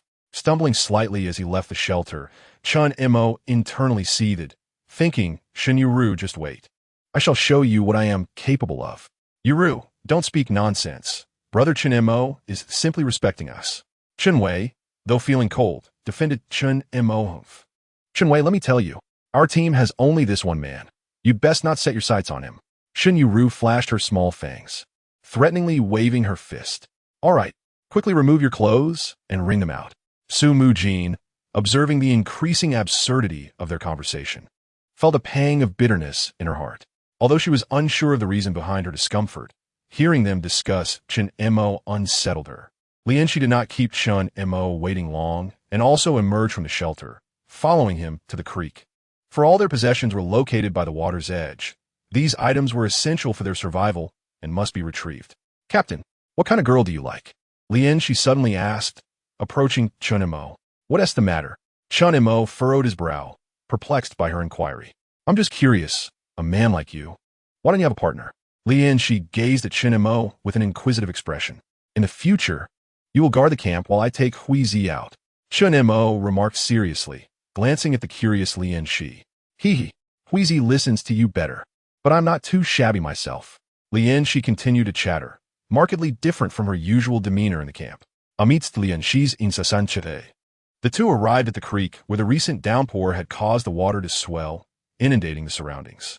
Fortunately, the supplies on the stretcher had been securely tied and had not been swept away by the rain. "Let us go. Watch your step." Chen Mo lifted the stretcher, leading the way through the jungle after the torrential rain, where puddles formed like marshes. The path beneath them was treacherously muddy, and both Chen Mo and Li Enxi stumbled forward, stepping deep and shallow. "Chen Montak, you are showing favoritism." Li Enxi, walking behind, complained with a hint of mischief dancing across her face. "How am I being biased?" Chen Mo, unable to see her expression, paused in surprise at her words. "Are you referring to Chen Wei?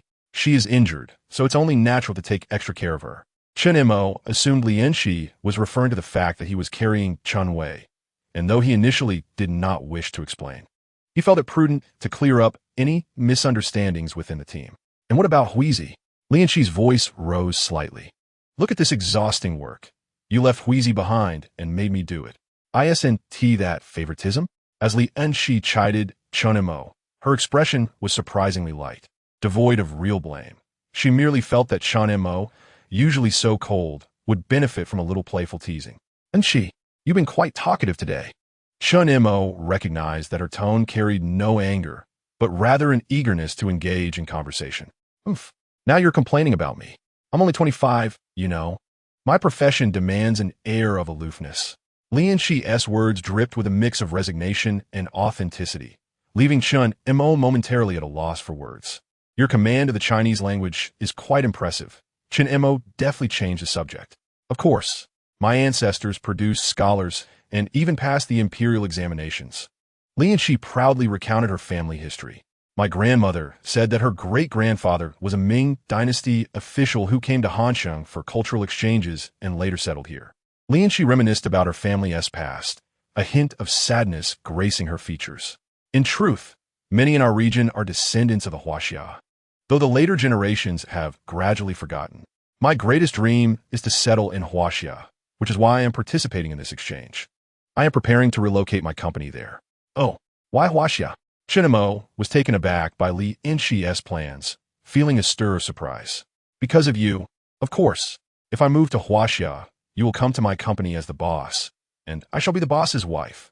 Li Enxi shifted the topic again, teasing Chen Mo enough of this nonsense. Chen Mo replied, feeling a mix of exasperation and amusement at the enigma that was Li Enxi. Giggle. Captain Li Enxi. She elongated her voice playfully. Thus, the two seemed to forget the peril of their situation on the deserted island, engaging in light-hearted banter until they arrived at their temporary campsite. Upon hearing their voices, Su Mujin was the first to emerge from the makeshift shelter. The temperature in the jungle remained starkly low, and coupled with the moisture in the air, a gust of wind swept through, causing involuntary shivers to ripple across their bodies. You're back. Su Mujin's usual chill demeanor was replaced by a fragile pallor, her lips tinged with blue as her body trembled uncontrollably. The once immaculate cream-colored shirt clung to her, soaked through, accentuating the delicate curves of her slender waist and the contours of her full chest. Quickly step inside. The temperature outside is far too low. Chen Mo, observing the typically aloof female CEO in such a vulnerable state, couldn't help but feel a pang of sympathy. What are you all discussing? I can hear your voices from quite a distance, and I'm nearly frozen to death while you seem so merry. Shen Yueru, arms crossed over her chest, was on the verge of tears. The soaked sheer fabric clung to her form, nearly transparent, revealing the contours of her undergarments. With her ample bosom and slender waist exuding an alluring charm. I was just lamenting how biased the captain is, making me do all the heavy lifting. Li Enxi, noticing the disheveled group, attempted to lighten the mood with a teasing remark. Just as her words faded, Yamaguchi Keiko emerged from the shelter. Her situation was even more dire. Her flimsy shirt and shorts were completely drenched, clinging to her skin, revealing the elegant lines of her long legs and the rounded curvature of her hips. She appeared unfazed by her predicament, simply wiping the moisture from her face with a brisk motion, her gaze alertly scanning the surroundings. Yet beneath her wet clothing, her undulating curves presented a wild and breathtaking beauty. As Chen Mo beheld the pale faces and shivering bodies of his companions, he urged them all into the shelter, aware that remaining in their damp attire could lead to hypothermia and illness. Here, even a common cold could be fatal. His voice was laced with an undeniable urgency, suppressing any inappropriate stirrings of emotion or embarrassment within him. Without lingering, he seized a fire axe and set off toward the adjacent forest. You all head in first. I'll follow him, Yamaguchi Keiko said, glancing in the direction Chen Mo had vanished, and without further ado, she trailed closely behind him. They searched the jungle relentlessly. Yet the recent rain had left every tree thoroughly soaked. Chen Montak, all the trees here are drenched. It's impossible to start fire. Yamaguchi Keiko's face turned pale, water still dripping from her clothing. I know a place. Follow me. Chen Mo felt a rush of anxiety, but he understood the necessity of remaining composed. He scanned the area and recalled a nearby pine grove, where, despite being wet, the pine trees could still ignite. Ignoring his fatigue, he hurried toward the cluster of pines. After traversing the bamboo thicket, they finally arrived at the pine grove. Keiko, look for some vines nearby. I'll handle the rest. Chen Mo instructed, immediately seeking out dry pine trees. Bang, bang, bang. The sounds of his axe echoed through the pine forest, followed by the thud of trees collapsing. Chen Mo worked with remarkable speed, soon felling a dozen dead trees. I've got the vines. Yamaguchi Keiko arrived just in time, handing the vines to Chen Mo. Binding the felled pines into two large bundles, he threaded a log through the center. Gritting his teeth, he lifted the bundles and called out, "Let us go." Back to camp. He set off toward the campsite, with Yamaguchi Keiko closely following, vigilant of their surroundings. Though the rain had ceased, the sun remained hidden, and the temperature showed no sign of rising. Instead, the stagnant water on the ground, coupled with the wind in the woods, made it feel even colder. The group could only huddle together in the cramped shelter, shivering uncontrollably. Quickly, prepare to start a fire. Chen Mo, disregarding his physical exhaustion, carried 2 bundles of firewood to the camp, the weariness on his face becoming more pronounced. The shelter was too small, and the bonfire could only be lit outside. At last, the fire blazed to life, raising the temperature near the flames significantly. Li Enxi placed clean water in a pot, intending to boil some water at this moment. All right, remove your clothes and dry them by the fire before putting them back on, Chen Mo instructed as he observed the flames flicker with everyone gathered around, their garments emitting wisps of white smoke. Take off our clothes? Shen Yueru clutched her arms, her voice trembling uncontrollably. Her eyes reflecting not only the cold, but also a hint of panic and wariness as she instinctively glanced at Chen Mo. How can we dry them? Are we supposed to? The words hung unspoken in the air, yet their meaning was unmistakable. There was not a single place to shield themselves, making the prospect of drying clothes quite daunting. Xia Xuening also sensed the implication. Her face suddenly flushed crimson as she instinctively shrank behind Su Mujin. Su Mujin's complexion grew even paler, her arms tightening around herself, her lips pressed into a pale, straight line. The atmosphere turned exceedingly delicate and awkward. The biting cold mingled with an intangible tension and vigilance, permeating the damp air. Noticing the expressions of those around him, Chen Mo realized their misunderstanding. Without elaborating further, he selected a few longer pieces of wood from the pile and sharpened one end with an axe. Huizi, why are you dawdling? Come over and help. Chen Mo barked at the still-dazed group. Oh, coming. Though uncertain of Chen Mo's intentions, they approached nonetheless. Support this. Chen Mo handed the sharpened stick to Yamamoto Huizi, then flipped the axe around and struck the ground, soon erecting several wooden sticks around them. Enxi, don't just stand there. Use the long stick to tie the cross pieces with vines. Chen Mo called out to Li Enxi, who remained motionless. Only then did everyone grasp Chen Mo's plan. He intended to encircle the bonfire. Realizing this, embarrassment washed over their faces. Oh, Mujin, come help. Li Enxi exclaimed, beckoning Su Mujin to assist. As the bonfire blazed, the air exuded a gentle warmth, and everyone felt considerably better, prompting them to begin working busily. Before long, they had formed a complete enclosure, retrieving blankets from the stretcher to drape around, perfectly drying them by the fire. Watching the wooden enclosure take shape, Chen Mo immediately instructed someone to fetch the blankets, knowing it would not only dry the wet blankets, but also provide a degree of protection. Chen Wei hurriedly rose from in front of the fire, grabbing blankets from a stretcher. Chen Wei, don't move around recklessly. Be mindful of your wound. Chen Mo cautioned upon seeing her actions. The wound doesn't hurt anymore, Chen Wei replied, feeling a wave of happiness at Chen Mo's concern, and she even rolled up her pant leg to indicate that she was fine. Chen Mo approached to inspect, discovering that the wound on her leg, previously pierced by a steel pipe, though slightly pale from soaking in rainwater, had begun to sprout tender new flesh at the edges. My goodness, Xia Xuening had unknowingly drawn closer, her small mouth agape in astonishment at the rapid healing of Chen Wei's wound. How is this even possible? Shen Yueru, momentarily forgetting the cold, widened her eyes in astonishment. Su Mujin and Huizi also mirrored her surprise. For the first time, Li Enxi's gaze lingered on Chen Wei's wound for several seconds, revealing a subtle hint of curiosity. Chen Mo meticulously examined the injury, his fingers pressing gently against the edge through the damp, chilly air. Does it hurt? He inquired. Chen Wei shook her head, a fragile smile gracing her face. Much better.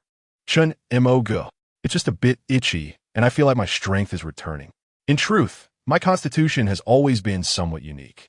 Ever since childhood, I have healed remarkably fast from injuries. A fever or cold. I merely need a good night's sleep to recover. I never thought much of it before, but now it seems to be of use. Her words carried an earnest effort to prove she was not a burden, explaining her astonishing recovery speed. Chen Wei's resilience was her asset and our fortune. However, a unique constitution does not imply immunity to illness. The damp and cold environment poses a threat to everyone. All right, let this serve as our temporary shelter. You all should dry your clothes quickly. Chen Mo observed the surroundings, now partially concealed by blankets, with some gaps covered by the remaining clothing that Li Enxi had arranged, before preparing to step outside. Hey, Chen Mo, Shen Yueru's voice suddenly broke the silence. Startlingly abrupt.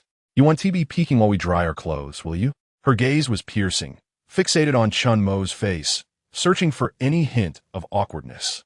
The atmosphere immediately froze. Xia Xuening gasped, her face turning crimson like a boiled shrimp, instinctively clutching her chest and burying her head, too embarrassed to look at anyone. Chapter 42. A long road ahead. Su Mujin furrowed her brows, casting a cold glance at Shen Yueru, tinged with reproach. Although she shared the same concerns, Shen Yueru's almost provocative probing would only serve to exacerbate the awkwardness. Chen Wei's eyes were clear, filled with unwavering trust, as she softly stated. Chen Mo wouldn't do that. Chen Mo did not elaborate, striding directly outside, arriving at the single room, where he retrieved his backpack. Inside, he found his cigarettes. Fortunate that the bag was waterproof. He had made a point to pack them before departure, or else this luxury would have been forfeited. Just as he lit a cigarette, the sound of rustling clothing echoed from within. Hey, do you think Shen Mo might have issues in that regard? Shen Yueru, with an expression of gossip, curiously surveyed the other women. Shen Yueru, what nonsense are you spouting?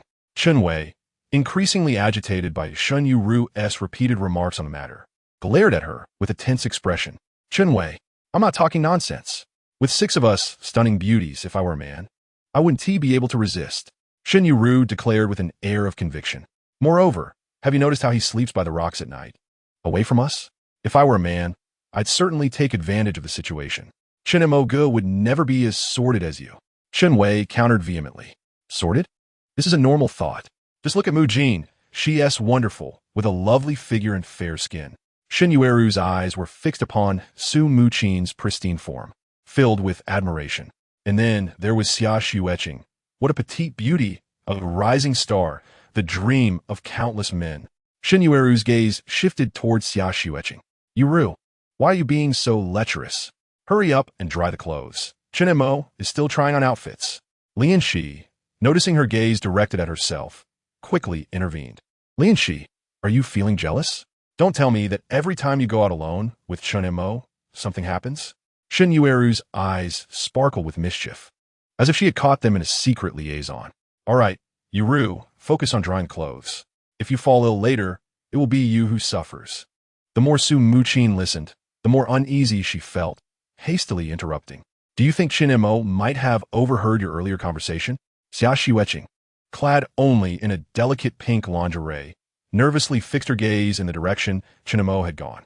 Oh no, we are all undressed. If he walks in now, it would be a disaster. Shen Yueru, having just removed her clothing, instinctively covered her chest upon hearing Xia Xuening's words.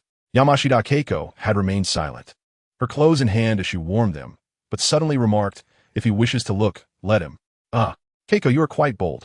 Shen Yueru stared at Yamaguchi Keiko in disbelief. He saved our lives.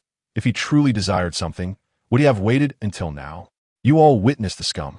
If they had captured us, you know the outcome. Keiko.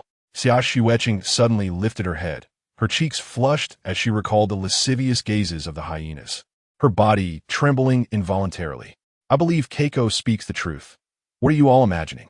Chen Mo has no interest in you. Li Enxi chimed in, right, Chen Wei? Chen Wei was initially taken aback, unsure why she was dragged into the conversation. I don't know. You little one, thinking I don't see through your thoughts. Chen Mo treats you so well. Are you not considering returning the favor? Li Enxi's words left Chen Wei blushing. Yet, to Su Mujin, it resonated with a different meaning. Observing Chen Wei's flushed cheeks, it was clear that Li Enxi had struck a chord, yet an unsettling feeling stirred within her. The crackling bonfire illuminated the varied expressions on everyone's faces. If it weren't for him, we would have long fallen into the hyena's clutches. You all know the outcome. Yamaguchi Keiko's voice was chilling, but her words struck deeply within each heart. Shen Yueru opened her mouth to retort, only to find that though her words were harsh, they bore an undeniable truth. Indeed, if Chen Mo truly wished to act upon something, who among them could resist? Faced with the hyenas, he had stood protectively in front of them. A complex wave of emotions surged within her, shame, fear, and a hint of awakening confusion. This group of women made her understand why her brother Wuji's mother said that beautiful women bring trouble. Chen Mo had not wandered far, and the voices within did not shy away from him.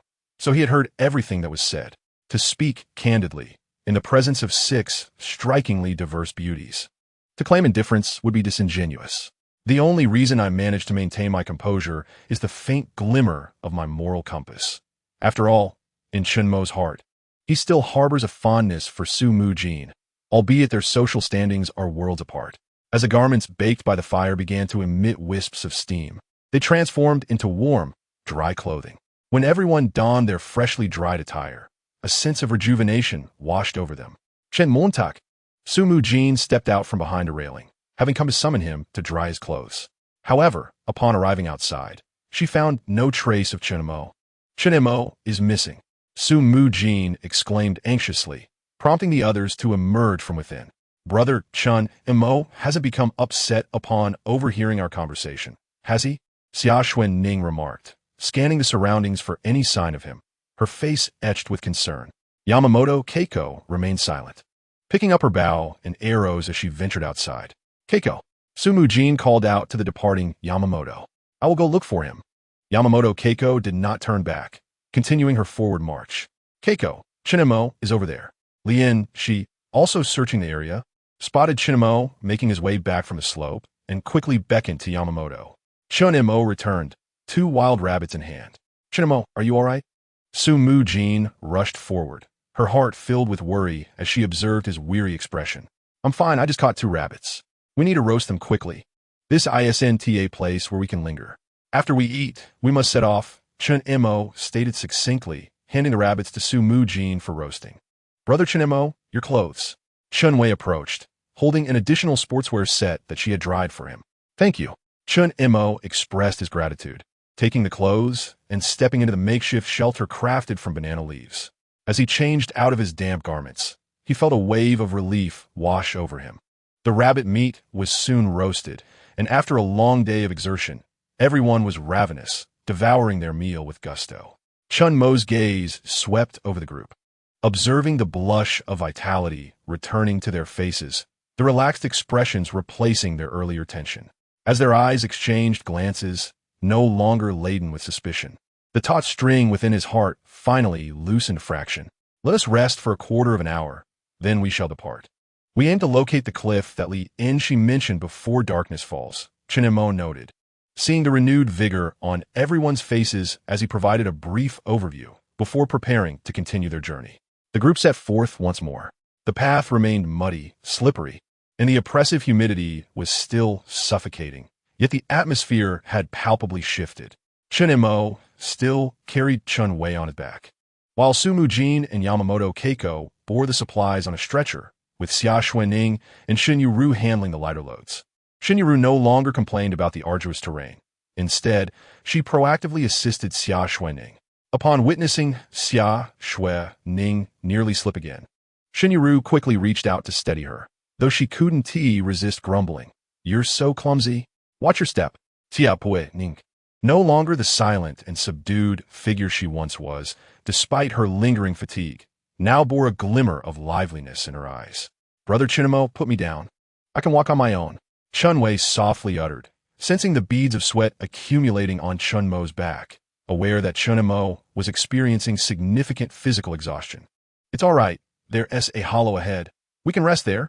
Chen Mo glanced at the others and discerned that everyone had reached their limits. Knowing that a hollow lay ahead, he resolved to halt the group there. He hesitated, wary of the risks. Should night fall without finding a new campsite, the jungle would pose considerable danger. Enxi, head to the hollow ahead. I'll go first. You guide everyone. Chen Mo instructed Li Enxi, pointing towards the hollow, and hastily moved forward with Chen Wei on his back.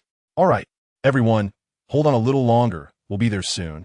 Li Enxi said as she took the stretcher from Su Mujin's hands and led the group slowly towards the hollow. Chen Mo was the first to arrive at the hollow, gently placing Chen Wei on the ground. He wielded his fire axe to sever the encroaching vines, revealing a platform around 4 to 5 meters wide, sheltered by a rock overhead that shielded them from the rain, leaving the ground beneath still dry. Let us rest here, he declared, and as soon as he finished, the others arrived, collapsing onto the ground, utterly exhausted from the uphill trek. We'll rest here. Enxi, come with me. Noticing it was already 4 in the afternoon, Chen Mo felt a surge of urgency. He knew they could not afford further delays. Disregarding his own fatigue, he prepared to lead Li Enxi towards the cliff. I really can't go on. Let us set up camp here, Shen Yueru exclaimed, cradling her feet in pain. This place is unsuitable for a campsite. There's no protection, and we remain unaware of any large creatures lurking in the jungle. We must find a secure location. Chen Mo understood the group's exhaustion, but knew he could not relent. Brother Chen Mo, how much farther? Xia Xuening asked, her face flushed and breathless from the rush. Her voice weak. You all rest here. Wheezy, stay to look after everyone. Chen Mo realized that taking them along would only waste time, so he decided to continue alone with Li Enxi. Rest assured, we will return before nightfall. Wait for us here, Chen Mo reassured them once again. You go ahead. We can take care of ourselves, Su Mujin said, her strength waning yet maintaining a brave faade. Don't worry, I'm here. Yamamoto Huizi's eyes flickered with a hint of unnoticeable concern, yet she steadfastly supported Chen Mo, acknowledged her with a nod. Adjusting the resilient vine ropes slung across his shoulder. These ropes had been crafted from island vines, repeatedly soaked, dried, and twisted, rendering them exceptionally durable. Let us go. Chen Mo called to Li Enxi, his voice steady and unwavering. Chapter 43. The terrifying roar. Chen Mo and Li Enxi once again stood at the precipice of the cliff. The wind howled below, reminiscent of countless ghosts lamenting in the valley. Captain, how do we cross? Li Enxi, hearing the chilling wails, felt a wave of unease wash over her, anxious about what awaited them on the other side. This bridge is certainly unusable. Chen Mo gazed at the solitary wooden bridge spanning the precipice, the decaying timber exuding an aura of death more palpable than the mist of the abyss below. He drew forth a fire axe and tentatively struck the root of the rotting wood. With a sudden crack, the bridge shattered and plummeted into the depths, swept away by the currents below, vanishing amidst the swirling fog. A fierce roar erupted from across the chasm, a sound brimming with fury, resonating like distant thunder, suddenly erupting from the depths of the dark green forest on the opposite shore. A beast lurked there? Li Enxi instinctively took a step back, her gaze fixed intently across the divide. The sound suggested a wolf. Chen Mo focused sharply in the direction of the noise, his eyes keen as an eagle's, locking onto the far bank. Should we still venture across? Li Enxi wavered at this moment, realizing that the other side was not a paradise, but potentially a hell. Chen Mo remained silent for a moment, his gaze once more cast upon the perilous jungle across the way. His expression shifted dramatically, weighing the risks, until a glimmer of resolute determination ignited in his eyes. We cannot simply retreat, Chen Mo declared firmly, his voice low yet imbued with undeniable conviction. We must ascertain the true nature of the situation over there. Li Enxi's heart sank. Chen Mo, this is far too dangerous. I am aware of the implications. Chen Mo interjected with an unusual calmness, even a hint of coldness. Regardless of whether we go now or later, we must eventually proceed. For that path represents our last avenue of escape. But how shall we cross? Li Enxi gazed at the chasm before them, seemingly an insurmountable divide. Chen Mo surveyed the surroundings and noted the absence of substantial trees. Even if felled, they would not reach the other side. After a moment's contemplation, he removed the vine rope from his shoulder. Enxi, come help me. Chen Mo secured one end of the rope to a sturdy tree at a distance. He then wrapped the other end around his waist and legs, tying it with a practiced ease, each knot simple yet secure, exuding a confidence honed through countless trials. Chen Mo, what are you doing? Li Enxi furrowed her brow, having surmised his intentions, yet she was taken aback by his audacity. The chasm is about 4 to 5 meters wide. I will swing across directly. You stay here and wait for me. Chen Mo calculated the distance and stated the conclusion Li Enxi had anticipated. No, it's too perilous. Li Enxi exclaimed, her hands gripping Chen Mo's arm in desperation. Have faith. I will not take unnecessary risks. If the situation seems unfavorable, I will return immediately. Just hold on to the rope, Chen Mo reassured her, patting her hand with a reassuring demeanor. At that moment, Li Enxi's voice was thick with tension. Within her, a transformation regarding her feelings for Chen Mo occurred, one she herself was not fully aware of. Observing this solitary figure, she felt an overwhelming sense of his towering stature. Chen Mo checked the knots one last time, placing the fire axe on the ground and securing a dagger at his waist. He inhaled deeply, filling his lungs with the icy, thin air atop the cliff, then retreated several paces to gain momentum for his leap. As he approached the precipice, Chen Mo exerted his legs with great force, propelling himself skyward. With the aid of the rope, his figure shot forth like a cannonball towards the opposite bank. Whoosh! He landed on the terrain across the cliff, rolling on the ground before springing to his feet, his eyes darting around in an instant. A blood-curdling roar echoed once more. This time, it was clearer and more ferocious, as if it were mere inches away. Indeed, there were wolves. 1, 2, 3, 4, no, there were 9. Chen Mo finally discerned the scene in the thicket ahead, gray wolves, as large as calves. At that moment, the pack was engaged in a hunt, with a wild bull trapped in their midst.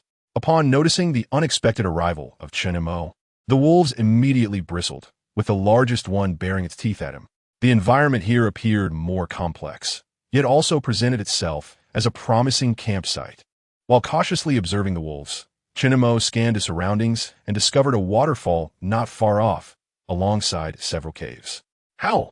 The lead wolf, noticing Chen Mo's reluctance to leave, unleashed another furious roar, accompanied by a pungent wave of bloodlust. Chen Mo, are you all right? Come back. Li Enxi's voice, filled with anxiety, pierced through the air, trembling from sheer terror. Chen Mo, hurry back.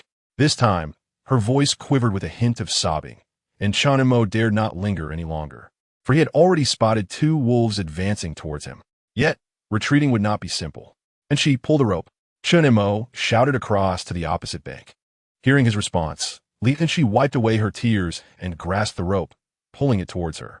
Move further away, feeling the rope tighten around his waist. Chen Mo ceased his hesitation. Gripping the rope with both hands, he took a running leap towards the opposite shore. Thud!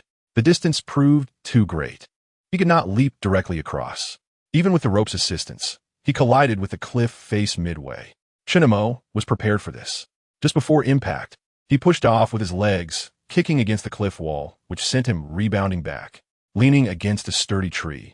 Li Enxi strained to pull the other end of the rope. The effort was so great that it left marks of blood on her hands, yet she refused to relent. Chen Mo steadied himself against the cliff, exerting all his strength to climb upwards as Li Enxi continued to tug at the rope. At last, his dirt-streaked arms, marred by several scratches from the rocks, grasped the edge of the cliff. Next came his head, with a sudden exertion of his shoulders. His entire body rolled over the ledge, landing heavily on the solid rock below, gasping for breath, his chest heaving violently. Gasping, Chen Mo struggled for air, his complexion pale, and his lips quivering from exhaustion. Shen Montak. Before he could fully comprehend the situation, Li Enxi had thrown herself into his embrace, exclaiming, I thought you wouldn't come back. The warmth of her presence stirred something within Chen Mo, and he felt the urge to pat her back, but his hand halted midair. I'm fine. Thank you, Enxi. Chen Mo could only offer continuous comfort. Li Enxi also realized that her reaction had been rather excessive. She awkwardly extricated herself from Chen Mo's embrace. Her face flushed and glistening with tears, clearly frightened. Is your hand all right? Noticing the marks on Li Enxi's hand, Chen Mo felt a twinge of guilt, as it was indeed for his sake that she had suffered. I'm fine. What is the situation on the other side? Li Enxi inquired, shaking her head and gesturing towards the opposite bank. Chen Mo briefly described the circumstances across the way, and Li Enxi, feeling somewhat disheartened, asked, So what shall we do next? Let's go, Chen Mo replied, his voice deep and hoarse, yet imbued with an undeniable finality. We need to explore the other side. We must find a suitable place to camp before nightfall. All right, we only scouted this direction. We haven't yet ventured to the highest peak in the north. Li Enxi quickly affirmed, pointing towards the northwest, where a mountain loomed that they had yet to explore. Without a moment's pause, the pair ascended towards the highest peak, navigating the thorny underbrush that flanked their path, with Chen Mo forging ahead, clearing the way. It seems there is a flat area ahead. Li Enxi exclaimed, pointing towards the front. As Chen Mo cleared the thorns before him, they reached the mountainside, revealing a level expanse. Over there, Chen Mo scanned the surroundings and moved towards a particular direction. Is that jackfruit? And bananas? Li Enxi exclaimed, her eyes sparkling with delight upon discovering such treasures nestled halfway up the mountain. The two circumvented the thicket and arrived at a colossal rock face, riddled with holes from the onslaught of wind and rain. Listen to that sound of water. Chen Mo and Li Enxi exchanged glances, both reflecting joy in each other's eyes. The sound seems to be coming from our left, deep within that honeycomb-like rock face. Chen Mo's gaze sharpened, akin to a hawk spotting its prey. They circled a protruding boulder, and the scene before them unfolded dramatically. Behind the immense rock face lay a broader, open space, and opposite it stood a sheer cliff rising directly to the summit. The cliff was draped with dense vines cascading downwards, from which the sound of water emanated. Most crucially, a stream had formed from pooled water on the ground, flowing towards the distant mountainside. It appears this is the source of the mountain spring. Li Enxi beamed at the sight of the open space and stream. We can construct our shelter here. The entrance is conveniently blocked by the boulder. We need only secure the passage, making this location easily defensible. Chen Mo surveyed the surroundings, envisioning the campsite, complete with fresh water and a natural barrier, making an ideal place to settle. Indeed, look over there. Li Enxi pointed towards the northwest, where a beach and their original campsite lay, noting that descending from this point would bring them closer to the shore. I'll clear away these vines, just in case there are snakes or insects hiding within. Chen Mo observed the vines clinging to the rock face, maneuvering to the opposite side of the depression, wielding his fire axe to remove all the vines. Chen Mo, here. There's even a cave. Li Enxi gazed at Chen Mo, her voice brimming with excitement as she exclaimed, "The vines have been severed," and to my astonishment, they concealed a cave completely shrouded by the foliage. A cave? Chen Mo, upon hearing Enxi's words, was taken aback. Indeed, a cave lay before them. And look at the water, Enxi confirmed enthusiastically, pointing to the gentle stream that now roared with life. The flow had been obstructed by the vines. You must also clear those over there. Enxi gestured towards the western side, precisely where the water cascaded down. Without hesitation, Chen Mo wielded the fire axe once more, removing the vines clinging to the rock face, and suddenly, the water surged forth like a magnificent waterfall, splashing down the crevices of the cliff. Returning to the ground, Chen Mo was nearly breathless at the sight before him. Nestled halfway up the mountain was a cavern, its entrance more than 2 meters wide and standing at a height exceeding 2 meters from the ground. Most importantly, on the right side of the cliff, spring water gushed forth, gathering into a small stream not far away. This place was nothing short of a natural sanctuary. I shall ascend and take a look. Wait for me down here. Chen Mo pushed the severed vines down the mountain, procured a pine branch to lean against the rock face, and ignited a section to serve as a torch, climbing towards the cave. Upon reaching the entrance, he illuminated the interior with his torch, discovering it devoid of any wild beasts, and signaled for Li Enxi to join him. Wow, it's so spacious inside. Enxi marveled at the cave, which was irregularly semicircular, with a ceiling soaring approximately 3 meters high, ample enough to accommodate more than 10 people. The floor was level and dry, free from any signs of animal activity, indicating it had never been occupied by wildlife. This is wonderful. Enxi's voice resonated with excitement, filled with incredulity. This was indeed a divine refuge. Chapter 44. An ideal campsite since their arrival on the deserted island. They had been engaged in a relentless struggle for survival, foraging for food, constructing makeshift shelters, and guarding against beastly attacks. Each day felt like a tug-of-war with death. And now, this cave before them seemed to resolve nearly all of their troubles. The entrance is over 2 meters high. Wild animals cannot leap up here. We merely need to fashion a ladder. Chen Mo's voice carried a note of relief, having finally discovered a satisfactory campsite. The crucial factor is that there is water, fresh spring water. As long as we can procure food, we need not worry about anything else. And she said, her excitement palpable as she gazed at the flowing stream beside her. I'll go inform the others. You stay here and keep watch. Chen Mo glanced at the time. It was nearly 6 o'clock. Having been on the island for several days, darkness would soon envelop them around 7. They needed to hasten the relocation of their companions. Let me go. You conduct a perimeter check and craft a ladder so we can enter directly upon our arrival. And she pondered and concluded that it would be better for her to lead the others, allowing Chen Mo to attend to various tasks. Very well, but do exercise caution on your way. Chen Mo consented after some deliberation, though a tinge of worry lingered in his mind. Fear not, with Huizi and me. We should have no issues on the path. Li Enxi spoke solemnly before exiting the cave and making her way toward the temporary camp. Chen Montak Undetarit had already spotted a grove of bamboo atop the mountain, where he could procure the materials he required. Upon reaching the exit, he ascended directly toward the summit, determined to prepare everything before the others arrived. When Li Enxi returned alone to the makeshift camp, all eyes immediately turned towards her. Where is Chen Mo? Su Mujin was the first to rise, her voice laced with an unmistakable tension and a hint of fear upon noticing Chen Mo's absence. Yamaguchi Keiko instinctively reached for the short blade at her waist, her gaze piercing as she scanned the area behind Li Enxi, awaiting the appearance of Chen Mo. Chen Wei's complexion paled instantaneously, her lips trembling slightly. Has something happened to brother Chen Mo? Xia Xuening and Shen Yueru also approached anxiously, their expressions rife with unease. Li Enxi hesitated for a moment before waving her hands dismissively. No, it's not that. Yes, fine. Then where is he? Su Mujin pressed. Her brows knitted tightly. We discover a new campsite. Li Enxi elaborated, her tone brimming with excitement. He is over there assessing the surroundings to ensure it's safe. Only then did the group exhale in relief, their taut shoulders relaxing slightly. You scare me to death, Xia Xuening murmured, patting her chest. Shen Yueru rolled her eyes. I told you, that guy is built like an ox. How could anything happen to him? Didn't you say brother Chen Mo was incapable? Xia Xuening remarked, looking at Shen Yueru in confusion. You little brat, if you think he is incapable, go test it out for yourself. Shen Yueru seemed provoked, hands on her hips, revealing her small canine teeth as she glared at Xia Xuening. Yamaguchi Keiko cast a glance at the two before turning back to Li Enxi. Where's the new campsite? Is it safe? Just ahead, and it's very secure. Li Enxi affirmed, nodding. It's a rock cave situated over 2 meters above the ground, inaccessible to wild beasts, and it has fresh water. Fresh water? Chen Wei's eyes lit up instantly. Really? Indeed, Li Enxi replied with a smile.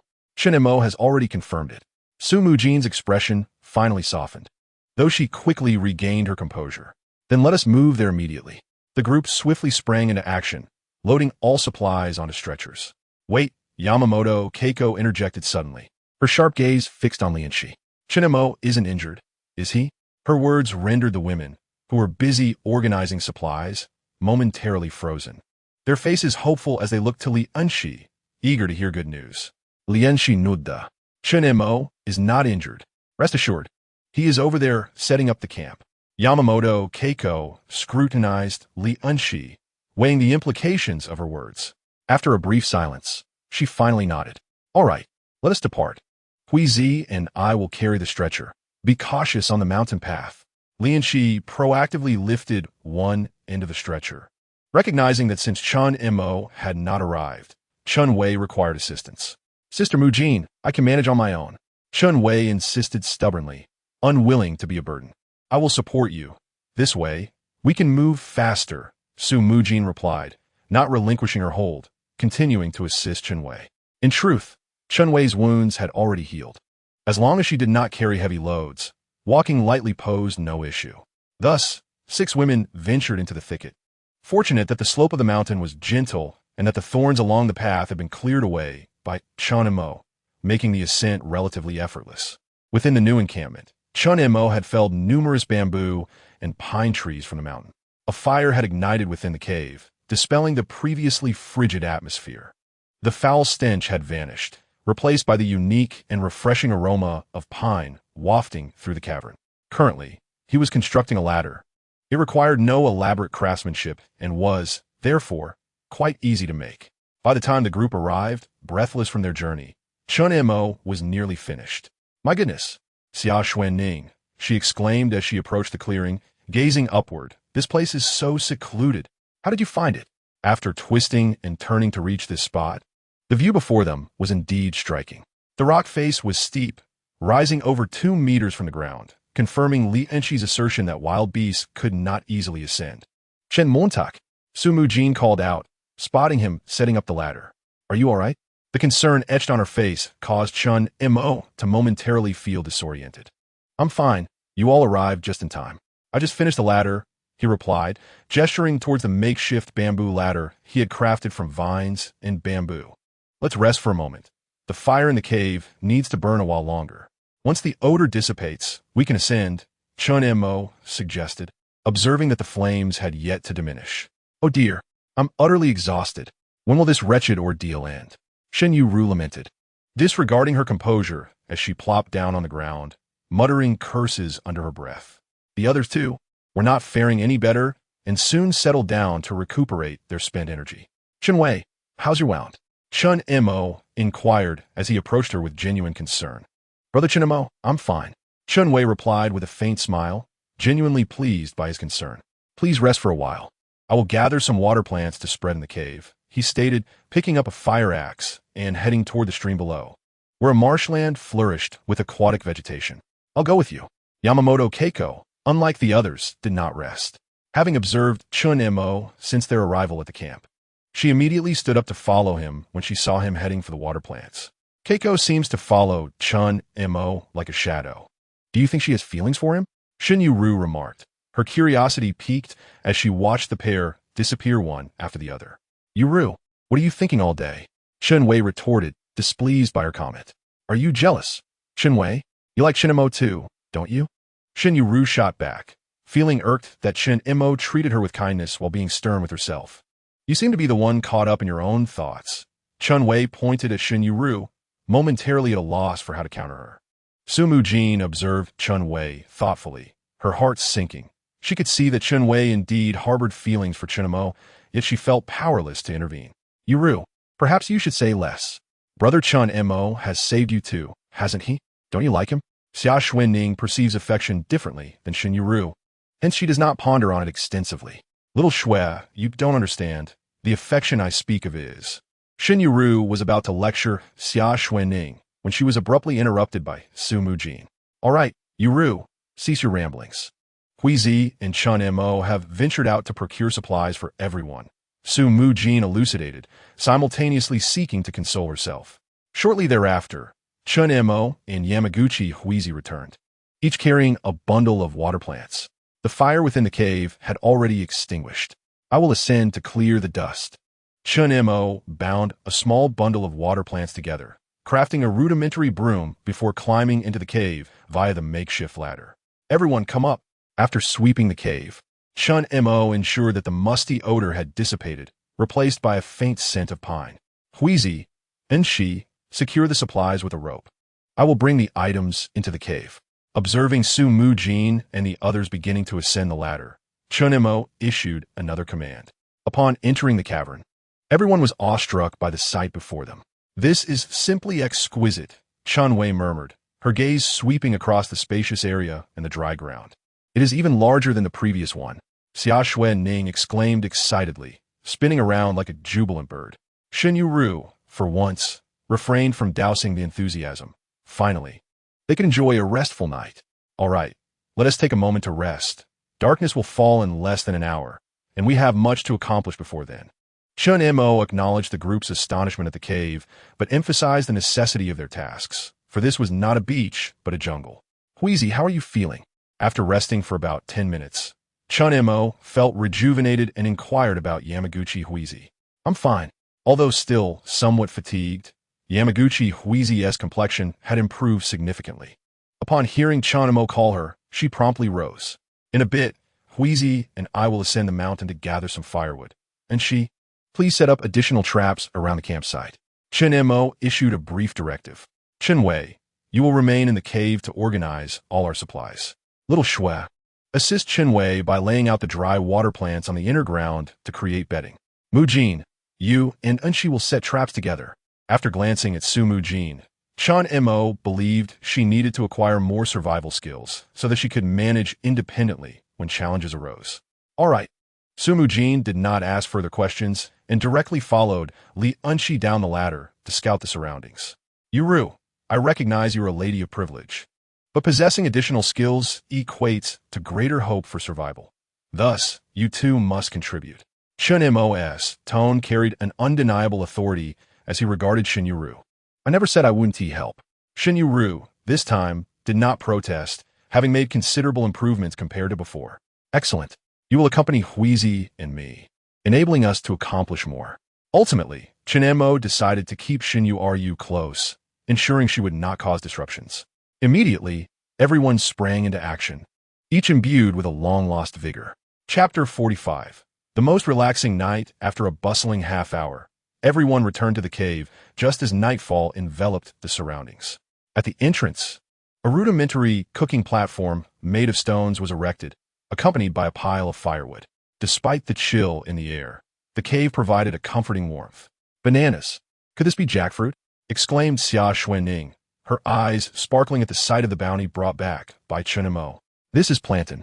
Its flavor is akin to bananas, but it is only delightful when roasted, remarked Yamaguchi Keiko, whose botanical expertise surpassed that of anyone present. And this is jackfruit. Why is it so enormous? Su Mujin inquired, gazing at the peculiar fruit resembling a Buddha's head. Although they all resided in the city and had tasted jackfruit before, witnessing its true form for the first time was a novelty. Indeed, this is jackfruit. Given the desolation of this place, its size surpasses what we are accustomed to. Unfortunately, we only managed to find these 2 ripe specimens before nightfall, Chen Mo explained, noting the eager expressions of his companions, who had longed for such treats. Keiko, I entrust this jackfruit to you. I shall prepare a pot of porridge with the plantains. And she, Mugung, you 2 are in charge of grilling the meat. Chen Mo assigned tasks after surveying the group. Without further ado, they set to work. As Yamaguchi Keiko began to peel the jackfruit, a distinctive aroma wafted through the air.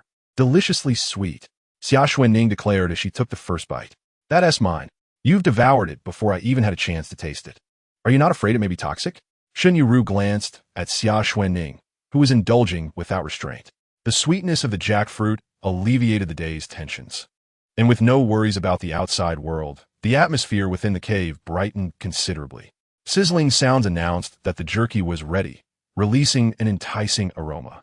Complemented by the fragrant porridge Chen Mo had prepared. Dinner is served, Xia Xuening joyfully proclaimed, embodying the spirit of a diligent hostess. The evening feast was notably more sumptuous than usual. In addition to the plantain soup, there was grilled meat and freshly harvested jackfruit. The group gathered around the campfire, relishing this rare and plentiful meal. This soup is exquisite, Xia Xuening exclaimed after tasting the plantain soup. I had no idea plantains could be made into soup. Chen Mo, you possess such knowledge. The grilled meat is exceptionally aromatic today, Shen Yueru complimented, a rare expression of approval gracing her features. Li Enxi chimed in with a smile. That's because Chen Wei gathered herbs today and added them to the grilled meat.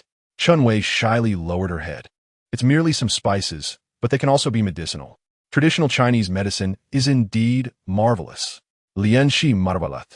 Absolutely. The richness of Chinese culture is profound. With thousands of years of civilization that remains unbroken, Shen Yueru spoke with newfound enthusiasm, exuding confidence as she discussed Chinese civilization. I never expected Miss Shen to be so knowledgeable, Li Enxi remarked, taken aback, having assumed she was merely a spoiled heiress. Do you truly think I lack education? I am, after all, a talented woman from Peking University, Shen Yueru replied, lifting her chin with a sense of pride.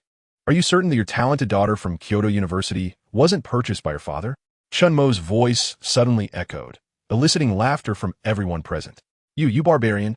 I earned my place through hard work and talent. Shen Yueru retorted, springing to her feet in indignation upon hearing Chen Mo's words. Chen Mo is just joking with you. Chen Wei interjected, playfully grabbing Shen Yueru, her face adorned with a smile. As night fully enveloped the surroundings, Chen Mo approached the cave's entrance, retrieving a cigarette and lighting it, quietly gazing at the starry sky. Soon, the 6 women gathered at the cave's mouth, leaning against one another as they sat together. Xiao Shui, weren't you supposed to toss away his cigarette? Why do you still have it? Shen Yueru questioned, casting her gaze towards the seated Xia Xuening, who appeared momentarily at a loss for words. I didn't let her throw it away. It's Chen Mo's personal possession, Chen Wei explained as she emerged, settling beside Chen Mo. Despite Chen Mo's smoking creating an empty space beside him, Chen Wei seemed entirely unbothered. If you toss my cigarette, I'll toss you out, Chen Mo declared, discarding the cigarette but in glancing at Shen Yueru, his tone devoid of emotion.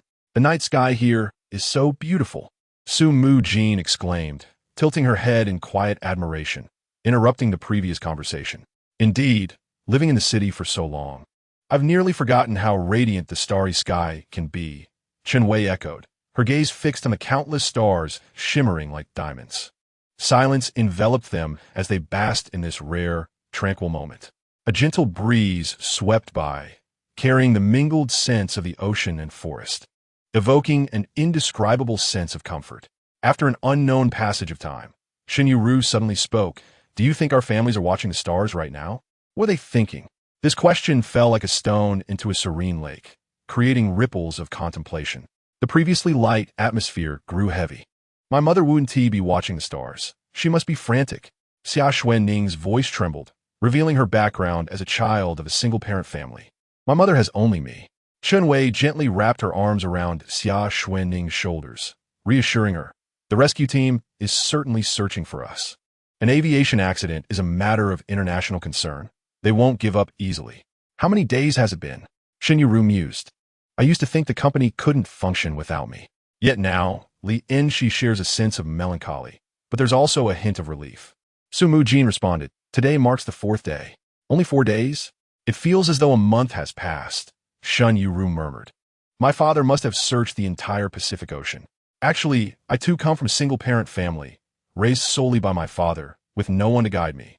Shen Yueru's voice grew somber, tears welling in her eyes. No one had anticipated that such a willful young lady also hailed from a single-parent household. Perhaps her defiance was a means of self-preservation. Su Mujin gently patted Shen Yueru's back, soothing her emotional turmoil. Keiko Yamaguchi remained silent, her fingers unconsciously tracing a small pendant hanging around her neck, the only personal item that the sea had not claimed. Do you know? Chen Mo's voice broke the silence. Steady and resonant. In life, apart from life and death, everything else is merely a scrape. Regardless of our location, as long as we comprehend the purpose of our existence, it suffices. Chen Mo was acutely aware of the collective despondency that enveloped everyone.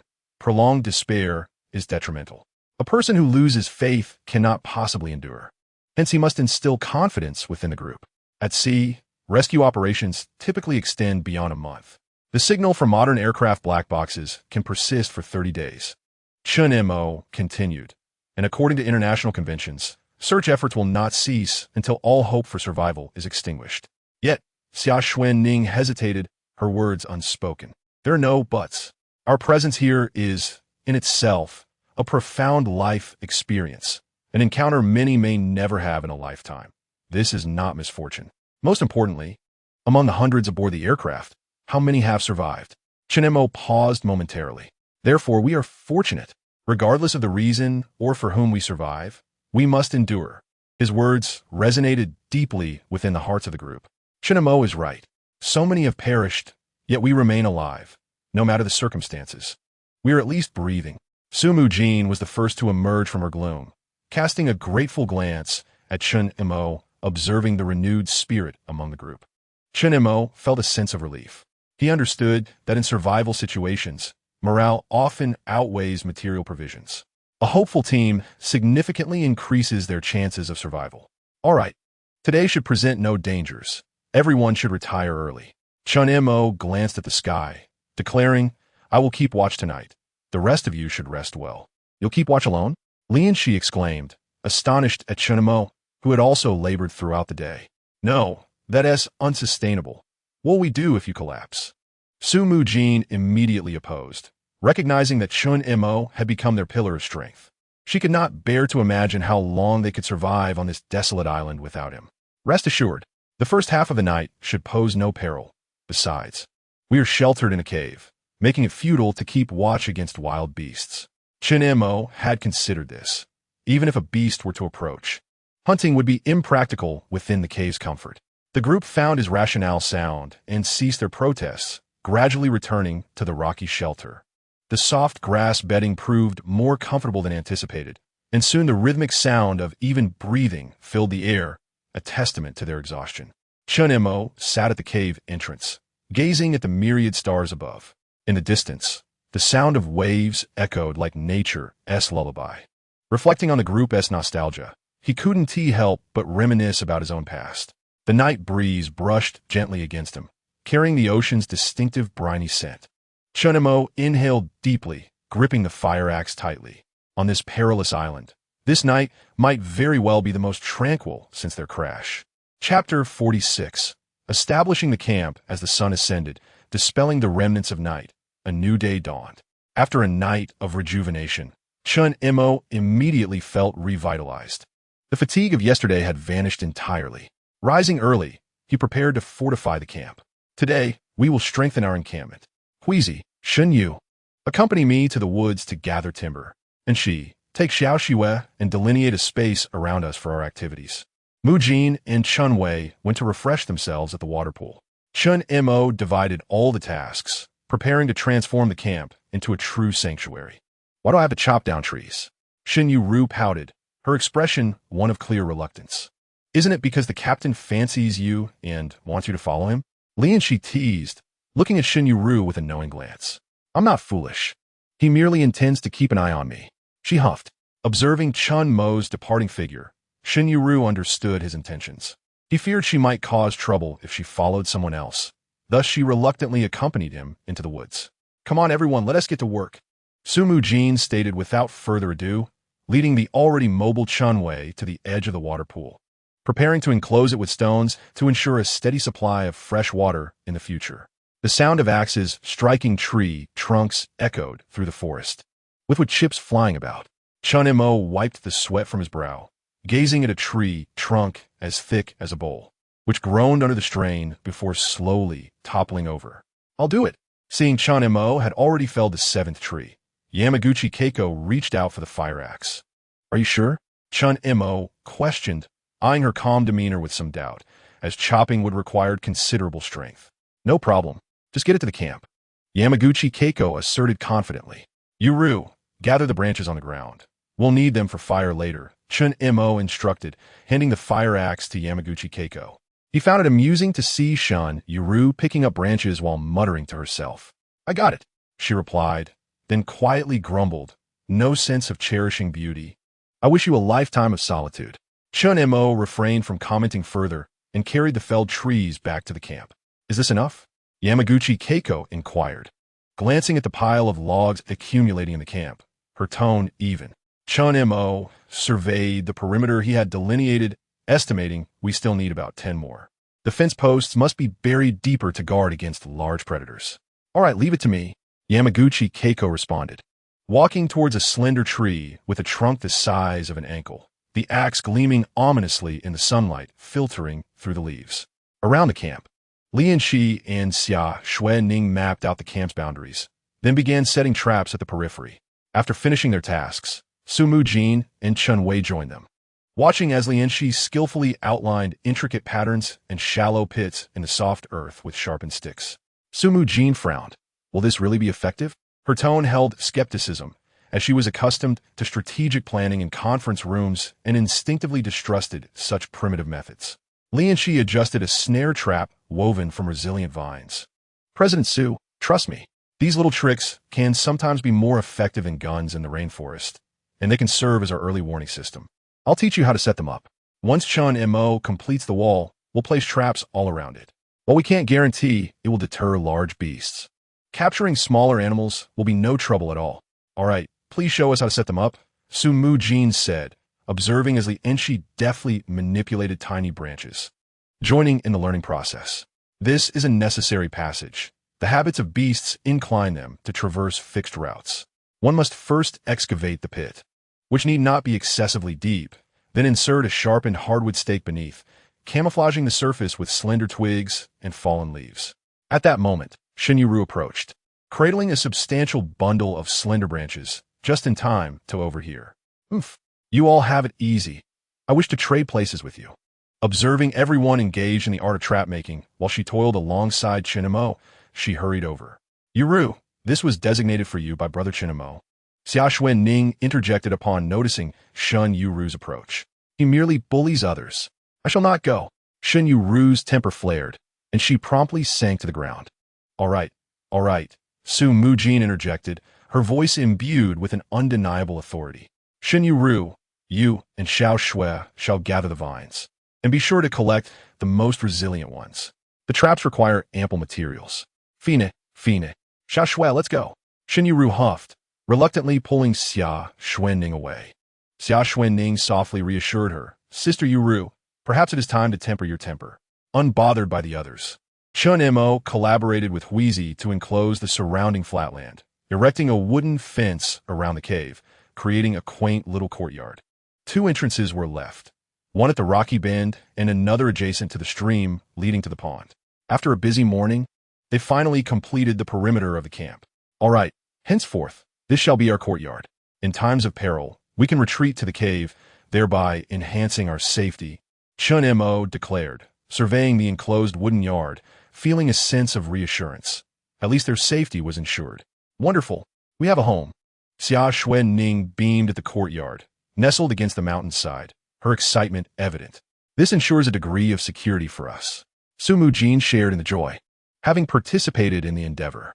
Glancing at the man before her, she pondered, could this be considered their home? I recall a tale from Huaxia about a land of peach blossoms. Could this be deemed a paradise? Li Enxi muset, rijalink hersutudis. Perhaps it could be. Chen Wei replied, casting a glance at Chen Mo standing nearby. Living here continuously would not be so bad. She bit her lip, her words carrying a hint of implication. Everyone meticulously inspected their surroundings, ensuring there were no vulnerabilities. I shall check the pond, Chen Mo stated, making his way to the pond adjacent to the cave. The pond had been fortified with stones by Su Mujin, and the water level was considerable. However, Chen Mo felt it insufficient, and after measuring, prepared to deepen it with a fire axe. Brother Chen Mo, why is there a pond if water flows from the cliff? Chen Wei approached, puzzled by his actions. Our food is scarce, and with the frequent rains, foraging becomes nearly impossible. Thus, I propose we create a pond to cultivate some sustenance, Chen Mo explained. Glancing at the sky, he was uncertain about the climate of this desolate island. If they encountered several days of incessant rain, the issue of food would become dire. Cultivating? Raising fish. Chen Wei suddenly grasped his intention. Indeed, if we can raise fish, then even during prolonged rainy spells, we need not worry about our food supply. Chen Wei suddenly felt a surge of excitement as she grasped the key to their situation. Who wants a fish? Shen Yueru, having arrived at the edge of the pond unbeknownst to anyone, inquired upon hearing the mention of fishing. At the confluence of the small stream, a waterhole had formed, inhabited by a fair number of freshwater fish. If they could catch some to place in the pond, it would ensure they wouldn't go hungry in case of inclement weather. Chen Mo wiped the sweat from his brow and continued his diligent work. Then let's go catch fish now. Xia Xuening chimed in, eager to experience the thrill of fishing. It's a futile endeavor in this wretched place. They would surely perish. Shen Yueru retorted dismissively. You don't understand. As long as they are in flowing water, they will survive. Chen Wei countered sharply, noticing Shen Yueru's attempt to undermine their enthusiasm. Chen Wei, Shen Yueru protested, but as she caught Chen Mo's disapproving glare, she swallowed the words that hung on her lips. So, shall we go catch fish now? Xia Xuening's enthusiasm was palpable as she looked expectantly at Chen Mo. You go find Enxi and weave a few fish baskets. I will prepare the pond and join you shortly, Chen Mo instructed, observing Xia Xuening's fervor while deepening the pond's depth. Chen Mo, I have checked. There are no leaks. Yamaguchi Keiko approached, her face betraying little fatigue despite a morning of toil. How many trees remain to be cut? Chen Mo inquired casually, his hand still at work. About 10 or so. Yamaguchi Keiko replied without hesitation. Let us construct a shelter near the cave entrance, by the rocks, Chen Mo suggested, pointing to a suitable location. Understood. Yamaguchi Keiko replied promptly, turning towards the vacant spot, demonstrating her strength in execution whenever Chen Mo provided direction. Yueru, assist Keiko. Chen Mo remarked coolly to the idle Shen Yueru after Yamaguchi Keiko had departed. You just enjoy picking on me, Shen Yueru lamented, having hoped to linger a little longer, but resigned herself to aiding Yamaguchi Keiko. As the sun dipped low, casting a molten gold hue over the camp, a fence made from stout wooden stakes began to take shape, offering a semblance of solid security despite its rudimentary appearance. Outside the fence, several cleverly disguised traps lay in wait, silently poised. The freshly dug fish pond now held a shallow layer of lively water, glimmering under the setting sun. Chen Mo, the fish baskets are ready. Li Enxi and Xia Xuening approached, both carrying 2 woven baskets. Excellent. Let us seize the opportunity before darkness falls and catch a few fish, Chen Mo said, accepting the baskets and noting their fine craftsmanship as he prepared to try his luck in the nearby stream. I want to go. Xia Xuening exclaimed, tugging at Chen Mo's shirt, her youthful face brimming with anticipation. I want to go too. Chen Wei and the others quickly gathered around, each eager to join, their faces alight with excitement. Though they had been on the deserted island for several days, they had not ventured beyond their camp, and the prospect of exploration filled them all with delight. Very well, let us all go together, But remember, if danger arises, make haste back to the camp. Chen Mo pondered, particularly influenced by Su Mujin's evident enthusiasm, and ultimately acquiesced. Rest assured, we know to return home when it rains. Shen Yu, with a face full of disdain, truly believed herself to be foolish. Sister Yu, is it not said that a naive wife is unaware of the rain when returning home? Do you aspire to be brother Chen Mo's wife? Xia Xuening observed Shen Yu with curiosity, causing her to blush. Chen Wei's leg injury had nearly healed, allowing her to walk without difficulty, and she wished to join the outing as well. To ensure everyone's safety, each person held a spear, while Yamaguchi Keiko and Li Enxi carried bows and arrows on their backs. If it weren't for the slight modernity of their attire, they could easily be mistaken for members of a primitive tribe. As they arrived at the little creek, Li Enxi suddenly burst into laughter. Sister Enxi, what are you laughing at? Chen Wei, who stood closest to her, inquired, puzzled by the mirth. Noticing everyone turning to look at her, Li Enxi stifled her laughter and remarked, "Have you not noticed? We resemble the tribal chief with his concubines out hunting." This elicited another round of laughter. Indeed, it bears a resemblance. Xia Xuening glanced at the group, and it was true. The others felt their faces flush with embarrassment. "All right, let us catch some fish. Stay safe." Chen Mo sighed, exasperated. These women seemed to forget they were on a deserted island, not on a vacation. The so-called creek was merely a pit formed by erosion, roughly 10 meters in diameter, with a riverbed of smooth pebbles that had been worn down over the years. Freshwater fish swam languidly on the surface, seemingly unafraid of the human's presence. Chen Mo surveyed the surroundings for any threats and, finding none, stepped into the water, which was refreshingly cool, only reaching his waist at its deepest point. "Can we join you?" Xia Xuening watched Chen Mo as he ventured into the water, eager to follow suit. "Everyone come on in. Heard the fish that way." Chen Mo nodded in agreement, and at that command, everyone eagerly entered the water. Through their combined efforts, they managed to catch a dozen fish, each weighing over a pound, marking a successful return. Chapter 47. Crisis and happiness in the center of the camp. A fire crackled to life, and on a stone-built hearth, a simple pot simmered with fish soup and wild vegetables, filling the air with a delightful aroma. The weariness of the day seemed to dissipate in the warmth of the flames. "Brother Chen Mo, will we be able to cook outside from now on?" Xia Xuening asked, her curiosity piqued.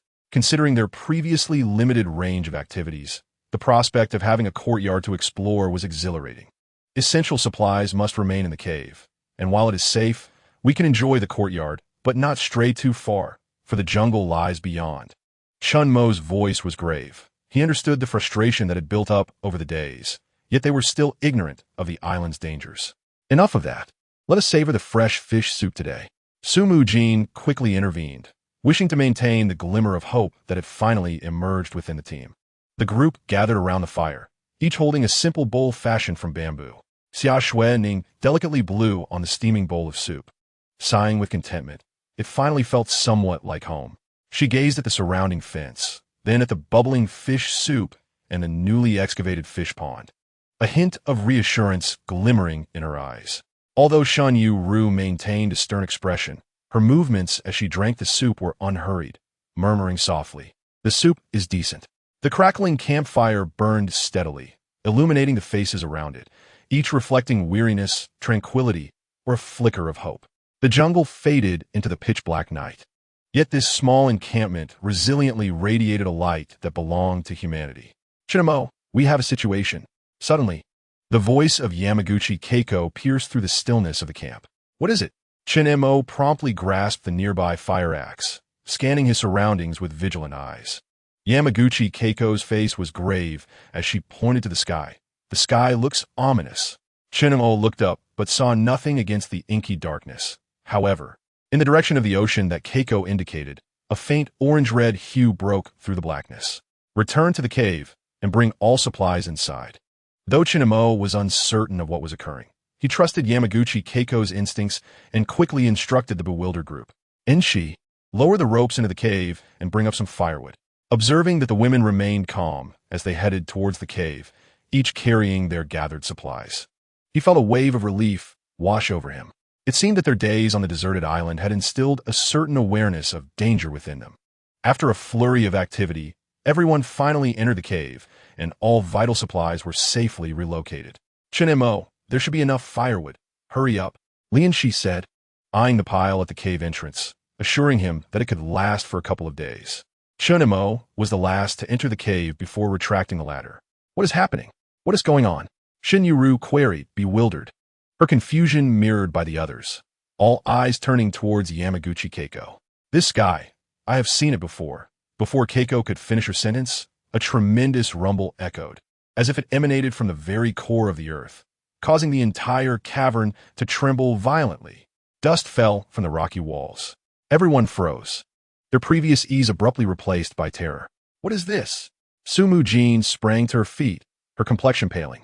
Almost immediately, an even louder thunderclap rent the night sky, a blinding flash illuminating the frenzied shadows of trees outside the cave.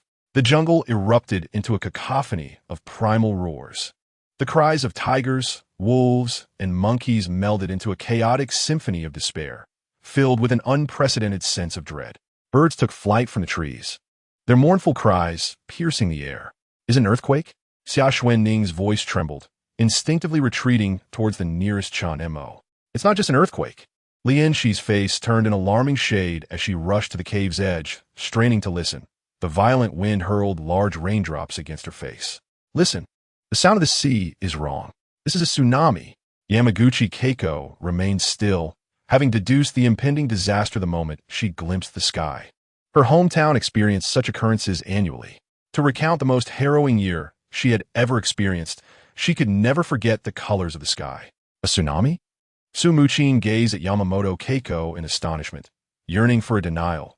Yet to her dismay, Yamamoto merely nodded coldly. Yes, it is a tsunami. Yamamoto's voice, as if tempered by ice, was exceptionally clear and composed. Her gaze swept sharply across the pitch-black curtain of rain outside the cave, a tsunami triggered by an undersea earthquake.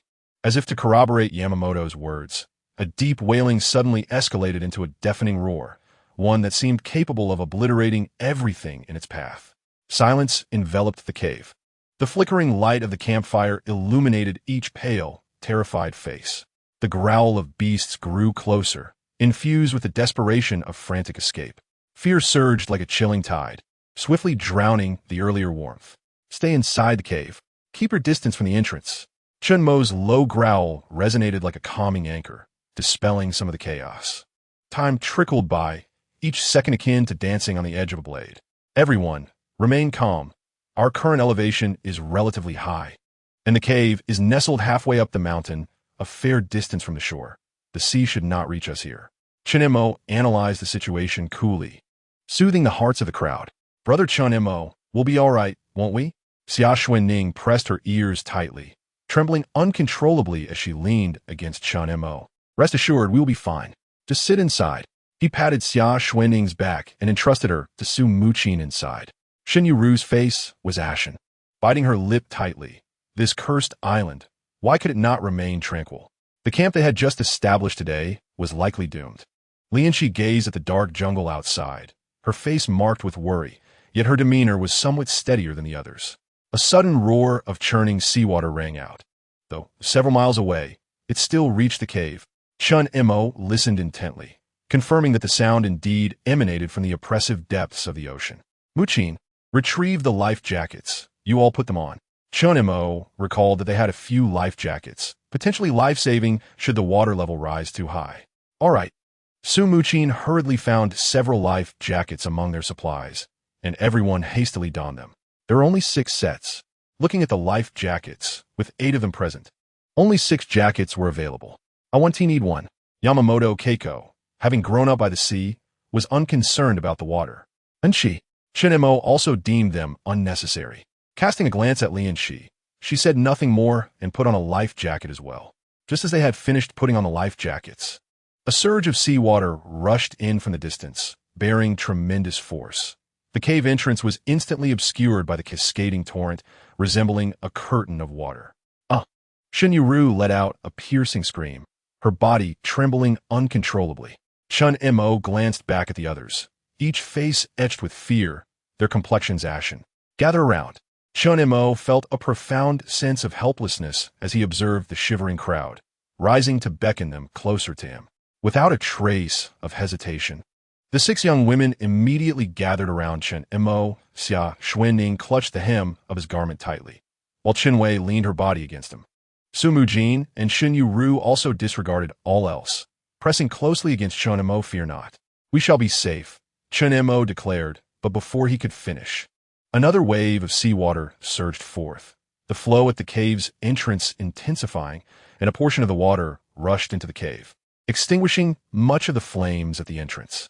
We will certainly be fine, Su Mujin echoed, her voice resolute. Chen Mo will protect us. In that moment, their dependence on him reached its zenith. As the water flow gradually diminished, it eventually reduced to a gentle drip, and they all peered outside, observing that the seawater had merely inundated their courtyard, leaving a considerable distance from the cave's entrance. It has passed for now. Chen Mo's voice bore an imperceptible rasp. Everyone, please take a seat. He beckoned, stepping away to the fire, adding some dry twigs, causing the flames to grow larger and dispelling the chill in the air. Suddenly, a thunderous crack of lightning reverberated, shaking the surroundings as torrential rain poured down, once again obscuring the cave's entrance with cascading water. Yet this time, the ground remained still. The stagnant air within the cave began to thaw, heavy breaths rising and falling in unison. The tsunami must have subsided. Yamaguchi Keiko's voice broke the silence as she settled beside Chen Mo. You scare me half to death. Xia Xuening slumped onto the grass mat, her voice tinged with the relief of surviving a calamity. Oh heavens, I shall surely engage in more charity upon my return. Shen Yueru murmured as she too sank down, lost in thought. Su Mujin, her taut nerves finally unwinding, was enveloped by an overwhelming sense of fatigue. Once the tension eased, drowsiness surged forth. Chen Mo. Chen Wei was the first to speak, shifting her grass mat closer to Chen Mo. I'm too afraid to sleep. Her eyes radiated trust and reliance, as if proximity to him could dispel the lingering fear. No, Xia Xuening. Upon witnessing Chen Wei's action, sprang up like a startled rabbit, clutching her pillow and rushing over, elbowing Chen Wei aside. Chen Montake. I'm scared. The thunder was so loud, and the beasts howled ferociously. May I sleep beside you? Rest assured, I am a very honest sleeper. Sumuyin sublifuruit herburuth. Observing the actions of Chen Wei and Xia Xuening, an inexplicable discomfort surged within her. Shen Yueru scoffed, crossing her arms. Childish. Chen Montak, you must sleep on my side tonight. She pointed to a deliberately vacated space beside her mat. I'm afraid of thunder. My father would always comfort me in such times. Chapter 48. The draw of lots. Shen Yueru's declaration immediately drew the attention of all, questioning the sudden vulnerability of this headstrong heiress. Chen Mo is not your father. Li Enxi shot a glance at Shen Yueru. Tonight, Chen Mo is mine. I shall keep vigil with him. With that, she positioned herself beside Chen Mo on the opposite side. Chen Mo, initially poised to light a cigarette, found himself momentarily bewildered. What was happening? He could understand Chen Wei's fear. But what was this peculiar arrangement of sleeping together? Li Enxi, how can you speak like that? Chen Mo is the captain for all of us. When did he become solely yours?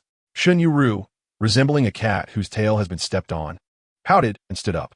To avert any unforeseen circumstances, Enxi and I should position ourselves on either side of him to ensure a prompt response.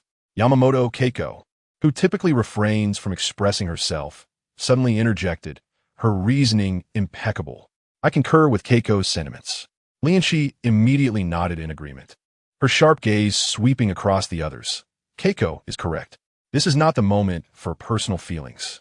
To be near Chen Mo is for the safety of the entire camp. No. Shen Yueru promptly approached Chen Mo, asserting Chen Mo is Mujin's person.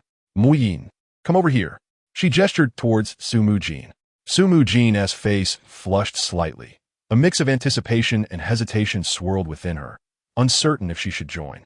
Chen Mo remained seated, an unsettling, tingling sensation prickling at his scalp. 6 women, 6 pairs of eyes, some pleading, some assertive, others dependent, calm, or commanding, were all fixated upon him. He felt more challenged than when confronted by the threat of a tsunami. I was the first to speak, Chen Wei exclaimed, feeling herself nearly pushed out of the circle. Chen Mo always ends up sleeping next to you. It absolutely cannot happen today.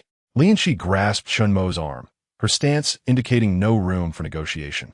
Indeed, Chen Wei, you are out.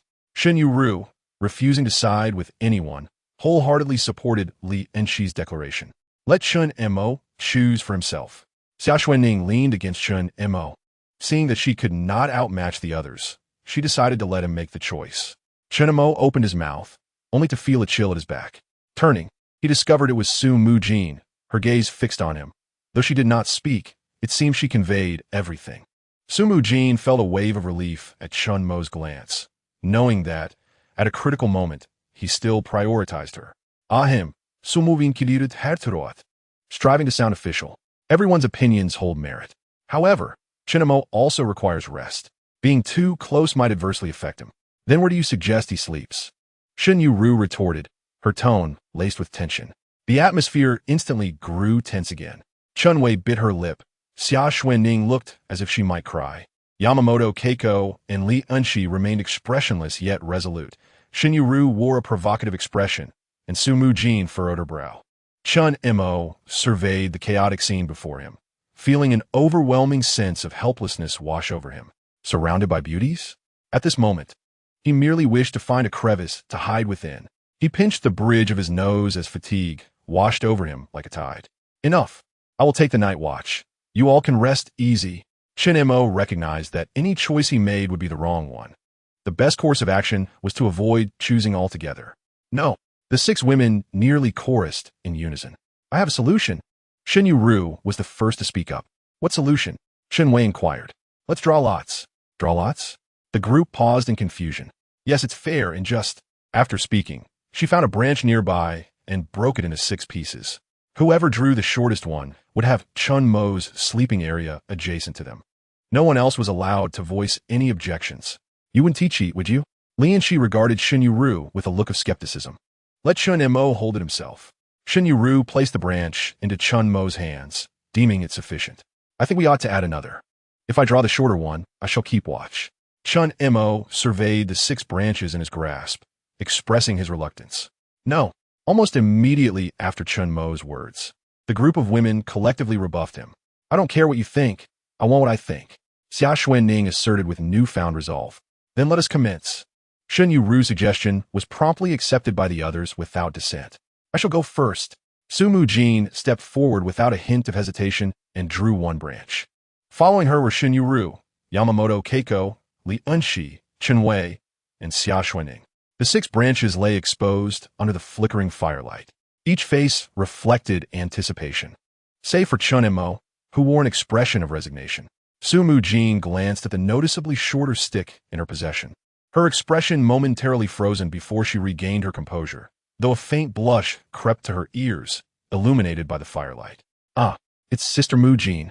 Xia Xuening exclaimed in disappointment, her expression falling despondently. Chen Wei let out a soft sigh, her eyes betraying her dismay. Shen Yueru rolled her eyes, muttering, humph. Consider yourself fortunate. Keiko and Li Enxi exchanged glances, remaining silent as they discreetly tucked away their long sticks. Chen Mo observed the outcome, uncertain whether to feel relieved or to be overwhelmed by other emotions. You should go to sleep. I will keep watch. Chen Mo glanced at Su Mujin, but refrained from approaching her, recognizing that her drawing the short stick was for the best, and thus he chose to withdraw. No, a wager is a wager. To Chen Mo's surprise, the 6 women promptly rejected his statement. With such heavy rain tonight, there is no danger. There is no need to keep watch, Li Enxi remarked earnestly as she peered outside. Su Mujin said little, quietly organizing her bedding with movements noticeably slowed. Chen Mo noted that beside Su Mujin, there was an empty space with approximately an arm's length between them, the air thick with an unspoken tension. Yay, Brother Chen Mo, you should sleep in the middle. Xia Xuening exclaimed as she noticed Chen Mo remaining still. She eagerly approached, grasping his arm and pointing to his designated spot, which had been usurped by her near the rock wall. Consequently, Chen Mo found himself sandwiched between Su Mujin and Xia Xuening. Feeling awkward, he glanced at Su Mujin, who remained silent, while the others settled down to sleep. Reluctantly, Chen Mo lay down in the designated spot. Su Mujin's back turned to him, while Xia Xuening continued to clutch his arm. The cave quickly fell into silence, the only sounds being the relentless patter of rain outside and the crackling of the campfire. A burgeoning crisis of affection born from natural calamity had, for the moment, resolved in such a dramatic fashion.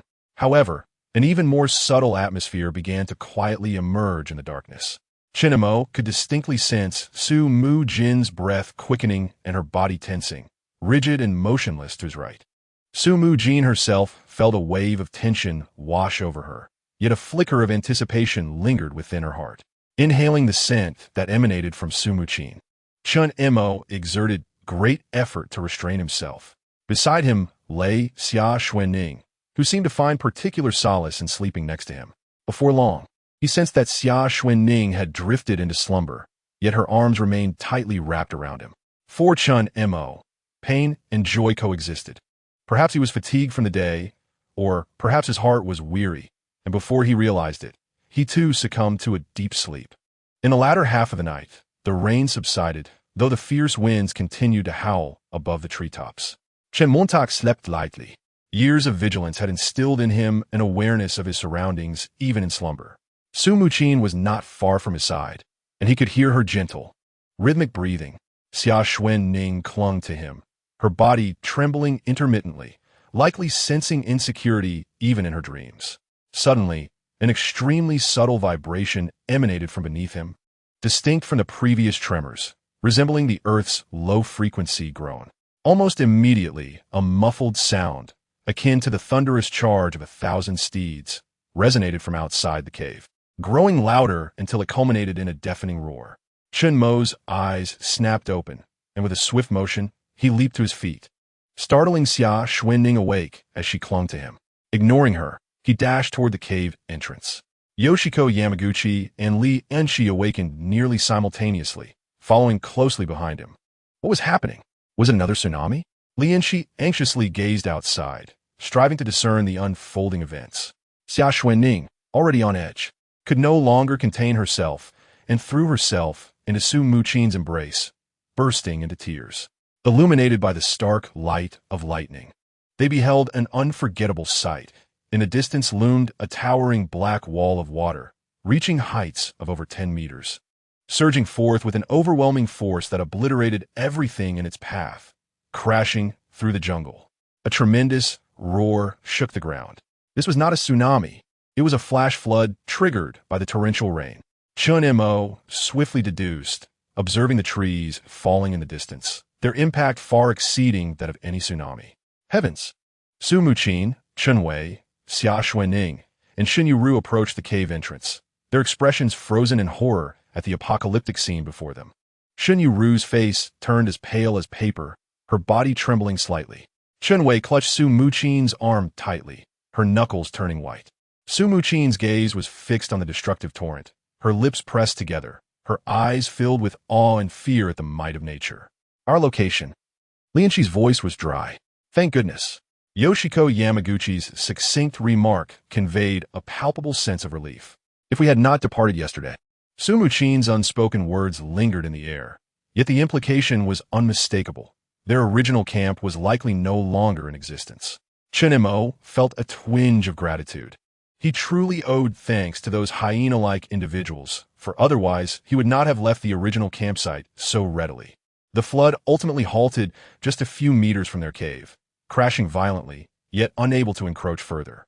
A profound sense of relief washed over them all, enveloping them in a moment of survival. "We are safe here," came the reassuring words.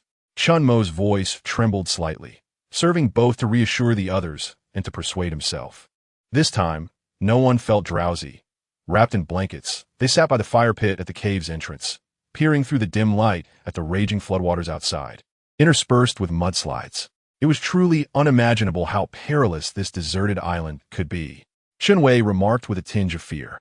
Previously, she had only heard about mudslides through the news, never anticipating how terrifying they could be. Su Mujin gazed at the scene outside, experiencing such an environment for the first time. In truth, this was not even the most horrifying. The tsunami that struck Japan was infinitely more terrifying. Yamaguchi Keiko recalled that fateful time, still feeling a lingering dread. Chapter 49. A new challenge. The torrential rain and mudslides persisted until dawn, gradually subsiding as the first light of day broke through the horizon. When the sky finally began to show a faint grayish hue, the calamity that had ravaged throughout the night seemed to have passed. After a night of turmoil, let's prepare some breakfast. Chen Mo observed the somber expressions on everyone's faces and turned to Su Mujin. I'll take care of it. Chen Wei volunteered to undertake the task of cooking. How much food do we have left? Chen Mo inquired softly, not having anticipated the tsunami's sudden arrival, which had disrupted his original plans, forcing him to consider their food supply. However, as he surveyed the damp and muddy ground outside, he realized that hunting for game would be exceedingly difficult. There are plenty of bananas and jackfruits. Su Mujin glanced at the shelf on the right, hesitating to speak further. We only have about 10 pounds of jerky left. If we ration it, it should last us for another 2 days. She finally revealed the current situation. We were hoping the traps would catch some game. But now they are likely all destroyed. Li Enxi sighed, recalling the traps he had painstakingly set up the day before, feeling a bit disheartened. I will find a solution for the food situation. Everyone need not worry. Chen Mo rallied his spirits, realizing he had to contemplate how to tackle their dining dilemma. Breakfast felt somewhat stifled. No one spoke, as the idyllic life they had envisioned was shattered by the unexpected tsunami. I'll go take a look. Chen Mo hastily consumed a small amount of food, lacking appetite, and lowered the ladder to descend to the ground. Thud! Chen Mo's feet hit the ground, sinking into the mud, which engulfed his ankles. I'll come with you. Yamaguchi Keiko, seeing Chen Mo on the ground, followed him down the ladder. The sight before them was shocking. The camp's perimeter, where they had toiled to build a fence, had a section toppled by the fierce winds, though the main structure remained relatively intact. Further away, the low-lying areas had transformed entirely into a murky swamp, littered with debris. Broken trees lay haphazardly, their branches laden with mud and shattered seaweed, while the air was thick with the pungent odors of the sea, mud, and decaying vegetation. Everyone else should stay up top. The mud is too deep outside. Let me assess the situation before we proceed. Chen Mo cautioned Yamaguchi Keiko, offering a word of advice to the others. Chen Mo cautiously surveyed his surroundings, with Keiko Yamaguchi closely trailing behind him, her vigilant gaze sweeping the area.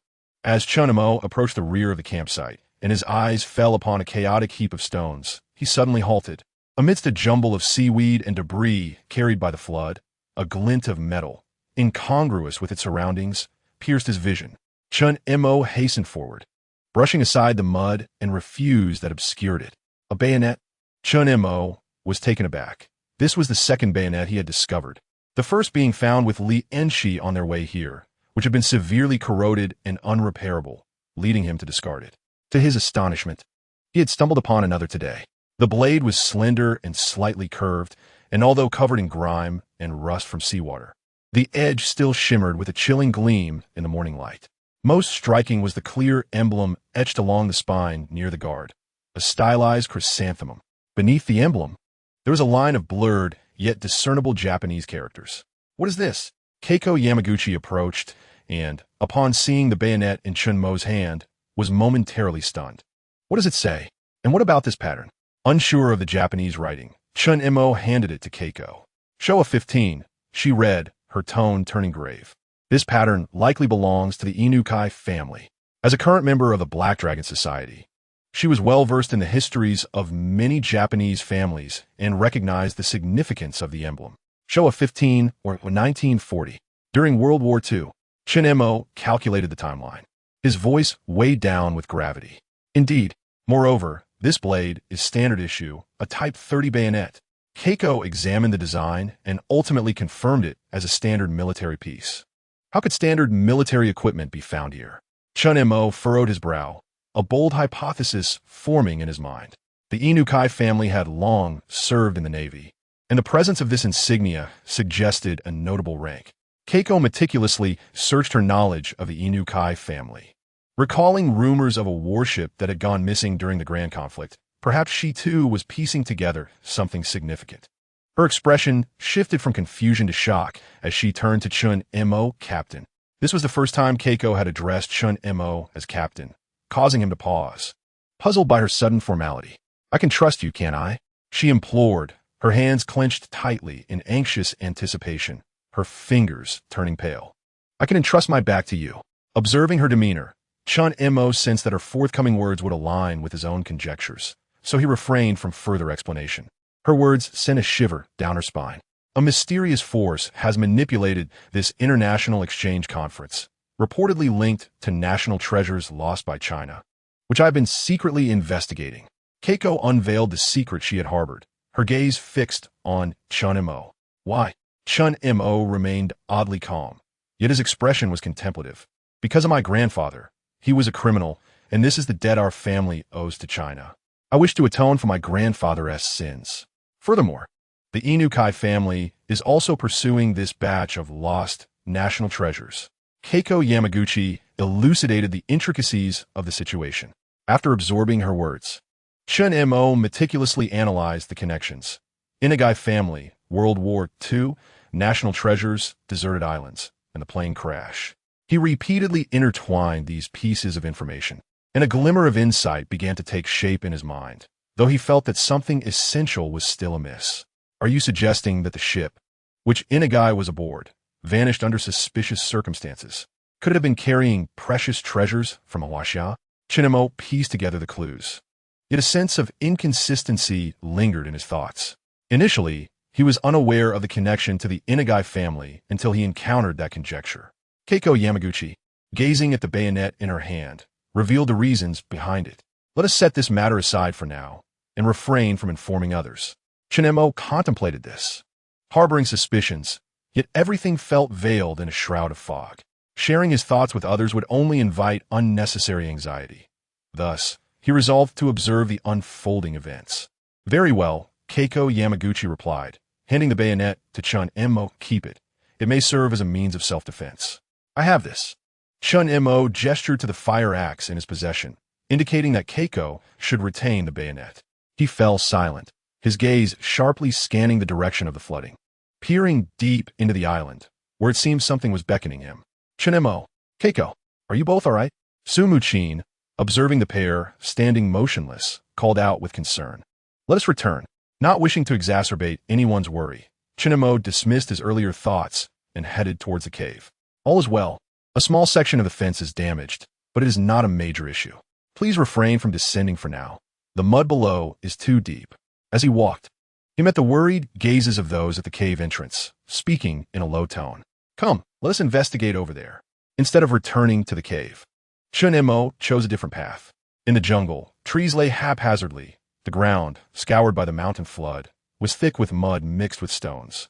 In this treacherous terrain, several individuals were struggling to navigate their way. Damn it, what a stroke of bad luck. What kind of cursed place is this wretched island?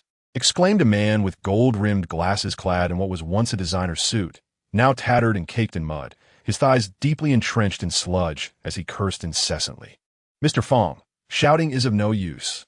We should be grateful to be alive. Interjected a rotund, middle-aged man, balding, adorned with an expensive watch, speaking with a southern accent. Mr. Wang, my surname is Huang. How many times must I tell you? The bespectacled man retorted loudly. All right, Mr. Fong, I understand. We have no idea where the flood has swept us, but I suspect those old geezers are probably washed away. The middle-aged man, Mr. Huang, remarked with a wicked glee as he struggled onward. They got what they deserved, those greedy fools. Mr. Huang spat bitterly. Damn it, it's a pity about that girl. With no women on this deserted island, how will we get by? Gentlemen, as long as we are alive, we can always capture a few more later. At this moment, one of the tall and lean men among the four spoke obsequiously, appearing quite disheveled, clad in a shirt missing one sleeve. Over there, it seems someone is approaching. The last man maintained a vigilant gaze around him. Dressed in an imposing black suit, his robust physique suggested he was a bodyguard. Zhao Gang, are you certain? Wang, with a glimmer of excitement in his eyes, turned to the man behind him, who was called Zhao Gang, and inquired eagerly. Absolutely, Zhao Gang replied, maintaining his composure. Lead the way. Wang gestured for Zhao Gang to proceed ahead. Within the camp, Chen Mo and Yamaguchi Keiko were surveying their surroundings. Chen Mo, over here. Yamaguchi Keiko called out loudly from outside the enclosure. Approaching her side, Chen Mo noticed numerous fish and shrimp scattered on the ground, along with 2 sizable sea turtles, likely washed ashore by the tsunami, now lying in the muddy water. With these, our provisions can last for another 2 days, Chen Mo remarked, retrieving a basket woven by Li Enxi to collect the bounty. Let's go back. After tidying up, Chen Mo assessed the area for any immediate threats and returned to the cave with Yamaguchi Keiko. Wow, so much seafood! Xia Xuening exclaimed upon seeing the contents of the basket, her face lighting up with a smile. With these, we can endure for another 2 days. Su Mujin observed the haul in the bamboo basket, feeling a sense of relief. There were likely more items washed ashore, yet considering the muddy terrain, venturing far seemed inadvisable, though food outside should not be scarce. Chen Mo felt considerably at ease. For the moment, food was no longer a concern. Thus, all seemed manageable. Someone is coming. Li Enxi's voice suddenly broke the tranquility, causing everyone in the cave to freeze mid-action. Chen Mo, unable to change his attire in time, rushed to the entrance, following the direction Li Enxi pointed. Chapter 50. The Greed of Humanity at the Muddy Edge of the Jungle. Four exceedingly disheveled figures were laboriously making their way toward the cave, identifying themselves as Wang, Huang, Zhao Gang, and another man. It's Wang Jianshu. Shen Yueru leaned in for a closer look, wrinkling her nose in disdain. Those two seem familiar. If they're still alive? Su Mujin approached as well, her expression cooling upon recognizing the figures. That's Wang Jianshu, chairman of Homely Group. The other appears to be from Huang's group. It's him, the one who attempted to seduce my aunt. Shen Yueru recalled Huang Jian's past, her brow furrowing in disapproval. Do you know them? Li Enxi asked, glancing at Su Mujin and Shen Yueru. Those two scoundrels are nothing but trouble. Mujin, it seems Wang Jianshu has pursued you before. Shen Yueru recalled something and looked at Su Mujin inquisitively. Upon hearing Shen Yueru's words, Su Mujin glanced at Chen Mo, noticing his indifference, and replied with distaste. That was a rumor he spread himself. We did collaborate once, but I soon realized his character was lacking, so I ended it.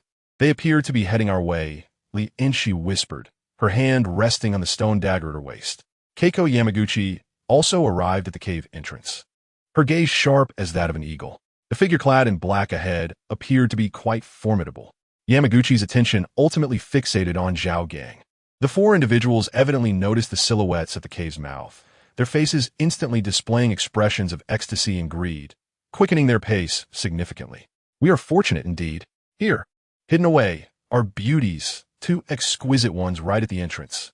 Wang Jianshu wore a lewd grin while observing Li Enxi and Keiko Yamaguchi at the cave's mouth. Hey, you up there?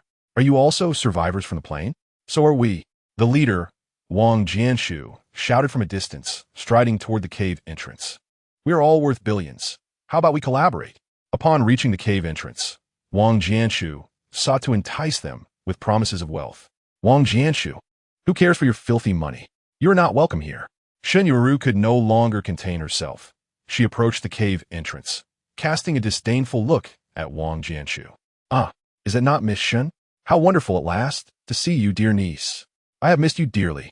Back in the day, your father and I shared a bond of profound respect. Huang Jian's eyes lit up at the sight of Shen Yueru, and he was on the verge of tears, nearly sobbing. Huang Jian, you lecherous old man, trying to seduce your sister-in-law. Who is your niece? I am your aunt. Shen Yueru did not hold back in her rebuke, immediately scolding Huang Jian upon witnessing his pretentious demeanor. Miss Shen, do calm down. Let us discuss this once we ascend. We can take our time. Wang Jianshu interjected, sensing Huang Jian was about to erupt, attempting to placate him while simultaneously flattering Shen Yueru. Mr. Huang, spare yourselves the effort. You are not welcome here. Su Mujin approached the cave entrance, her expression radiating a clear message of rejection. Ah, I wondered why I drifted to this place. Mr. Su, you are here too. Mr. Su, Miss Shen. Truly, the heavens have opened their eyes. I never expected you both to have survived and discovered such a splendid location. Ah, it seems we have found our organization. Wang Jianshu feigned a pitiful demeanor, akin to a child who has found his mother. Are you sure these two are in charge? They seem more like a pair of clowns. Chen Wei observed their antics, and the previously tense atmosphere dissipated in their presence. Do not underestimate these two. They are cunning and ruthless. Su Mujin was well aware of their backgrounds, recognizing that they were far more formidable than they appeared. Indeed, like a trax-like.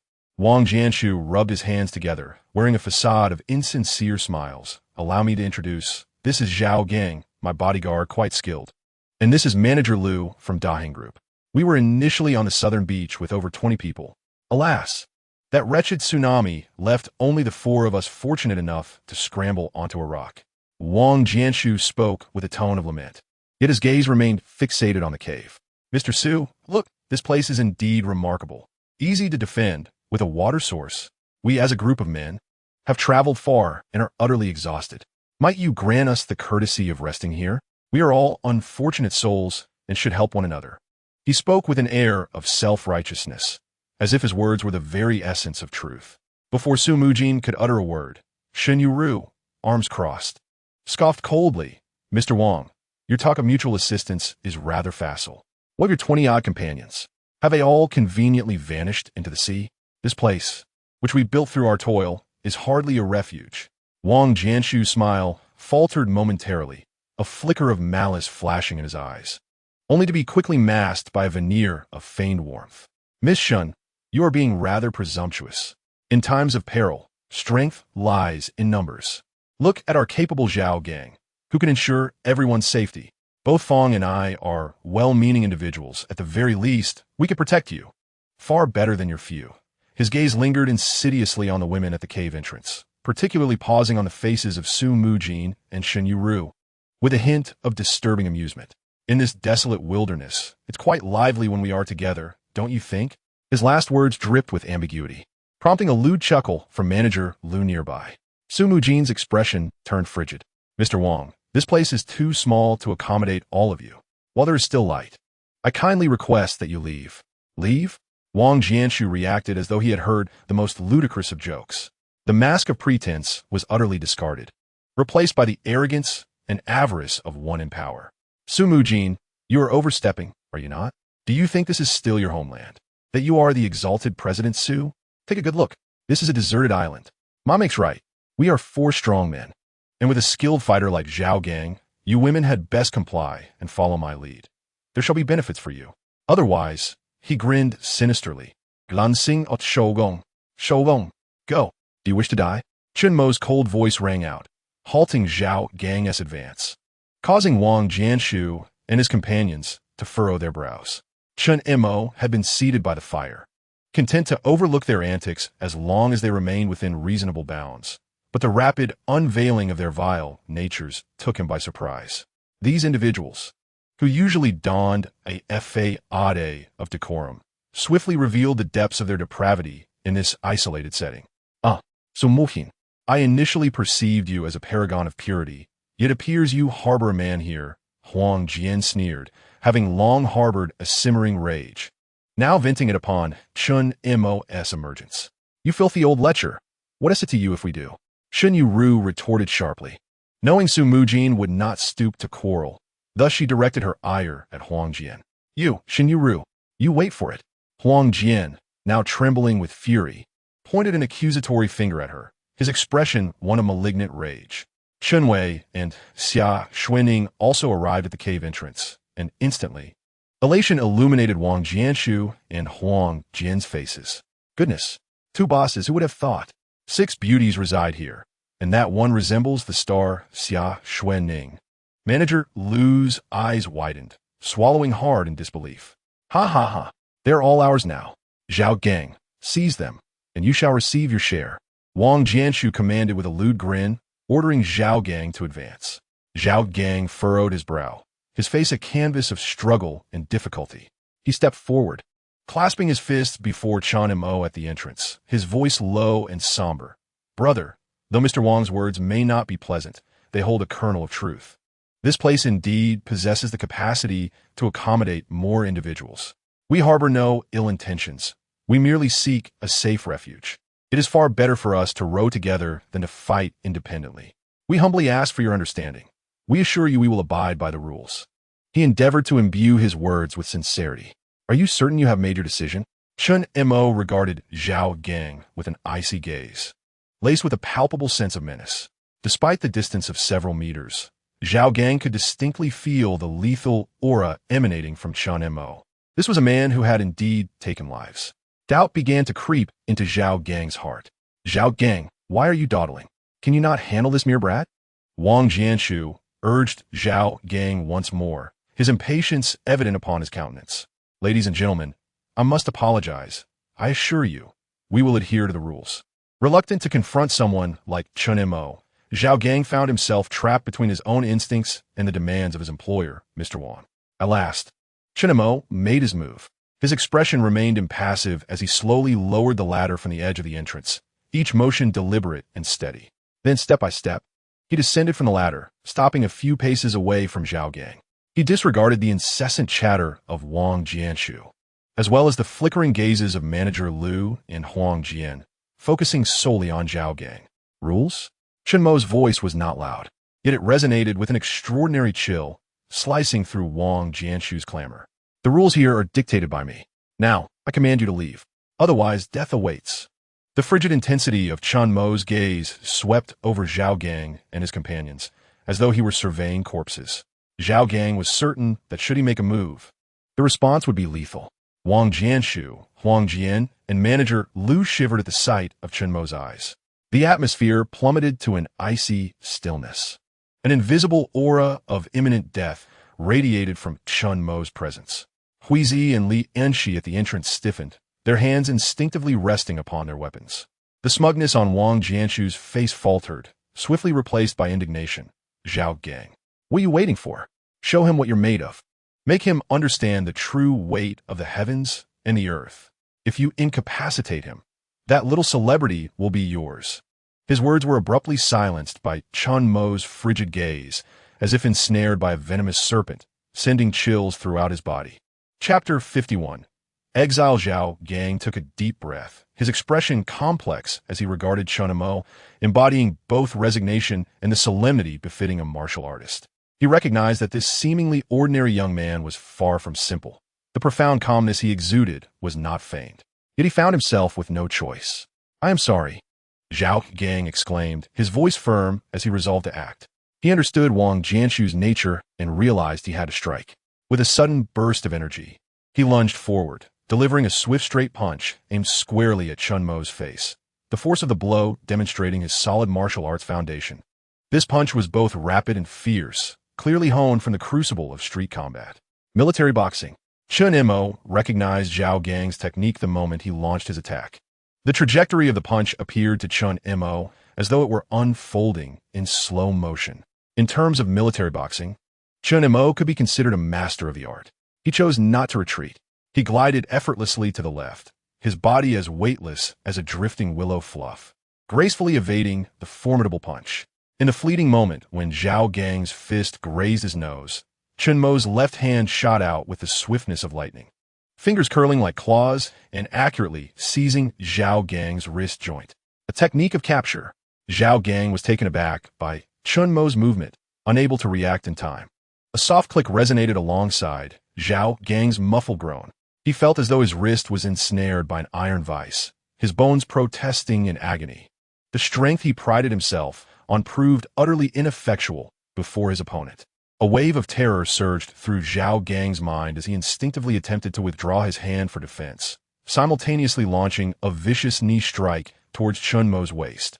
Chen Mo's gaze remained utterly unperturbed, with a sudden downward pressure and twist of the left hand gripping Zhao Gang's wrist. His right leg snapped out like a steel whip, striking with pinpoint accuracy against Zhao Gang's other calf.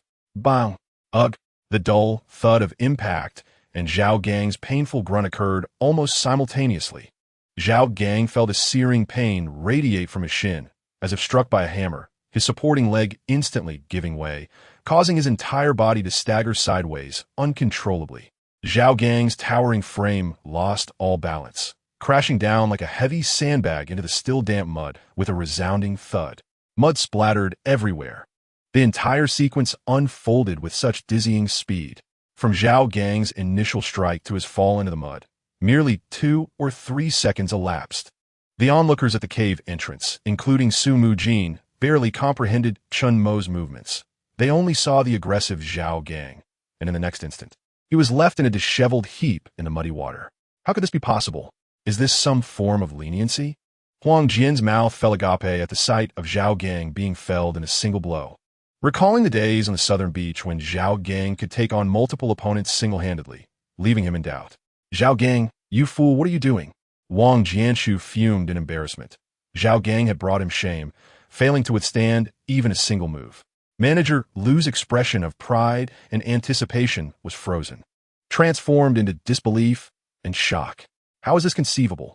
Struggling to rise from the mud, Zhao Gang's face smeared with filth, his eyes filled with astonishment, humiliation, and a hint of confusion.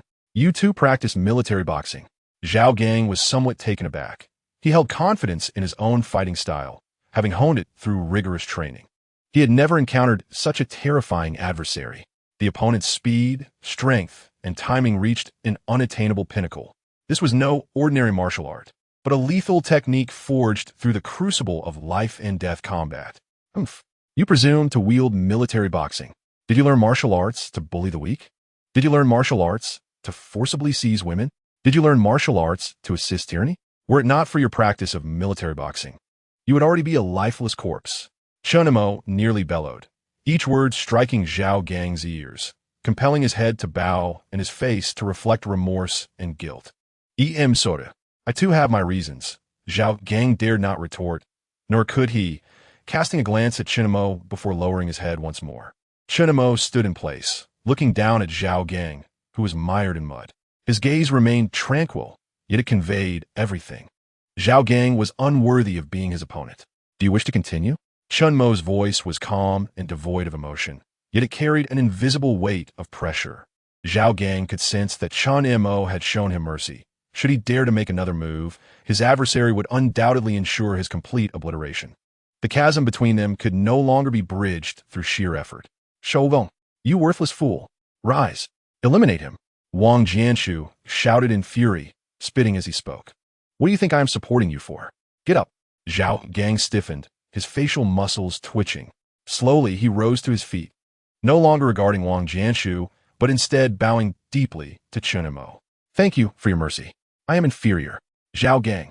Wang Jianshu continued to curse, but was silenced by Chen Mo's icy glare, as if he were a duck whose neck had been grasped. His voice abruptly cut off, leaving only fear in its wake.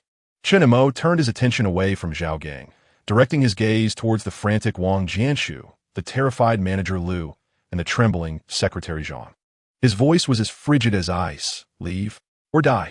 Chen Mo's words bore an undeniable aura of lethal intent. Wang Jianshu felt a chill run down his spine under that gaze, instinctively taking a step back, his voice trembling as he pointed at Chen Mo. Why you wait? This is not over. We're leaving. He dared not linger any longer, fearing that the harbinger of doom might indeed take action, and he turned to flee, splashing through the mud without a care. Zhao Gang cast a deep glance at Chen Mo before raising his eyes to the various women at the cave's entrance. His expression one of complex ambiguity. He uttered nothing and silently turned to follow the retreating figures of Wang Jianshu and the others, his silhouette appearing particularly forlorn at the edge of the muddy jungle. It was only when the four of them had completely vanished from sight that the tense atmosphere at the cave entrance began to ease. Bah, scum! Shen Yueru spat towards the direction they had disappeared. That Zhao Gang seems somewhat different, said Yamaguchi Keiko in a hushed tone. He will inevitably perish at Wang Jianshu's hands. Shen Yueru snorted coldly, fully aware of the despicable nature of such hypocritical individuals. Someone observed Chen Mo returning, her expression complex. Are you all right?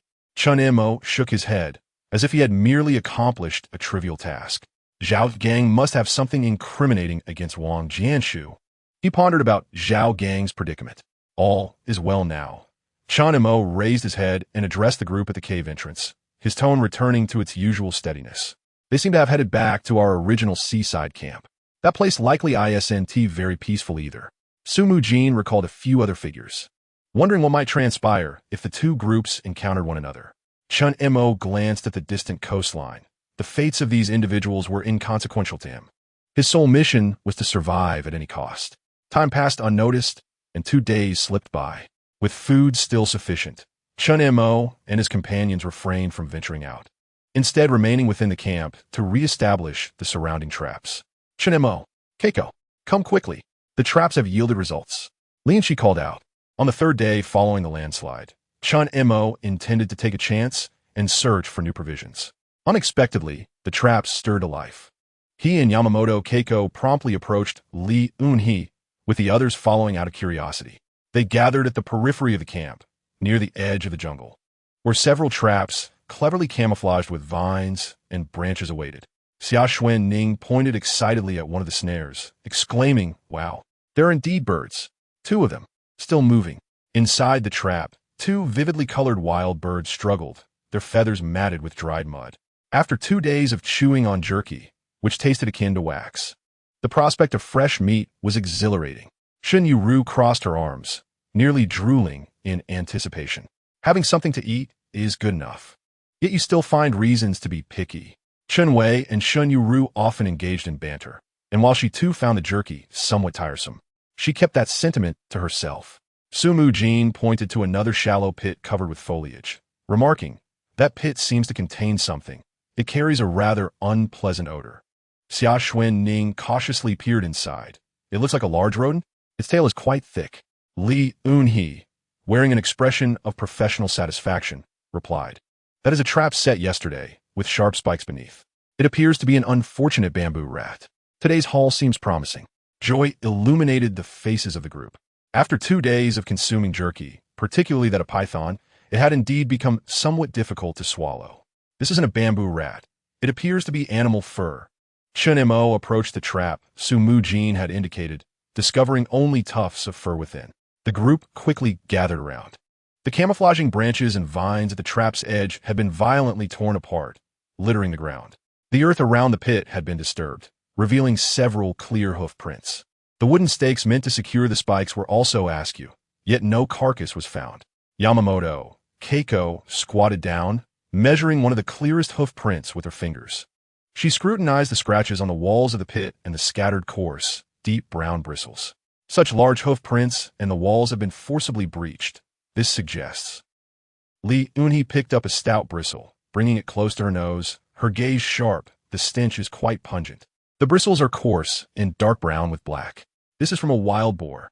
Li Enxi's expression shifted as she surveyed the nearby underbrush, which bore the marks of chaos, with more hoof prints and dragging traces evident. "Look over there. It appears there is more than one. Did anyone hear any unusual sounds during the night watch?" Chen Mo inquired, furrowing his brow. "Wild boars are different from other animals. How could there be so many?" "No," Yamaguchi Keiko replied. "The destruction here suggests it could be an adult wild boar." Li Enxi's tone grew serious. After all, the destructive capacity of wild boars is formidable, making them difficult to hunt without adequate weapons. Could they be targeting our camp? Xia Xuening pondered, her anxiety evident as she glanced around, as if a wild boar lurked in the shadows. There have been no signs of wild boar activity nearby. Perhaps they have migrated from elsewhere. They are likely to return. Chen Mo contemplated, increasingly convinced of the likelihood that the wild boars were seeking out the camp. Chen Mo ceased to speak, grasping the coarse bristle in his hand, his gaze sweeping across the assembly with an air of unwavering authority. "From this moment forth, everyone, no one is permitted to venture outside without my accompaniment or that of Li Enxi. You are not to leave the confines of the fence. Is that understood?" Chen Mo was not jesting. The jungle was now more perilous than ever. Su Mujin immediately responded with a grave tone, "Understood. Who would wish to go out and feed the wild boars?" Shen Yueru observed the damaged trap, her complexion paling slightly, and refrained from retorting this time. "Shall we check our traps?" she inquired, pointing to several trap sites situated further afield. Everyone turned their attention to Chen Mo, for he was the cornerstone of their group. "Never mind. The provisions we have can sustain us for a day. The wild boars are active nearby, and the other traps are unlikely to yield any results." Chen Mo reflected. Currently, the mud in the jungle has not yet dried. Recklessly approaching could indeed lead to an encounter with wild boars, which would be quite troublesome. "Reinforce the fence. Wild boars are known to be nocturnal," Yamaguchi Keiko suggested, regarding Chen Mo with concern. "It would be wise to fortify the camp. As long as the boars do not encroach upon our area, we shall face minimal threats." "Agreed. I will take responsibility for this with you." Enxi, gather everyone to reinforce the traps once more. Remember, do not stray beyond the vicinity of the camp, and if danger is detected, retreat immediately to the cave. Chen Mo surveyed the surroundings, finding no other anomalies, and proceeded to make further arrangements for the group. Chapter 52. The struggle against wild boars. Everyone busied themselves with their tasks. Xia Xuening crouched by the pond, cleaning the recently caught birds, while Shen Yueru assisted her by plucking feathers, both appearing somewhat distracted. Sister Yueru, have you ever seen a wild boar? Are they truly that fearsome? Xia Xuening inquired with curiosity. Word I've seen one. But did you not hear, Chen Mo? Wild boars are savage. We have no rifles. How can we hunt them? Shen Yueru replied, casting an exasperated glance at Xia Xuening as she vigorously plucked feathers, seemingly venting her frustrations. Our fish have been swept away by the water. If only we could catch a few, Shen Yueru lamented, gazing at the empty pond, contemplating the delectable flavor of fish and licking her lips. Xia Xuening, have you grown audacious? Did you not hear Chen Mo's warning? Do not wander off. Shen Yueru admonished her like an elder sister. What are you saying, Sister Yueru? I would never stray, Xia Xuening retorted, asserting that she was far too timid to wander off recklessly. Within the confines of the fence, Chen Mo and Yamaguchi Keiko were reinforcing the wall with sturdier wooden stakes they had gathered. It was relatively easy to collect the stakes now. Given the aftermath of the recent mountain flood, the jungle was littered with fallen trees. The afternoon sun filtered through the sparse canopy, and the temperature steadily rose. The air was stifling and humid, laden with various decaying scents. Sister Yueru, do you think the wild boars will actually come? It's already afternoon, and there has been no sign of them, Xia Xuening asked curiously. Everyone was resting in the cave, while Xia Xuening and Shen Yueru volunteered to wash the dishes. Silence is preferable. Are you still hoping for their arrival? If the wild boar comes, it'll take you away, little star, Shen Yu remarked in a tone laced with irritation. After her words, she lifted her gaze to glance behind her, and terror seized her heart. Ah, Xia Xuening, run. Shen Yu's scream shattered the tranquility of the campsite, brimming with fear. What happened? Xia Xuening, momentarily stunned, looked up to see Shen Yu already sprinting toward the cave. Chen Mo, the wild boar is here. Help! Shen Yu's voice grew increasingly shrill as she ran, calling out loudly. Almost simultaneously with her terrified cries, a ferocious roar erupted from the thicket outside the camp, sounding like thunder. Ah, brother Chen Mo, help! A boar! A wild boar!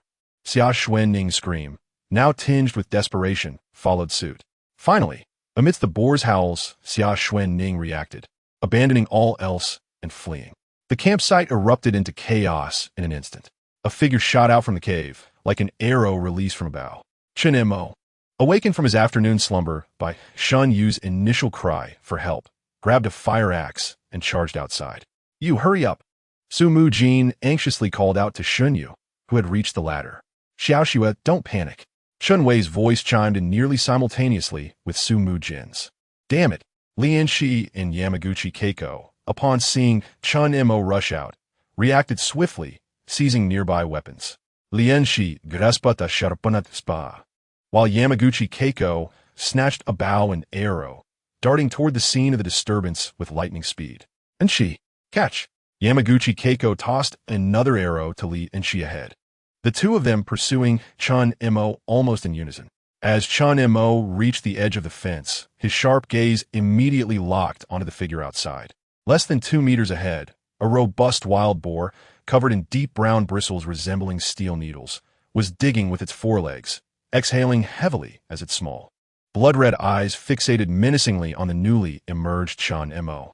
Such a large wild boar, Li Enxi exclaimed, joining Chen Mo's side, estimating its height to be roughly at the waist of an adult man, weighing around 200 pounds. This boar seems not yet fully grown.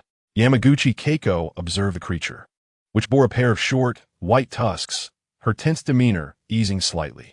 However, the real trouble lay ahead, if she was not mistaken. This was likely a lone boar separated from its herd. Chen Mo's eyes revealed a hint of concern as he assessed the situation. Keiko, to the left, divert its attention. Chen Mo analyzed the current predicament and made quick arrangements. And she, stay alert for any other boars lurking nearby. At the same time, Chen Mo's body surged forward like a cannonball through the gap in the fence. Yamaguchi Keiko understood his intent. At the moment Chen Mo burst forth, she stealthily circled around from the side, lowering her body as she drew her bow, aiming precisely at the boar's flank. Swish! The arrow grazed the boar's hind leg, embedding itself in the soil. The boar, in pain and inflamed by the sudden attack from the side, whipped around to glare at Keiko, its blood-red eyes ignited with fury. It relinquished its forward momentum, the stout hind hooves striking the ground with a thunderous impact, as its massive form surged forth like an out-of-control truck, charging violently towards Huizi. The earth trembled beneath its weight. Whoosh! Another arrow sliced through the air, as Li Enxi released a projectile from the left. This was the moment. Chen Montak belut. Having awaited this opportunity, at the instant the wild boar was drawn into a charge by Huiko Yamamoto and Li Enxi, he sprang into action. The beast. Chen Mo exhaled forcefully, twisting his waist to drive his arm, the fire axe rising from below with the ferocity of a mountain cleaver, striking down upon the vulnerable neck of the wild boar. Thud! The sound of the blade embedding itself in flesh echoed. Chen Mo's strike found its mark. The keen edge of the axe sinking into the boar's thick hide, blood erupting like a fountain, instantly staining Chen Mo's arm and half his body in crimson. Oh, whoa! The wild boar let out a bone-chilling howl. The excruciating agony and tremendous force caused its charge to veer wildly. In pain, the boar violently shook its head. The immense power transmitted through the embedded axe handle numbing Chen Mo's grip, almost causing him to lose hold. Watch out! Huiko Yamamoto's sharp command pierced the air. As she spoke, she was already closing in, just as the wild boar swung its head, attempting to gore Chen Mo with its tusks. Huiko Yamamoto, like a slippery fish, darted low and swept past the boar's other side. With a fierce cry, Huiko plunged the salvaged dagger into the relatively soft flank of the wild boar with lightning speed. Twisting her wrist, she yanked downward. Rip! A long, deep gash was instantly torn open, scalding entrails and blood gushed forth. With injuries to its abdomen and back, the boar's howls transformed into desperate wails. Its massive body convulsing violently, the momentum of its charge utterly shattered, leaving only the struggle of impending death. I shall send you on your way. Chen Montak Oalit, gripping the axe handle with both hands, withdrawing the fire axe before delivering a powerful blow to the boar's neck. Crack! The neck bone of the boar was brutally severed. The enormous head drooped at an unnatural angle, blood cascading like a waterfall from the gaping wound, instantly saturating the ground below. The wild boar twitched a few final times, its limbs flailing in unconsciousness, the once vibrant red of its eyes fading swiftly to the pallor of death. The entire struggle transpired in mere seconds. The air was thick with the pungent scent of blood and the foul odor of the boar's final excretion. Chen Mo, panting heavily, slowly withdrew the bloodied axe from the boar's neck, viscous blood dripping from the blade. The wild boar was dead. Within the cave, Chen Wei gazed at the fallen beast, unable to conceal her excitement. Su Mujin was soothing Xia Xuening and Shen Yueru, reassuring them that all was well. The wild boar was dead. Is it truly dead? Shen Yueru, slightly calmer than Xia Xuening, leaned forward to peer outside the cave, seeing the fallen boar, allowing her anxious heart to settle. I want to skin that beast, daring to frighten me. Shen Yueru clenched her silver teeth, seizing a nearby dagger, ready to charge out of the cave. Yueru, do not create chaos. Su Mujin grasped her firmly, for the situation outside remained uncertain. Venturing out now could easily exacerbate the chaos. Indeed, Yueru, wait a moment. Chen Wei approached as well, surprised by Shen Yueru's audacity. Yamaguchi Keiko gazed at the lifeless wild boar, silently drawing her dagger to wipe away the blood on the nearby grass before returning it to the newly crafted wooden sheath at her waist. No other signs of wild boars were discerned in the vicinity. Li Enxi also approached, having remained vigilant of her surroundings during the recent skirmish. If we transport the wild boar back, we need not worry about food for the next few days. Chen Mo observed the boar, weighing around 200 pounds, and felt the burden on his heart lighten considerably. Li Enxi, however, scanned the surrounding jungle with caution. The scent of blood was overwhelmingly potent. They needed to act swiftly. Everyone can come out now. Chen Mo called into the cave, having noticed everyone peering from the entrance. He urged them to assist in cleaning the blood from the ground. With such a large wild boar, their food worries were alleviated. Su Mujin looked at the boar's size, and despite the blood scattered across the ground, she had gradually acclimatized over the past few days of training. As the vice captain, having sufficient provisions was paramount. Damn wild boar. Everyone brandished their daggers and charged at the boar, eager to vent their frustrations. It's still alive, Li Enxi remarked teasingly upon witnessing their actions. Ah. Shen Yueru halted abruptly at those words, staring blankly at Li Enxi. Li Enxi, you're trying to scare me. Realizing she had been tricked by Li Enxi's expression, Shen Yueru's face flushed with indignation. All right, everyone, let us hasten. Keiko, help me carry the wild boar back to camp for processing. The rest. Wash away the blood from the ground. Enxi, keep an eye on the surroundings. Chen Mo showed no signs of hesitation, concerned that the overwhelming scent of blood might attract other beasts. I'll go with you. Shen Yueru immediately stepped forward to Chen Mo. I want to stab it a few times. Clutching her dagger, she regarded the boar as if it were the murderer of her father, her eyes aflame with fury. Then come along. Chen Mo did not refuse. These girls ought to witness the reality of bloodshed. After all, how could they survive on this uncharted island otherwise? Chapter 53. Fractures of trust. The heavy scent of blood lingered above the camp as the wild boar was divided into fresh meat chunks, strung together with vines. To prevent ambush, they were all hung on a wooden rack at the cave's vent to dry. With this much pork, we can eat for many days. Su Mujin beamed at the sight of the hanging strips of meat, her previously worried demeanor finally brightening. Chen Wei meticulously inspected each string of meat, ensuring they were securely hung and well ventilated to avoid easy theft by birds or small creatures from the forest. Brother, Chen Mo, I would like to render some fat into oil. This way, we can saute some vegetables as well. That's fine. In a couple of days, I'll go to the sea to gather some seaweed. There are also plenty of wild vegetables nearby. When it's safe, we can venture out to forage. Chen Mo did not decline. After all, sustenance was a significant concern, and being able to complement their meals with vegetables was vital for their well-being. In the thicket of wild vegetables, with the recent heavy rains, mushrooms and wood ear mushrooms are likely to be found nearby. I shall venture out to explore the surroundings. Li Enxi glanced at the damp weather outside. Such conditions are conducive to the growth of fungi. I shall join you. Shen Yueru volunteered, her confidence having surged significantly since she had begun slicing pork earlier that day.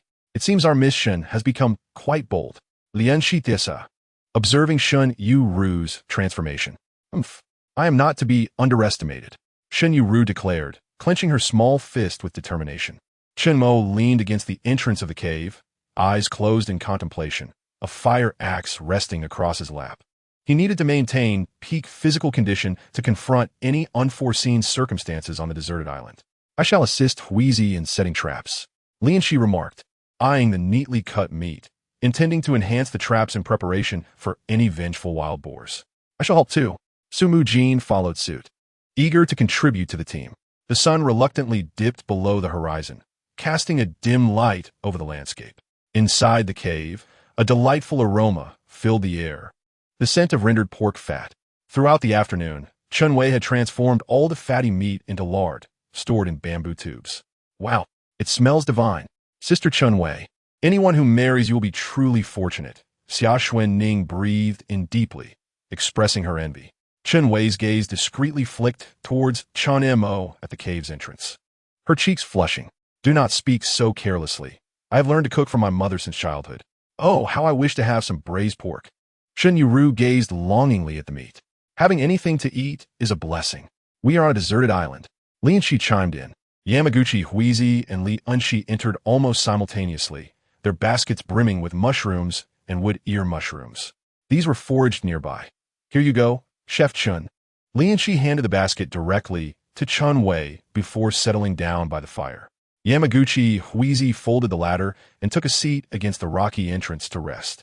All right, with these ingredients, I shall prepare a dish for everyone. Chen Wei accepted the mushrooms, her eyes gleaming at the prospect of showcasing her culinary skills. As night deepened, the group, having endured a day filled with trepidation, retired early for the night. In the dead of night, a shadow stealthily approached the perimeter of the camp, carefully evading the surrounding traps before infiltrating the encampment. At dawn, Chen Wei awoke early and ventured outside the cave to freshen up. Upon passing the rack where the pork bones had been hung to dry, she halted in disbelief, staring at the empty frame, rubbing her eyes as if to dispel a mirage. The meat is gone. Chen Wei's voice trembled with incredulity. Hearing her exclamation, the others quickly gathered around, gasping at the sight of the wooden rack that had once held the ribs, now conspicuously sparse. Scattered on the ground were several severed vines. their clean-cut edges indicating they had not been torn by wild animals. In the soft earth nearby, a few indistinct yet unmistakable human footprints were evident, large in size. Who did this? Shen Yueru erupted, her sharp voice shattering the silence, her eyes narrowing as she scanned each person fiercely. So many ribs. They were meant for soup. Who has hidden them away? No way. It wasn't me. Xia Xuening repeatedly waved her hands, asserting her innocence. I am timid. I certainly wouldn't dare to venture out at night. Vice Captain, the supplies are under your responsibility. The meat has been stolen. Shouldn't you, as the Vice Captain, bear some accountability? Shen Yueru remarked with a hint of malicious glee. Shen Yueru, what nonsense are you spouting? Do you suspect it was one of our own who committed the theft? Su Mujin's complexion turned ashen in an instant, while she oversaw the allocation of supplies. She could not fathom the idea of one of their own being the culprit. Keiko, Unhe, did you notice anything unusual during your night watch? Su Mujin inquired, directing her question towards the two. This is a blind spot for surveillance. We didn't see anyone come by during the watch, Yamaguchi Keiko replied after surveying the area. Su, do you suspect it was us who stole it? What will we gain from that? Li Enxi's brow furrowed, her tone laced with a barely perceptible coldness. Clearly misunderstanding Su Mujin's intentions. That is not what I meant. How could you think that? Su Mujin responded, her tone growing more severe upon hearing Li Enxi's words. Yamaguchi Keiko remained silent, her gaze fixated on the severed vine and the footprints on the ground. The cut is very clean, made with a metallic blade. The footprints are approximately size 43, indicating a considerable weight. Her voice was icy, providing objective information that only served to intensify the internal suspicions. Upon hearing Yamaguchi Keiko's remarks, everyone's gaze instinctively turned towards Chen Mo. Chen Mo glanced at the group with a sense of resignation, surprised by the fragility of this team. What are you staring at? His voice was low, yet carried a biting sarcasm. Is there something wrong with your minds? After saying this, Chen Mo approached the meat drying rack, picked up a severed vine for inspection, and cast a glance at the footprints, pondering something. Why all the fuss? It's just meat? Chen Mo's tone suddenly shifted to one of chilling indifference, even tinged with impatience. It's merely a piece of meat. Is it worth this commotion? Instead of wasting time speculating here, we might as well search for more supplies nearby. His words left everyone momentarily stunned. Shouldn't he be furiously seeking out the thief or calmly analyzing the clues? Why this attitude? Chen Mo, what do you mean by that? Su Mujin exclaimed, both shocked and furious. The indignation of the theft and the frustration of being questioned transformed her voice. This is not just any meat. It's our rations. It's our assurance of survival. Your assurance? Chen Mo interrupted, scoffing as his gaze swept over the crowd with disdain. Su, they say you are an incompetent vice captain. Is your only response to that rebuttal? And you, Shen Yueru, what else can you do besides complain and accuse? Enough. Get back to your tasks. Chen Mo's tone was scathing, his demeanor a stark contrast to his usual self. And you too.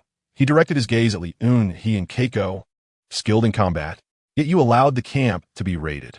These words struck like a thunderbolt, utterly shattering the already fragile trust within the camp. Chen Montak, you scoundrel. Shen Yueru trembled with rage, grabbing a clump of grass and hurling it at him. On what grounds do you say such things about us? Chen Montak, how could you act this way? Xia Xuening's tears flowed freely, her voice breaking with despair. Su Mujin's complexion was ashen, perplexed by Chen Mo's unusual demeanor today. Did he despise her lack of management skills?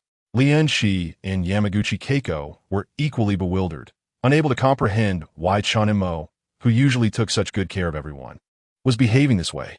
Ignoring their reactions, Chen Mo coldly surveyed the group, his tone imbued with a chilling finality. Since we cannot stand each other, let's part ways. Each to their own, relying on our individual abilities to spare us the incessant suspicion and annoyance. Part ways. Everyone was taken aback, staring at Chen Mo in disbelief.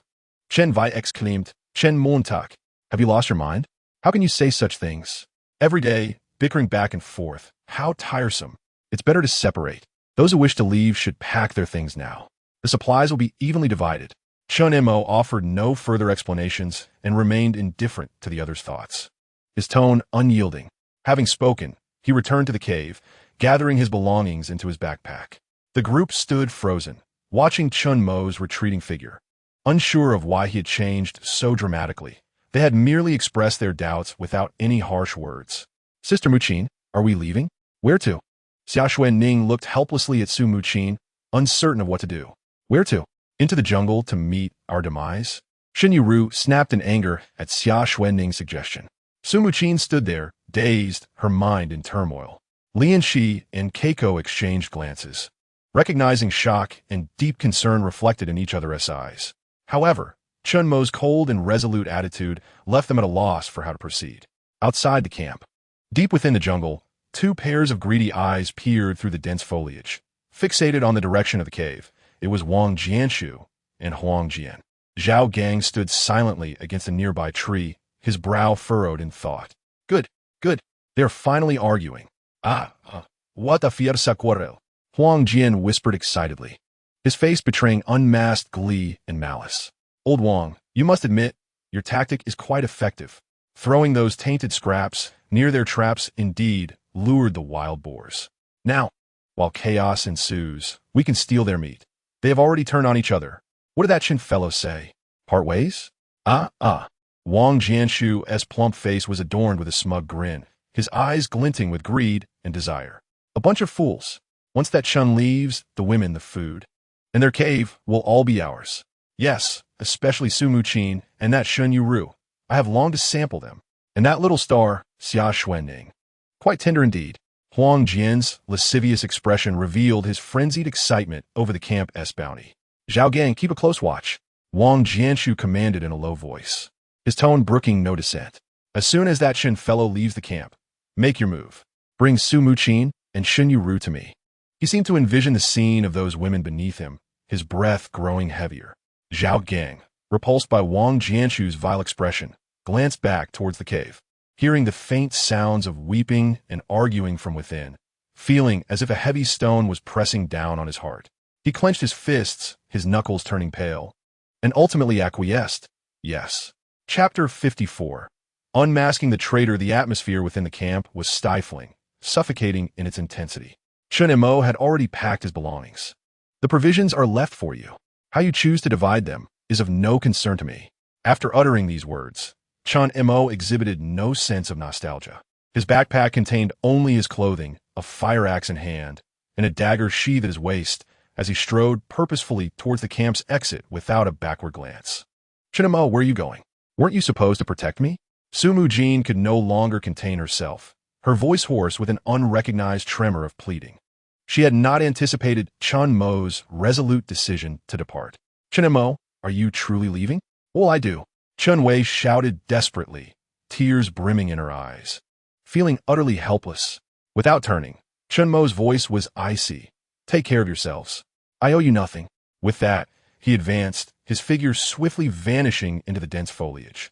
As Su Mujin watched him depart without a glance back, her heart felt as if it were being torn apart, engulfed by a profound sense of abandonment. He truly left. Shen Yueru bit her lip, her expression a tangle of anxiety and fear. Does Chen Mo no longer want us? Xia Xuening raised her tear-filled eyes, bewildered. Let him go. Who cares? We can survive on our own. Shen Yueru shouted, though her voice lacked conviction. What do we do now? Chen Wei looked helplessly at Su Mujin. Are you satisfied now? Li Enxi, taken aback by Chen Mo's departure, regarded the group with an icy demeanor.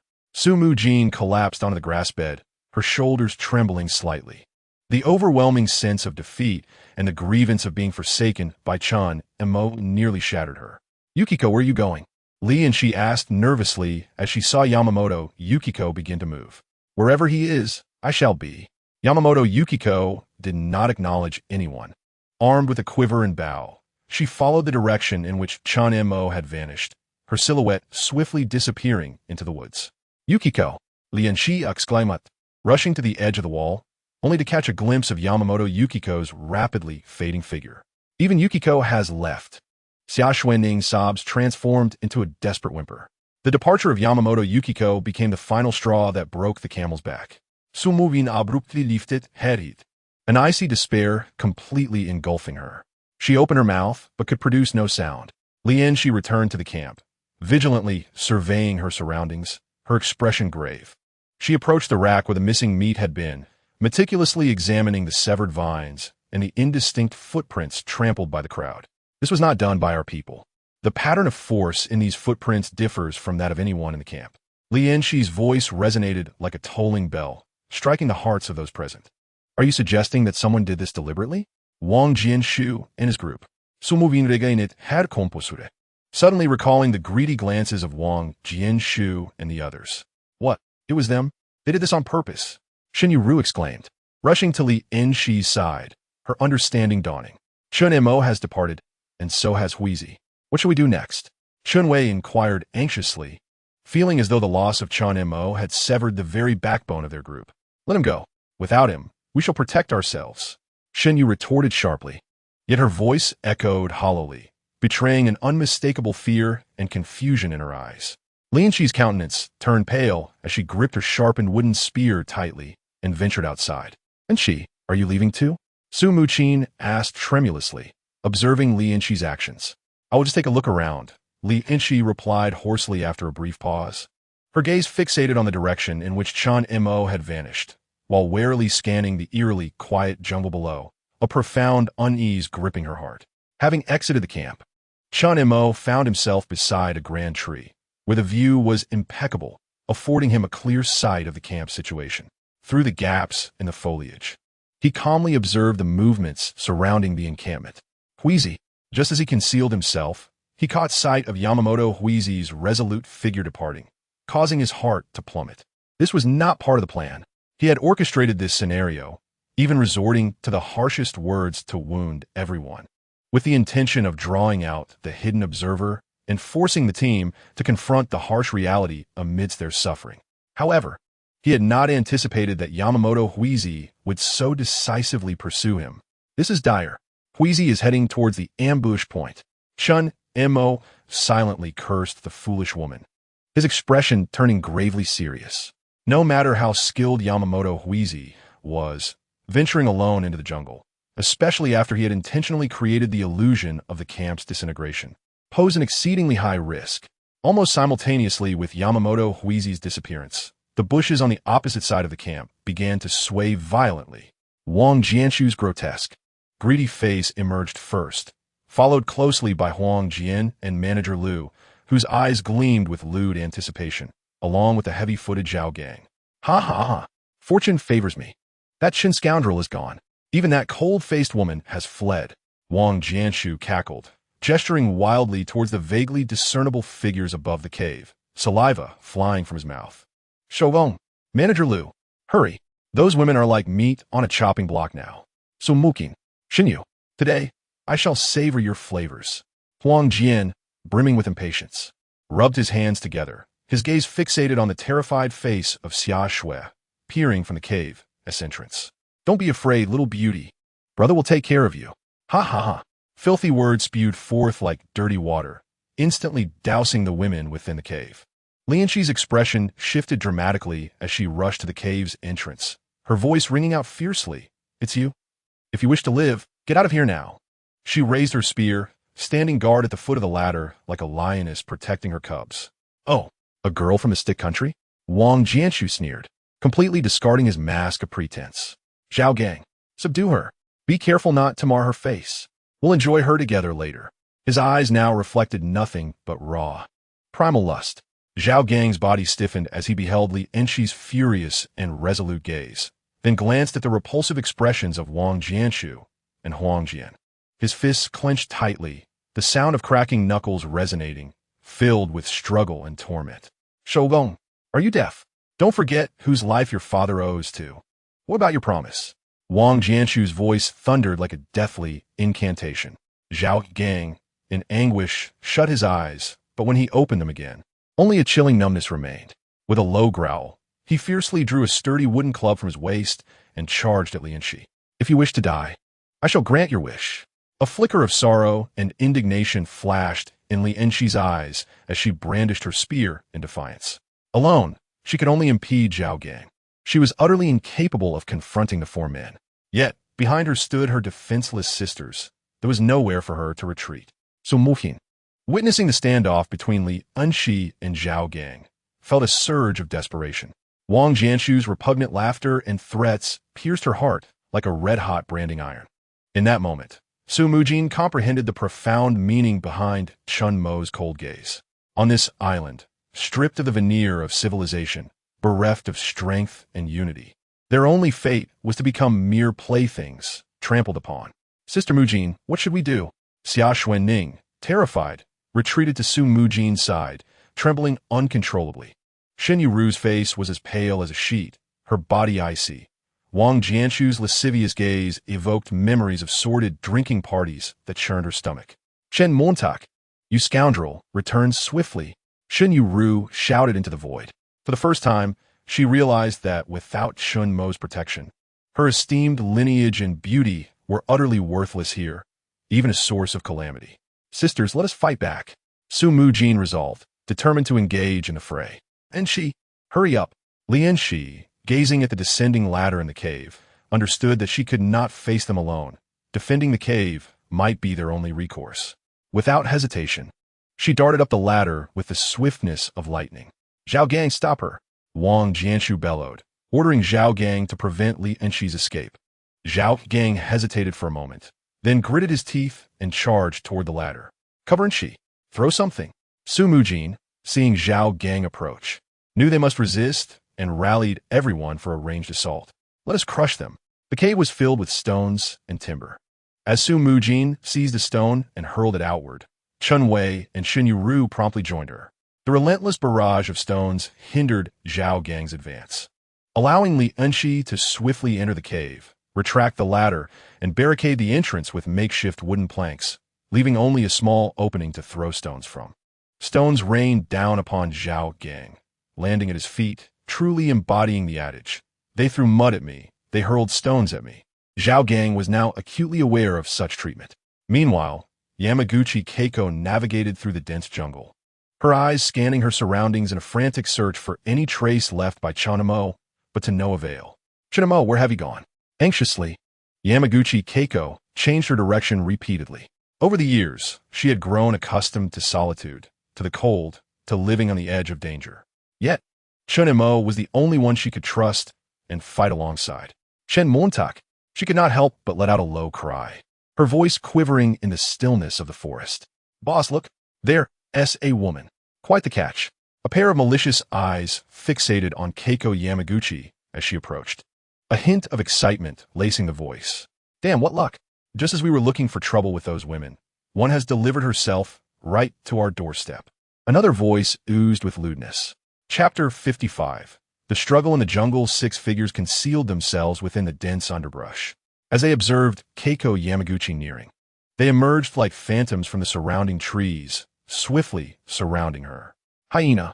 Keiko Yamaguchi halted abruptly, her eyes icy as she regarded the 6 men before her.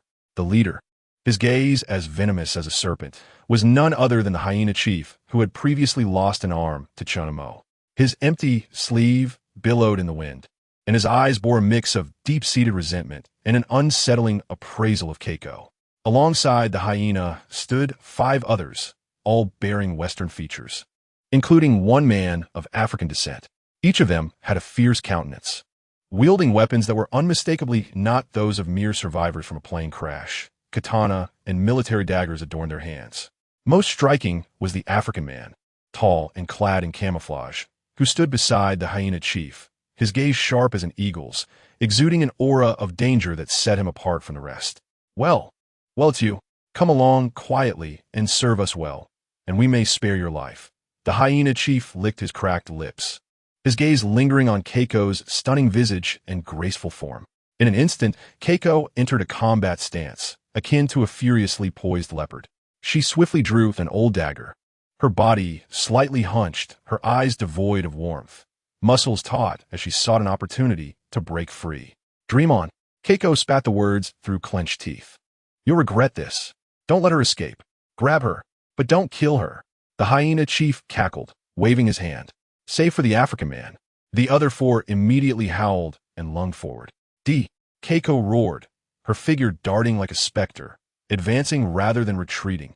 She evaded a thrusting katana, slipping between 2 of her assailants, her dagger slicing deftly towards one man's wrist. With her other hand, she countered a lateral strike with a dagger, sparks flying. The man with the injured wrist shrieked, dropping his katana. Keiko, unwilling to linger, pivoted on her toes, spinning like a top, dodging another grasp while driving her dagger into his thigh. Thud! The sound of the blade penetrating flesh echoed. Ah, damn it! Just as Keiko leaped out of the fray, the remaining two men, their expressions darkened with malice, advanced once more. As Keiko prepared to charge towards a weak point in the encirclement, the previously indifferent African man sprang into action. He moved with the swiftness of a hunting cheetah, his speed surpassing hers by a considerable margin. With no flamboyant maneuvers, he executed a powerful sweeping kick that struck toward her lower body like a steel whip. Keiko's pupils constricted, and in a moment of urgency, she raised her leg to block. Bang! A dull thud resonated. Kei Koizumi felt an excruciating pain radiate through her shin, as though struck by an iron rod.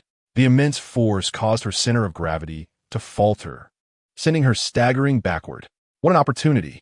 The hyena let out a fierce roar, his eyes glinting with malice, as he brandished a military dagger, thrusting it menacingly toward Kei's waist.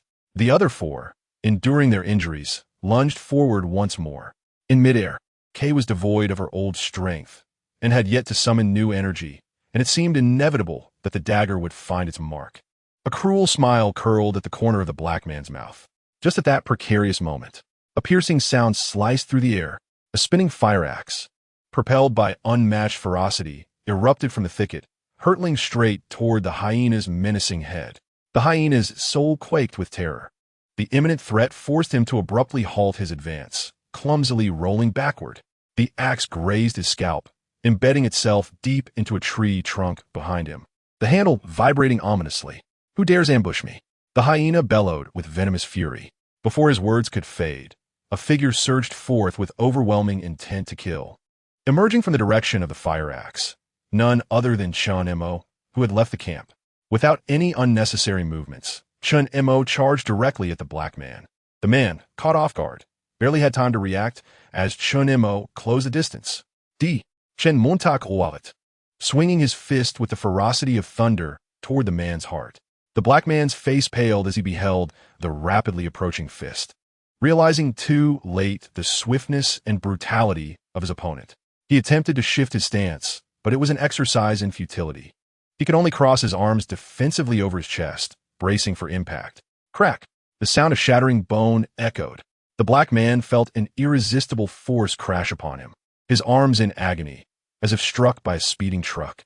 With a muffled grunt, his feet left the ground, and he was sent hurtling backward, crashing into a large tree, blood spurting from his mouth, his eyes wide with horror. Just one punch, and the devastation was staggering. Chen Mo paid him no mind, his momentum unwavering as he pivoted toward the two assailants advancing on Kei Koizumi, darting forth like a whirlwind. The two men, witnessing their strongest ally sent flying, faltered in their advance, their resolve shaken. Upon spotting the fire axe, Kei realized that Chen Mo had arrived, her heart swelling with joy, her eyes radiating astonishing brilliance as she instinctively coordinated with him to encircle their foes. Bang! Crack!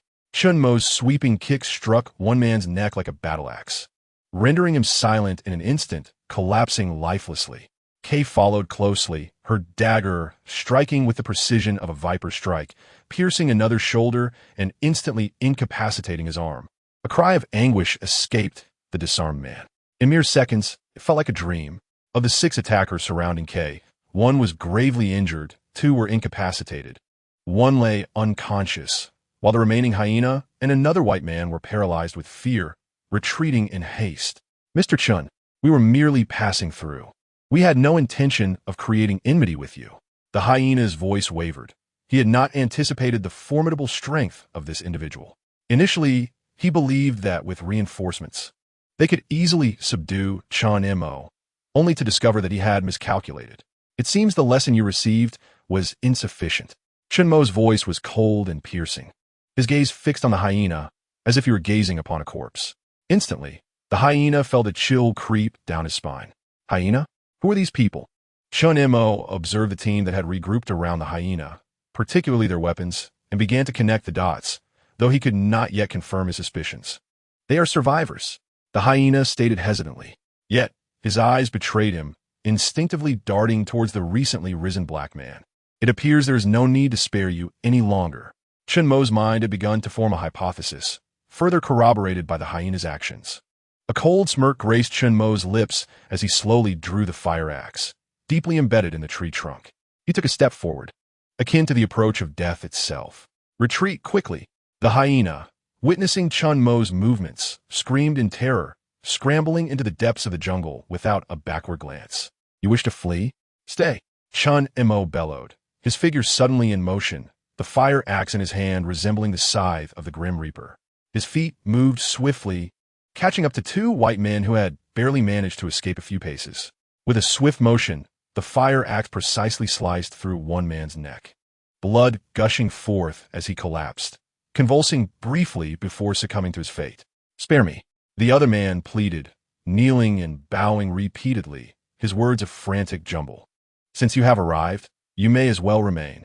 Chen Mo exhibited no mercy, delivering a fatal blow to the second man's neck. His head flew off, blood spraying as he realized, to his horror, that he had merely ventured out on a mission, only to lose his life on this desolate island. Do we wish to leave any survivors? Keiko Yamaguchi had already dealt with another white man, leaving only one unconscious on the ground.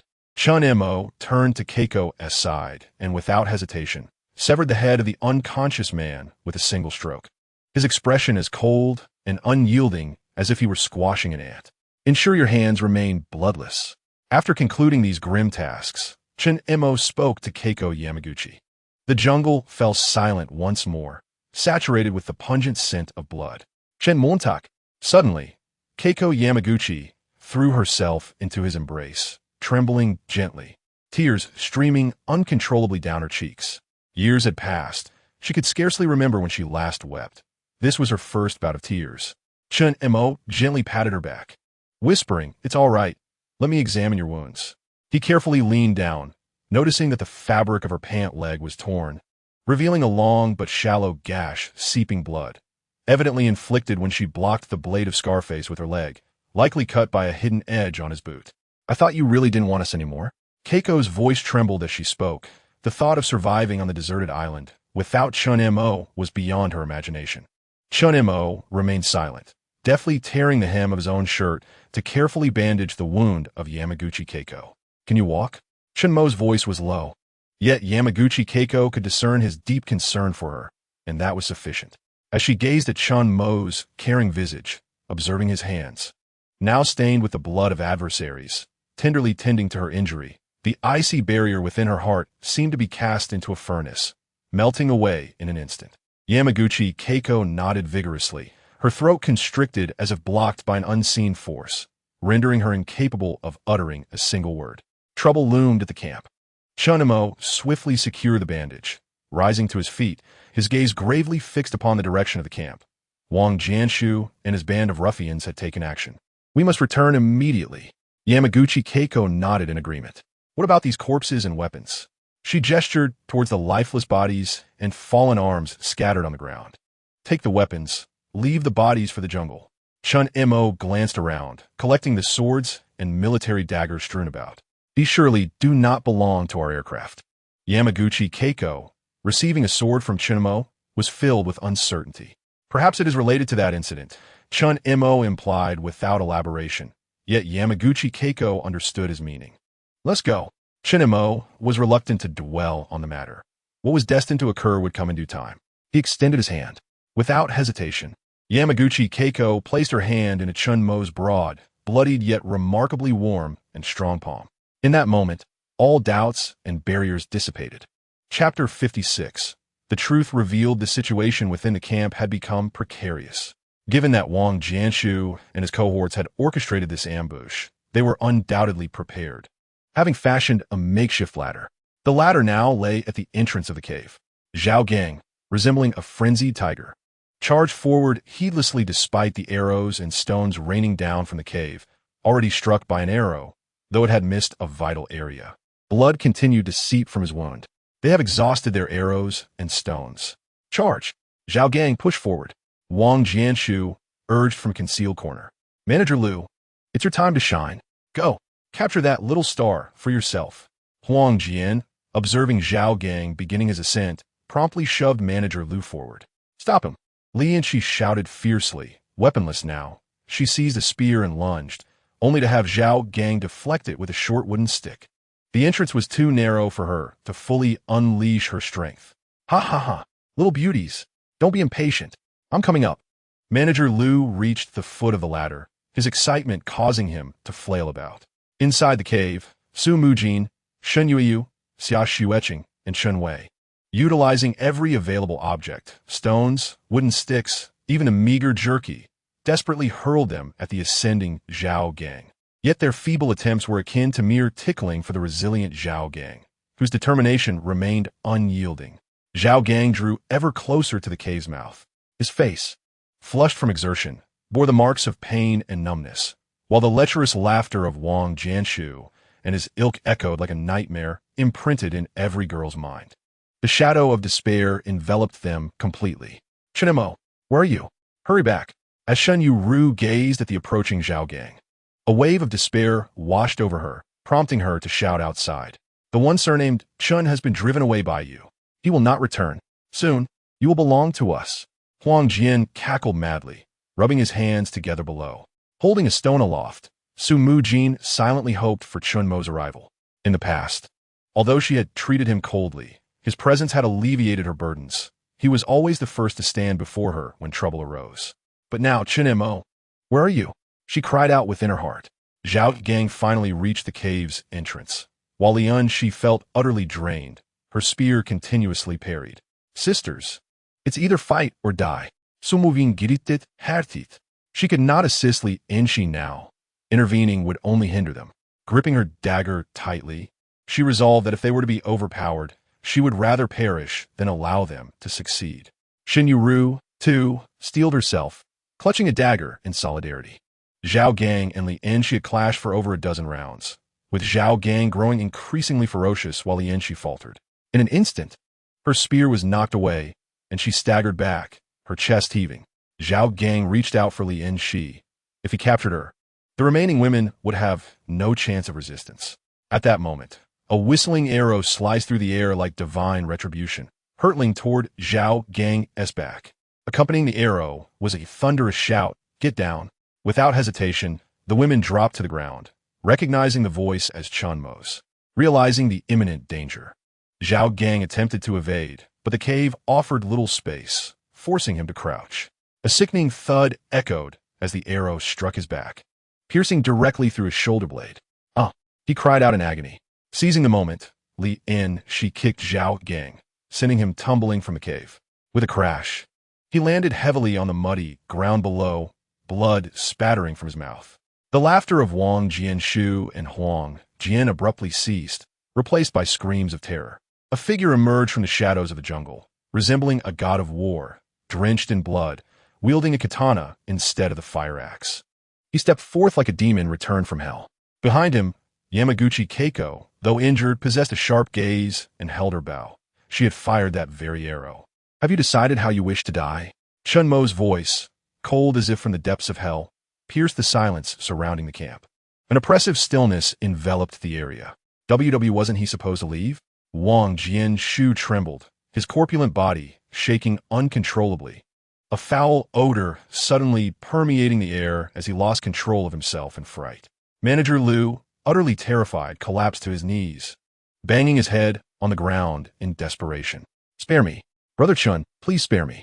It was all Wang Jianshu's doing. We had no part in it." Zhao Gang had extracted the arrow, blood oozing from his wounds. He lowered his head in silence, discarding the short wooden stick in his hand, as though shedding a heavy shackled burden. Since he had arrived, he would remain. Chen Mo's voice remained cold, his feet unyielding as he approached Manager Lu. "Close your eyes." With a glance at the cave, Chen Mo swung his knife. The blade met flesh with a sickening sound. Lu's head rolled off like a ball, blood gushing forth, conclusively ending his malevolence. "Ah!" Huang Jian let out a piercing scream, his body trembling violently, his eyes rolling back, succumbing to unconsciousness. Chen Mo exhibited no trace of compassion as he approached Huang Jian, the knife once more in motion, akin to the slaughter of a chicken, the blade flashing. The unconscious Huang Jian met no surprise as his carotid artery was severed.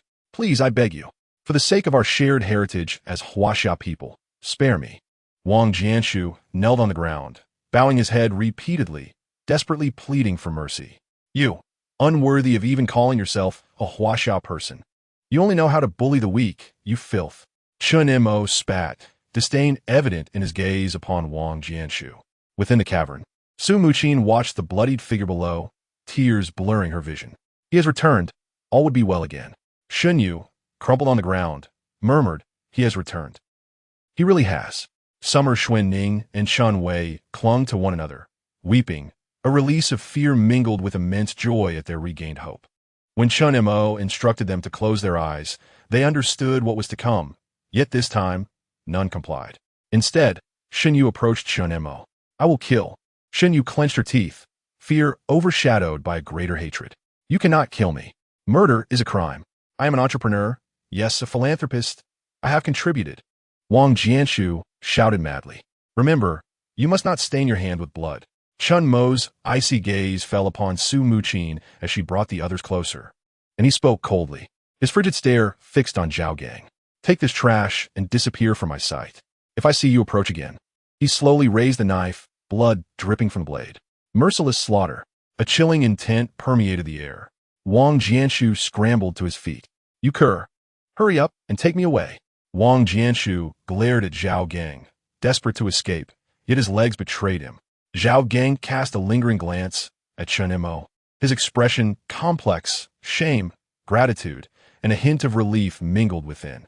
He solemnly clasped his fists in respect towards Chen Mo, supporting Wang Jianshu as they limped into the depths of the forest. The crisis had passed. Chen Mo and Su Mujin were unable to contain their tears. She collapsed into his embrace. In that moment, she was no longer the aloof CEO, but a simple girl in need of care. Chen Montak, caught off guard in her embrace, awkwardly patted her back in a gesture of comfort. Woohoo! Chen Montak. The other women, having regained their composure, rushed to Chen Mo's side. As Su Mujin stepped back, she was immediately replaced by the embracing Chen Wei.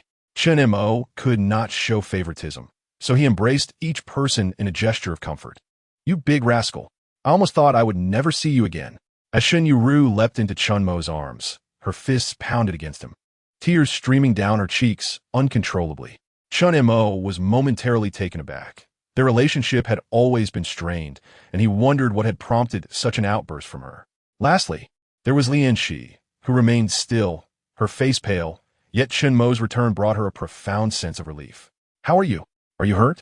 Chen Mo inquired with concern, approaching Li Enxi and observing the girl who bore so much alone. My heart is wounded. Appa, what should I do? Li Enxi raplia earnestly. Chen Mo found Li Enxi to be the most enigmatic. Often, he could not decipher her thoughts. She appeared strong on the surface, yet her heart was incredibly fragile. Enxi, stop scaring him. Chen Mo Gu is just a block of wood. Chen Wei interjected, rushing to Chen Mo's defense. I say, Wei, you seem to care for him now. I've worked just as hard, and I've never seen you show concern for me. Li Enxi retorted with a hint of bitterness. All right, everyone, let us go rest. I'll handle the camp, Chen Mo suggested, noticing the group had lightened up, which eased his own worries. He glanced at the two corpses within the camp. They needed to be dealt with promptly. I'll help you. Yamaguchi Keiko remained, looking at Chen Mo in inquiry. You're injured and need rest. Just leave it to me. Chen Mo firmly declined. Keiko, you're hurt? Upon hearing of Yamaguchi Keiko's injury, everyone quickly gathered around her, supporting her towards the cave. In that moment, the discordant voices within the team vanished, and they truly united as one. Inside the cave, they sat together as Yamaguchi Keiko recounted her experiences in the jungle. Keiko, is this truly their conspiracy? Chen Wei pieced together Yamaguchi Keiko's analysis with the conversations of Wang Jianshu and others, realizing that everything that had transpired that day was orchestrated by others. Chen Mo has always told us that the most crucial aspect of a team is unity. It was my negligence that led to today's outcome. Su Mujin reflected regretfully on Chen Mo's advice. It's all my fault. It's my problem. This time, Shen Yueru did not act willfully. She bowed her head like a child who had erred. Yueru, it's not your fault. We all share responsibility, Su Mujin reassured her. Indeed, Sister Yueru. I too am at fault, Xia Xuening murmured softly. In truth, if blame were to be assigned, it should fall on Chen Mo. He was always so cold, like a block of wood. As Shen Yueru observed everyone comforting her, she lifted her gaze towards the outside, seeking an excuse. I still quite like him, Shen Yueru suddenly declared, leaving everyone momentarily stunned. You like Chen Mo? So, you opposed him to gain his attention? Xia Xuening, using her little brain, wore a look of realization. No, it's not what you think. I mean, it's not that kind of liking. Shen Yueru, hearing Xia Xuening's words and seeing the expressions of everyone, realized the misunderstanding and found herself at a loss for how to explain. Within the cave, the atmosphere grew increasingly harmonious. It marked the first time since being stranded on the deserted island that everyone engaged in such open-hearted conversation, free from suspicion and barriers. This time, they had completely lowered their defenses and recognized the starkness of reality, fortifying their support and trust in Chen Mo. Chapter 57. Dance on the Precipice life began to return to its previous rhythm. Ever since Wang Jianshu was expelled, both Yamaguchi Keiko and Li Enxi had sustained injuries, leaving Chen Mo cautious about leaving the group. The food supplies had once again dwindled to their former monotony. Chen Mo, we are left with nothing but wild boar meat. The surrounding vegetables and mushrooms have nearly all been foraged, Su Mujin remarked, glancing at Chen Mo, who sat at the cave's entrance, updating him on the camp status. Having pork for every meal has sapped my appetite, Chen Wei interjected, having devised numerous strategies, even managing to gather some wild chili peppers. Yet the monotony was wearing them down. Chen Mo listened intently, his expression pensive as he contemplated solutions. His gaze swept across each face brimming with anticipation. Wang Jianshu would surely not dare to return. The hyena team had suffered significant losses. Today, I will scout the surroundings. You must remain in the camp and refrain from wandering, he instructed. However, the rain had persisted for several days, raising Li Enxi's concerns as she observed the gentle drizzle outside. The rainy season, she exclaimed, a hint of alarm in her voice. It's October, Su Mujin respondeth, astonished. Our island is not temperate. It resembles a tropical rainforest, which may differ from our expectations, Yamaguchi Keiko, an expert in the matter, analyzed. Does that mean the food we find cannot be dried? If we do not dry it, it will be prone to mold and decay, Chen Wei pondered, recognizing the crux of the issue, that capturing food without a means of preservation would render their efforts futile. What then shall we do? Xia Xuening asked anxiously. There will always be a solution. Chen Mo gazed at the drizzling sky, his mind racing for answers. If preservation is problematic, let us consume only fresh food. Much like when raising fish, Shen Yueru mused, recalling the fish pond below. But we can't just catch a wild boar and keep it in the camp. We can't slaughter one for every meal. Chen Wei expressed her dismay. Fresh. Indeed, we seem to have focused solely on ferocious beasts, neglecting other creatures. Chen Mo suddenly recalled another type of animal that could lead them to fresh sustenance. What is it? Goats. Chen Montak otat. Goats? Where will we find goats? The group was taken aback. Yes, precisely, mountain goats. Chen Montak affirmed, nodding confidently.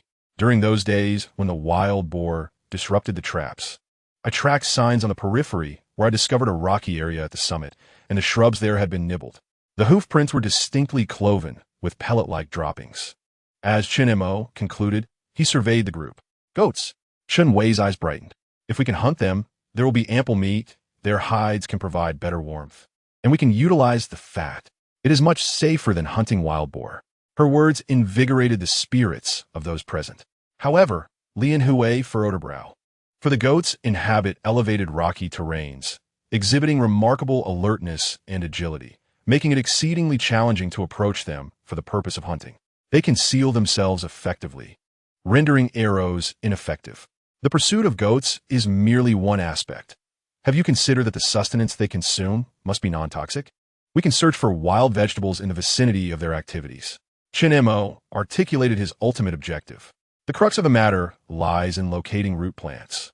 Our physiological structure differs from that of Westerners, lacking staple foods that our bodies can endure. Observing the expressions of his companions, it was evident that their nutritional imbalance was a consequence of this. However, we cannot launch a direct assault. We must devise a strategy to approach them. A hunter's gleam flickered in Li Enxi's eyes. Chen Mo approached the campfire and swiftly sketched on a relatively flat stone surface with a piece of charred wood. Huizi, does your injury impede your mobility? It does not. Yamamoto Huizi replied succinctly, rising to her feet, her injured leg firmly taking a step forward. Good. Chen Montak nodded, pointing at the rudimentary topographical map outlined in charcoal, indicating the target area atop the cliff where I previously discovered traces. The terrain there is intricate, strewn with jagged rocks and offering a broad vista, advantageous for the goats, while simultaneously providing us with the potential for stealthy approach. The plan unfolds in 3 phases. First, expulsion. Dunhuang, you are in charge. Create devices along their habitual paths that produce significant noise. The aim is to startle the herd, compelling them to flee in the direction we have predetermined. Li Enxi scrutinized the critical points Chen Mo had illustrated, her gaze focused, silently nodding. Setting traps was her forte. Second, ambush. I will take responsibility for this.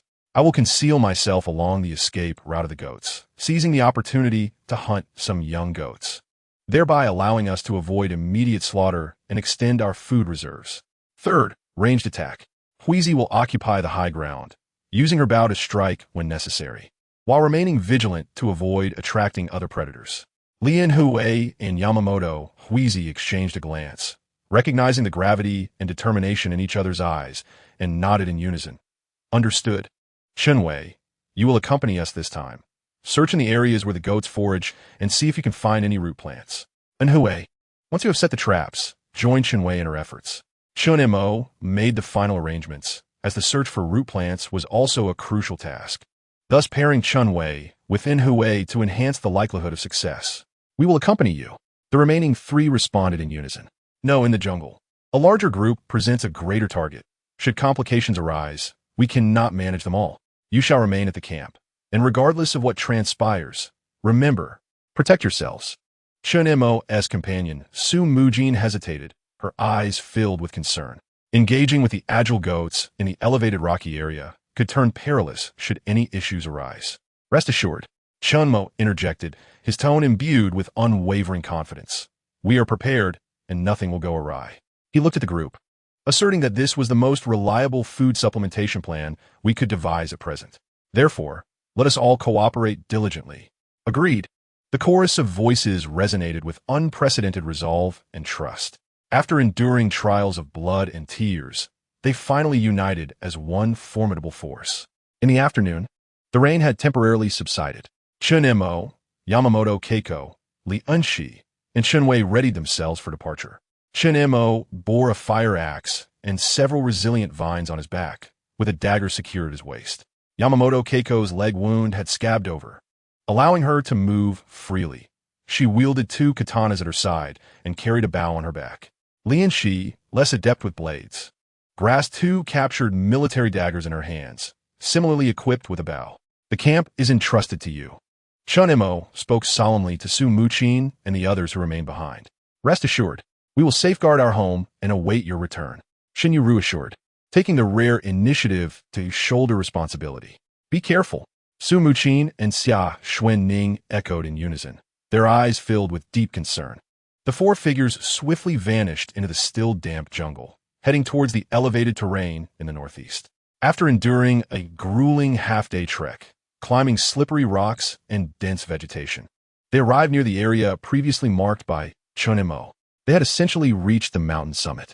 Split up, Chen Mo whispered, and she has planned. Proceed to the designated position to set up the deterrent devices. Move lightly and be mindful of covering your tracks. Chen Wei, accompany Enxi. Keiko, follow me. There is an optimal ambush point over there. Li Enxi led Chen Wei toward a grassy area where the underbrush was low, the ground teeming with various wild grasses.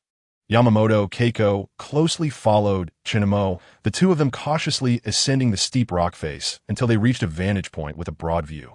Just as they were about to approach a gently sloping rocky platform, Chen Mo suddenly halted, raising his hand to signal for concealment.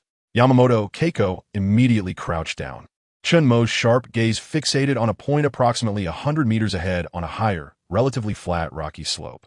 There, a group of around 7 or 8 animals grazed leisurely among sparse shrubs, feasting on grass and tender branches. They were slightly larger than domestic sheep, with long, powerful limbs and a grayish-brown coat. Most striking were several adult rams with short yet sharp, curved horns atop their heads. "What should we do?" Yamaguchi Keiko whispered, the presence of the sheep disrupting their plans. "We must adapt to the situation. Go inform Enxi to set the traps nearby, while I keep watch over the flock." Chen Mo replied, his voice low, tinged with a barely contained excitement. "All right, be careful," Yamaguchi Keiko said before swiftly proceeding towards Li Enxi's location. Chen Mo crouched behind a protruding rock, his body pressed against the cold, rough surface, breathing shallowly. The fire axe was secured at his waist with a belt, while he held a dagger in his hand. His gaze was as precise as a ruler, unwaveringly fixed on the herd of wild goats.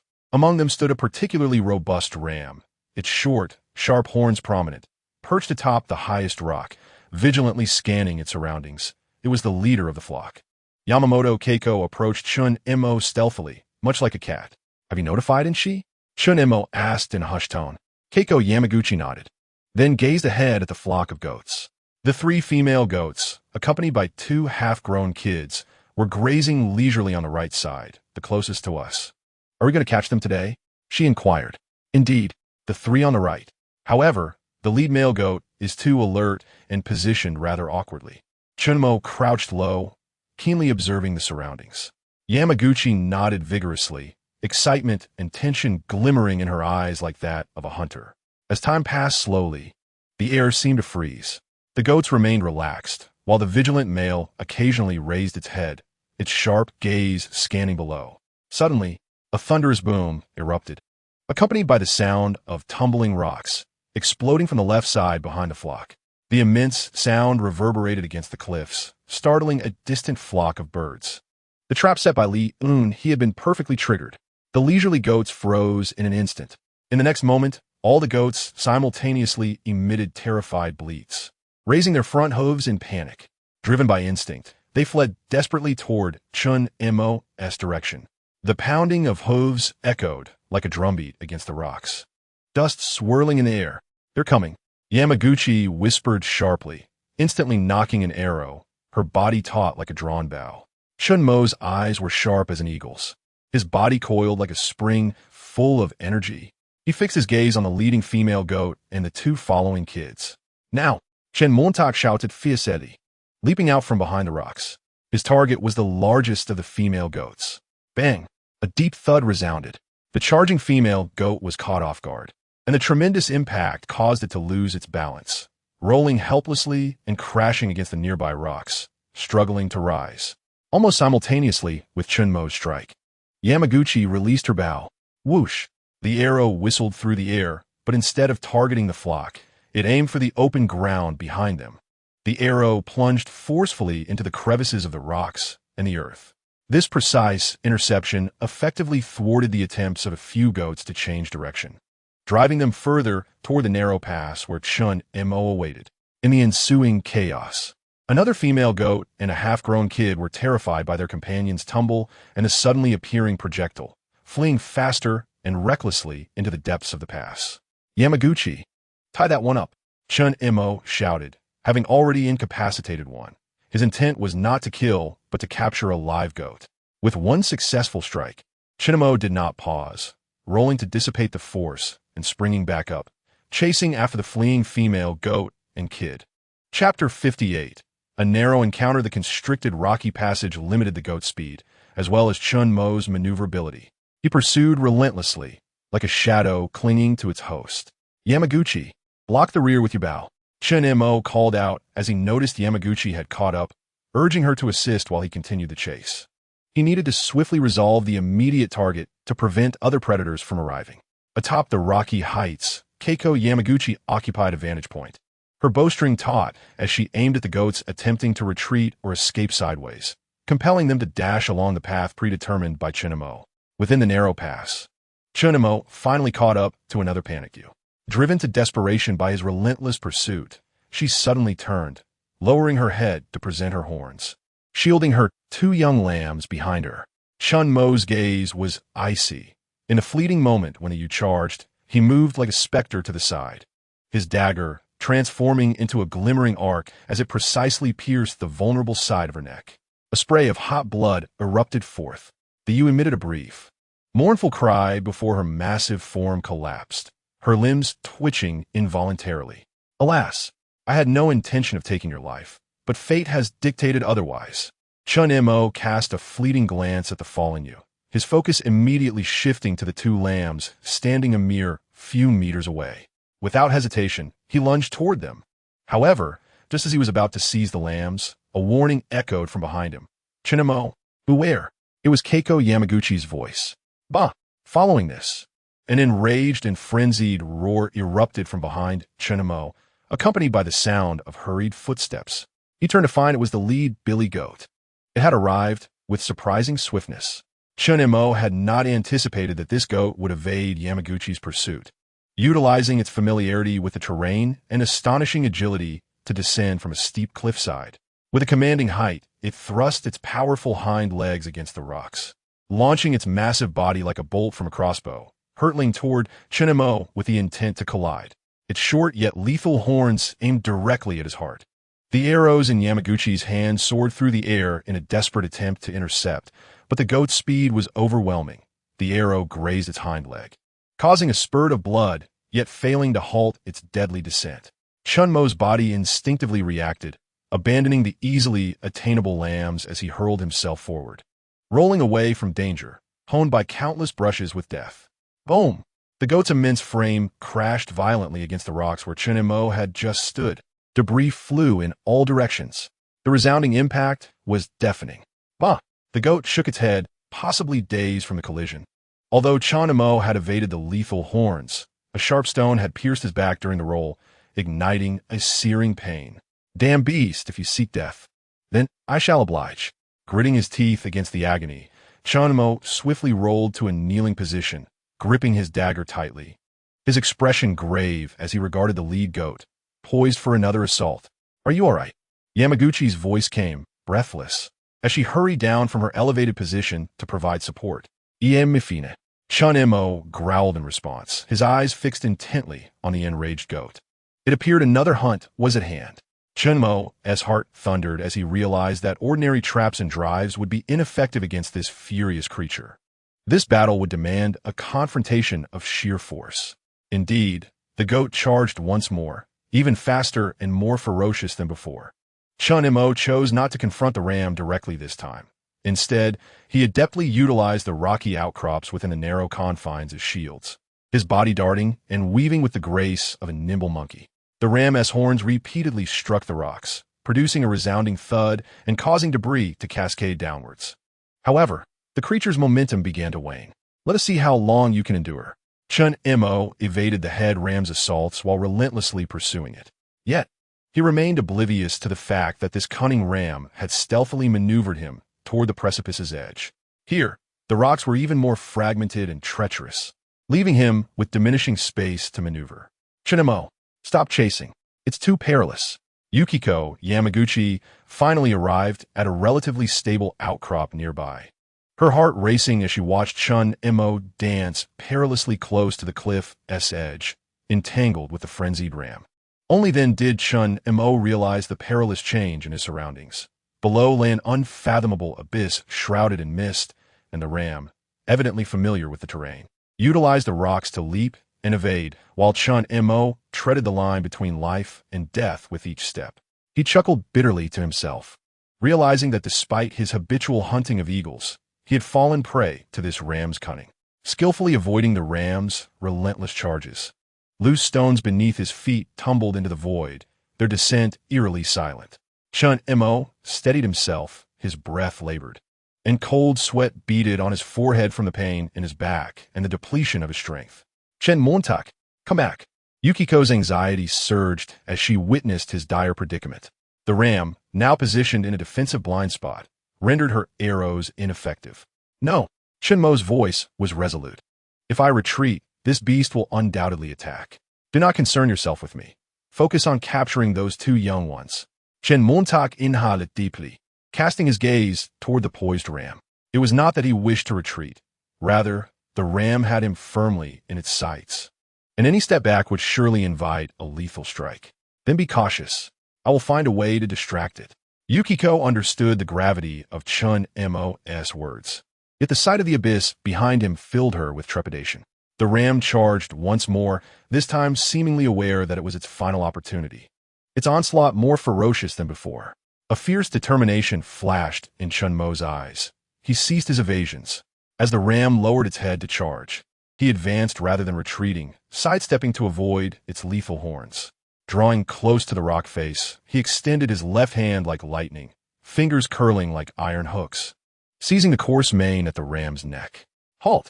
Chen Mo roared, unleashing the full force of his body in a powerful thrust. Leveraging the ram's forward momentum to wrench and twist its massive form away from the cliff's edge. The ram, caught off guard, lost its balance with a terrified bleat, its front hooves frantically scrambling at the precipice, sending stones tumbling into the chasm below. Now, Chen Mo's resolve surged, with his left hand gripping the mane to stabilize himself. He wielded his military knife in his right hand without hesitation, driving it with all his accumulated strength into the deepest part of the ram's neck artery. At the same time, he twisted his wrist forcefully. The scorching blood gushed forth like a fountain, instantly staining Chen Mo's arms and half of his body crimson. The ram let out a mournful cry, a final lament before its demise, its massive form convulsing violently. Yet, Chen Mo clutched its mane with unwavering strength. While the dagger had irrevocably extinguished its vitality, causing all its power to ebb away like the receding tide. The fierce light in its eyes rapidly dimmed, and its limbs twitched involuntarily before ultimately succumbing to complete lethargy. Chen Mo gasped for breath, his entire body trembling with exertion. He held tightly to the mane, ensuring that this hefty quarry would not tumble over the precipice. Gazing into the unfathomable abyss below, and then at the colossal prey beside him, a profound sense of relief from surviving a harrowing ordeal mingled with an immense feeling of accomplishment surged within him. Success! Yamaguchi Keiko rushed to the edge of the cliff, her eyes fixed on the lifeless giant ram at Chen Mo's feet, her tense heart instantly relaxing, a look of overwhelming relief blossoming on her icy visage. Chen Mo caught his breath and withdrew the bloodied bone dagger, offering a weary smile to Yamaguchi Keiko. Let's haul it up. Tonight, we feast at the camp.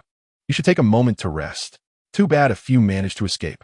Yamaguchi Keiko remarked with a tinge of regret as she observed Chen Mo's fatigued expression. But we did manage to capture 2 at least, Chen Mo replied nonchalantly. The outcome, while slightly diverging from his initial expectations, was still quite fruitful. I wonder if Enxi and Chen Wei have fared well. Yamaguchi Keiko mused, glancing into the distance where Li Enxi and Chen Wei had ventured to forage for wild vegetables. Uncertain of their current status. Do not worry. If they find nothing, they should return on their own. Chen Mo reassured her, harboring little concern for their safety, as this location was not far from their camp, and, with Li Enxi accompanying Chen Wei, the 2 would be able to escape any potential danger. At the camp, within the cave, the waning sunlight painted the horizon in shades of orange-red, yet it could not dispel the growing anxiety within the cavern. The crackling of the campfire echoed, illuminating the faces etched with worry. Outside, footsteps echoed, causing Su Mujin to perk up as she peered out. Enxi, Chen Wei, where are the others? What of Chen Mo and Keiko? She exclaimed, feeling a wave of anxiety wash over her upon seeing only the 2. Are they not back yet? Li Enxi inquirat surpresa. She and Chen Wei had searched diligently around the goat's lair, concerned that Chen Mo would become anxious if they were delayed, hence they rushed back. Were you not together? Shen Yueru questioned, her brow furrowing as she observed Li Enxi and Chen Wei entering the cave. We want to find food. While Chen Mo and Keiko went after the sheep, Chen Wei replied succinctly. With nightfall approaching, they wouldn't have encountered any trouble, would they? Xia Xuening fritted, her small face contorting with worry. Close your ravenous mouth. Shen Yueru scolded, her own face betraying her anxiety. Su Mujin forced herself to remain calm, though her clenched fists and slightly trembling fingertips revealed the turmoil within. Chen Mo is prudent, and Keiko is no ordinary person. Perhaps the quarry posed more difficulty than anticipated, causing a delay. Everyone do not worry. Rest assured, it's just a few sheep. They will be fine. Li Enxi attempted to soothe the group's concerns. What have you got in your baskets? Su Mujin observed that the baskets held by the two individuals were brimming with their bounty and, filled with curiosity, inquired about their contents. This is wild mountain pepper, and this one is a spice that eliminates fishy odors. These are scallions, and the remaining items are wild cabbage. Li Enxi recounted the treasures in her basket with the pride of a connoisseur.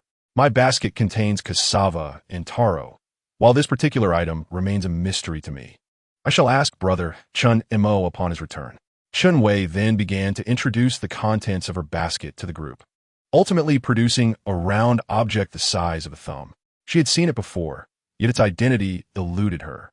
With cassava and taro, we have staples to sustain us, Su Mujin remarked, her heart swelling with joy at their haul, as these items were desperately needed resources. Indeed, brother Chen Mo spoke truly. There is a vast expanse in that area. Chen Wei expressed her elation, recounting everything she had witnessed that day.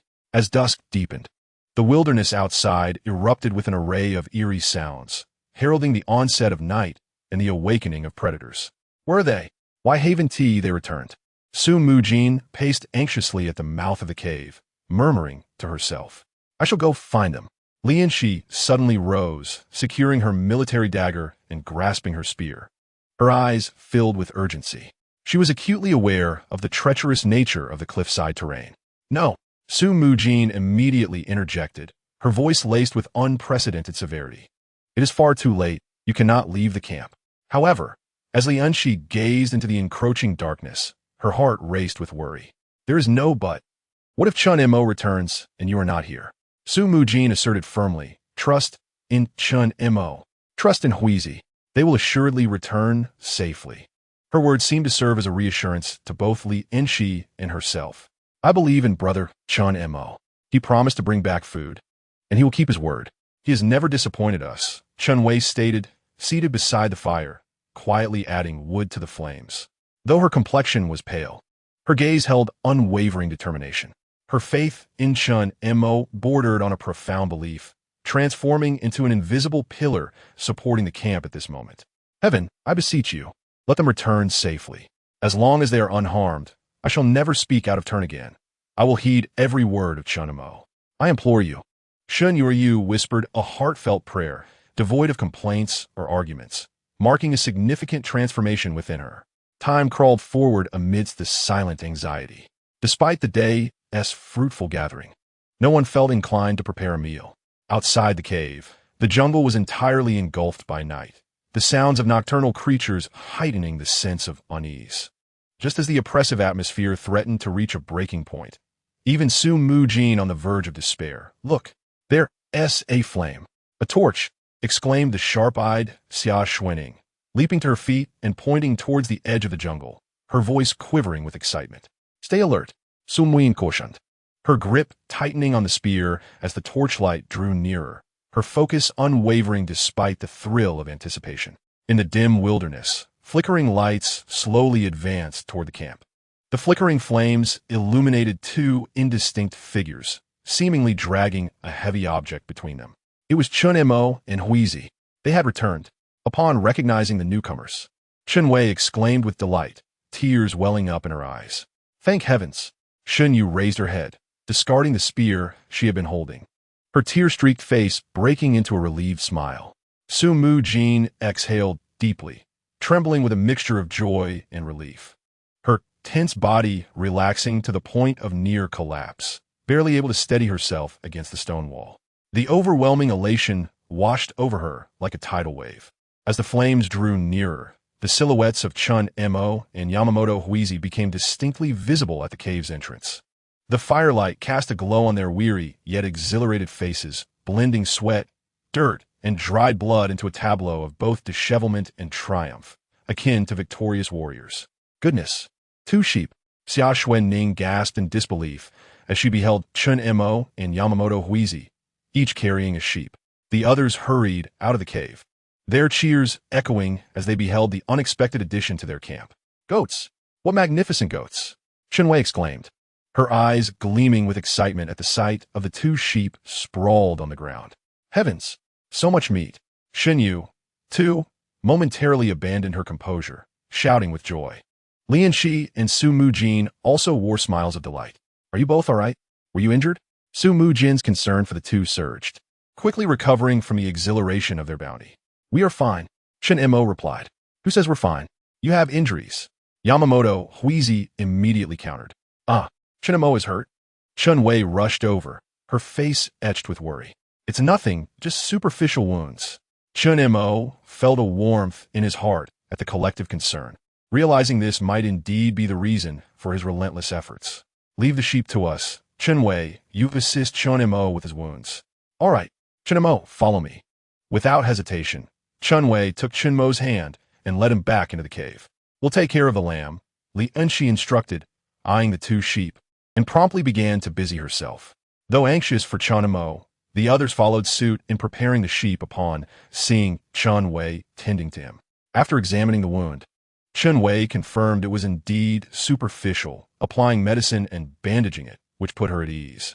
That evening, the sheep's bones were transformed into a savory broth, while the meat was grilled to perfection, bringing joy to all during the meal. The lingering aroma of roasted meat filled the cave. Chen Montak, are you certain this is yam? After dinner, Chen Wei held up a round, thumb-sized tuber, her brow furrowed in confusion. Absolutely. This is yam bean, Chen Mo asserted confidently. But aren't yams supposed to be elongated? Xia Xuening pustulet. This is yam bean. It grows on vines, while true yams are buried underground. Chen Mo, bemused by the ignorance of the city-bred young ladies, patiently explained. Ah, I see. Shen Yu exclaimed, her expression one of sudden realization. Do you remember the location? Chen Mo asked Chen Wei and Li Enxi. We do. They nodded. Good. We shall dig for yams at dawn. Chen Mo felt a surge of excitement. Yam was indeed a precious ingredient, suitable for soups or pancakes, effectively solving the dilemma of staple food. After dinner, he completed the last piece of sheepskin and handed the rendered fat to Chen Wei for processing. The relentless battles of recent days had drained his strength, leaving him somewhat fatigued. Tonight we will take turns on watch. You, Huizi, and Enxi should rest, Su Mujin instructed, observing Chen Mo's weariness as she assigned the night watch duties. Chen Mo was about to decline when Su Mujin reassured him, do not worry. We will wake you promptly if we sense any danger. Indeed, Brother Chen Mo, you have worked tirelessly all day. It's our turn to keep watch tonight. Xia Xuening chimed in with a smile. I will take the first half of the night. Xia Xuening and Yueru will take the second half while the rest of you rest. Su Mujin finalized the arrangements. Chen Mo, seeing that everyone had agreed, refrained from arguing and settled down against the rock wall on the right side, taking the spot next to Chen Wei. Since drawing lots, his sleeping position had been fixed, yet the position beside him was subject to rotation. Yamaguchi Huizi said little, finding her place on the bedding to rest, positioned farthest to the left. Su Mujin stood guard at the cave entrance, spear in hand, gazing vacantly into the inky darkness outside. Why aren't you sleeping? Su Mujin asked, puzzled, as Chen Wei sat beside her. I'll keep you company during the watch. It is too dull to be alone, Chen Wei replied softly. And thus the two women began to engage in a light conversation. Outside the cave, unbeknownst to them, rain began to fall once more. The gentle patter of raindrops echoed against the rocks and leaves, adding a chilly backdrop to the silent night. Despite Chen Mo's best efforts to cleanse the area of the strong, lingering scent of goat's blood, it stubbornly mingled with the dampness of the rain, wafting through the air and into the depths of the jungle. In the deep of night, all was silent save for the sound of rain and the rhythmic breathing of those within the cave. You all should rest. I will take the second half of the night watch, Shen Yueru said as she approached the fire, her eyes still heavy with sleep as she replaced Su Mujin. After a brief exchange with Chen Wei, Su Mujin returned to her bedding to lie down. Xia Xuening stirred, her eyes fluttering open, and she rose to join Shen Yueru. Sister Yueru, I will keep you company, she said, wrapping herself in a blanket and settling into the space Chen Wei had just vacated. Are you not going to sleep? Shen Yueru inquired, adding some dry twigs to the fire as she looked at Xia Xuening. I will not sleep. Xia Xuening tightened her blanket and stared at the flickering flames. Suddenly, a deafening roar shattered the night. A thunderous crash, accompanied by the sound of splintering wood, reverberated through the camp, shaking the entire cavern. Then came a primal, terrifying roar that pierced through the curtain of rain, crashing violently into the eardrums of everyone present. Tia Pue Ninkaspet, jerking her head up and letting out a shriek. What was that? Su Mujin, who had just lain down and had yet to fall asleep, sat up in alarm, her eyes darting towards the cave entrance. An ambush! Li Enxi and Yamaguchi Keiko sprang to their feet simultaneously, seizing their weapons and rushing to the inner side of the cave entrance. Chen Mo abruptly opened his eyes, devoid of any trace of slumber, his gaze icy and sharp. He seized the fire axe beside him and roared, "Extinguish the flames. Everyone retreat. It's a bear." Shen Yueru, still in shock, was unprepared for such an encounter, especially as it was her first night watch since arriving on the deserted island. The thunderous roar marked her initial confrontation with the unknown peril, evoking an indescribable astonishment within her.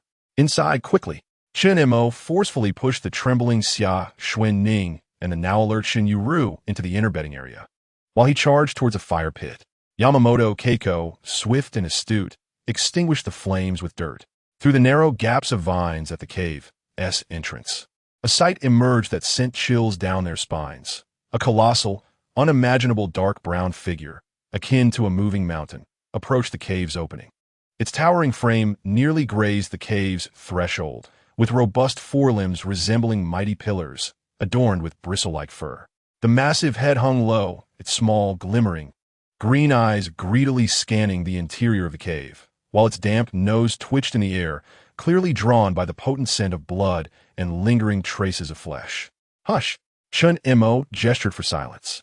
Xia Xuening's once cheerful face turned ashen, her body trembling incessantly. She nearly cried out, but stifled the sound, her small hands firmly covering her mouth. It was a brown bear, an adult, gargantuan brown bear, the true apex predator of the island's food chain. The bear appeared somewhat wary of the extinguished firelight, yet the allure of food overshadowed its trepidation. It emitted an impatient, low growl, its massive paw crashing down upon a large goat leg hanging from the wooden frame near the cave entrance. With a resounding crash, the wooden structure splintered. The hefty piece of meat, weighing dozens of pounds, was sent flying, tumbling into the muddy ground below the cave's entrance. Chapter 60. Escape from the bear's mouth. Seeing the meat on the ground, the brown bear pounced upon it, lowered its head to sniff, and opened its cavernous maw, revealing sharp, glistening teeth, and began to tear into it without hesitation. The sickening sound of crunching bones resonated distinctly in the stillness of the rainy night. "It stole our meat," Shen Yueru exclaimed, her voice trembling. "This is bad. There is still much meat inside the shelter." Chen Wei gasped in dismay. The food they had labored to procure was now being pilfered by this bear. The brown bear, positioned just below the cave entrance, greedily feasted upon its spoils. As it devoured the goat meat, it emitted a low growl of satisfaction mixed with menace, casting an oppressive shadow of its massive form over the cave entrance. Occasionally, it raised its head, its green gaze sweeping menacingly across the cave's interior, threatening everyone within. No one dared to move, let alone make a sound. All huddled tightly at the deepest part of the cave, as far from the entrance as possible. Yamaguchi Keiko and Li Enxi gripped their weapons firmly, guarding the narrow passage leading deeper into the cave, their bodies tense like drawn bows, their foreheads beaded with cold sweat. In the presence of the bear's paw, Chen Mo's fire axe seemed insignificantly small. Time stretched slowly in the grip of overwhelming fear. The brown bear appeared in no rush to depart, savoring the lamb meat with a leisurely demeanor, gnawing on the bones, its enormous tongue licking the bloodstains from its paws. The sound of rain, the crunching of bones, and the low growls intertwined to create a despairing and horrific symphony. When would it leave? Xia Xuening's voice trembled with a hint of sobbing, her body quaking like a leaf in the wind. Would it charge in and devour us? Be quiet, do not disturb it, Shen Yueru admonished. Creeping Xia Xuening tikti. Su Mujin held Xia Xuening closely, her complexion equally pale, her voice feigning calmness yet betraying a quiver. Do not fear. We have a cave. It cannot enter. Right? It definitely cannot come in. Shen Yueru curled up in the corner, her voice tinged with a flicker of hope. Chen Mo and Chen Wei looked towards the front of the tunnel, where Chen Mo stood resolutely like a rock, his voice laced with urgency. What should we do? It seems unwilling to leave. Without turning, Chen Mo's gaze remained fixed on the massive shadow at the entrance, his tone grave and somber. Wait. Once it is satiated, it may depart. Do not make a sound. Do not emit any light to provoke it. Chen Mo's mind raced, contemplating all possible solutions. However, faced with such a sizable adult brown bear, remaining deep within the cave, as long as it showed no intent to attack, was their only and best option. The bear seemed to have finished the meat on the ground, letting out a low growl of dissatisfaction, its massive head turning once more towards the cave entrance. It appeared to have caught a whiff of the jerky inside the shed and immediately lunged forward, overturning the entire shed. The brown bear opened its cavernous maw, voraciously consuming the meat that scattered on the ground. After finishing the morsels, it returned to the cave entrance, extending its stout forelimbs, tentatively pawing at the rocky edge of the entrance, sending stones tumbling down. Its colossal body attempted to squeeze into the cave, the very walls seeming to groan under the pressure. Xia Xuening clamped her mouth shut to stifle a scream. Yamaguchi Keiko and Li Enxi instinctively directed their weapons towards the cave entrance, leaning forward, prepared to fight to the death. Chen Mo swiftly pulled Yamaguchi Keiko back, signaling them to refrain from rash actions. However, he grasped the fire axe in his hand, ready to strike the moment the bear's head breached the entrance. Fortunately, the cave's opening was indeed too narrow for the bear's massive frame. After several attempts, it clumsily failed to enter, showing signs of irritation. The bear roared angrily, beginning to pace beneath the entrance, its immense body rubbing against the rock wall, producing a chilling, scraping sound. It occasionally sat down, licking the blood from its paw. At other times, it would rise and growl towards the cave entrance, seemingly warning the small creatures inside not to stir. It seemed determined to linger. The long hours of the latter night commenced. The rain lessened, yet the chill intensified. The cave was engulfed in darkness, with only a faint glimmer of light seeping through the entrance, illuminating the massive shadow of the beast as it shifted restlessly. What should we do? Should we venture out and slay it? Yamaguchi Keiko's eyes glinted with ferocity, seeking Chen Mo's counsel. It is not feasible at present. The darkness is too profound, rendering our situation precarious. Chen Mo glanced at the sky, feeling uncertain about venturing out now. Can we endure until tomorrow? Shen Yueru's voice trembled with fear. Yes, we can, undoubtedly. Su Mujin's voice was soft, yet imbued with an unprecedented strength. We have survived so much. Wild boars, tsunamis, and those bandits. We shall prevail this time as well. The terror of narrowly escaping death made her acutely aware that this group itself was the only bastion against the menacing desolation of the island. Indeed, as long as we stand united, no challenge is insurmountable. Chen Wei spoke earnestly, observing the indistinct silhouettes in the darkness, her trepidation seemingly dissipating slightly. Once Chen Mo dispatches that accursed bear, I shall stab it several times. Shen Yueru's spirit was ignited, her teeth clenched in determination. Fear not. Should it dare to enter, I will assuredly crush its skull. Li Enxi encouraged herself. We shall reign as the sovereigns of this forsaken island. A mere bear is nothing. Yamaguchi Keiko rarely rallied the group. Chen Mo remained silent, his gaze fixed on the brown bear, his mind racing with calculations. Time dragged on, each second feeling like an eternity. Outside the cave, the sky finally revealed a faint, pale gray. The rain had ceased. Dawn was approaching. Below the cave entrance, the enormous brown bear seemed to sense a hint of unease. It ceased its restless pacing and began to roar toward the cave entrance. Then it moved away, heading towards the waterhole. It has left, Xia Xuening exclaimed, hope shimmering in her voice. It seems to have departed. Shen Yueru responded. With a splash, the bear lay down in the waterhole, taking a bath, then ambled back to a spot not far from the cave entrance, sitting quietly there, its eerie gaze fixated on the cave's mouth. Why has it returned? Shen Yueru's voice quivered with despair as she clutched Chen Wei's arm, her nails nearly digging into the flesh. Is it guarding us? Xia Xuening's face turned as pale as a sheet, her beautiful eyes filled with desperation. Reminiscent of a cat watching a mouse hole, Chen Wei maintained a semblance of composure, though her body trembled slightly. She endeavored to reassure Shen Yueru, yet her gaze involuntarily strayed to the silent figure of Chen Mo at the cave entrance. The brown bear was fixated on the cave. Likewise, Chen Mo's eyes were resolutely locked onto the bear. It intends to exhaust us.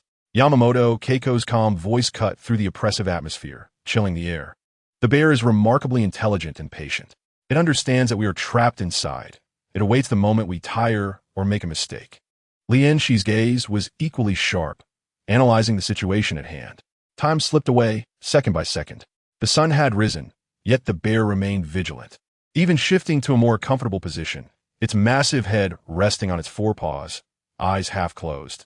Yet those small, ferocious eyes never strayed from the cave entrance.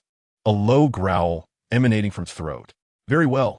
Since it seeks its own demise, I shall not hesitate to assist it on its journey. Chen Mo observed the bear's movements, his voice laced with lethal intent.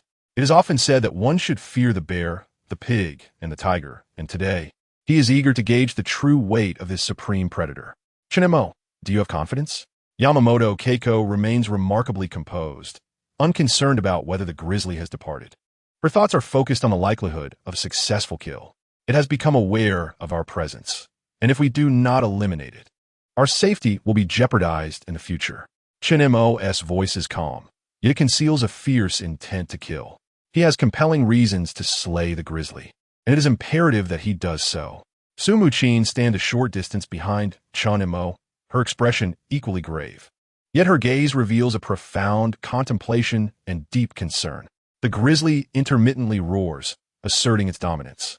As noon approaches, the incessant rain of the past few days seems to have passed, and the sun gradually emerges, albeit pale, its warmth beginning to rise. We cannot afford to wait any longer. Chen Mo's voice is low and hoarse, imbued with an undeniable strength. We cannot start a fire to cook. If we continue to wait, we will surely be outmatched by the bear. Do you have a plan? Li Enxi, who has remained silent, finally inquires, observing Chen Mo's expression. Kill. Chen Mo utters the word coldly. You intend to go out. Shen Yueru suddenly lifts her head, exclaiming, tears instantly welling up in her eyes. No, you will die. It is so large. It could crush you with a single swipe. Chen Mo, you cannot go out. Yueru, remain calm. Chen Wei's voice trembles, but she strives to maintain her composure. Brother Chen Mo, it is far too dangerous. Xia Xuening cries out, her voice tinged with desperation. Can we not consider other options? Li Enxi and Yamaguchi Keiko remain silent, yet their eyes are equally filled with profound worry. Su Mujin steps forward, locking eyes with Chen Mo. Chen Mo, I acknowledge your strength. However, that is a grizzly bear, not a wild boar, nor a hyena. In a direct confrontation, the odds are overwhelmingly against us. We can endure a little longer. Perhaps it will, perhaps not. Chen Mo interrupts her, his tone resolute. We cannot eat. Hunger will weaken us. It will not depart on its own. It is waiting for us to weaken, or for us to venture out and meet our demise. If we prolong this, we will all perish. Chen Mo takes a deep breath, his gaze sweeping over the group once more, his voice carrying a weighty sense of responsibility. Listen, if I do not return Keiko, and you're the most composed and capable of survival in our team. Protect everyone and find a way to endure. Obedient. Chen Mo's gaze finally settles on the tear-streaked faces of Shen Yueru and Xia Xuening, his tone softening slightly. Do not cry. It is not yet time for despair. Trust me. Chen Mo, Su Mujin's voice breaks with emotion for the first time, her nails digging deeply into her palm. You must come back. We need you. This plea transcends mere command. It is a heartfelt supplication from a woman. Brother Chen Mo, Xia Xuening sops uncontrollably. Brother Chen Mo. Chen Wei also covers her mouth in shock. Shen Yueru is at a loss for words, merely shaking her head vehemently. Yamaguchi Keiko glances at Chen Mo, her tone resolute. I will accompany you. No. Chen Mo firmly declines, uncertain of the outcome this time. You and Enxi will remain in the cave, using bows to harass it. Chen Mo was acutely aware that they were about to confront the most formidable predator on the island. This was no longer a mere hunt. It was a life-and-death struggle. Hand me the military dagger, he commanded, turning to Li Enxi, who promptly provided him with a dagger to secure at his waist. Chen Mo conducted a final inspection of his gear, a sharp dagger and a fire axe. He similarly affixed the fire axe to his waist, while gripping a sturdy wooden spear, its tip fashioned from the metal remnants of an aircraft. Remember my words, no one is to venture outside, especially you, Huizi, Chen Mo instructed with an authoritative tone. Without further delay, he descended the ladder, sliding down with agility. Stow it away, he called out without looking back. Li Enxi obediently complied, retracting the ladder. Chapter 61. Life and death struggle. The light at the cave's entrance suddenly brightened, only to be obscured by a massive form. The brown bear, evidently taken aback by the audacity of its prey, let out a low growl, rising onto its hind legs, towering over 3 meters like a moving mountain of flesh. The overwhelming pressure and pungent stench enveloped Chen Mo in an instant. Roar! The bear did not afford Chen Mo a moment's respite. To the bear, his actions were undeniably a provocation. The deafening roar seemed to rend the very air. The massive paw, accompanied by a sound akin to a battering ram, struck towards Chen Mo's head with ferocious intent. Chen Mo's pupils constricted, his body tensed in anticipation. Without a flicker of hesitation, he refrained from attempting to withstand this terrifying force. In the split second before the paw descended, he executed a swift roll to the side and forward, narrowly evading the blow. Boom! The bear's paw crashed down upon the spot where he had just stood, leaving the ground marred with fine cracks. Debris scattered everywhere. Chen Mo sprang to his feet without pausing, seizing the opportunity presented by the bear's elevated center of gravity. He thrust the spear, akin to a striking serpent, forcefully into the bear's comparatively soft underbelly. Thud! The spear tip penetrated flesh. Yet the bear's layer of fat and muscle was astonishingly thick. Chen Mo felt as though he had plunged into a resilient rubber wall, the spearhead sinking in less than 10 centimeters before being firmly ensnared by the bear's powerful musculature. Roar! The excruciating pain ignited the bear's fury. It abruptly twisted its massive body, almost wrenching the spear from Chen Mo's grasp. Another paw, fueled by rage, swept toward him, recognizing the imminent danger. Chen Mo decisively abandoned the spear. He quickly lowered his body and rolled, narrowly dodging a blow that could have shattered his spine. Crash! The bear's paw struck the ground once more, causing the earth to tremble and sending a gust of wind that stung Chen Mo's face. Be careful, Chen Mo! Su Mujin exclaimed in alarm. Watching from within the cave, as Chen Mo rolled on the ground, her heart raced with anxiety. Chen Mo heard Su Mujin's cry, but he had no time to respond. He continued to roll away, swiftly increasing the distance between himself and the bear, and drew the fire axe from his waist. Fear gripped his heart. He had not anticipated the bear to be so formidable. It was clear that he must devise a strategy to maneuver using the surrounding terrain, for engaging it in open ground was out of the question.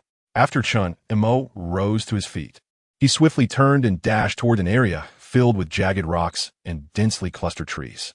There, narrow crevices and fallen giants awaited him. The brown bear, noticing Chen Mo's flight, immediately roared and pursued him relentlessly, its massive body crashing through the low shrubs as it sprinted with fervor. Its speed was not inferior to that of Chen Mo, particularly as it disregarded the surrounding obstacles, violently bulldozing through them. That beast is surprisingly fast. Chen Mo cursed inwardly as he glanced back at the bear hot on his heels. He navigated the treacherous terrain, skillfully weaving and leaping amidst the chaos of stones and trees, employing the obstacles to hinder the bear's direct pursuit. Meanwhile, within the camp, as they witnessed Chen Mo diverting the bear, Yamaguchi Keiko could no longer remain seated. Keiko, what are you doing? Su Mujin anxiously grasped Yamaguchi Keiko's arm, her voice laced with urgency. I'm going to help him. Yamaguchi Keiko replied, her eyes brimming with determination, offering no further explanation. He instructed us to wait for his return. Su Mujin wished to urge Yamaguchi Keiko to assist, yet Chen Mo's orders were not to be defied. Stay here.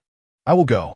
Yamaguchi Keiko uttered resolutely, breaking free from Su Mujin's grip and leaping out of the cave, vanishing from sight in an instant. Enxi, what should we do? Su Mujin turned to Li Enxi for guidance, feeling lost. You all must remain at the cave and await our return. Li Enxi did not provide Su Mujin with an answer. Instead, she followed Yamaguchi Keiko's lead and disappeared into the cave, pursuing the direction in which Yamaguchi Keiko had vanished. Chen Wei watched anxiously, her grip tightening around Su Mujin's wrist. Let them go.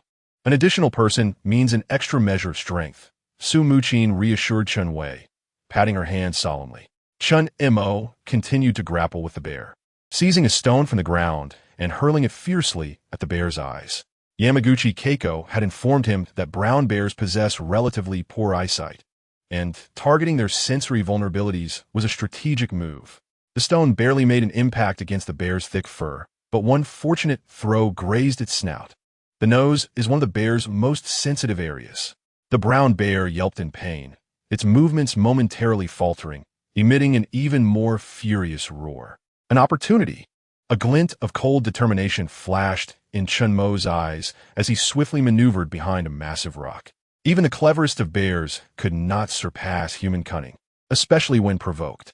Just as the bear rounded the rock, searching for Chen Mo, he suddenly erupted from a narrow crevice. This moment had been meticulously planned for a long time. Chen Mo held nothing back. With all his might, he swung the fire axe down upon the bear's forelimb joint. Crack! Sizzle! The sound of shattering bone echoed, followed by the sickening sound of blade piercing flesh. Aya! The brown bear emitted a heart-wrenching howl. Its forelimb joint had been cleaved open, blood gushing forth. Had it not been for the bear's tough hide, this blow would have been sufficient to sever its paw. This strike severely impaired the bear's mobility, yet it also unleashed the beast's primal fury. An injured predator is the most perilous of all. A roar, more ferocious than before, erupted, and the small eyes of the brown bear glinted with intense malice. The excruciating pain ignited the bear's ferocity. It opened its massive jaws and lunged recklessly at Chen Mo, its colossal form radiating an aura of destruction, moving with an unprecedented speed. Chen Mo landed a successful strike and immediately retreated, yet the bear's explosive power post-injury far exceeded his expectations. The immense shadow, imbued with the stench of blood and death, enveloped him in an instant. The gigantic maw gaped wide, revealing its ivory fangs aimed menacingly at his head. He could even catch a whiff of the foul odor of decaying flesh emanating from its mouth. Unexpectedly, Chen Mo realized that the injured bear was far quicker than he had anticipated. With the bear practically within arm's reach, he found his escape route blocked by the bear's thick paw. Alarm surged within him. His heart sank as he recognized that retreat was no longer an option. It was a fight to the death. Chen Mo, unwilling to resign himself to despair, contemplated rapidly and then steeled his resolve. Grasping the axe handle, he flipped the blade and crouched low, aiming directly for the exposed belly of the bear. A life for a life. At that critical moment, a sharp, commanding voice called out from behind him. Chen Mo, duck. It was the voice of Keiko Yamaguchi. Reacting instinctively, Chen Mo lowered his head sharply. Whoosh! A piercing sound sliced through the air, just grazing his scalp. An arrow sped forth, aimed directly at the bear's gaping maw, piercing deeply into its throat with impeccable precision. Akin to a lightning strike, the arrow penetrated the bear's mouth, its most vulnerable point, and plunged straight through to its throat. Blood and chunks of flesh erupted from the bear's mouth. The bear's roar abruptly ceased, morphing into a painful, muffled whimper. This lethal strike, while not immediately fatal, severely impaired its ability to attack. The giant jaws, poised to crush Chen Mo's head, froze in place, the enormous body convulsing violently from the agony. Ultimately, Keiko Yamaguchi defied Chen Mo's command to remain in the cave. At the moment Chen Mo found himself in dire straits, she appeared like a specter, seizing the fleeting opportunity to rescue him from the jaws of the bear. Seeing the bear momentarily halted, Chen Mo wasted no time. He crouched low, and with all his might swung the fire axe towards the bear's exposed belly. The unprotected area of the bear's abdomen was struck with precision. The sound of the axe blade sinking into flesh resonating through the air as the bear was eviscerated by the blow. Warm, foul-smelling blood sprayed onto Chen Mo. The bear let out a pained roar, lowering its head to glare at the diminutive human before it. Its eyes filled with a more profound ferocity as it prepared to retaliate in its dying moments.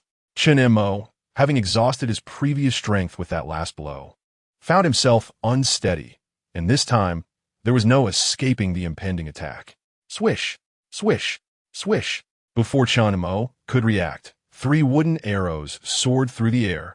The arrows struck the bear in its relatively weak neck and chest with pinpoint accuracy. Each arrowhead was metal-tipped, penetrating the bear's body directly. It was Li Enxi.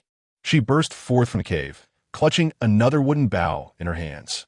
Though her arm trembled as she drew the bowstring, her gaze was resolutely steadfast. The brown bear's assault on Chen Mo was abruptly interrupted by the arrow, and he knew that this was a fleeting opportunity. Now was the moment. A brilliant light ignited in his eyes. Keiko Yamakawa and Li Enxi continuously provided distraction fire, crafting an unparalleled chance for him.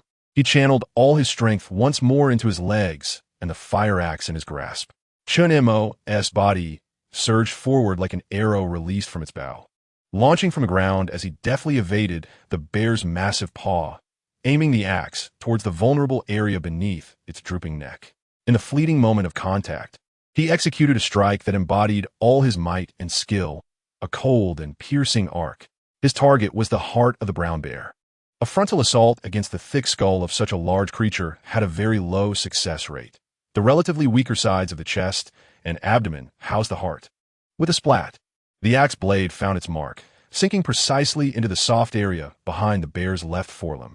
Chen Mo distinctly felt the blade slice through the resilient fur, ultimately shattering the ribs and embedding deeply within the chest cavity. Scalding blood surged forth like a fountain, once again staining Chen Mo's body a vivid red. A howl of pain and despair erupted from the bear. Hearing its anguished cry, Chen Mo dared not linger. A large predator's dying thrash could be the most terrifying. Without a hint of retreat, he relinquished the fire axe and lunged directly into the bear's embrace, drawing a military dagger from his waist, plunging it fiercely into the bear's abdomen. With a thrust and a rip, the sound of flesh being pierced followed, and as the dagger entered the bear's body, Chen Mo yanked it downward with ferocity, eviscerating the creature. Blood gushed forth. The scene horrific as Chen Mo beheld the bear's entrails spilling out. He swiftly withdrew the dagger and evaded the scene. Just as he stepped away, the bear's innards erupted onto the ground. With a thunderous crash, the colossal bear swayed momentarily, akin to a massive tree severed at its roots, collapsing with a sound so deep it sent shivers through the ground. Chen Mo stood frozen, gasping for breath. The battle had drained nearly all his strength, his body drenched in the bear's crimson blood. Keiko Yamakawa stood not far away, her bow still drawn, her chest heaving violently, her face pale with evident fear and exhaustion. Li Enxi dropped her bow to the ground, her hands covering her mouth as her body trembled uncontrollably, tears cascading silently down her cheeks, a release after an overwhelming tension. Chapter 62. The baptism of blood and water at last. Everything settled. The threat to the camp from the brown bear was eradicated, and they had secured food. Within the camp, Chen Su Mujin was the first to surge from the cave, disregarding the bloodstains on Chen Mo's body, stumbling as she rushed to his side. She trembled as she reached out her hands to touch him, but hesitated, her voice tinged with panic. "How are you? Where are you hurt? Let me see." Soon after, Xia Xuening, Chen Wei, and Shen Yueru rushed out, crying, "Brother Chen Mo, are you all right? You scare me to death." Xia Xuening leapt into Chen Mo's arms, clutching his blood-soaked arm, her tears and snot smearing over him. "Whoa, Brother Chen Mo, I thought you." Chen Wei could hardly speak through her sobs, grasping Chen Mo's other arm and inspecting him anxiously. "You fool, you absolute fool." Shen Yueru cried the hardest, pounding Chen Mo's back lightly, her voice filled with the grievance and fear of having narrowly escaped disaster. "What if you had died? Well, what would we do? I'm fine." Chen Montauk replied weakly. Yamaguchi Keiko observed the blood-soaked Chen Mo, surrounded by the women, standing despite his injuries, her gaze complex, imbued with an indescribable emotion. Li Enxi's eyes were slightly red, filled with profound gratitude as she looked at Chen Mo. "All right, stop crying. The threat has been eliminated." Chen Mo, feeling somewhat exasperated, addressed the gathering women. "Don't crowd around me. I haven't eaten all day. Quickly, go heat some water. I need a wash by the river." He glanced at his body, smeared with the blood of the brown bear, reeking of the stench of battle. Attempting to withdraw his arm from Xia Xuening's embrace, he swayed unsteadily, his body betraying his exhaustion. This fierce struggle had drained all his strength and spirit. Su Mujin, quick to react, supported him with an authoritative yet caring tone. "Don't move. Sit down and rest." She turned to Chen Wei. "You go prepare some lamb soup. Let Chen Mo rest a bit." Su Mujin recognized that Chen Mo was utterly spent, having fought the bear all day without sustenance, so she instructed Chen Wei to cook first. "Okay, I'll go right away," Chen Wei replied and headed toward the cave.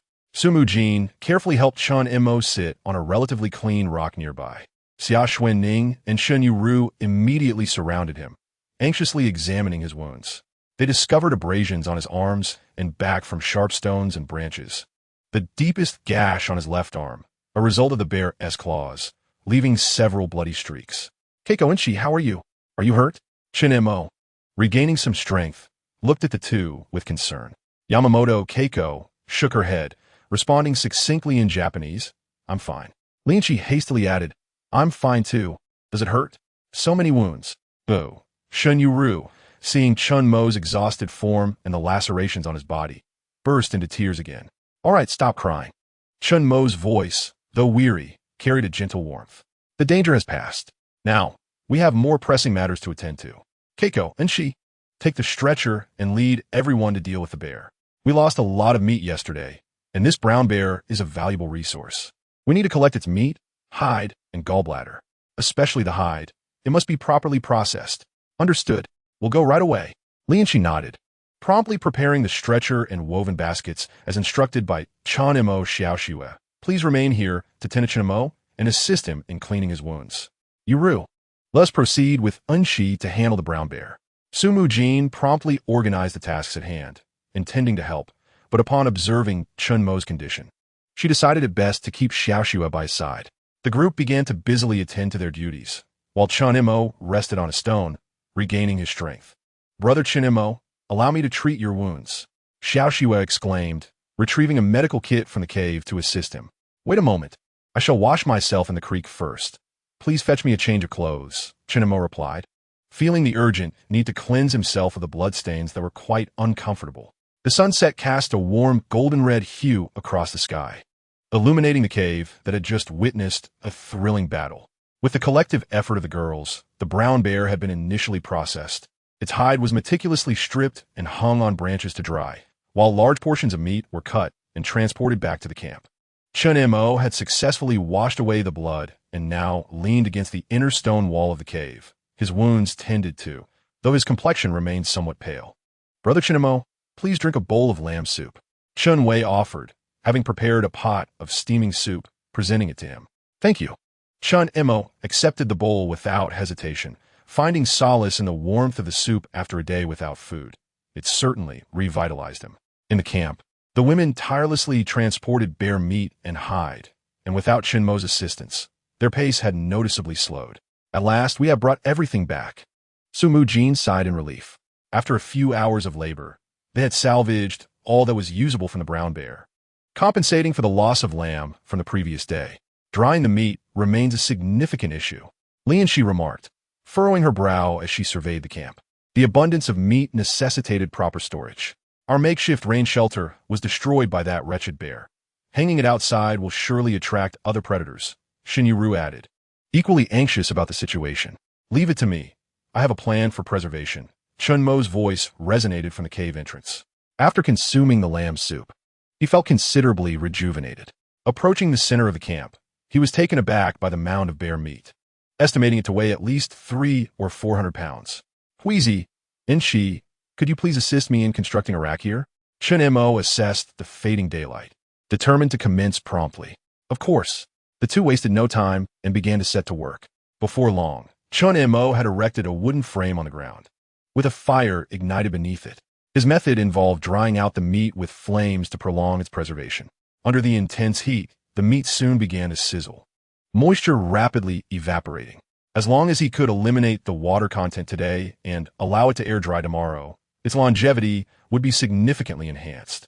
As everything was finally prepared, the sun had already set. Chen Mo had fashioned a rudimentary door from a massive timber to prevent any unforeseen incidents this evening, especially considering there were several hundred pounds of meat stored within the cave.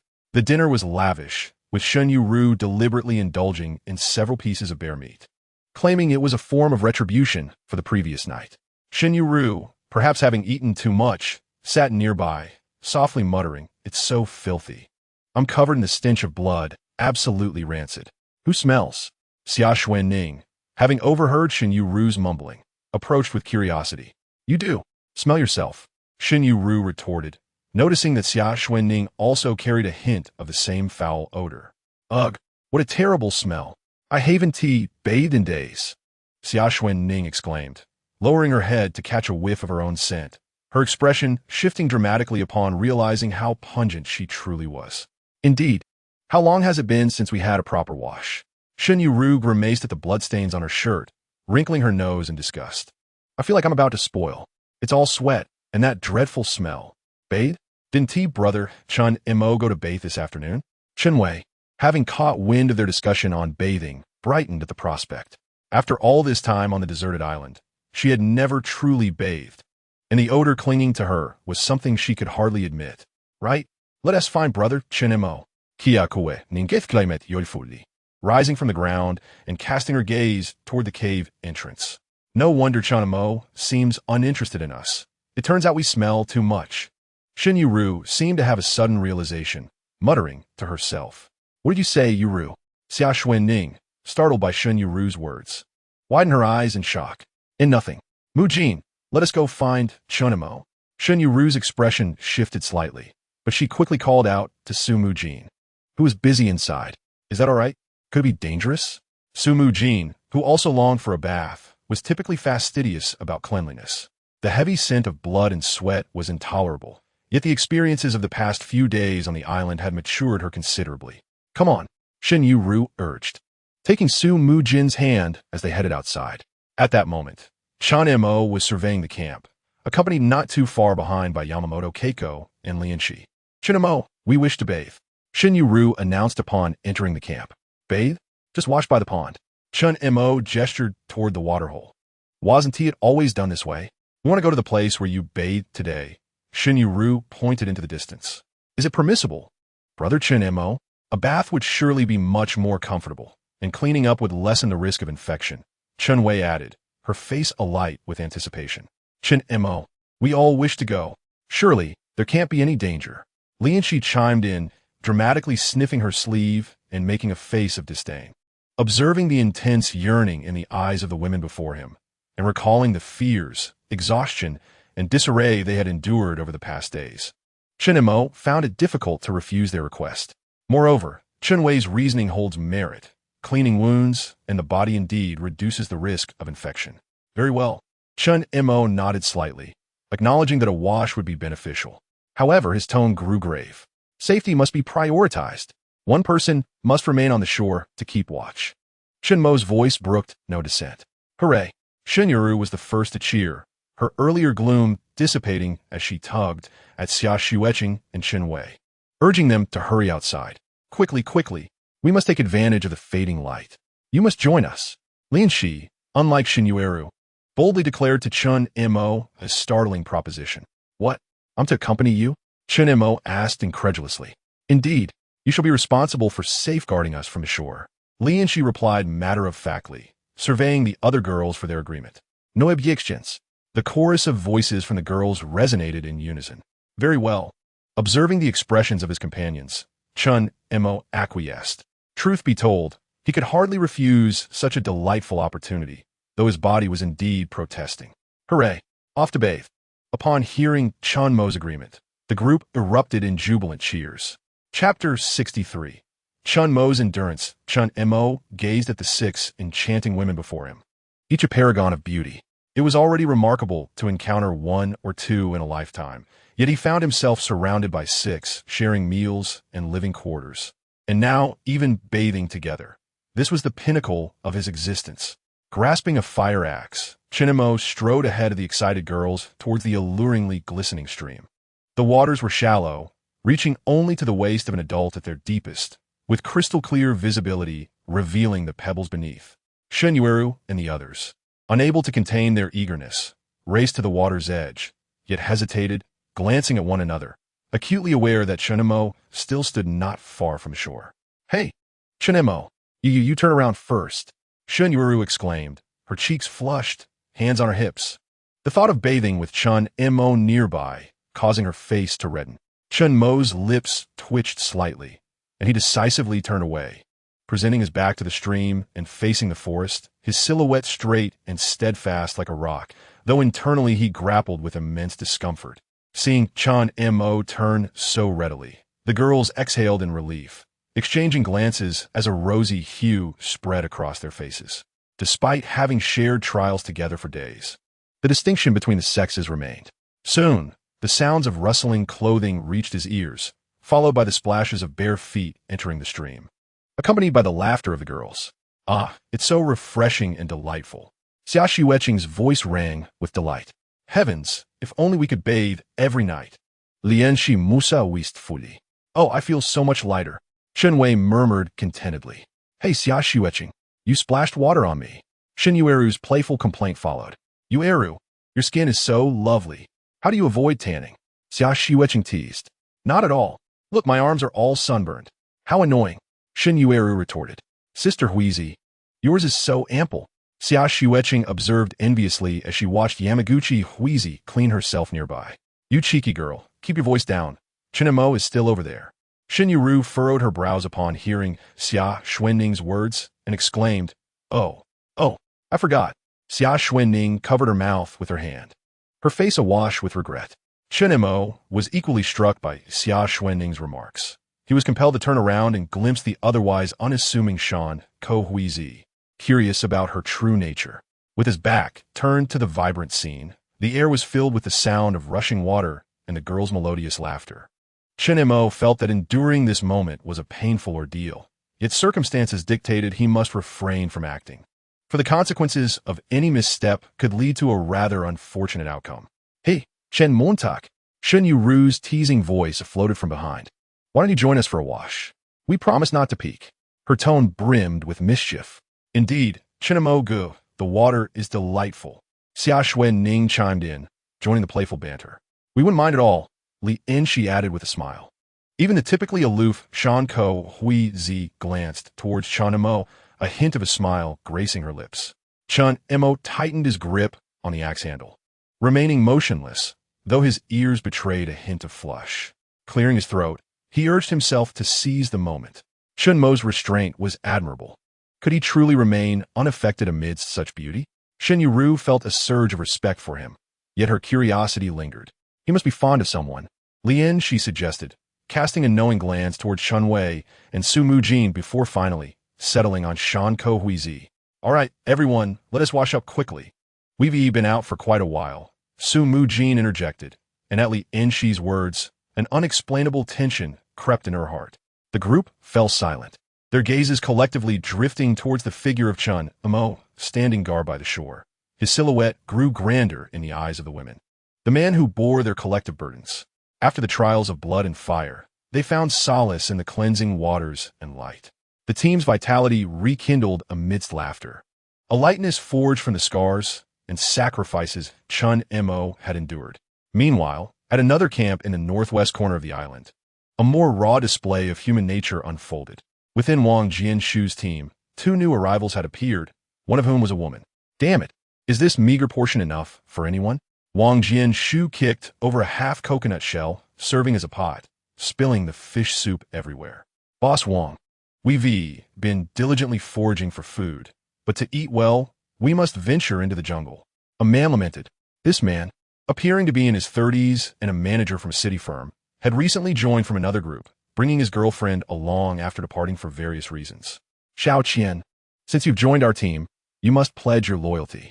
You know, I'm like a brother to your boss. If you play nice, I'll ensure he promotes you when you return, Wang Jianshu said, pulling Xiao Qian close and playfully commanding him as if bestowing a favor. Zhao Gang, quit slacking off. Is this the best you can bring back in a day? I once saved your father, and is this how you repay me? Wang Jianshu glared at Zhao Gang, who lay on the ground, and kicked him with fury. Zhao Gang slowly rose, wincing as pain tugged at his lips. His clothes were torn and soiled, his face marked with fresh scratches from today's encounter with wild boars in the jungle while searching for food.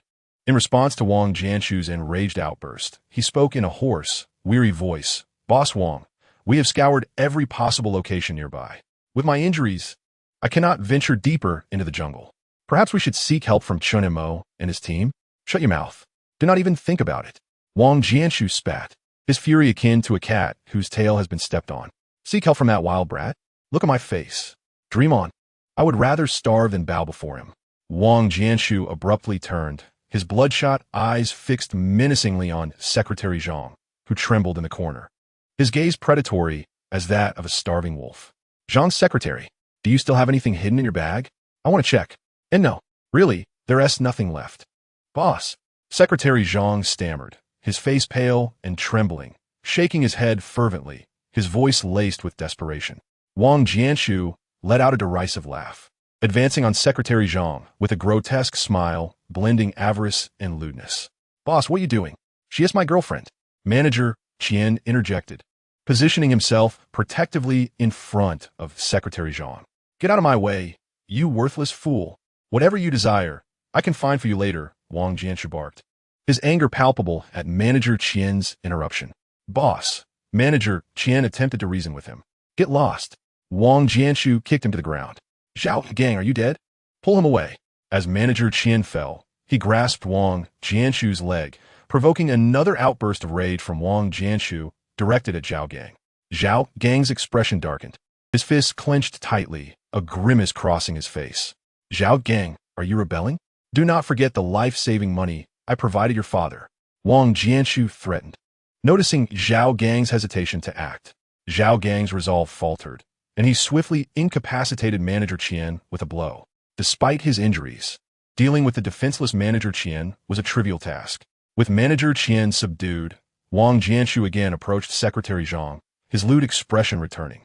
Little Zhang, what good is following this waste? Stay with me, and I promise you a life of luxury.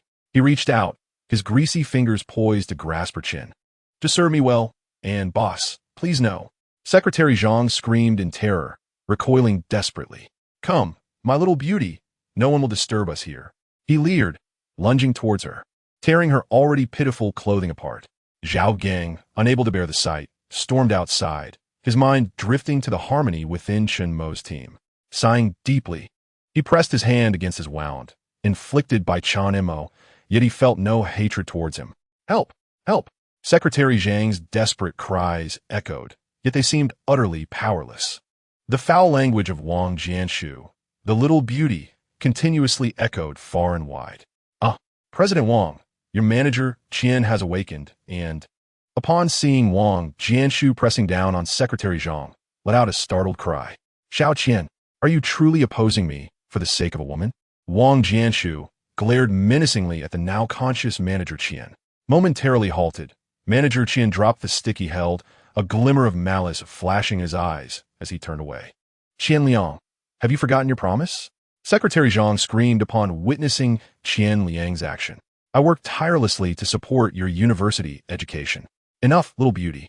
Since he no longer desires you, I shall care for you. Wang Jianshu, indifferent to the unfolding drama, lunged forward once more. Secretary Zhang, seemingly provoked, ceased her struggles. Despair enveloped her heart in that moment.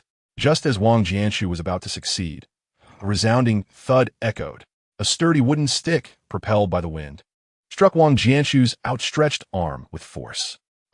Wang Jianshu cried out in pain, stumbling backward, clutching his throbbing arm. Incredulity etched across his face as he glared at Zhao Gang, the wielder of the stick. Zhao Gang, have you lost your mind? How dare you strike me? Wang Jianshu bellowed, his rage palpable. President Wang, it is time to cease. Zhao Gang's hoarse voice emerged, unable to bear the sight any longer. Wang Jianshu's actions bore no difference to those of a beast. It was clear that Chen Mo's decision to reject them was justified. Accepting them would be akin to inviting a wolf into the fold. Secretary Zhang is also human. We have found ourselves marooned on this desolate island. Instead of uniting, you choose to bully the weak. Is this truly your way of conducting affairs, President Wang? Zhao Gang gripped the stick tightly, his gaze icy, brimming with suppressed fury and disappointment. Unity? Wang Jianshu laughed as if he had heard the greatest of jokes, pointing a finger at Zhao Gang. He shrieked hysterically. Shougong, do not forget your place. I am your employer, your family's benefactor. I paid to pull your father back from the brink of death. I financed your sister's college education. You verbally pledged that your life is mine. Whatever I command, you must obey. Now, I order you to bring that woman to me. Wang Jianshu screamed with desperation. Chapter 64. The conclusion of the elite team. Zhao Gang regarded Wang Jianshu as one would a stranger. Although Wang Jianshu had previously exhibited erratic behavior, He had always maintained a facade of humility and courtesy before others, embodying the image of a philanthropist and a considerate employer. Now, he resembled nothing more than a beast. "I will not hand her over to you." Zhao Gang's voice was resolute, the stick raised once more, unwavering. "Wang Jianshu, the debt of gratitude I owe you has long been repaid through years of toil and sacrifice. You have wielded that gratitude as a shackle, treating me like a dog, compelling me to act against my conscience. I have endured, but today you shall not lay a finger on her." A glint of resolute coldness flashed in his eyes. "Rebellion! Rebellion!" Wang Jianshu trembled with rage, shouting at the stunned manager Qian beside him. "Manager Qian, why are you still standing there? Seize this traitor." Qian Liang's eyes darted quickly, first glancing at the furious Wang Jianshu, then at the imposing Zhao Gang, before finally landing on the terrified Secretary Zhang. A fleeting expression of greed and malice crossed his face. Without hesitation, Qian Liang seized a stone from the ground and struck Zhao Gang's nape with considerable force. He chose to align himself with Wang Jianshu, who had promised him the life he desired. Secretary Zhang's loss was inconsequential, for money could procure any woman he wished. "Be careful," Secretary Zhang exclaimed in a panic. Zhao Gang had been wary of Wang Jianshu, aware that Secretary Zhang was Qian Liang's partner. He had only capitulated earlier due to Wang Jianshu's pressure and anticipated that Zhang would side with him now. However, human nature can be unpredictable. Zhao Gang was unprepared for Qian Liang to turn against him. Upon hearing Zhang's warning, he instinctively turned his head away. Bang!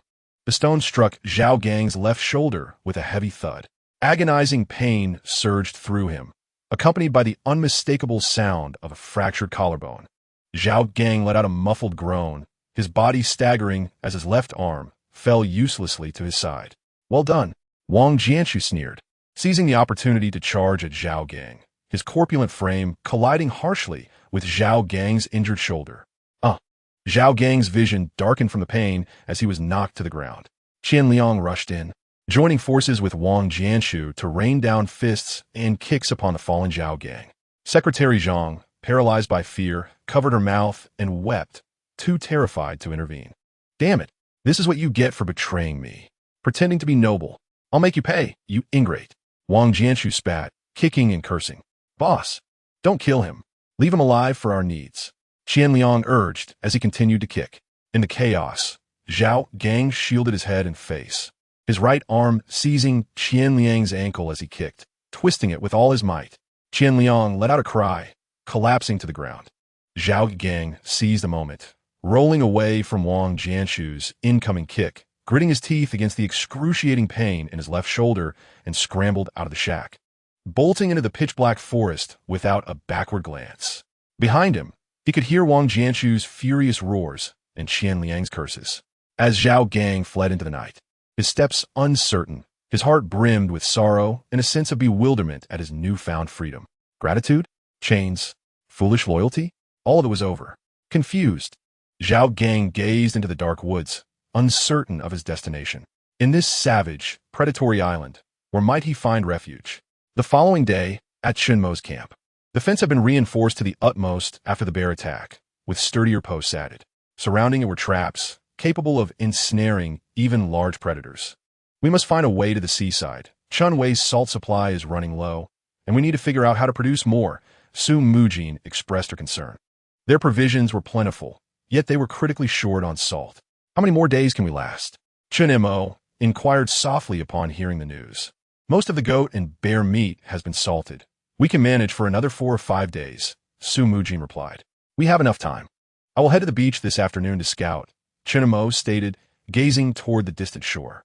Just as Yamaguchi Keiko opened her mouth to speak, Xia Xuening at the cave entrance suddenly let out a startled cry. "Someone! Look! It seems a person is approaching through the forest." Everyone instantly became alert. Chen Mo, Yamaguchi Keiko, and Li Enxi swiftly seized their weapons, rushing to the edge of the cave. Su Mujin, Shen Yueru, and Chen Wei anxiously surrounded them. At the muddy fringe of the jungle, a staggering figure was laboriously making its way toward the camp, soaked to the skin and caked in mud. His left arm hung limply, barely supported by a wooden stick. When he lifted his head, revealing an utterly fatigued visage, Everyone recognized him as Zhao Gang. Is it him? Shen Yueru was the first to scream, her voice filled with disdain and wariness. How dare he come back? What are they up to this time? A ploy? Su Mujin's expression darkened, immediately recalling Wang Jianshu's cunning schemes. Oof. Those people are never up to any good. They certainly have ulterior motives this time. What should we do? Brother Chen Mo? Xia Xuening clutched Chen Mo's sleeve, her anxiety palpable. Chen Wei observed Zhao Gang's disheveled state, a flicker of pity crossing her eyes. Yet, recalling his previous stance, she pursed her lips and remained silent. Li Enxi and Yamaguchi Keiko turned to Chen Mo, awaiting his command, their arrows already aimed downward. What will he say? Chen Mo's voice was frigid as he gazed at the approaching Zhao Gang, a flicker of murderous intent flashing in his eyes. Shougong, clearly aware of the tense figures at the cave's entrance, halted, standing outside the camp, hesitant to advance any further. Zhao Gang opened his mouth, intending to speak, but upon seeing the contempt etched on their faces, he felt as though his throat was constricted, ultimately lowering his head in despair. I know I have no face to come here. I was injured by Wang Jianshu during their internal strife, and I have nowhere else to go. Zhao Gang managed to articulate, pointing to his visibly dislocated left shoulder, his voice heavy with desperation. Please, I beg you for some food. I will leave immediately and will not implicate you. Internal strife? Injured by Wang Jianshu? Shen Yueru scoffed. With your skills, how could you possibly be injured by that fool? Find a better excuse for your lies. Get lost. You are not welcome here. Yes. Leave at once. Xia Xuening mustered the courage to shout. You are no good. You still want to harm us. Su Mujin furrowed her brow, glancing at the faint Zhao Gang below, then at her agitated companions. Ultimately, her gaze fell upon Chen Mo, her tone grave. Chen Mo, Wang Jianshu is devious. Be cautious of whatever trickery he may concoct, especially with this person being his henchman. Do not trust him lightly. Li Enxi coldly added, his skills are not weak. That wasted a man, Wang Jianshu, could not have harmed him. Yamaguchi Keiko remained silent. Her arrow still trained on Zhao Gang, ready to pierce him should he dare to make any sudden movements. Wang Jianshu attempted to take liberties with a new female secretary. When I intervened, he ambushed me from behind, Zhao Gang explained, enduring the pain as he recounted the events. What a scoundrel! Shen Yueru seethed through clenched teeth. Regardless, you once aided the oppressors. We cannot harbor you. Chen Wei regarded the somewhat pitiable Zhao Gang. Yet remembering how they had once treated her, she firmly replied, I'm sorry. I owe a debt of gratitude to Wang Jianshu, who once extended his assistance to my family. Thus, Zhao Gang bowed deeply before the crowd. I have repaid the kindness. Zhao Gang's voice faltering, imbued with a sense of weary liberation and utter desolation. I, Zhao Gang, am now a victim of my own folly, too fearful to seek refuge, only daring to ask for sustenance or perhaps a swift end, which would be preferable to being torn apart by beasts. He lifted his gaze, revealing eyes bloodshot and hollow. A hero at a dead end, trapped with no escape. Chen Mo remained silent, quietly observing Zhao Gang, scrutinizing the veracity of his words. He understood Zhao Gang's abilities better than anyone else and had recognized from the outset that Zhao Gang's loyalty to Wang Jianshu bordered on foolishness. He had not anticipated that in such times, one could display such unwavering loyalty, which further illuminated Zhao Gang's character. Chen Wei, fetch some jerky and water for me. Under the complex gaze of the onlookers, Chen Mo slowly set down the fire axe in his hand and spoke softly to Chen Wei. Chen Montak, you cannot save him. Su Mujin and Shen Yueru simultaneously exclaimed. Indeed, brother Chen Mo, our mercy in sparing his life is already more than enough. It is best to leave him to his fate. Chen Wei added in caution. Chen Mo felt a sense of gratification at the women's reactions. Their experiences on the deserted island had at least taught them the art of survival, stripping away any notions of sanctity. This pleased him. He was not inherently malevolent, and he still had use for Zhao Gang. Chen Mo pointed to Zhao Gang, mired in the mud, his voice calm, yet resolute. Yamaguchi Keiko cast a glance at Chen Mo, refraining from further inquiry, yet the gleam in her eyes conveyed everything, should Zhao Gang entertain any thoughts. Yamaguchi Keiko would not hesitate to act. Chen Wei, heed Chen Mo's words, Su Mujin instructed Chen Wei, who nodded, retrieving a piece of jerky and a bamboo tube filled with cool boiled water. Chen Mo took the water and jerky, descending the ladder to stand before Zhao Gang. Eat. Chen Mo extended the jerky and water to Zhao Gang. Thank you. Thank you. Zhao Gang accepted the jerky with one hand, ravenously devouring it, then seized the bamboo tube and gulped down the cool water with the ferocity of a ravenous beast. Slow down. There's more if you need it. Chen Mo observed Zhao Gang's disheveled state with a soft sigh, recognizing the price of blind loyalty. Chen Mo crouched to examine Zhao Gang's distorted left shoulder, his brow furrowing slightly. Although there were no fractures, the external wound appeared to be infected. To have made it this far, you are fortunate, Chen Mo remarked coolly, eyeing the swollen injury. Zhao Gang raised his head, gazing intently at Chen Mo, his eyes filled with a flicker of faint hope, his lips trembling, yet unable to articulate his thoughts. Chen Mo stood up and issued a succinct command. Chen Wei, bring the first aid kit, along with anti-inflammatory medication and bandages. Zhao Gang was momentarily stunned, unable to process Chen Mo's words, standing frozen in place, forgetting to swallow the jerky in his mouth. Here it is. Chen Wei's voice broke the silence, jolting Zhao Gang back to reality. Thank you, Zhao Gang choked out, bowing deeply to Chen Mo and the others.